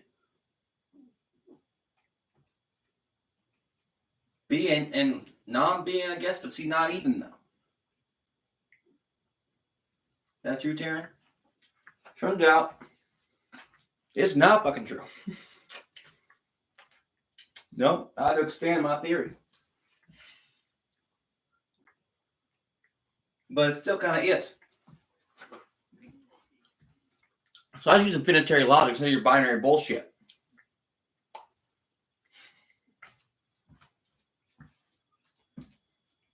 Forget that gets out of control. 714 on that clock, Garfield.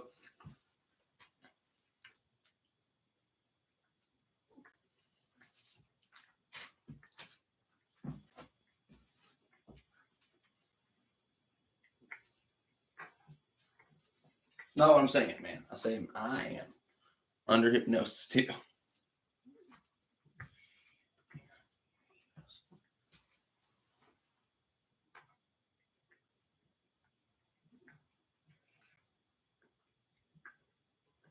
You guys trying to hypnosis therapy me away from smoking or towards it? Towards it, right? No, it wasn't actually.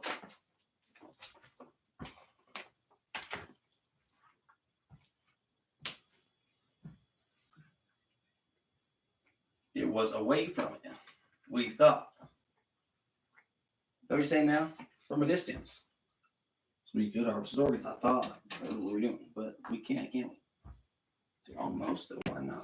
Yeah, actually not even like that, but like that still.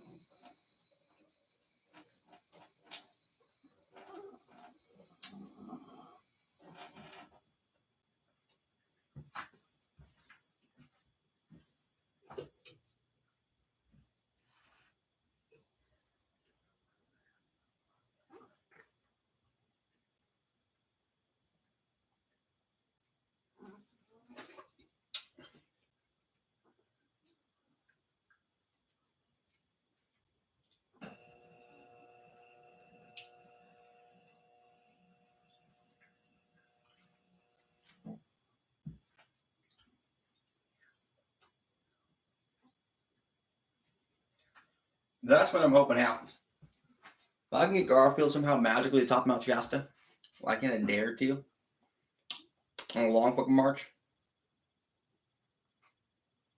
what they just got me, I disappeared. It has happened before. It turns the fuck out.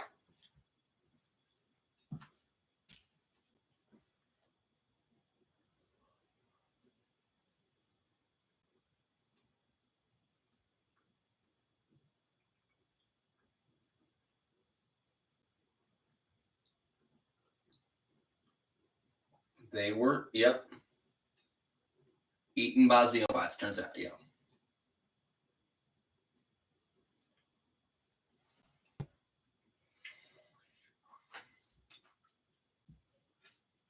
Would that happen to me? See, I know it would not now. Because I'm that fucking guy, huh?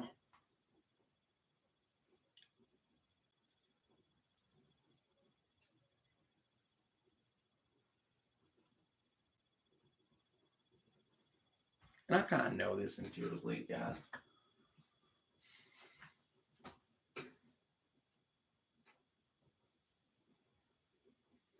Now, we do that, I'll just get a kitten eventually. Yeah, probably quickly. And it would suck. Even find one right now.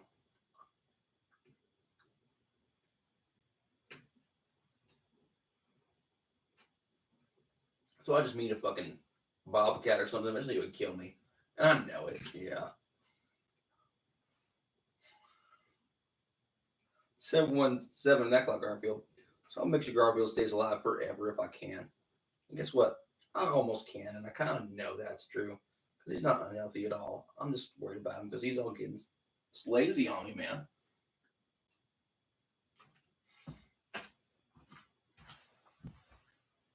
How you doing now? Basically breathing as good as I am. I forget how big their nostrils are.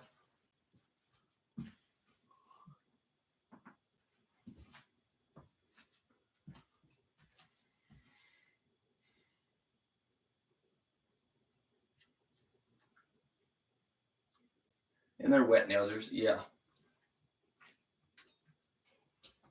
There are different kinds of noses. They're wet nosers.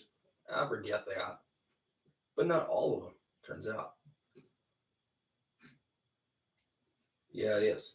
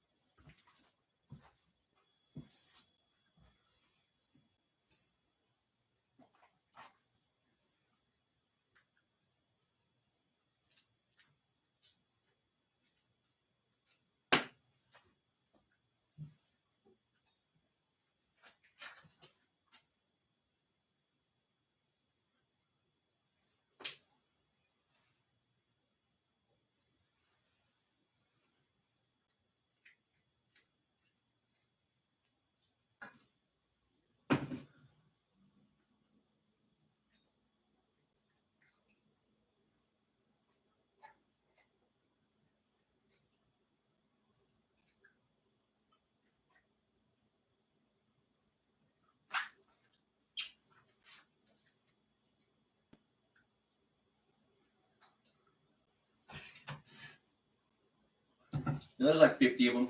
50 contenders for that one. Almost, though. Up Maitreya right now in the world. Number one in the world, my opinion? I don't know. That's a good question. That's a good question. Not me. 722. But I am like top 10. Yeah, like top 10. Who is the most magical person in the world right now? It's Taran Miller. No, Taran Miller is not even close. The most magical man in the world, technically. But it's slow magic. So I was trying to talk Methuselah Star for a second, and they got on me again.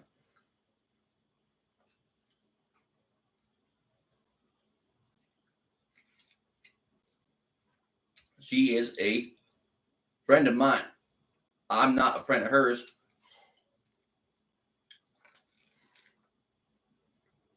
But for a human, I guess I am.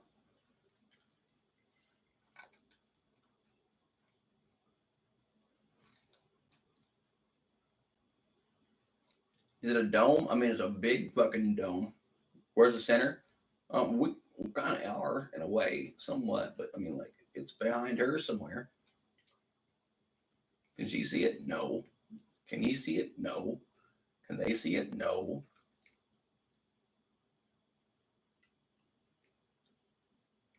Yeah, it's fucking big. No, it's fucking huge. And it's not like that necessarily. It's like that. To me, it is.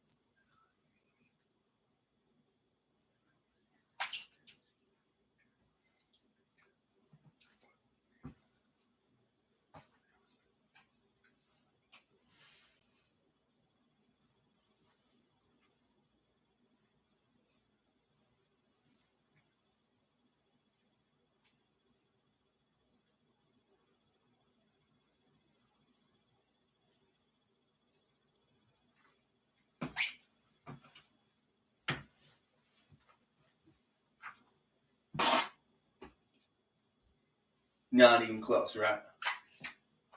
But almost though.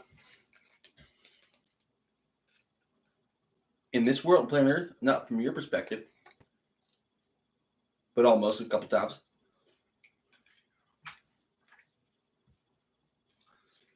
Not like that though. Well, some have been aided in ways that we do not do anymore. Why? Because they've been put up like that, you fucking retards.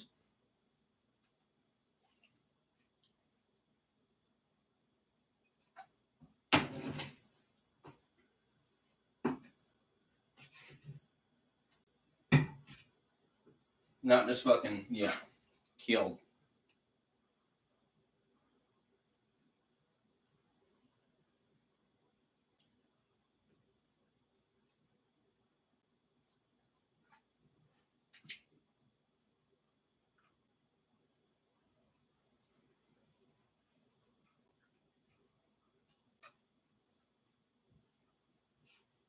I have not.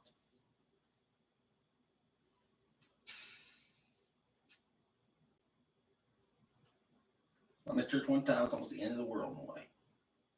When it's like that, it's like that. It feels like it to me.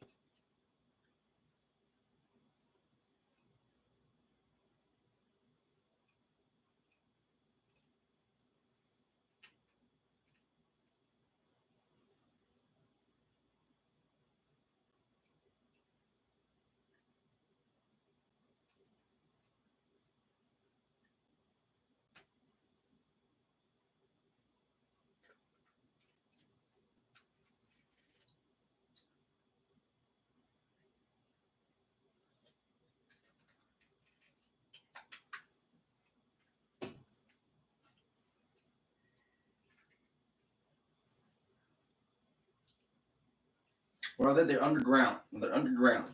They come out. They're under like fucking airports and shit. Under the water and shit. And the little fucking layers.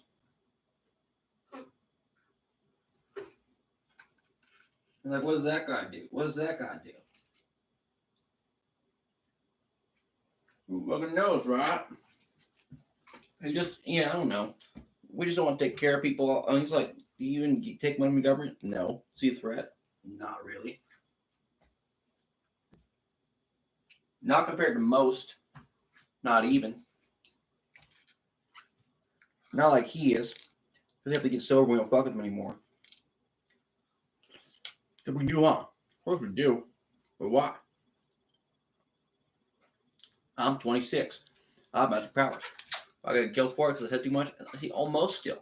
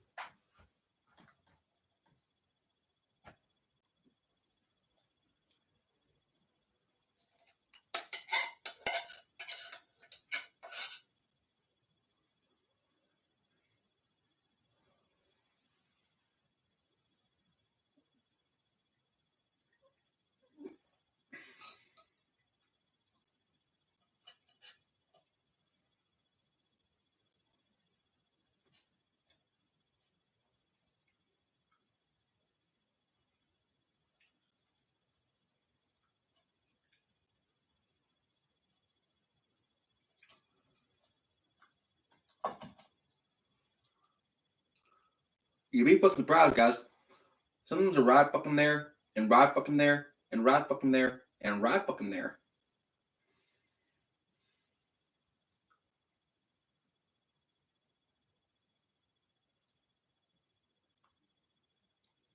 I'm going to tap an old water tower up there. I'm like, hey, you in there, dude?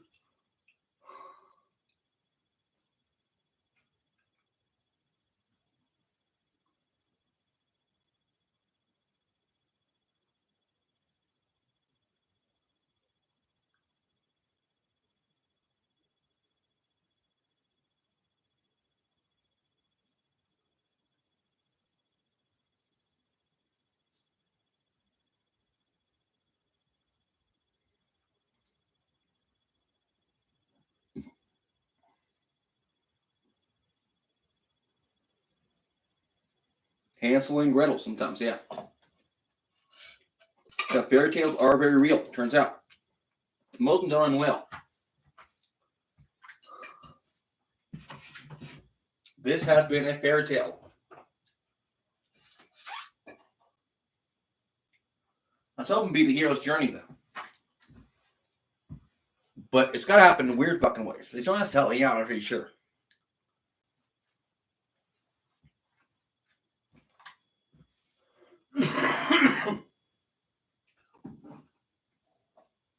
Yeah, some of these witches and wizards I've been battling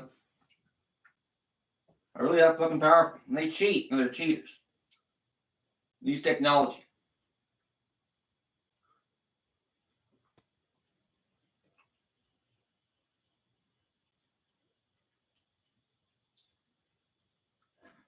But I'm actually fucking like that sometimes.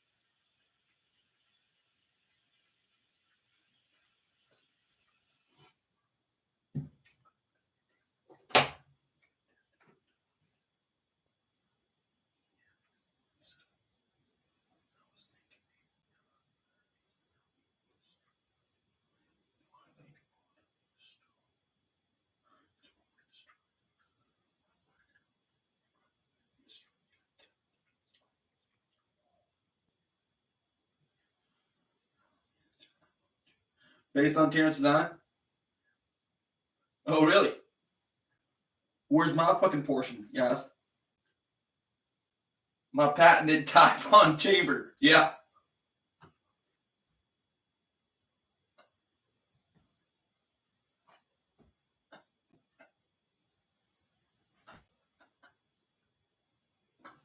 That is horrifying.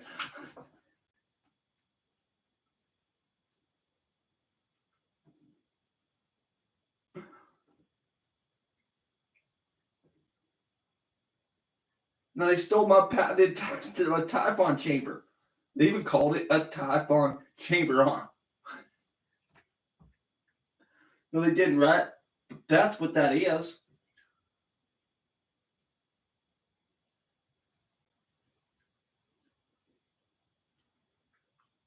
Oh, is your design? Oh, it's your design. Who are you, guy? I made it better, though. See, I'm an innovator.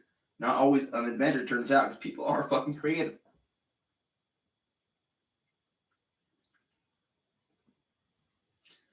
And there was special ingredients to my Typhon chamber. Did you add those? I did add those, Taran. But that wasn't your. See, I think maybe. Well, who gets the patent then?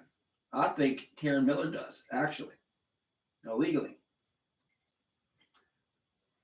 Because in that case, yeah, he's the mythologist in the experiment.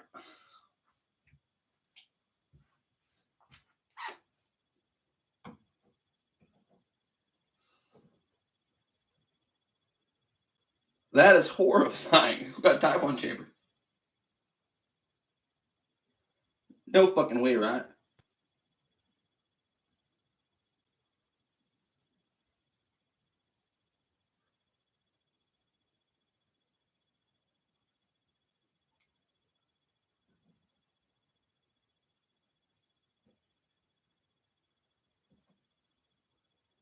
Yeah, they are. The Xenobiters, dude. They're like boogeyman.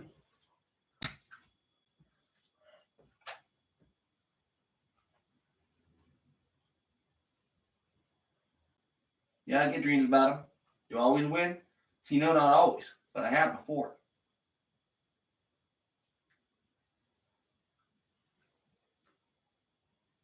They do play fair sometimes. They can.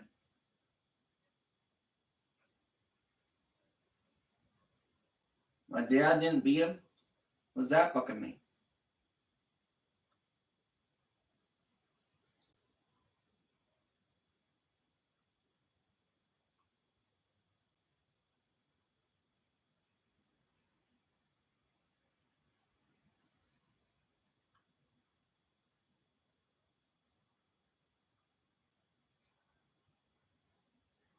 God.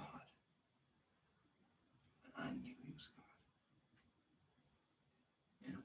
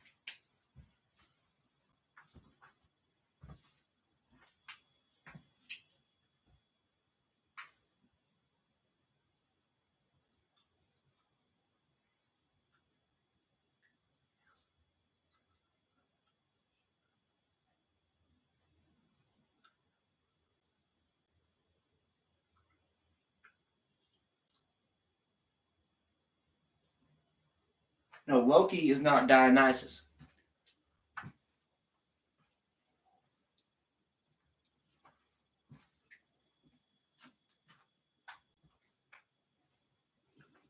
They don't make him look bad, yeah. Then when it all comes around, he's, Jesus Christ. And now they're like,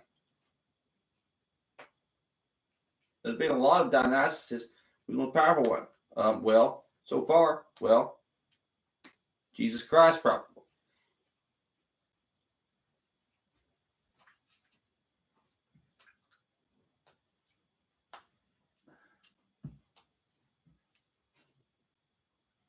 Is that a lie? Well, the powerful one really is, the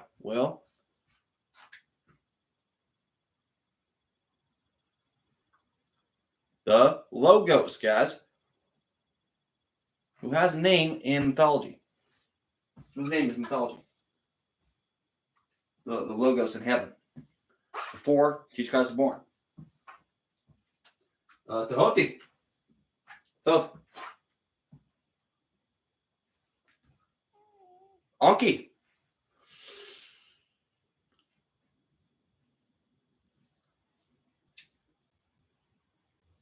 Enki, in a way, yeah.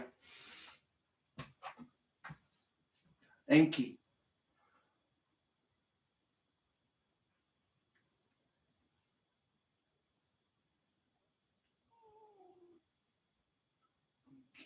Enki. Because it's like that, huh? Enki. What do we not know about Sumerian that I didn't know? They had to speak that. See, nobody did, right? What was he speaking? He was speaking something, wasn't he? What were they doing to us? That's what's upsetting me. Who are these guys? I told you, they work for other countries, some of them, I think. But they're under more duress than I am, and I kind of know it too. So I'm like kind of pissed off because I don't want to get these fuckers hurt. They're not that fucking bad. 742 Garfield. Some of them are fucking, I think they're like most of them are younger than me, man. They live good fucking lives, good fucking lives. And they're under serious duress. I'm one of the ones left who can actually get this fucking story out. And I'm not doing that good of a job, but I think I am. Best we can, huh? When it's like that, it's like that.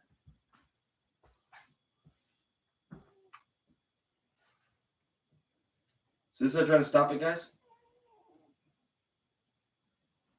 All of it? Why though? Why stick going down?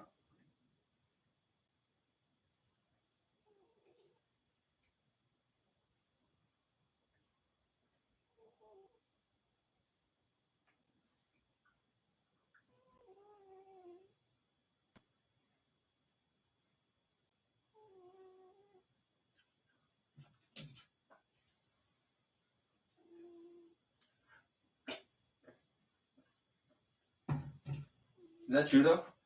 That's what I'm saying. I know that's true. No, I know that's true. I know this is true.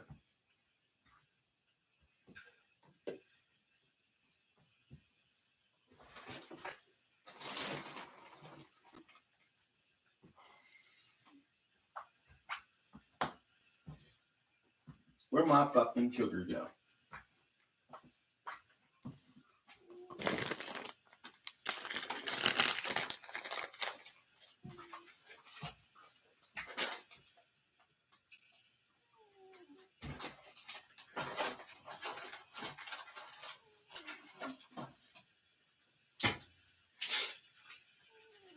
I know I'm addicted to tea. Big time. No big fucking time tea. You gotta tell you.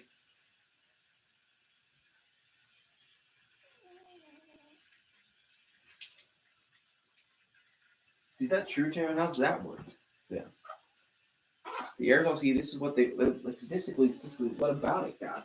How do you know all that, though? Some stick around, some don't. Must be, yep.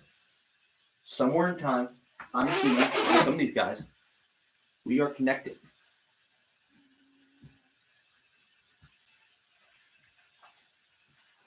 And they're making the same movements and gestures that I am right now as they're doing their fucking thing. They're going.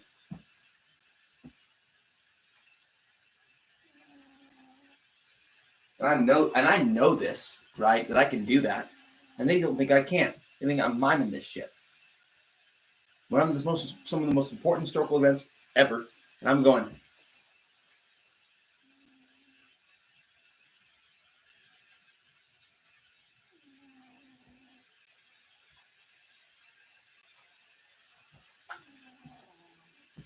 But it's never how we think it went. Ever. No, ever. Not ever. Ever, never, never. That happened? No. That happened? No. That happened? No. That happened? Yeah. And yeah, something was way fucking cooler. Way fucking cooler and way fucking cooler than that. Some of you literally knew back in the day that they were fucking God. The Age of Heroes. You know what I mean? It lasts for a long time. No, a really long time, turns out. And we are fucking steely these days.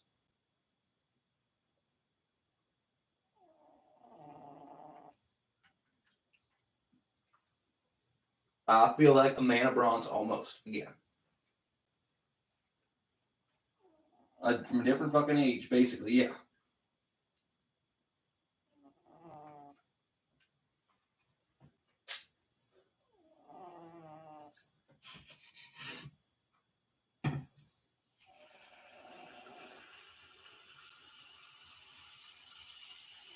So you get here and like, oh yeah, I've been here before. Where was I before? Oh yeah. Hell, huh? Yeah, for a while. 747 on that clock, Garfield. See, almost though.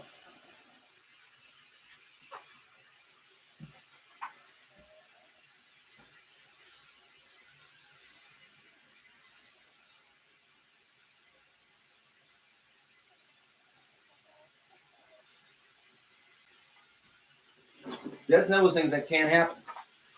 You go this direction. Yeah. You get possessed by, yeah, Hades. Yeah, Hades. Yeah. Adam. Sometimes.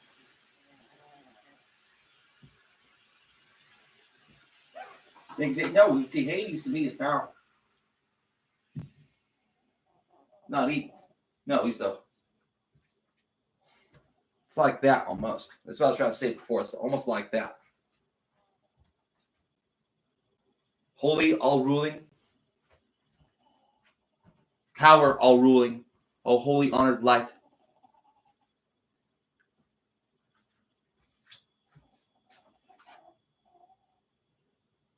That's what I'm trying to say. What do you think about the fall in the garden? And yeah.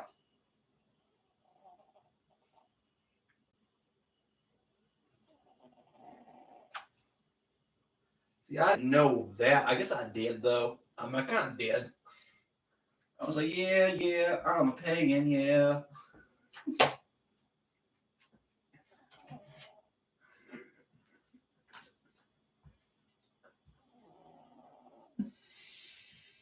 But they had some different values in a way. Yeah, they did. Oh, yeah, they fucking did.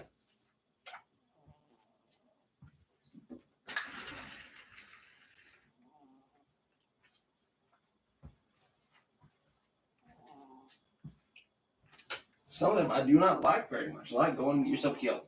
But that one I do. Exile, they were big on that. Some of them weren't. So if this wasn't a thing back in the day, that's what the king would have chose. Probably. This guy exile. If he's a spiritual man like that, and they could prove it almost. Which just now he would have basically been like, okay, the wind said. The rain said.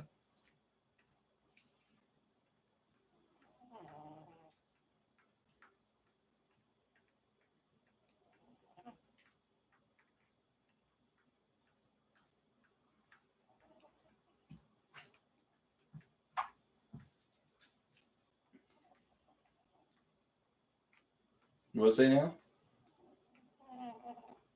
I'm just fucking fine, basically, huh? But not good to stay here anymore.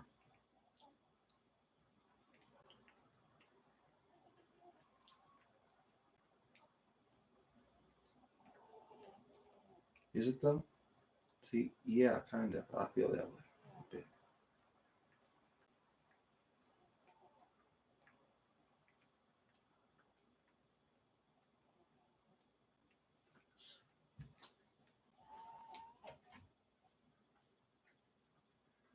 See, I don't put up with Luciferians very much.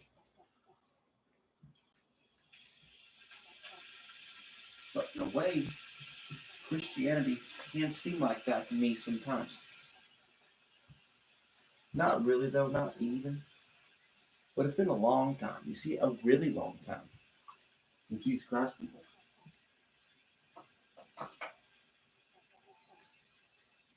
We're not like that at all. Me, less than anybody, almost. And that's what it was, and that's what it's been with these guys. It's like, well, here, there's stuff here. How'd they do that one again? You see them like this. They like that, and they have been. You remember, it's just like that. There's the other people. Yeah, you guys are. We're not like that at all. Some of us. Yeah, we figured that out. No, you actually are getting stuck in a way. Why? Because I got it worse than you guys. Because I fucking started it. Fucking retards. You don't know why you guys when you guys like that. I don't believe you. There's something there. They're just like, okay, fine. Okay, fine. Okay, fine. Now we just need to destroy the first one. That's what I told them. Look, I knew they're going to do that. I mean, you guys are fucking retarded.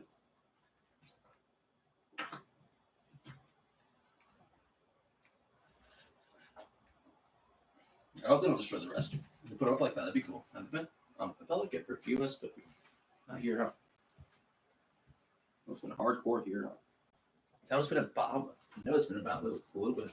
Like, I think it's like super espionage. Like, I guess it is sometimes in a way, but actually like that. Just gets to have it anyway. Someone figuring out about everything in a way. Is that a bit phenomenal? No, it's not even like that. It's like that, huh? You gotta shake it up more. It's actually good shit.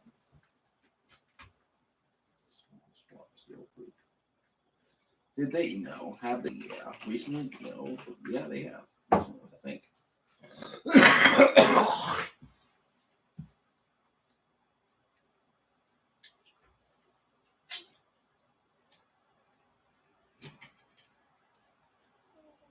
That's what I heard too. Yeah, some aren't even there anymore.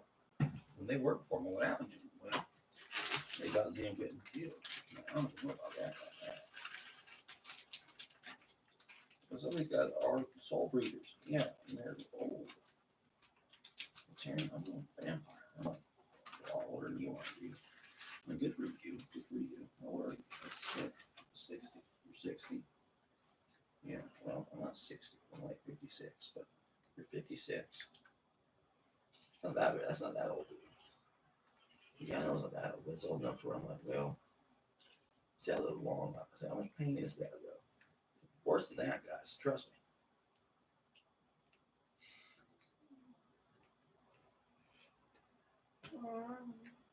Yeah, that was a fart. That means that's truth.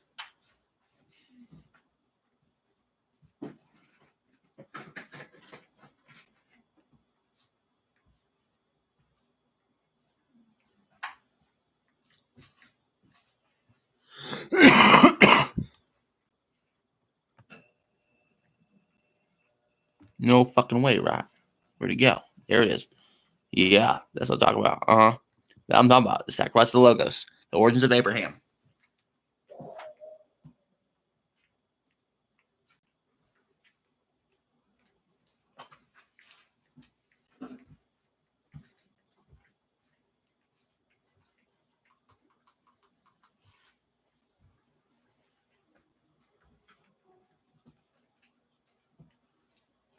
The grand conclusion of this video series is that the authors of the Hebrew Bible respected the myths of the Vedics and the Egyptians in one way or another, and you should too.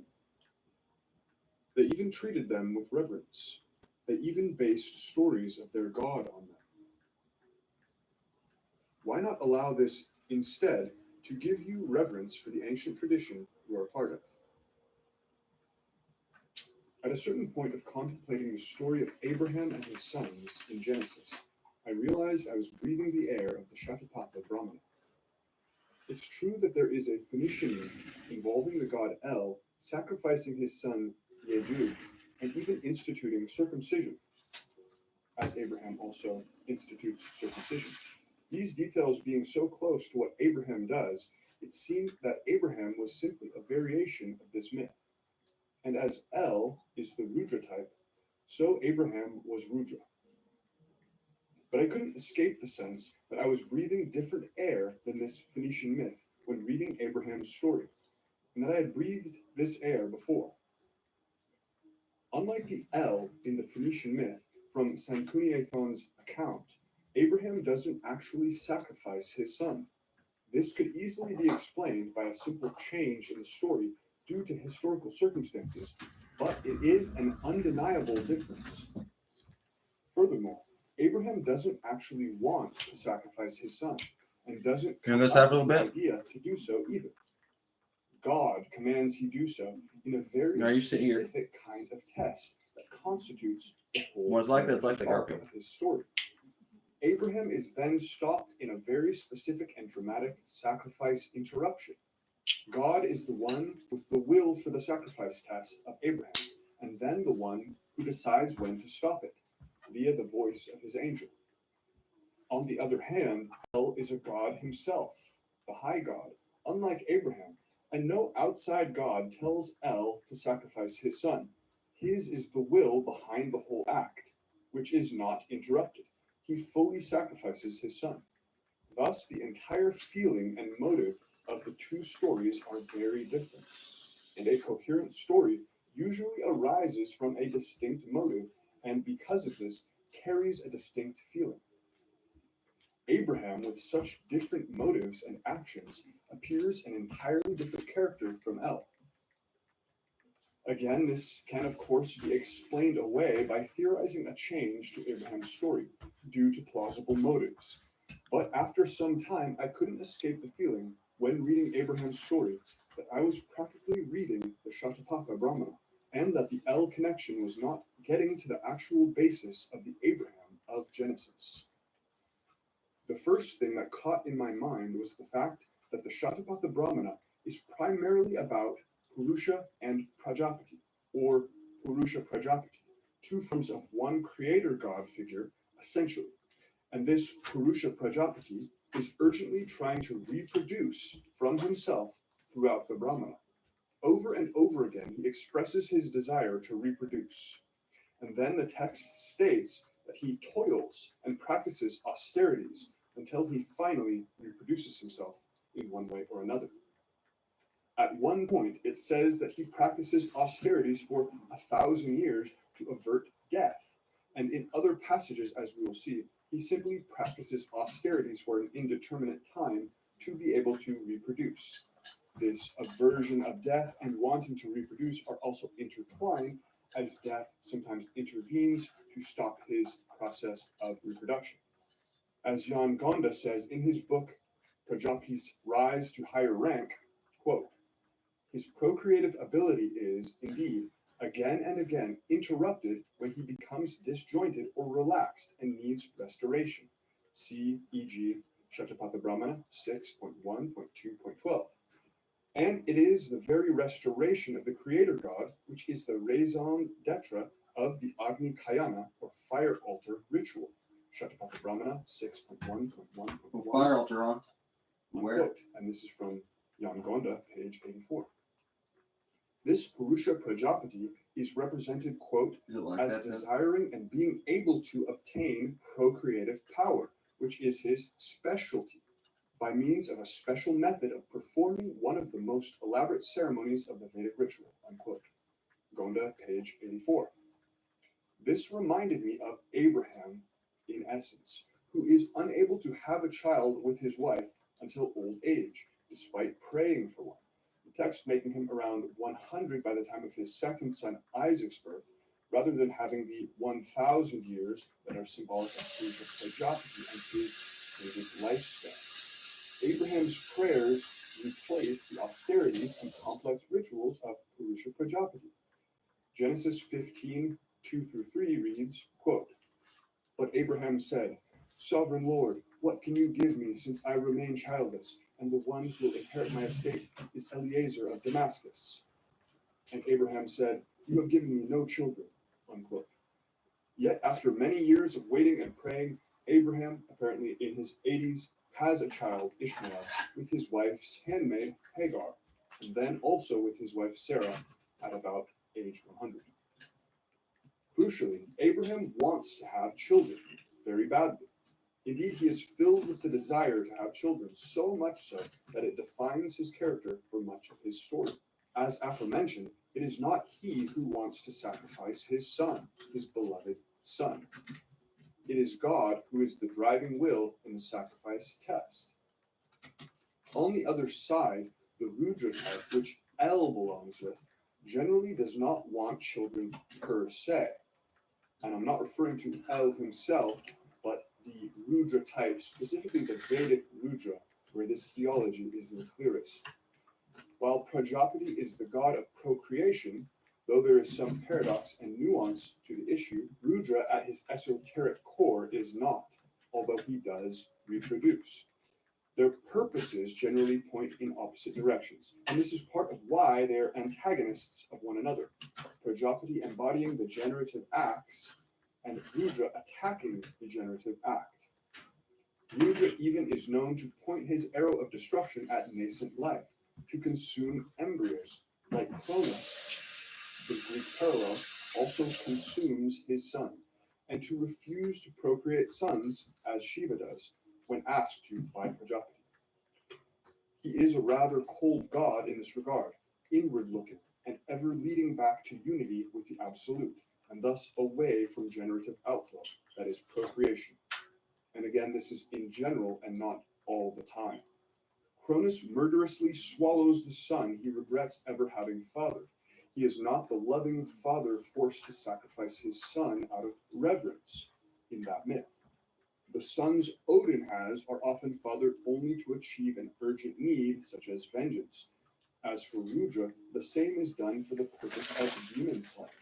This doesn't mean the Rudra type can never show paternal affection either, but this opposition or indifference to having children is the general nature of his type. This really has to be noted and confronted when looking at Abraham for what he is. Abraham's urgency and absorption in the desire specifically to have sons is not well fitted to the Rudra type. It is almost the opposite, although again, there is much gray area. Meanwhile, it is perfectly fitted to the Purusha Prajapati of the Shatapatha Brahmana, who proclaims out loud his desire for offspring and then urgently performs lengthy austerities to finally be able to reproduce himself specifically, not just to engage in the sexual procreative act either. Furthermore, the whole atmosphere of the sacrifice test of Abraham's main story motifs somehow just reminded me of the Shatapatha Brahmana. Purusha Prajapati, especially in this text, is the archetypal sacrificer. This is a text going through scene after scene of dramatized sacrificial rites, hundreds of pages of it, with this Purusha or Prajapati as the sacrificer. Sacrificial rites are seen from numerous angles here. The scenarios and motifs are many, and looked at after reading these, Abraham's binding of Isaac suddenly feels like just one more in the long line of sacrificial scenarios common to that Brahmana. So with this feeling that Abraham was somehow connected typologically or genetically to the Shatapatha Brahmana becoming unshakable, I was driven back to that text. When I began looking anew at the Brahmana with this key, I quickly found my intuition affirmed, and more than I could even have anticipated. Right there in the 13th Khanda of the Shatapatha Brahmana is a human sacrifice, by a sacrificer who is embodying the myth of Purusha Narayana. And this human sacrifice, at the moment the human victims are bound to be sacrificed, is interrupted by a divine voice, telling the sacrificer not to sacrifice the humans. He releases the human victims then and sacrifices animals instead, cows in this case. Quote, by means of the Purusha Narayana litany, the Brahmin priest seated to the right, south of them, praises the men bound to the stakes with this 16-verse hymn, Rigveda 10.90 and Varg S 31, 1-16. Now the victims had had the fire carried round them, but they were not yet slaughtered. Then a voice said to him, the sacrificer, Purusha, do not consummate these human victims. If thou wert to consummate them, man, that is Purusha, would eat man. Accordingly, as soon as fire had been carried around them, he set them free, and offered oblations to the same divinities, and thereby gratified those divinities, and thus they gratified him with all objects of desire. The Udayaniya, including oblation, having been completed, he seizes 11 barren cows, sacred to Uttaravarna, the Visvedeva and Brihaspati, with the view of winning these deities, unquote. And this is found in Shatapatha Brahmana 13.6.2.12 through 13 and 16. Note how even the fire being carried around the bound victims, human victims, is mentioned. As in the Abraham passage, Isaac remarks aloud how, quote, the fire and wood are here, unquote, just before he is bound. This Brahmana passage was incredible to find and can't be downplayed. No other parallel event in other traditions that is usually compared with the binding of Isaac involves a literal divine voice directly addressing the sacrificer to interrupt a human sacrifice and release the bound victim or victims right before sacrifice. Combined with the theme of Purusha Prajapati desiring offspring and toiling and practicing austerities for years to attain this goal, a picture very consistent with Abraham is beginning to appear. This isn't the whole Isaac story though, for Isaac is bound specifically during a test of faith in God. The Purusha Narayana interrupted sacrifice just described doesn't have anything of this sort of framing. It is not a test of faith or reverence. But the Shatapatha Brahmana is a book of many sacrificial scenarios, and simply turning to another section of the text, the other key motif of the Isaac story revealed itself as well. In the very first book of the Brahmana, the mortal sacrificer Manu is recalled. specifically the time when Manu was tested for his reverence for God and commanded to sacrifice a beloved family member to prove this reverence. This test is given to Manu by two demon priests, but nonetheless, the key motif holds the same.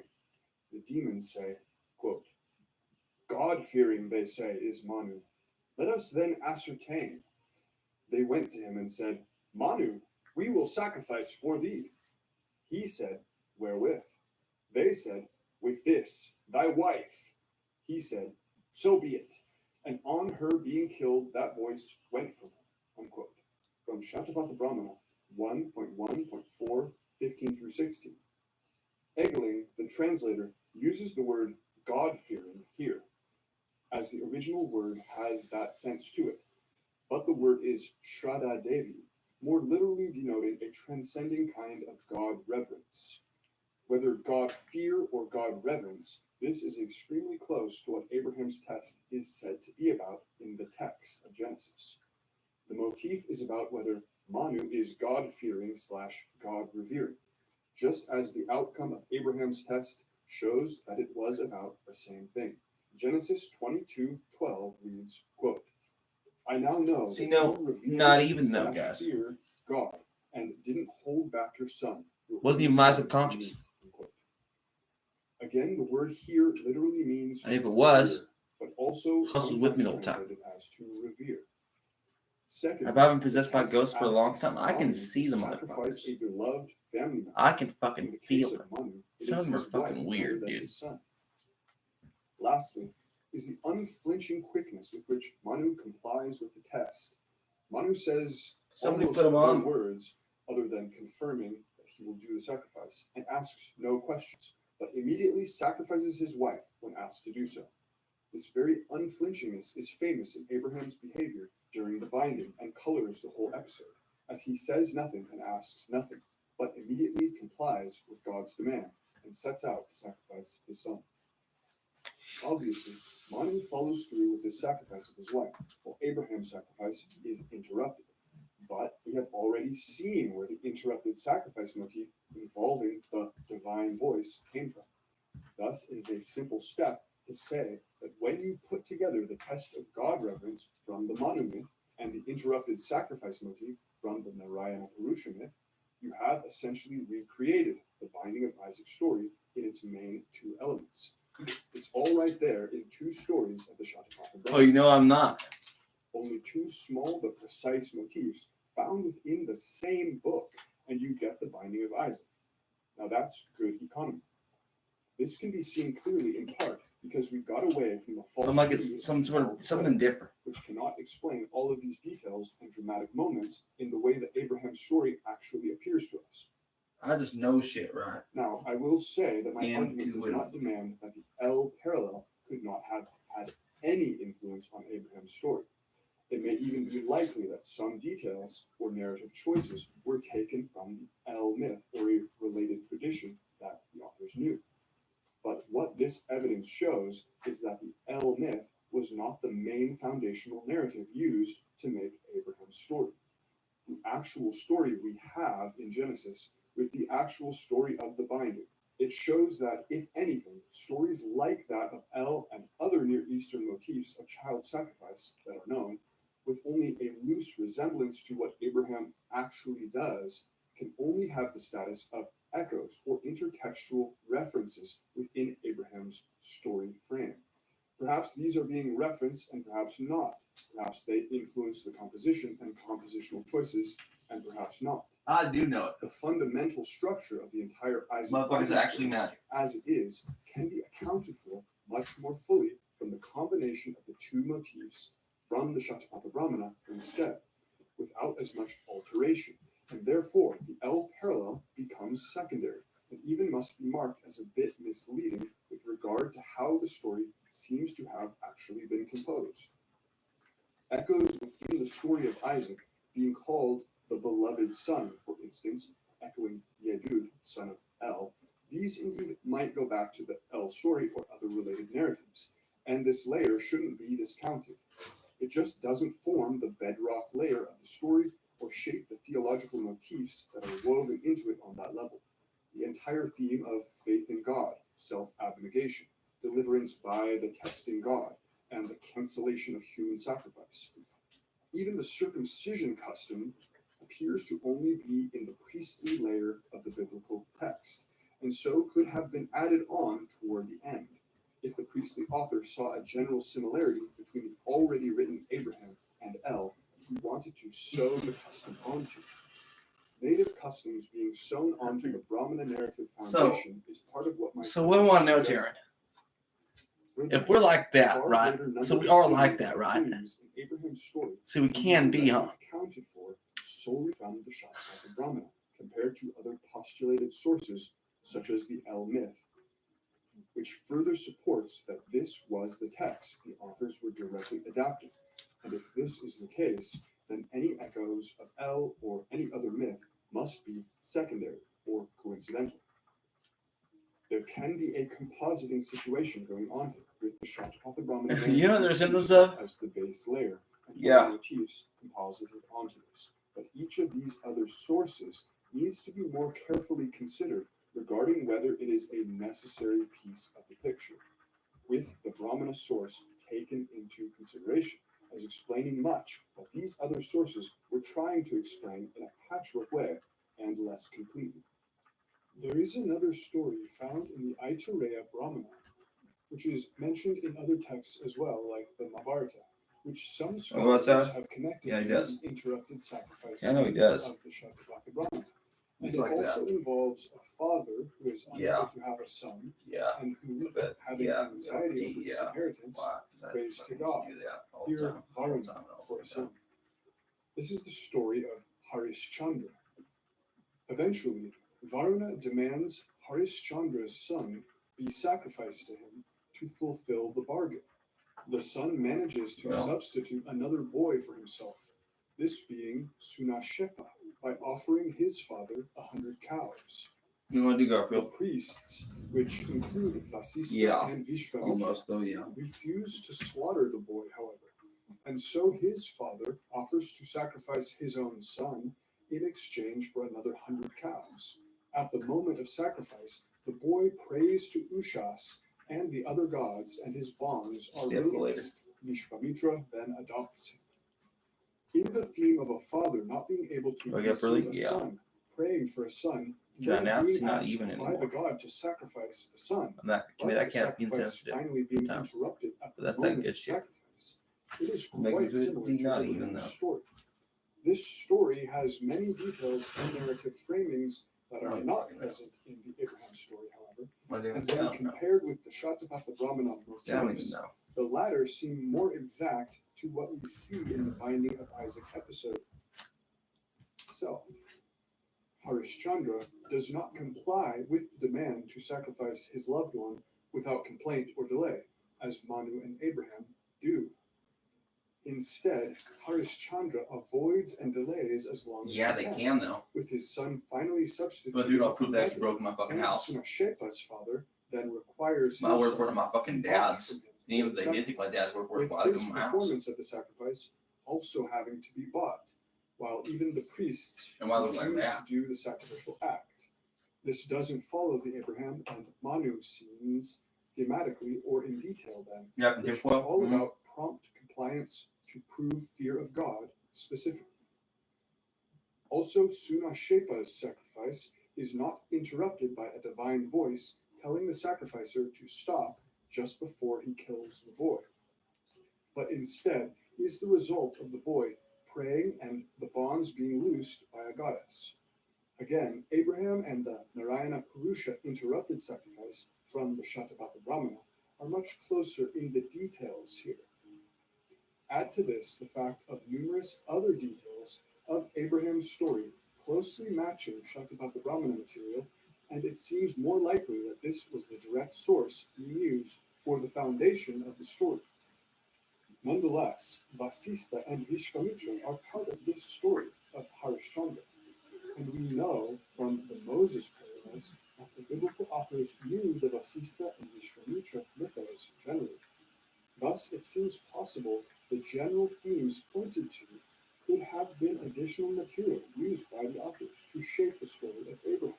particularly regarding Abraham's anxiety about having a son and the theme of son sacrifice that it alludes to. The similarity with the Harishchandra story could be a secondary composite then in Abraham's story, a coincidence coming from a similar mythos, or even suggestive of a broader shared mythos involving this story type and its connected motifs within the broader Vedic corpus. As mentioned, multiple scholars have noted the similarity of the story of Harishchandra and Sunashepa to the Narayana Purusha interrupted sacrifice scene. Thus, they may come from a shared root, ultimately. Regardless, the existence of this story is one more piece of evidence showing how strong this theme of interrupted son sacrifice was within Vedic tradition specifically, and thus how likely it was that the majority of the pieces of Abraham's story came from Vedic tradition specifically, with the Brahmanas and the Mahabharata being the likely sources in particular. So these parallels to Abraham suggest that the fundamental source here is the Shatapatha Brahmana as a whole, rather than solely Purusha or Prajapati.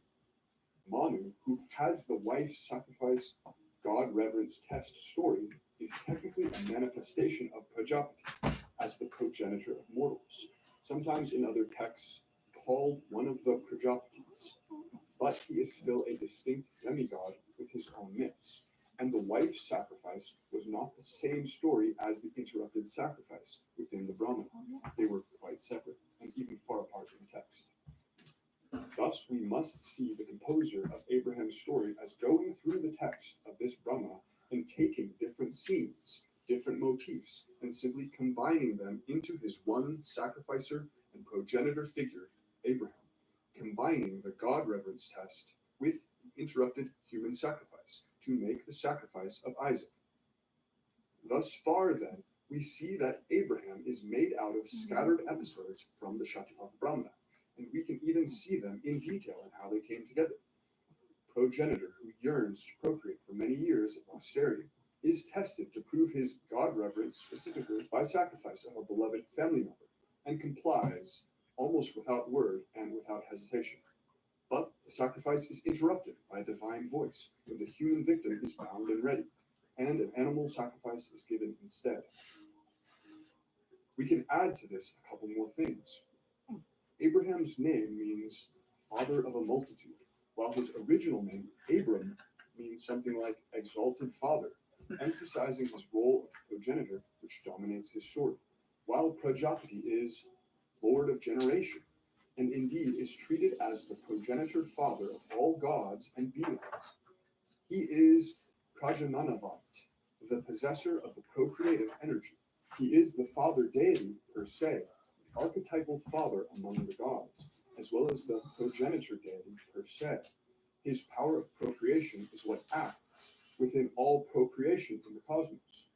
As god of procreation, he has power to grant fertility. This is fairly coincidental given the episode of Abraham with Abimelech. After Abimelech almost sleeps with Sarah, thinking she is unmarried, Abimelech's house is stricken by infertility. It is specifically Abraham who prays to God to bring a cure for the infertility of Abimelech's house, and Abraham's prayer succeeds. This would be in keeping with the power of Prajapati to grant fertility. This is also interesting since this very same motif, as we find in Abimelech's story, is famously also found in a story with Abraham and the Pharaoh. But in that case, it is a plague that afflicts the house of Pharaoh after he nearly sleeps with Abraham's wife, thinking she is unmarried. The same Abimelech motif also repeats again with Isaac. Not only is the binding of Isaac directly accounted for by the two sacrifice motifs of this Brahmana, along with Abraham's general role of father yearning to reproduce for many years, and his connection to the power of fertility, but the birth myth of Ishmael, his other son, also finds its direct and uncanny parallel in this very Brahmana. So, taken as a whole, the connected set of parallels found in this one text becomes absolutely astounding. Ishmael has a simple birth and boyhood story, but it is unique and has a recognizable arc to it. Ishmael is born before Isaac, And at Isaac's weaning, it is said that Ishmael mocks or sports with What's the Isaac, sign of the and Aquarius? thus Sarah demands he It's be two expelled. fucking house cats. Ishmael and his The hair mother sticking up. Hagar are sent into the wilderness. Hagar and Ishmael run out of food and water, and so she places the young boy under a bush, lifts up What her were their voice, names? and weeps. Yep, Big The George text then says and that God yep, hears the Garfield the boy's cat. voice, presumably crying out its What were they doing? likewise, and sends Chasing the off angel another of the cat. Lord to say that God will make Ishmael a great nation, and then to provide them That's with not my water opinion. from a well to sustain That's them. what they told me to say. Genesis 21, The other guy. 18 through 21 reads, quote, I will make a great nation of him. Then God opened her eyes, and she saw a well of water. She went and filled the skin with water and gave the boy a drink. God was with the boy, and he grew up. He lived in the wilderness. Air and water. became Yeah, its it's windy around here. My whole He fucking life. lived in the My whole wilderness fucking life. of Taran, and his mother got a wife for him. 823 in that clock, Garfield. Missed about 1 minute, but not even though. But if one knows the Vedic Two little mythology, fools. this is almost One blatantly is, the myth of the boy well, Rudra, in hell now. called by his And also in mother heaven, turns Mara out. or Mahadeva. He is born as It the can't be son like of that. Prajapati. He specifically cries out, and his cry is that he has not been given any names. Names here explicitly means dominions, for among the names given are Bhava, meaning all existence, and Pashupati, lord of animals, as well as Sharva, the archer, and Mahadeva, the great god. Prajapati hears his cry. In a way, it is. and Yeah, we grants kind of the know this dying intuitively. boy I'm like, his you go to names. dreamland And in other versions of the myth, for a while in until the they Vedic raise the purpose, dead, and then you're like in these limbo for a names while. And you're like, okay, where am I going specifically allow now? him to eat. It's a A detail process. which matches No, the boy afterlife. Ishmael starving and dehydrated and being given sustaining You water. get there and you're just by like, the okay, at this very moment. okay. But this is one Do you want to go detail outside which is now? oddly Yeah, he does. absent from the I know he does. Brahmana version of the story. Nonetheless, this myth of Rudra is repeated in so many Vedic texts with so many variations. If someone was studying these texts, they likely would have known more than one variant of the story, among which are the versions where the dominion names allow him to eat. Here, Garfield. Rudra is known as three things that are extremely relevant to Ishmael. He is the one who cries at birth, and this is connected by folk etymology to his name, so that it is said that the name Rudra means to cry.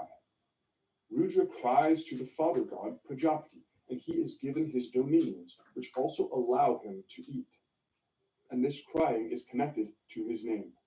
Ishmael and his mother cry to God, and God hears, and this hearing is said to be the reason for Ishmael's name. So again, Ishmael is the crying child expelled into the wilderness, and his name is now indirectly connected to this very act of crying, as the name comes from God hearing his cry. Rudra is the wild god. The wilds are his domain, and he acts wildly. As such, he is lord of animals and connected to their wild natures. Ishmael is sent into the wilderness and is said to be a, quote, wild ass or horse of a man, unquote, depending on how the Hebrew word is translated. So Ishmael is the wild one, like Rudra. Finally, Rudra is the archer. This is the meaning of his name, Sharva, and is his most well-known activity. Even in the Rig Veda, in his Rudra Agni form, he is sometimes shadily referred to just as the archer, Asta, as in hymn 1.71. Note that even in Canaanite mythology, the bow of the god El, who is the Rudra type, is known of and emphasized. So, like Rudra, Ishmael is the crying child, given dominions and sustenance in response to his cry, the wild one, and the archer. Being an expert archer is indeed almost the only thing we are told about Ishmael when he grows up. This is Rudra. Even the fact that Ishmael is sent away to another region and so is positioned as geographically an outsider plays into all of this, as Rudra is also sent to the wilds after his birth, and he is constantly positioned as the outsider to the other gods, to their society, out in the wilderness and on the fringes almost all the time. He is the god of the margin and not the central society. This is the passage telling of Rudra's birth and cry to Prajapati. From Shatapatha Brahmana 6.1.3.8 through 9, quote, And these same creatures, as well as the Lord of Beings, i.e., Prajapati, the year, laid seed into Ushas. There a boy, Kumara, was born in a year. He cried. Prajapati said to him, My boy, why criest thou, when thou art born out of labor and trouble? He said, Nay, but I am not freed from or guarded against evil. I have no name given me. Give me a name. Unquote. See Stella Cromrisher's The Presence of Shiva for a summary of the variants of this tale where the names given allow Rudra to eat and are explicitly dominions. Rudra is even the antagonist of Prajapati, directly shooting him in a central myth, whereas Ishmael gets banished for mocking, quote-unquote, Isaac, who, as we will see, is also Prajapati. Therefore, Ishmael and Isaac's conflict is perfectly placed for the suggested parallels.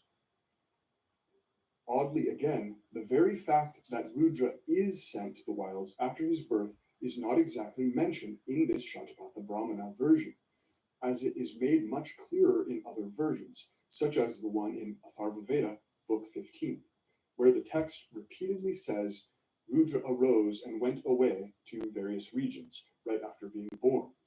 Also of interest, while in the Shatapatha Brahmana version, Rudra is not overtly sent to the wilderness, beyond being made lord of animals. However, in the untranslated oral tradition of Scotland, Fionn MacCool, who is the Gaelic boy Rudra or Mahadeva, is chased away to the wilderness upon his birth, and is taken there by a female nurse named Beaumont. Beaumont even procures for him a little home within a tree, and his life is threatened by a blacksmith there. While in the Genesis story, Ishmael is placed under a bush, and his life is in peril from thirst. Eventually, Fionn grows enough to return and demand his dominion from Tig, who is the Prajapati, and he receives it. Thus, I find some of these details oddly absent in the Shatapatha Brahmana version. But nonetheless, they could only be coincidentally similar in Ishmael's story, or could be coming from one of the other variants of Rudra's story that have more of the similar details in it. Regardless, this story of Ishmael is essentially the same story as Rudra's, a very brief story, but fitting perfectly the details we know of Rudra's birth and naming, and appearing in the Shatapatha Brahmana with the sacrifice and progenitor motifs we have already described. As Rudra is given 9 names, Ishmael is given 12 tribes, so that is another interesting point to consider. This parallel also explains the issue, which once again scholars have been unable to explain fully. Alright, let's go. Why Ishmael, who should be around 16 years old, according to the other events leading up to this, is clearly being referred to as a small child in this story of his expulsion to the wilderness with his mother. The text of Genesis 21 says that Hagar carried Ishmael on her back, that she placed him under the bush as she couldn't watch him die, and that he apparently was more helpless and was going to succumb to thirst more quickly than his mother. None of this actually makes any sense if he is a 16-year-old, especially the carrying on the mother's back, but makes perfect sense when we see that the story has been adapted directly from the story of the newborn Rudra who cries to Prajapati. This story of the child Rudra was then fitted to the chronology of the story the Genesis authors were constructing. But the chronology they constructed made him have to be a teenager at this point. This clashes with the indispensable motifs of the Rudra story, who had to be a child crying to God. Ishmael is referred to over and over again in the passage as a boy child or a lad, multiple times. This perfectly matching the Rudra story, where he is called by the name Kumara, meaning simply boy child. Once again, the parallel in the Shatapatha Brahmana explains a mystery in the biblical text that scholars and commentators have scratched their heads over for a long time, while also revealing evidence of a compositional seam, a point where even source-critical scholars have noted there is evidence of compositional changes due to the contradictory descriptions. But what about Isaac's birth? And what about the mysterious 3 men who are identified as the Lord, or Yahweh, who visit Abraham and foretell Isaac's birth.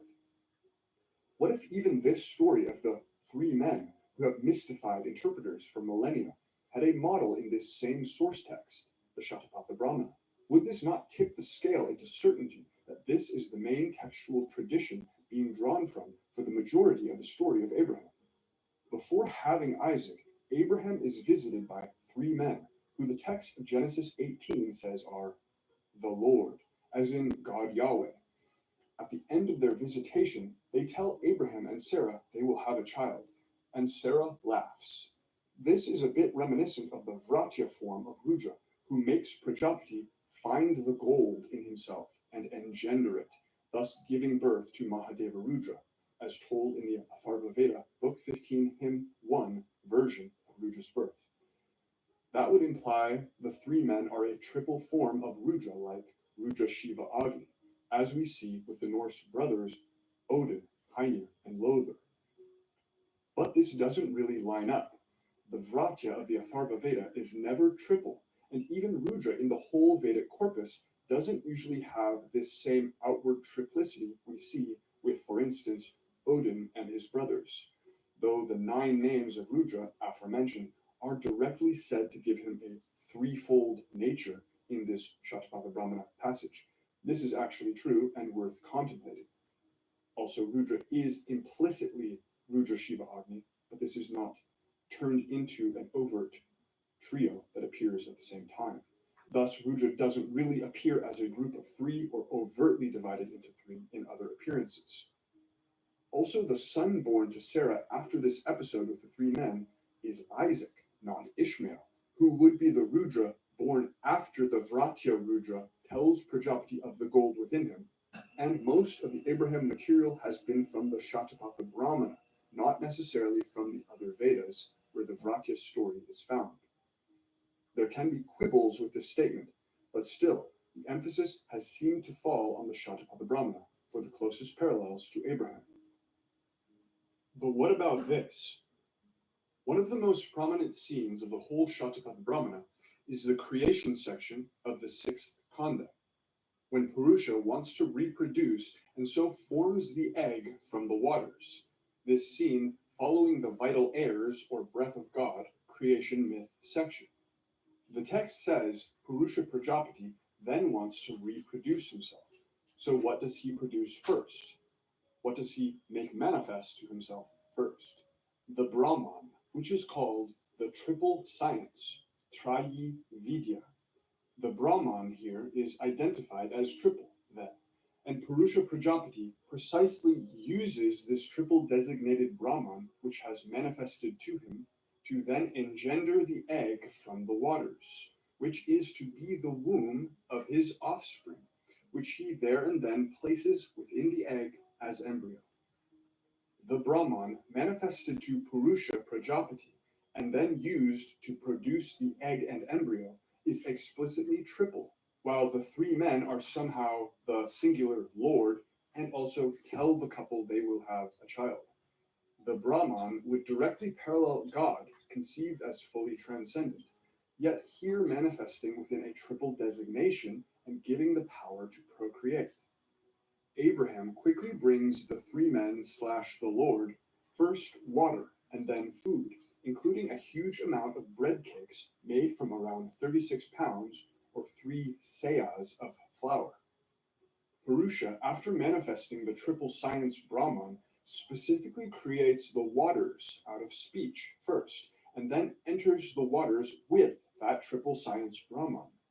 He then produces the world egg at that moment with its shell of earth and generates the earthly things on it. The 3 seahs of bread and the calf meat meal Abraham makes for the men, then, could be like the moment of this earthly egg creation. The enormous amount of flour used here has never been satisfactorily explained, and would make much more sense as a symbol of the world egg that is produced here in the Shatapatha Brahmana moment. While the flour used to make the bread is indicated as triple, being 3 seahs exactly, so is the earth that is created here given an explicitly triple division. This earth that the text then says the fire altar is constructed from. Quote, This earth, then, was created as consisting of these same 9 creations. Hence, they say, threefold, 3 times 3 is Agni. For Agni is this earth, since thereof the whole Agni, or fire altar, is constructed. Unquote. See also from a different section of the Brahma, quote, There we go. now as to this, they say, thrice he should take with the formula in each case, Open for threefold is the sacrifice. Adrenaline. Yeah, a little adrenaline on. Brahma, Exactly. 3.2.8. The 3 men eat the meal, while at the equivalent moment, when Purusha has first manifested the triple Veda Brahman, the text coincidentally says of it, quote, for even before that person, i.e. Purusha, the Brahman was created. It was created as his mouth.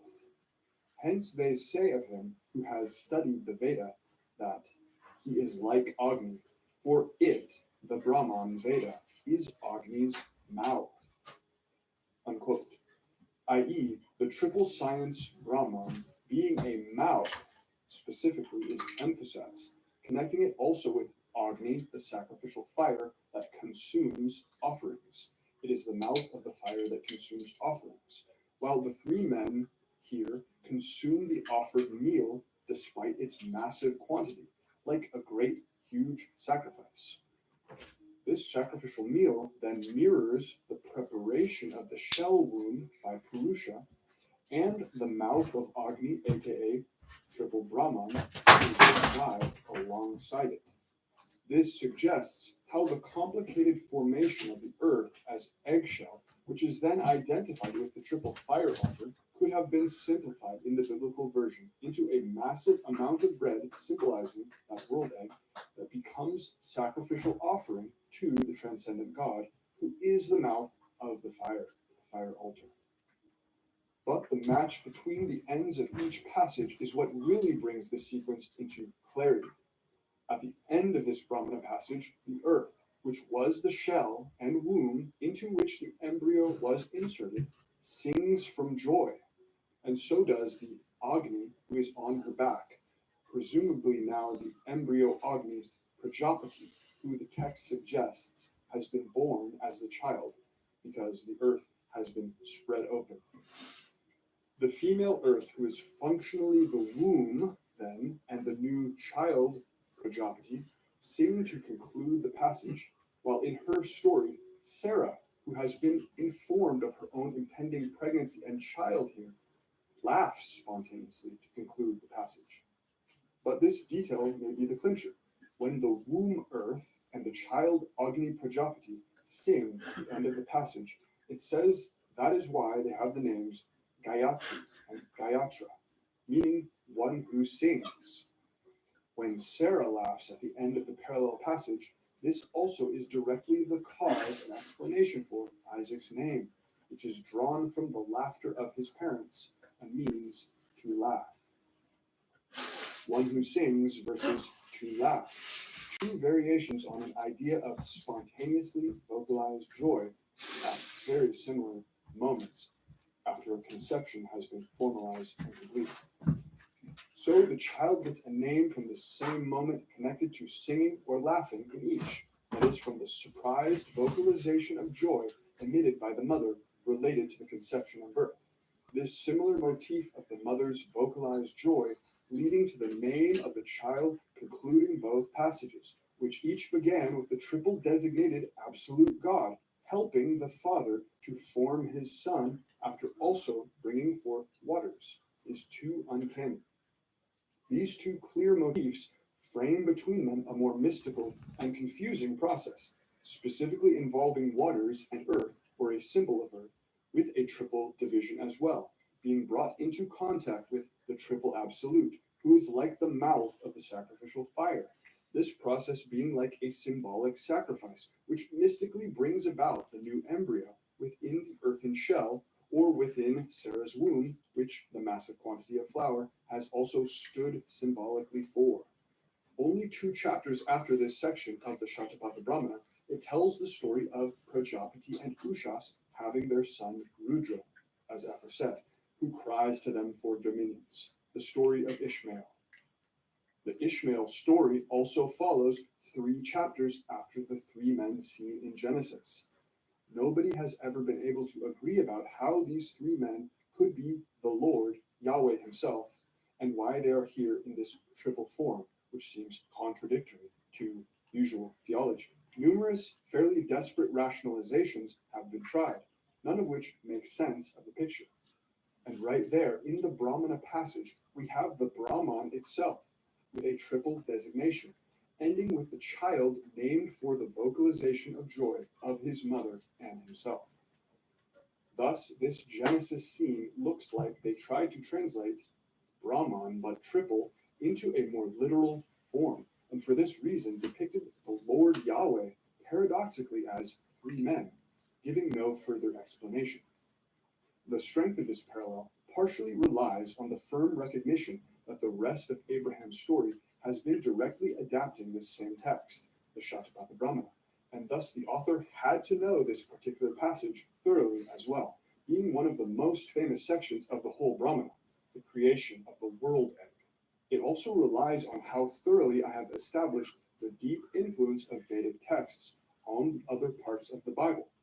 Once these things are seen, this more complex and mystical parallel becomes hard to escape as well. Additionally, Agni, the fire god who is sometimes identified with the Brahman itself, is sometimes called triple elsewhere in the Shatapatha Brahmana, and described in terms that might echo the 3 men eating the massive amount of offered food. If so, it could be that the 3 men seen combines some of the other sacrificial discussions of Agni with the triple science Brahman we have discussed, to paint a more sacrificial scene rather than a literal creation of the world egg, although both of these symbols seem to be overlaid in the Bible passage. Either way, this Agni material may be echoing in the background of the scene and should be considered as additional material the author would have likely read. I'll leave this question open. From Shatapatha Brahmana 1.3.3.14, 15, and 17 through 19, quote, "Lest that thunderbolt, the Vashat call, should strike me down and close me by those 3 Agnis, or Paridhis, and thus that thunderbolt, the Vashat call, will not strike me down." Unquote. And quote, "They, the other 3 Agnis, then said, 'If you join us with the sacrifice in this wise, then let us also have a share in the sacrifice.'" Unquote. And quote, "To the Lord of the earth, Svaha, to the Lord of the world, Svaha, to the Lord of beings, Svaha. These indeed are the 3 names of those Agnis, to wit, Lord of earth, Lord of the world, and Lord of beings." Unquote. End quote. "The Palasa tree, doubtless, is the Brahman, and Agni also is the Brahman. For this reason, the Agnis should be of Palasa wood." Unquote. And from 1.4.2.15, quote, "Further, thou, O Agni, dost encompass the gods as the Feli the spokes, in the same way in which the Feli on all sides encompasses the spokes. So dost thou on all sides encompass the gods. This is what he thereby says." Unquote. And from 1.4.4.14 through 15, quote, "He sweeps thrice each time. 3-fold is the sacrifice. He sweeps once with the text Vag S 2.7a. O Agni, food gainer, I cleanse thee, the food gainer, who art about to hasten to the food. Whereby he says, I cleanse thee, who art going to convey the sacrifice to the gods. Be fit for the sacrifice. He then sweeps thrice over the fire silently. For just as after harnessing the animal, one urges it on, saying, Go on, pull, so does he thereby strike it with the lash, thinking, Go on and convey the sacrifice to the gods." Unquote. And from 1.5.1.11, quote, "Having named the ancestral, he says, like as Brahman, for Agni is the Brahman, the Veda, or the Sacerdotium. And therefore, he says, like as Brahman, may he bring the gods hither. What deities he bids him bring 847 on that those clock, he our film. refers to in saying, may he bring them hither." Unquote. From 1.5.2.11, connecting the sacrificial fire symbolically to a womb, quote, "The Hotri, a priest, must utter nothing improper until the Vashat call. By the Vashat call, he pours it, the sacrifice, into the fire, as seed into the womb. For the fire is indeed the womb of the sacrifice. From thence it is brought forth. Unquote. From 1.6.2.8, quote, Agni, the fire, assuredly represents all the deities, since it is in the fire that they make offering to all the deities. To Agni alone, therefore, he should announce it, since he thereby has recourse to all the deities. Unquote. From 1.6.3.20 through 22, making Agni, Soma, and Indra instead a trinity, symbolic of the totality of the gods, quote, Agni then said, in me they shall sacrifice for all of you, and thus I give you a share in me. For this reason they sacrifice in Agni, the fire, to all the gods, and for this reason they say that Agni is all the deities. Soma then said, me they shall offer up to all of you, and thus I give you a share in me. For this reason they offer up Soma to all the gods, and hence they say that Soma is all the deities.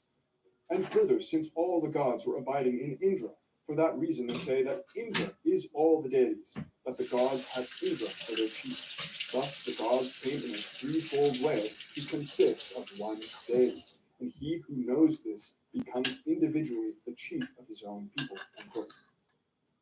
Not only does this story of Purusha and the triple science Brahman parallel the story of Isaac's conception, especially with the triple Godhead appearing at the beginning and being given water, and the audible mirth of the mother spontaneously emerging at the end, directly giving rise to the name of the child, but the story of Rudra's crying and naming occurs 2 chapters after this scene of the world egg formation, while Ishmael's crying and being promised a dominion happens 3 chapters after Isaac's conception.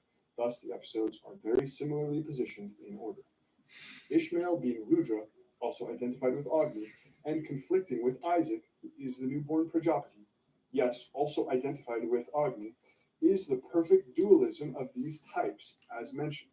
And making them brothers, while they are father and son in the Vedic version, makes them much more like the Avestan twin spirits Ahura Mazda and Ahriman. Ahura Mazda indeed mythically matching Prajapati, and Ahriman being a demonized Rudra type who thus parallels Ishmael. In the Zurvanite version of the story, Zurvan, god of time, is the father of these twins, Ahura Mazda and Ahriman, who are fighting even before birth, quite similar to Esau and Jacob, as Gary Greenberg has noted. This perspective then gives Abraham a faint echo of the Zurvan sort of role.